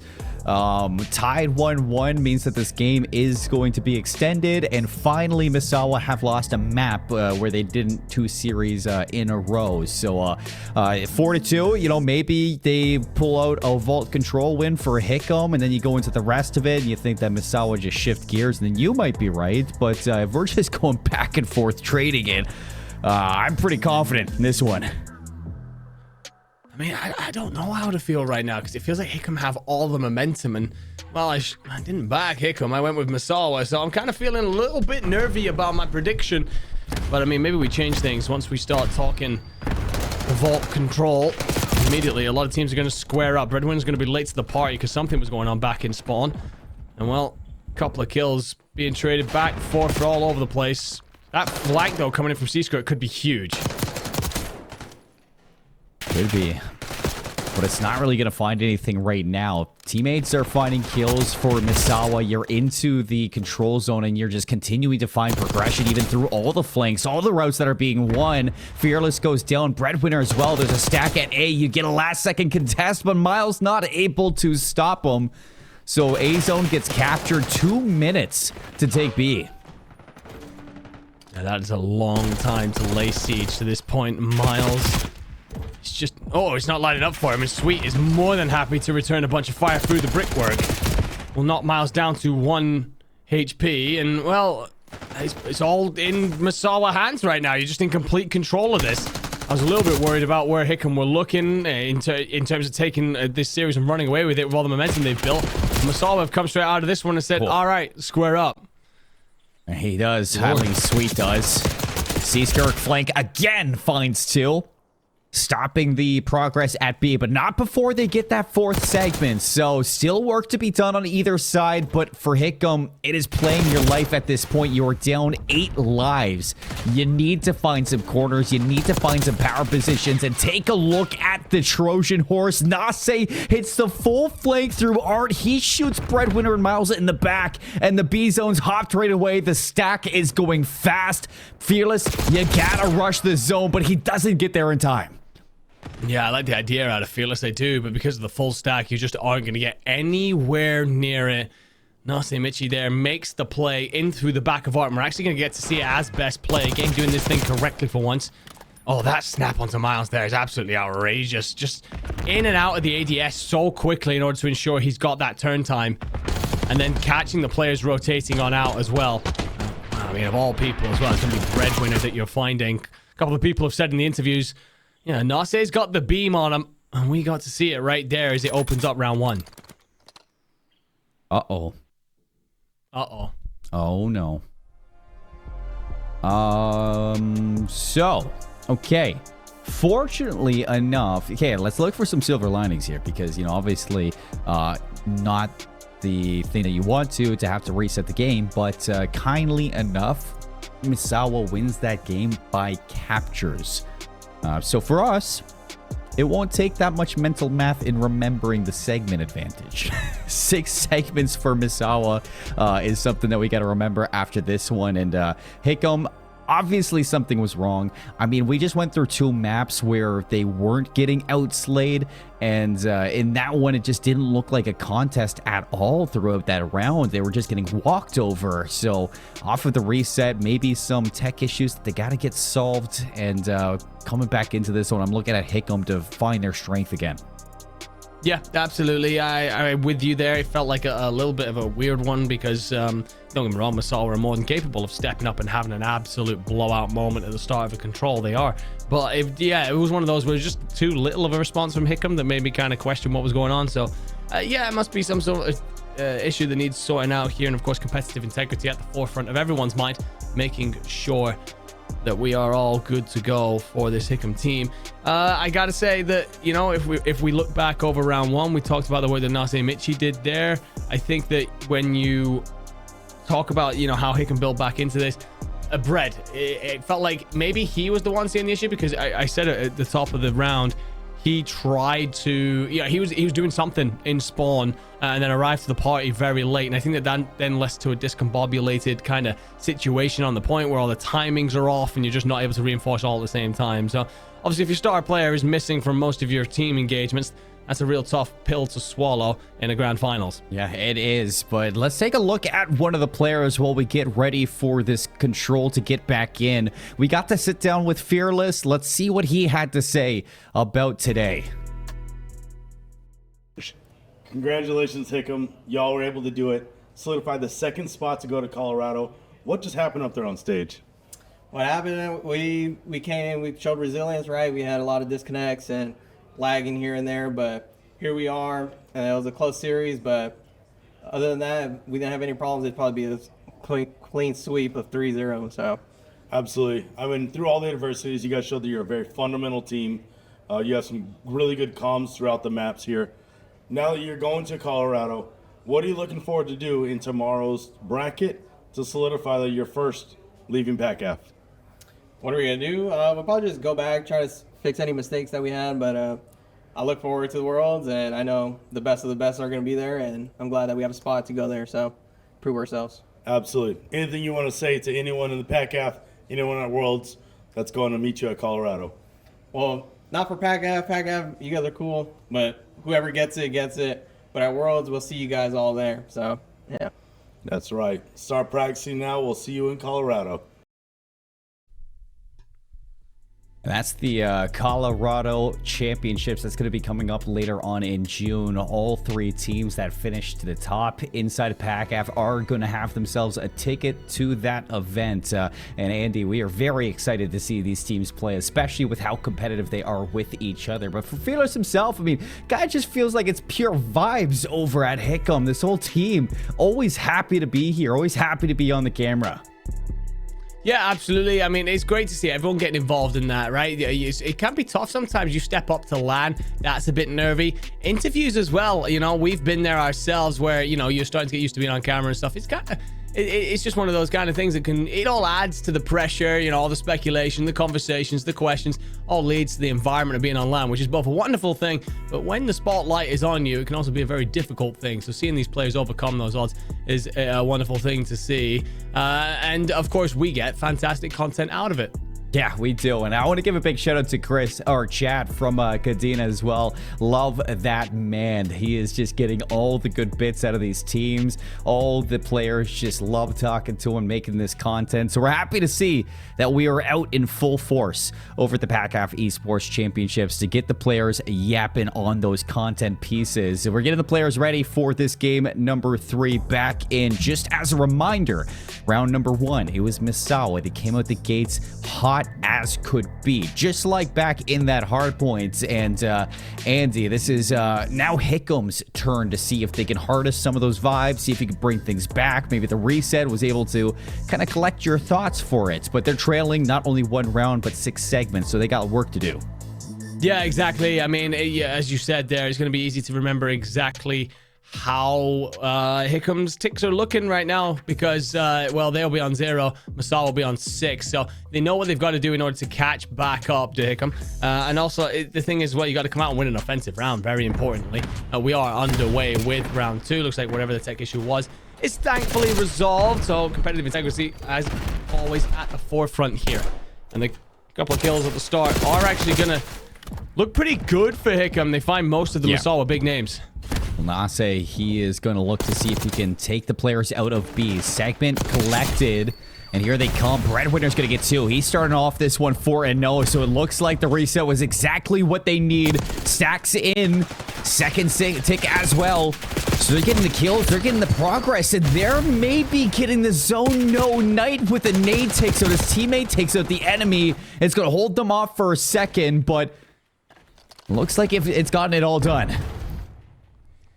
It's a great start, though. 2 ticks over on B. If you have a good passage on A here, this makes this round extremely winnable. As Fearless cleans out 1. Miles gets another. You get onto the point. Sweet then to make the break happen by wrapping in through Catwalk. But there's also Miss Breadwinner somehow. Who's then going to play through Water. He's going to dive the B point, which will then start to shift these red arrows on over. And actually, no, he starts to wrap back in. So both players who have been really slaying out for Hickam and Masawa just starts to do like double wraps in order to try and set up some sort of pinch situation. As it stands, 3 ticks for this Hickam lineup, but I don't know, it feels like they're putting them in themselves in the spot right now where they can go and see this through. Good shots there from Nase. If I'm Hickam right now, you got to start thinking about this A zone. B is on lockdown, and they don't want to give it up. Nase is going to clear Miles as well. Full control, outer palms. And you can see now you're constricting on this base. Spawns out for Hickam over towards P2. Have to start thinking about getting to this objective and possibly hitting through on the overextension. Another kill onto Miles. Now you're into ammo. Things are starting to get a little scary, but here you go. Pressure's off. You're into the zone. Now time to get it done. I tell you what, Knight does an incredible job to stay alive for as long as he did there, and that sets up Sweet for a couple of kills. And then you start to hit in through the mid-cut. 2 players going to bounce on through. Timing could have been against C-Skirk. He manages to lock back on just in time. Finds his 4th of the round to make it number 5. Make it surely not, I was about to say. As Nase Michi finds 2 to help the team clear the point. But it is 4 ticks so far for Hickam. The problem is because of how good Masawa were last time out, you gotta win a round. You got 1 life. You're against 13. It will not happen. Hickam will fall. Masawa will take a 2-0 lead. I tell you what, for all the great work that Hickam did, it's just one of those where because Masawa was so good against you last time out, a lot of it's kind of mute. Yeah, this is just so easy for Masawa in terms of slaying. They have the defenses on lock for that retake over towards B. At A, they had full topside hull control. They're everywhere they need to be to shut down that defense. And you saw towards the end, the slaying was just not up to par for this Hickam squad. I need to see more out of Miles. I mean, 0 kills in the search and destroy. It just seems like he's starting to fall behind in the control as well. Fearless having an uncharacteristic game on top of that. The team just seems a little stunted right now. They got to find their mojo. Sweet not having the same issues. He's on 8 in a row, 13-2 so far after the reset. Somebody's got to put this guy on a leash. I think Breadwinner's the person who's hoping to do that, but Sweet will actually find him to extend it onto 9. This is one of those moments. We've seen it a couple of times through the tournament, especially today, where Sweet just suddenly lights up and goes, you know what, actually, I know I'm the guy that can take over a whole lobby. Let me just do it right quick. He will finally fall to Bread. Thing is, it feels like when Bread does find Sweet, he's traded out by one of the supporting cast. On the opposite side of things, when Sweet finds Bread, he's doing it as part of a 6, 7, 8 spree. Miles, well, that's always going to be an ambitious play. Well, 8 points secured. Masawa looking absolutely ridiculous right now as they look towards B with a whole 2 minutes to go and a 7 life advantage. Masawa feeling good. Breadwinner feeling just as good. Can he silence the crowd? Slide around, dip and dodging. Not an easy fight to take. Nase finally gonna drop, but the issue is Knight. He is up in art. and he is commanding the attention of these Hickam players. Slides out, uses the couch, stays alive, and this is an issue. You have to get this kill. Miles now. Important duties. Trophy. Gonna steal away that nade. Is he gonna get the read on him? Not gonna know he's over to the right. And Knight gets another 2. Yeah, moments like that to tell you exactly which way this map is going. Bread will do great to arrive in through Waterside and find one. The fact he stays alive as well just causes a constant problem for Misawa. They can't just continue to look forward. They have to be on a pivot. And he just continues to be a bit of a thorn in the side. But Knife will extend onto a 5. He's trying to continue to cut players down who are arriving. Seasquick will find 2. Bread still stays alive, so still being a problem. Yeah. But the biggest problem is that you're 8 lives down right now. 9 playing 16. You gotta start valuing these lives a little bit better. And the fact that you have art control, I mean, that is the first step. Nice shots from Miles. So is this life being breathed back into the lungs of Hickam here? Breadwinner gonna overextend, and it's gonna cost him through the middle. Fearless, you need these kills, but he overchows it. And it's an easy cleanup by Nase. 6 lives down. Last legs for Hickam to stay alive in the control, to have a chance at this map 3. Everything is unwinding, and this is a chance for Misawa to put it away. I would say to Hickam, though, you have put up much more of a fight here. And, well, just as I'm about to make that comment, that's a massive kill as Nase removes Bread from top art. Miles will do his best, but at 3 and 13, it has not been his map. Sweet will rock up to clean it on up, and Misawa will make it as simple as you like here in the control. It is a swift 3-0 on Vault. And, well, that is the most decisive map that we've had so far in Grand Finals. I know there may have been some tech issues round 1, but it didn't make much of a difference following the reset. Yeah, it seems like Misawa were locked in for that map. As Slaying out of control, the vibes were all over. And you were so deep into the spawn of Hickam so often. It's nighttime, it seems, because he is heating up in the grand finals as well. Not just the brains, but he's got brawn as well. 3-0 in the control, and that is going to take the lead for Misawa. Let's look back at this one, because from the gates, it was just Misawa in control. Out towards that B zone, they get the full cap, they capture the second one too, and realistically, I mean, we talk about how tough these controls have been for either team throughout the day, and Misawa didn't start off as like a really strong control squad, but as they kind of heat up, as they go through this bracket, it seems like they're just getting better and better. Yeah, figuring it out as they go along, very much so, which tells me that they've got a ceiling yet to be discovered. You are still getting better in grand finals, and to be honest, I'm looking forward to seeing what the ceiling is when we start to talk about worlds. But yeah, I think that one of the things is, you know, for not Hickam, for Misawa, wow, brain, please switch back on. It is that Sweet took over well and truly as and when it was needed from him. Steps up, what was it, 10 spree in the end, just to control so much of the round, and a lot of that was just shutting down any concerted effort from Hickam to set up his team for that 3-0 victory. Well, here we go. Look back at the series, and you're right, Andy. The most convincing map we've seen on stream so far. 250 to 229. Misawa came out hot in the skyline. Started to lose it a little bit, and that reflected in the search and destroy, where Hickam were able to claw their way to a tie. Series 1-1, 6-4 in the vault. Search and destroy teed us up for the control. We thought this one was going to continue to be an absolute barn burner of a series, but we were wrong with that. It seems like there's some issues in the control that we weren't expecting from this Hickam roster. And that was a very, very convincing round to really set up Misawa to continue to follow through these 3 vault maps. Hardpoint coming up next. This is a very fundamental map mode combo when you're looking at the game mode, because Vault Hardpoint, in comparison to others, has a lot of hills that can be translated into time, especially when you're looking towards P2 and P4. So yes, you need to see this Hickam roster lock in. You need to see the slang start to pick up. And I mean, Fearless, what's going on, man? You've been the star of the show throughout the entire week, and this is not the time to slow down.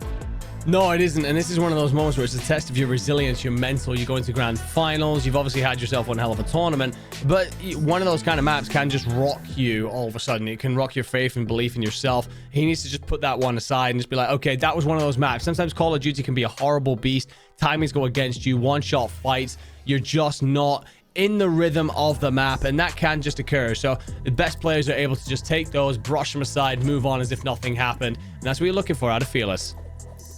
Let's get this going. Game 4, Misawa looking to push this lead. Sweet on screen. He has been a menace through the day, and he just wants to get into business. Back into P1. You got a little bit of a flank going. It's Breadwinner.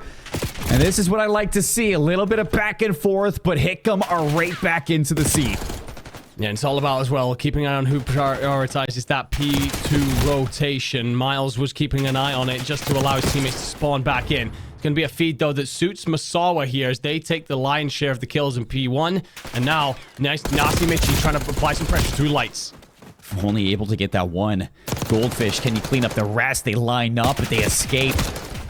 Good clear out from Hickam as they're looking for this rotation to P2. They have the spawns in the back, and this should be some initial time, but I need this setup to be a little bit better. Because Sweet, he is getting in through, and Breadwinner has no idea. It's going to be a break from the front. The Semtex doesn't hit, but the kills still come through, and Goldfish is an issue.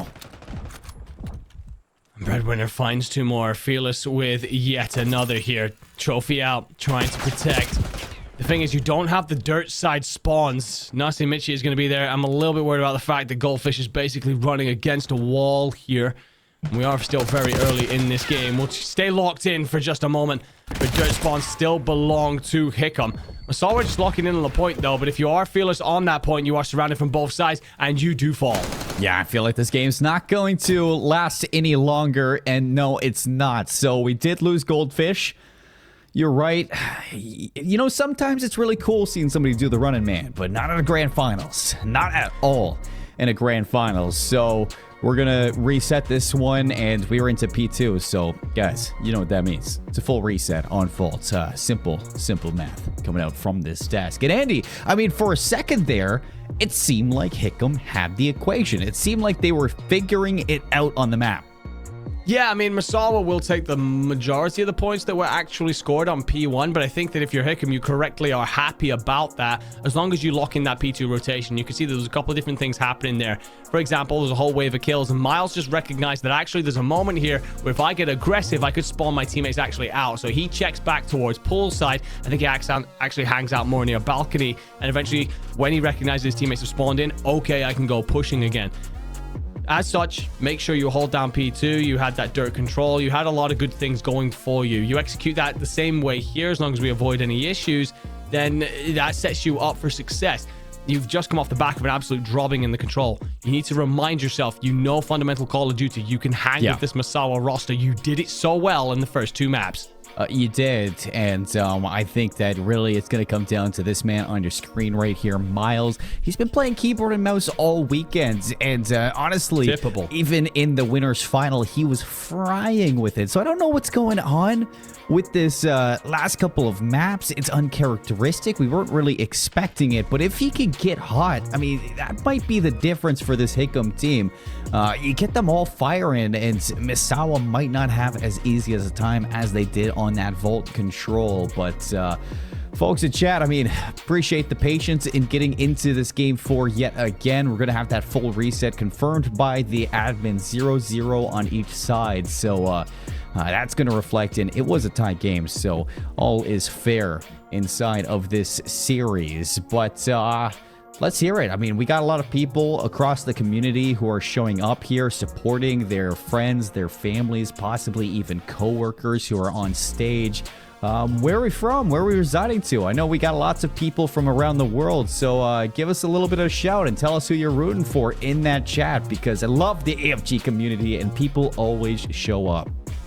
I feel like there's going to be a lot of Misawa love in there. I've been seeing all sorts of different chants. Hickam, Sickam, Lickam, Pickam, it don't matter. 1, 2, 3, 4, Misawa in 4 has got to be up there as one of my favorites coming in from Duza. But yeah, there's a lot of love out there for sure.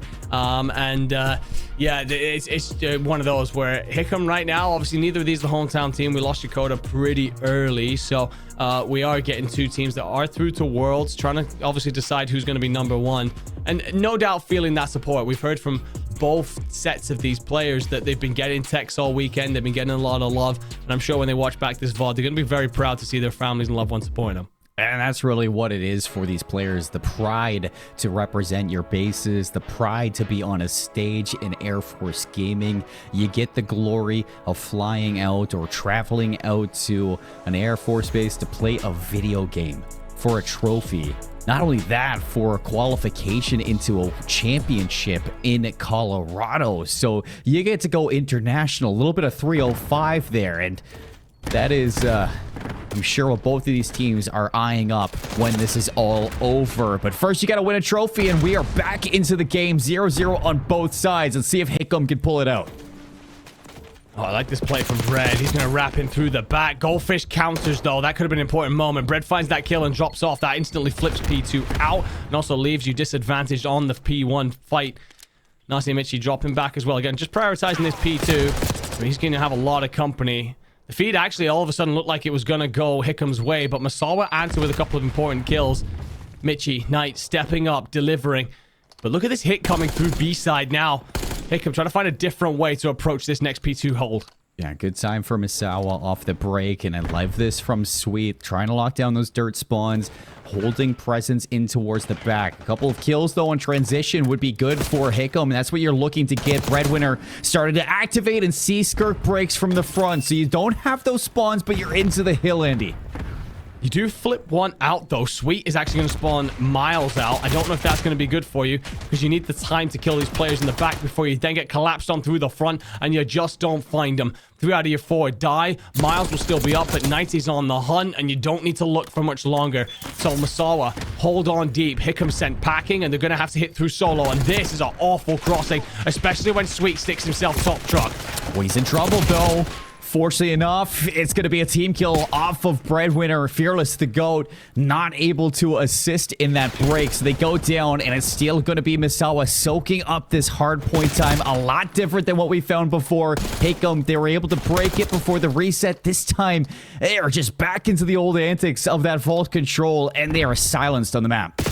Yeah, I felt like Hickam did a lot of the right things, but Masawa just answering back with big sprees of kills, which is just undoing a lot of that great work. But I will say, Hickam have managed to get Fearless inside of Art. And well, now approaching it from the front, you have an opportunity. Problem might be here that you are spawning miles out. Do you spot Nase Michi in the back? You don't. So bad situation gets worse for Hickam. And you need something soon. Because Misawa, we've seen when they come out to a lead, they just do not give it up. Fearless is going to find Sweet out towards those outer palms. The issue now, and Breadwinner sees it, is that they don't have control of Art, so trying to contest the seal seems almost impossible, but they're getting it done anyways. Goldfish is going to win that fight inside, though, and it keeps Misawa soaking up this time. They have the better spawns for P4, too. Nobody from Hickam is hitting this overextension, so they're just fighting through ult. You just made the point that I was exactly coming to. You're pushing through all. You're still fighting for P3. I'm seeing no one play through poolside and wrap for P4. It's as comfortable as you like for Masawa. You're going to have to try and fight what is a very difficult hill to break from the front. You will actually get Art control, so an opportunity to fight through the back unless Knight can do something about it. He finds one, is traded, should get the intel. Miles trying to approach from the side. What a moment this would be for you to pop off and make up for the errors in the S&D. And doesn't, as 3 more kills go Masawa's way. I don't know what pep talk Coach Inky gave towards Misawa before this game started, but it seems like they've fueled themselves for a lifetime and further. 100 points crossed now, triple digits for Misawa. And they are in for the rest of this P4. Hickam just cannot catch a break right now. You see all across the board, they have been silenced in the kill column. Even Breadwinner is struggling, and he has been the saving grace for them for so long. Just too much pressure at the minute coming out of Masawa. We've spoken so much about what Sweet is going to do on the map. Nase Michi is at 16-4. We know that he's a crowd favorite. He's been one of our favorites all the way through this tournament, but this is a level that we have not seen from him so far. He's really stepped it up once we've hit grand finals. 17-4. I was going to say, surely not 18. You finally fall, but you set your teammate up for the trade. P1. We are back here then. So 80-point lead for Masawa, and you've already got Fearless starting to consider that rotation for Hickam. Well, Fearless out in the back. Can he heat up when the team needs you most? It was a slow start in the Skyline hardpoint, but eventually they figured it out. Let's see if they put those puzzle pieces together here in the vault for the second rotation. As it's a back and forth trade for inside P1. This is time that you'd love to get, but Goldfish is keeping it away from you. They re-hit that site, and they have the rotation to know. So the only player really in a spot to stop is going to be Miles, and he is going to find a way in. So big kill on Knight there, but still more to do. Yeah, absolutely gets him for free. I'm not sure if Knight is tucked in behind the desk and therefore just doesn't see him coming, but if that is the case, then Knight needs support that he just never had, really. You are going to get close spawns. Never mind. Hickam going to be spawning all the way out. For a moment there, I thought they did still have dirt, but they don't. Going to be a bit of trades back and forward. Beautiful shots, by the way, out of both Sweet and Gold to kind of make this as contested as it's going to be. Then, well, Mitchie finds one, but it's also a team kill, so a big fight here, and Mitchie loses it. Skirk finds one, does fall as well, and this is much more like it from Hickam. They are trying to put up a fight. The problem is Masawa just have that really early lead. An egregious challenge from Seaskirk on 0 HP. Fighting from the front is Masawa, and they're denying time away from Hickam. Breadwinner looking to fight right through. See if you can grab this scrap time and close this lead a little bit more. The rest of the team just sending it to New. And it's Miles again, trying to be that proactive player. He's in through Vault, but he doesn't win the fight on the hill. No, but Bread is rotating all the way through poolside. This is what you want to do. Look at those spawns now come in. Those red arrows are going to be playing up art side. So you get control of the area to look out over P3 best and potentially set yourself up for chaining 3 into 4. You didn't do it very well last time, but now you might be in as Masawa. Yes, you still hold a lead, but it's starting to feel like Hickam have got the wind in their sails. Tails are up. A couple of their players coming online. Chaining 3 to 4 is good, but you got to get into 3 first. Yeah. As you have the spawns, but you're not getting the kills. Inside the hill, finally, you're going to hop this time, Seaskirk. You need to soak it up, but look at what happens. And Misawa hit through pool. They pull those spawns back, and they have a spawn up for Goldfish. And what's he going to do? He's going to hit through the middle of the map and try to steal this time away. Big gunfight win. I think it's actually coming in from Mitchie, who... I mean, Bread catches the cross, to be fair, over by Solo. He sees it happening, but loses the fight. So that then spawns Sweet in. Masawa in control of 4. What I will say, you've no art presence. That's my one worry about this setup. Sweet. I mean, I like the statue heady, but you're going to be surrounded from a lot of different angles here. Finds 1, finds 2. Surrounded, outmanned, outgunned, but never outclassed. Never. 4 in a row for Sweet. He's got the crossfire, and Misawa, they are in. They're going to get so close to winning this, but Seaskirk, he gets the timing, he gets through, and now he's the only one that can stop this. Up top he goes, taking down Nase, and looking to see if he can punish the rest of them and take their attention. No more kills, but he's going to drop down, see if he can assist this break. It doesn't work. Another 3 kills, make it 4 down, and you're still getting the time. Yeah, Miles just arrives a little bit too late to the party. Teammates leave everyone weak, but nothing in terms of a reward. Sweet trying to hold from Lion. Oh, and Seaskirk then loses that one up close as well. So we look ahead then to our 3rd set of rotations. It's a 110-point lead. Just as Hickam had started to swing all the momentum back in their favor, Masawa grabbed the game. Demand payment as Sweet on a 9 spree, taking over in yet another crucial passage of play. Yeah, Sweet. I mean, this guy does it all 10 in a row. And he's in the hill. Breadwinner going to get some assistance on the brakes. So Hickam now down 120 points. Can they group together and make an unbelievable comeback? Breadwinner on screen, looking to be the one to lead this charge. He doesn't know that Goldfish is behind him. And it's Goldfish is starting to go on a spree. 7 in a row. Overwhelmed up top. And Hickam still trying to fight for this time. But they need to focus on the rotation as well. Mitchie pops for 2. Sees that there's going to be a number 3. Wants every part of the fight. Red's going to be back down to 50 HP. And Nase's great work will allow Goldfish to push on through for the kill. We will see yet another hill. But that fight there, where Goldfish shuts down Skirk, should give then P2 spawns in for Masawa. Hickam. Gotta fly at the front. Sweet. You just cannot give that up for free if you're Miles. He has no help on the time.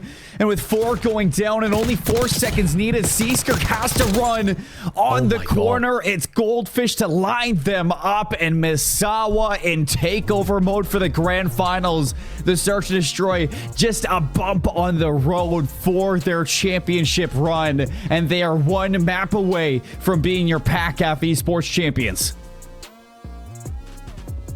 I said it there at a certain point. It just felt like Sweet took back over, recognized that Hickam had started to become a real threat to the lead that they had pulled together. And he said, not a chance in hell, gentlemen. I want that trophy sitting on my shelf. Another 10 spree. I mean, the fact that you're seeing 10 sprees at all in the grand final says everything you need to know about the quality Sweet brings to this tournament. So many people talking about him as the player to watch. Right now, surely a shoe-in for MVP.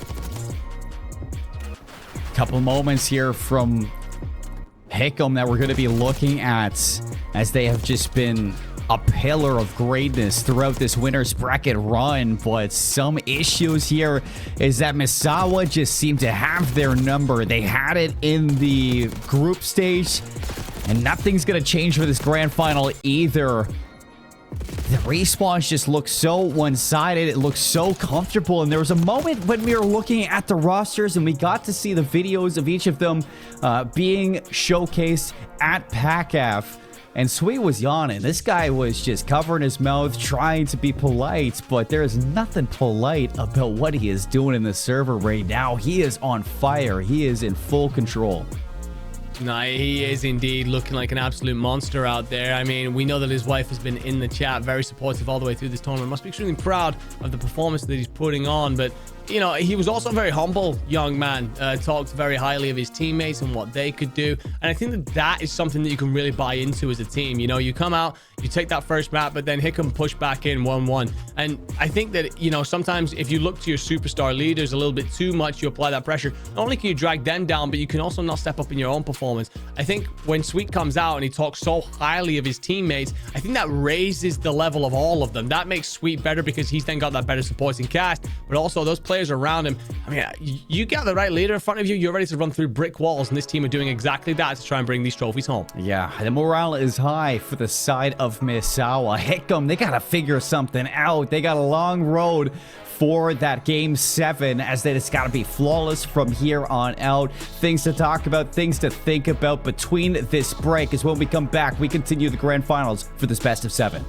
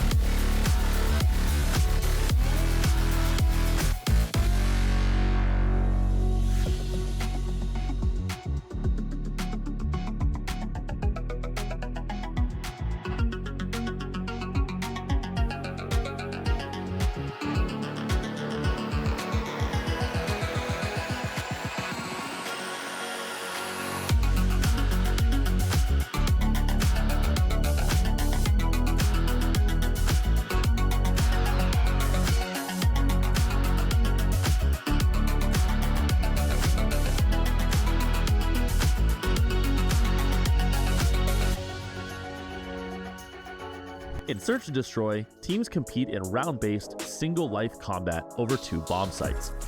One team is designated as the attacking team, where their goal is to plant a bomb at either bomb site before time expires. The other team must defend these bomb sites, preventing the attacking team from planting the bomb at all costs. Additionally, either team can win the round by eliminating all members of the opposing team. If the attacking team plants the bomb, a 45-second timer will begin, where the defending team must now defuse the bomb before time expires, even if they have killed all enemy players. Defusing the bomb takes 7 seconds, so players must ensure enough time remains to secure the round. Teams will switch sides after each round, and the first team to win 6 rounds will claim victory.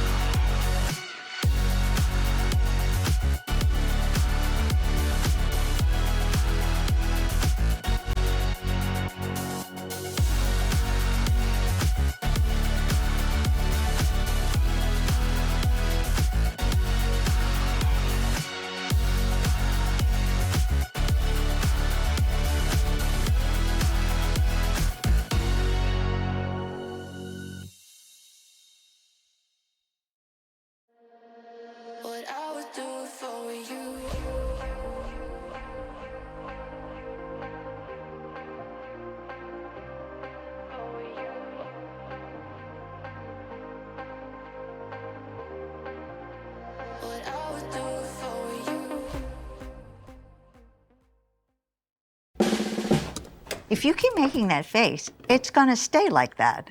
Funny. I'm trying to get my own car insurance. Well, that's easy. USAA.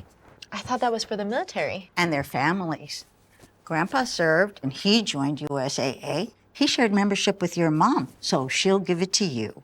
Really? And they'll take good care of you. USAA. Members who switched saved an average of $725 annually on auto insurance. Welcome back, everybody, to the grand finals as we are sitting in the favor of Misawa. They're leading 3-1 over Hickam after making an unbelievable run through the losers bracket. Hickam having a little bit of trouble here, Andy, and it's not the way I would have expected. You know, I was expecting this team to really be the full package, but possibly might be a little bit of the team running out of gas now. Well, it has been a long 3 days of Call of Duty, and we said it before coming into this day. Hickam had kind of sat on the sidelines and watched Misawa gain momentum, gain confidence and belief through that lower bracket run. So I think Hickam come into the series a little bit cold. They then make up for it in the S&D, but they've just not really got it going in the respawns. They've been kind of bullied out in the last two in particular. Put up a good fight in the Skyline, to be fair, with that late resurgence.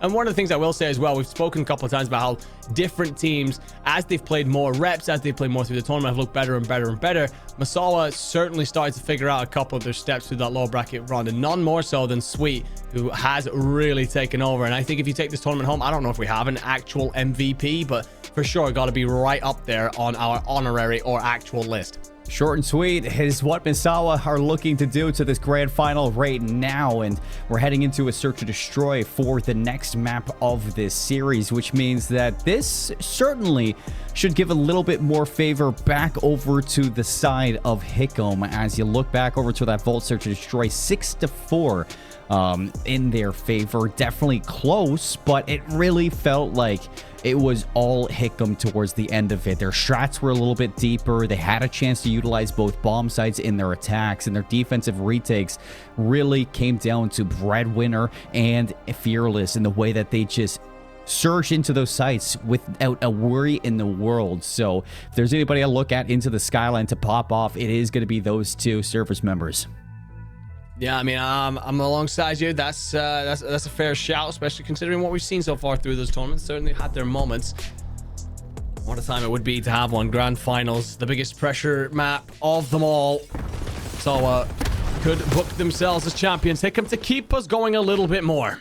It's going to be the attacking side of Misawa, taking the bomb over to B. Early plant as well. Is anybody going to stop this one up the elevator? Seasker Ganase is waiting for it. And with the help of Knight, they draw first blood and get the bomb down, which is red alert now for Hickam, trying to find this retake. Miles goes down at the front. Fearless gets the trade, but it is 2v3. Is this it? Brett steps round to Chow to get a lot of intel. Slides out, just trying to stay alive. Where's Fearless in all of this? You're down to 20 seconds. At some point, you just got to make a hit. Concerted effort. 3, 2, 1, gentlemen. Let's slide on in. Mitchie wins a big one. Fearless trades it, but it won't be enough. Mitchie there with a ridiculous gunfight. Potentially a little bit of the fact that you got an SMG in hand coming out on top, but I think if you lose that there and Fearless comes in, checks out that left-hand side, it could completely flip the script. So, yeah, wonderful work from him in this first round. But even if you find that kill, I mean, 1v1 with 15 seconds left, that last player of Misawa just has to play the time. And it certainly wasn't in Hickam's favor at all. Fearless finally stepping up. He gets to that round. Unfortunately, Seaskirk, who is trying to make a play for that bomb planter, goes down a little bit earlier than you would have hoped for. As it's now swapped sides of the attack, and they're just going to run it down middle, see if they can catch a timing over towards A, but Knight is here. Goldfish in the blender is Hickam, and it is over just like that. Wow. I was about to sit here and say that I respect the Hickam aggression. I respect what it is that you're trying to do there. You know, after getting tucked in by the last two respawns, bullied down a little bit, I've understood you being a little bit more timid coming on out. Instead, they full send. The only thing I will say, when you do head low, you lack so much information. You want, like, a player plat to maybe see if there's going to be something coming piano. Yeah. I just don't know. You full send into one of them, you know it's a high risk, high reward. Well, part of that is the risk, and they find out just how bad that can be sometimes. Not even that. The second player in the line, you got to throw a stun for that first chow. Oh, that was free for Misawa. And they're going to try to pull a page out of your book and just do it better. Nades and stuns are going to force you back away from the fireplace. You can see that there's a flank coming through Hickam, and they need to hold on their lives to let it unfold. Oh, I was about to say, the fact that you all stay up there is actually insane. Great work out of Mitchie, who's controlling that back line. Finds Skirk, finds Miles. So it's on Fearless and Bread to hit it from the front. All eyes forward. Fearless, 1v2. Knight's going to drop down, and he has the information. He's going to communicate that, or he didn't. Nase has no idea. 1 versus 1. Knight versus Fearless. And he's got the time against him. 16 seconds. Knight just has to play the objective, and he's doing it right. 12 seconds. The dance is on, and he has done enough. There's no time for the defuse, and Fearless, he thought he had enough time, but he just didn't. Wait, he not got it? Yeah, I was about to say, I thought he got it. 0.1 of a second. That is actually crazy. Oh my god. I thought he got on after. I thought it was too late. That was incredibly tight. To be fair, I wasn't sure. But 0.1 is, I mean, that's as close as we're gonna get. Fearless makes the play happen. The 1v2. I think the instant repositioning is what gets him there, because we thought that actually Knight had picked up the intel, but just doesn't see him cross. So therefore, that gives Fearless the opportunity to go and find Mitchie, turn it into that 1v1 in the first place. I mean, that's why they call him Fearless, the GOAT. He is not afraid to take it to the last millisecond. So let's switch sides again. And Hickam, now their chance to attack. A lot more patient at the gates. It seems like the stuns have stalled it out, and they're trying to draw a first blood. But unfortunately, it's going to be Sweet that does it. That's going to force the hand of Fearless now to see if he can get something over towards A, dancing around you. You can see the repositions from the rest of the team of Misawa, and Goldfish takes down Fearless. That is completely thwarting the attack. Knight lies in wait. These players run out in front of you. Big gunfight onto Seaskirk. Bread's going to be there for the trade, sure, but it turns it into a 1v3. I mean, potentially, technically, a 1v4 clutch. And if anyone's going to do it, Bread can. But this conga line that is going on right now is going to be difficult to break down. Surely they don't line up. I'd hope not. Minnesota Rock or anyone? Optic? Over. That's a deep cut. Every Optic fan in chat shivered. Just shuddered a little bit, yeah. Misawa, though, on the other hand, they do not bend, they do not break, and the conga line just sets up Goldfish for a fantastic trade, and that is going to keep them on the advantage for the search and destroy, where they are just running through Hickam. A lot of it right now as well, coming off the back of the first bloods. Misawa just doing a much better job of opening up the round. Miles' S&D struggles continue, but to be fair, Seaskirk also currently sitting on that donut. Even Bread, superstar of this team, the Slayer, so often currently on a bread stick, so need more out of some of you guys. Oh wait, those numbers might be wrong. I forget that Codcaster's like that. Yeah, Codcaster doesn't like to play nice. Neither does Nase. Bomb down for Misawa. Numbers advantage too. Sweet, he is toying with his food, and he's waiting for Nase to be in a position to finish it off. Goldfish slides out. He's overwhelmed. It brings us into a 2v2. Nase is going to be here. Util as well. All this happening. Sweet's going to be on the flank, and this should be it. He has 20 seconds to just run around Fearless for the 1v1. Can he pull it off again? As Sweet has completely repositioned all the way around. You have no information and no chance in the round.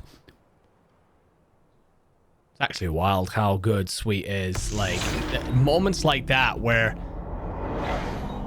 every right to just kind of like spot him here, shoulder out, play the timer, and he's like, no, I know what I'm doing. I'm just going to fry anything in my path. Don't worry about it.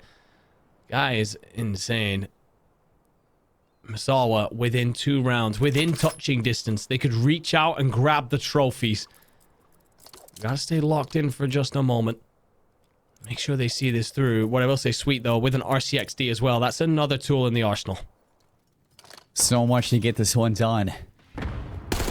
Here we go for the attackers. Hickam sending it down the aisleway. Nase still finding a first blood onto that one. Bomb has hit the site, but you lose a player. And look at this. A flank coming out from Knight. He's in behind the whole play. And another one drops. And another one. It's all down to Miles now, and he doesn't have a chance in hell to pull that off. The trades are what happens in the B site, and Misawa now 1 round away from greatness.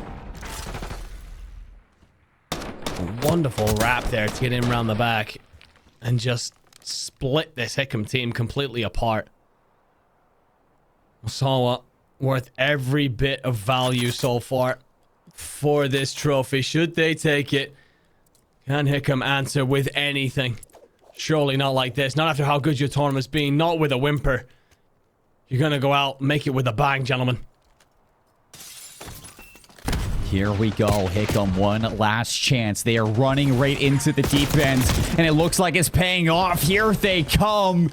And where has this been? Hickam, in the matter of seconds, keep this game alive. If that doesn't sum up some of the search and destroy we have seen through this tournament. Misawa in complete control, absolutely running amok, and then Hickam just full send it for 4 through the bar and kitchen area. As Hickam, I mean, they've still got a hell of a lot to do. Let's not try and dance around that. But if you are going to get a comeback started, then an absolute obliteration is going to be the way. Hickam, though, with an opportunity to decide where this bomb goes. We need a concerted effort. You should outnumber players here on A, so an opportunity opens up. And Miles Breadwinner seems like they have a little bit more in them, Andy. Opening kills go their way, and they know what's on the line. They're in the A side, and they're looking to lock it down. Sweet. Dancing. Nase ties us. 2v2. And somehow still alive. The bomb's gonna go down, and Sweet's still taking pot shots. So can you hold this down? If you're Hickam, you could do just that. Why not? Let's keep this going. For a worrying second there, I thought that Hickam had thrown away a 4v2 with bomb down. I was about to say, there's no way we're over-strafing into gunfights against Nase Michi and Sweet, the two guys who have lit up this afternoon more than anyone else. They see it through. Hold their nerve just long enough. 5-3, 2 rounds on the bounce. They will need 3 more. It will need to be perfection. Breadwinner's on a 4th and has an RC. So, again, our potential opportunity to open up with something different here. 1 round at a time. 1 step at a time.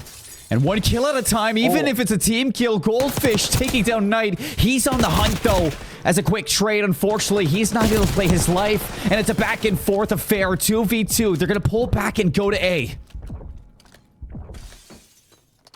Miles up high. I don't think he is aware that the 2 players underneath him. Checks B. Will now surely be aware that this bomb's going to A. Miles tries to cut off you here. I like the idea, but the execution isn't there. 2v1. Fearless the goats. He's going to square up. The shots don't confirm. 34 seconds to keep your team in the grand finals, to keep your team in PACAF. And look at this post plan. It is deep. Fearless. Gonna have to pull off the ultimate clutch right now. And it's gonna come down to the kills. Not gonna happen. And Misawa get it done. Heavy is the crown that floats in the Pacific and now sits on the head of Misawa. These players, they make the lower bracket run, and they do it with sheer dominance across the bracket. The celebrations on main stage are well deserved. Should be sweet indeed, led by their superstar, but also backed up by Nase Michi, Goldfish, and Knight. The 4 of them have put on a show this afternoon, run out deserved champions without a doubt, and it wasn't even close. 4-1 in the finals. I gotta say, these 4 gentlemen not only going to take that Pacific crown, but it then starts to turn our attention over to just how good their ceiling could be. They've gotten better every single step of the way. And now you look ahead to Worlds and you think, well, where could these boys compete? How high up the ladder can they truly punch? Well, they have a chance to prove that. That is one thing for certain. And Hickam, I mean, this is going to be a stinger because you played so perfect throughout the winner's bracket, but it seems like Misawa are just your maker, and you've met them not once, but twice throughout this tournament. You lost both times, and that just shows that Misawa are the best. There is no uncertainty to that. when it comes down to it and you look at players like Sweet, like Nase, who throughout the entire tournament were just overperforming, and then you just top that off with Goldfish, who in the grand finals looks even better than when we ever saw him, and the brains of Night that puts the whole thing together. This team is the real deal. They're the whole shebang. This is the process of PACAF that is looking to take it to the other regions. I mean, I was about to come to something. You just set it up absolutely beautifully, because when we start to talk about those other regions, I know that a certain Hate Card and Artie have been in the chat a lot through this weekend. And Hate Card comes in just as I tab over to Twitch chat and says, Masawa wouldn't win one map against Cannon. Oh boy, I'm looking forward to finding out if that's true or not. We're already getting a little bit of trash talk for Worlds, and it's only March, halfway through March. Guys, calm down, calm down.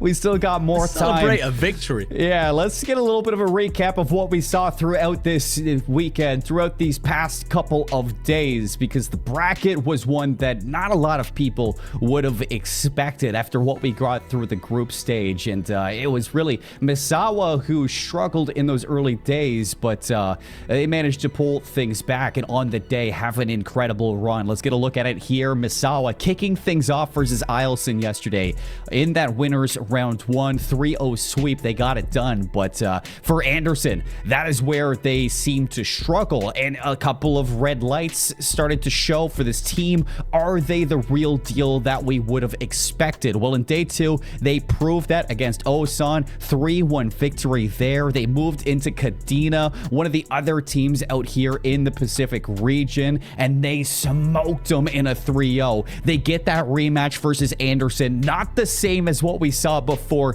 another 3-0 from this team, and then they moved into the grand finals on the day for day 3, and they 4-1 Hickam, a team that took them the distance in the group stages, leading them to only losing 2 maps on the day, Andy. That is sheer dominance. It is, and the thing is as well, like, it's not only the fact that they keep on proving through the tournament, but it's that they seem to also play to the level of their lobby. There's no way that when they only picked up a 3-1 win against Osan, and a relatively close one at times as well in the other maps, that we were sat thinking, okay, this team are going to go on to win this tournament. But from there, they seemingly stepped up, recognized that against Kadena, they were not going to get away with mistakes. 3-0 that team. Come up against Anderson, again, recognized we are not going to get away with making errors here, and 3-0 them, and then come out hot. I mean, map 1 was really well contested by both teams. Felt like we were talking about Hickam building their way into this series, and then Hickam take the S&D. Kind of a little bit worried for Misawa, but I think that's another one of those moments where they just go, okay, we've got a little bit of extra level in us here, and then when they turn on those afterburners, there was just no keeping up. No stopping them whatsoever, and that really sets things up for those world finals too, because we're already getting that trash talk in the Twitch chats, and we already got 3 teams to qualify for Buckley Space for Space. Just as a reminder, those world championships, it's a 5-day event in June 10th to the 14th, so these teams ready to lock things in. We got 3 from the Pacific region. That's going to be Hickam, Misawa, and if I do recall, it's going to be Anderson as well to finish things off. Coming up after this one is going to be Yusefi. Teams in the European region looking to also qualify for the top 3 on who else will go to the World Championships. And then we get Conus in April 8th to the 12th at Patrick Space for Space in Florida. That's going to be an exciting one for the continental US, because that is the one where most teams have been walking in and saying they got no chance against us, Andy. I mean, look, this whole conversation is wonderful. You know, we got people coming in from the Pacific. We got people, you know, coming over from Conus, from North America. I'm from the UK. I'm a European boy, so I'm looking forward to seeing what the Yusefi region brings. So bring all the trash talk. Let's absolutely go for this, because I mean, this just sets up all the storylines that we want when we start talking about a world championship format that the Air Force Gaming Circuit is bringing. And I think that that's a great thing, and that's gonna definitely lead to some wonderful moments both on and off stage. And of course, as long as we're all sticking to the right side of the line, hey, I just want nothing but Europe on top, baby. So that's gonna be what I'm rooting for. Well, you better hope that those teams really step up here because they got their work cut out for them, Andy. It's been a couple of days where we've got to see these teams really duke it out to figure out who is the best. Are there any memories that really stick with you? Is there anything before we close the show that you really want to mention before we get set up for these next couple events? I think it's hard to try and remember back over the last 3 days a lot. I think that obviously what's sticking with me right now is just the sheer dominance of that end run that comes in from Misawa. 3-0, 3-0, 4-1. That is quite frankly a ridiculous performance because that's against second, third, and fourth, the other best teams in the tournament. When we started seeing those early 3-0s, etc., we kind of weren't surprised. When we're talking about groups, they can often be lopsided. But those performances late on, I got to absolutely tip my hat over to Misawa. Again, I just think that there's going to be a level to their game that they can still go to yet. And as such, just how far can they push up the ladder when we start talking about Worlds? Because now they've got time to practice. They've got a real goal to aim for. That's what they should be looking forward to as they come on through the rest of this competitive year. They come into interviews and say, well, we didn't have much time to really get things together. I don't know whether or not that's going to be an excuse when we step up onto Worlds. They've got a huge ceiling ahead of them, and I'm looking forward to seeing them reach it.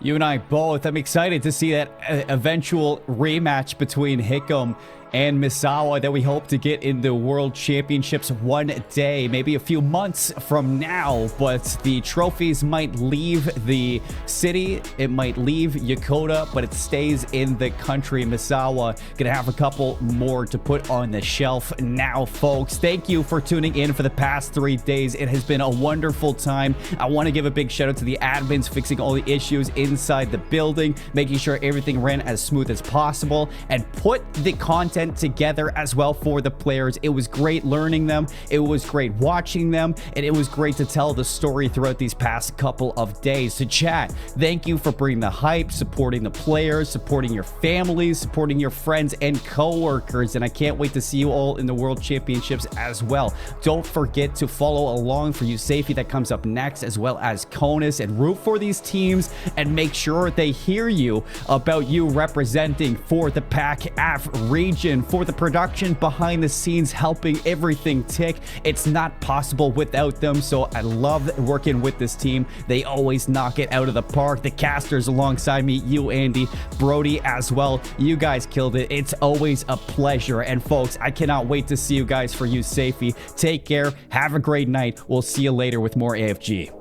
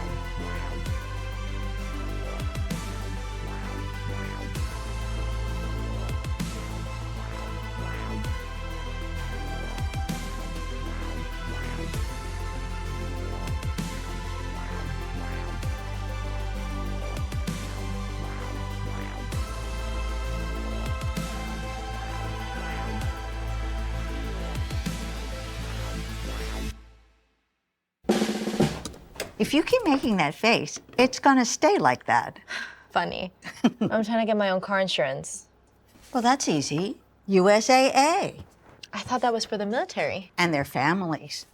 Grandpa served, and he joined USAA. He shared membership with your mom, so she'll give it to you. Really? And they'll take good care of you. USAA. Members who switched saved an average of $725 annually on auto insurance.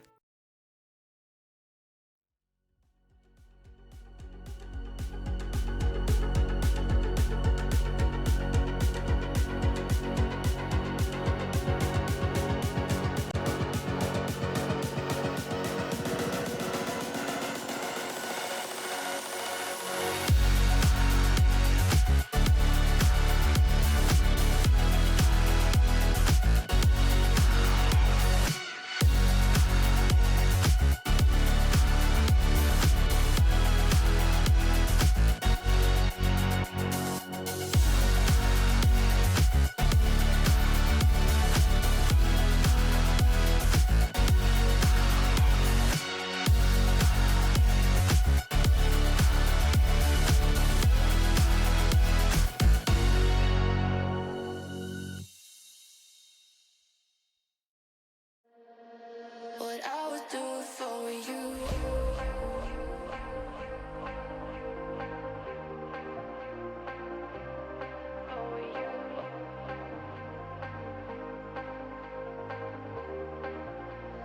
I would do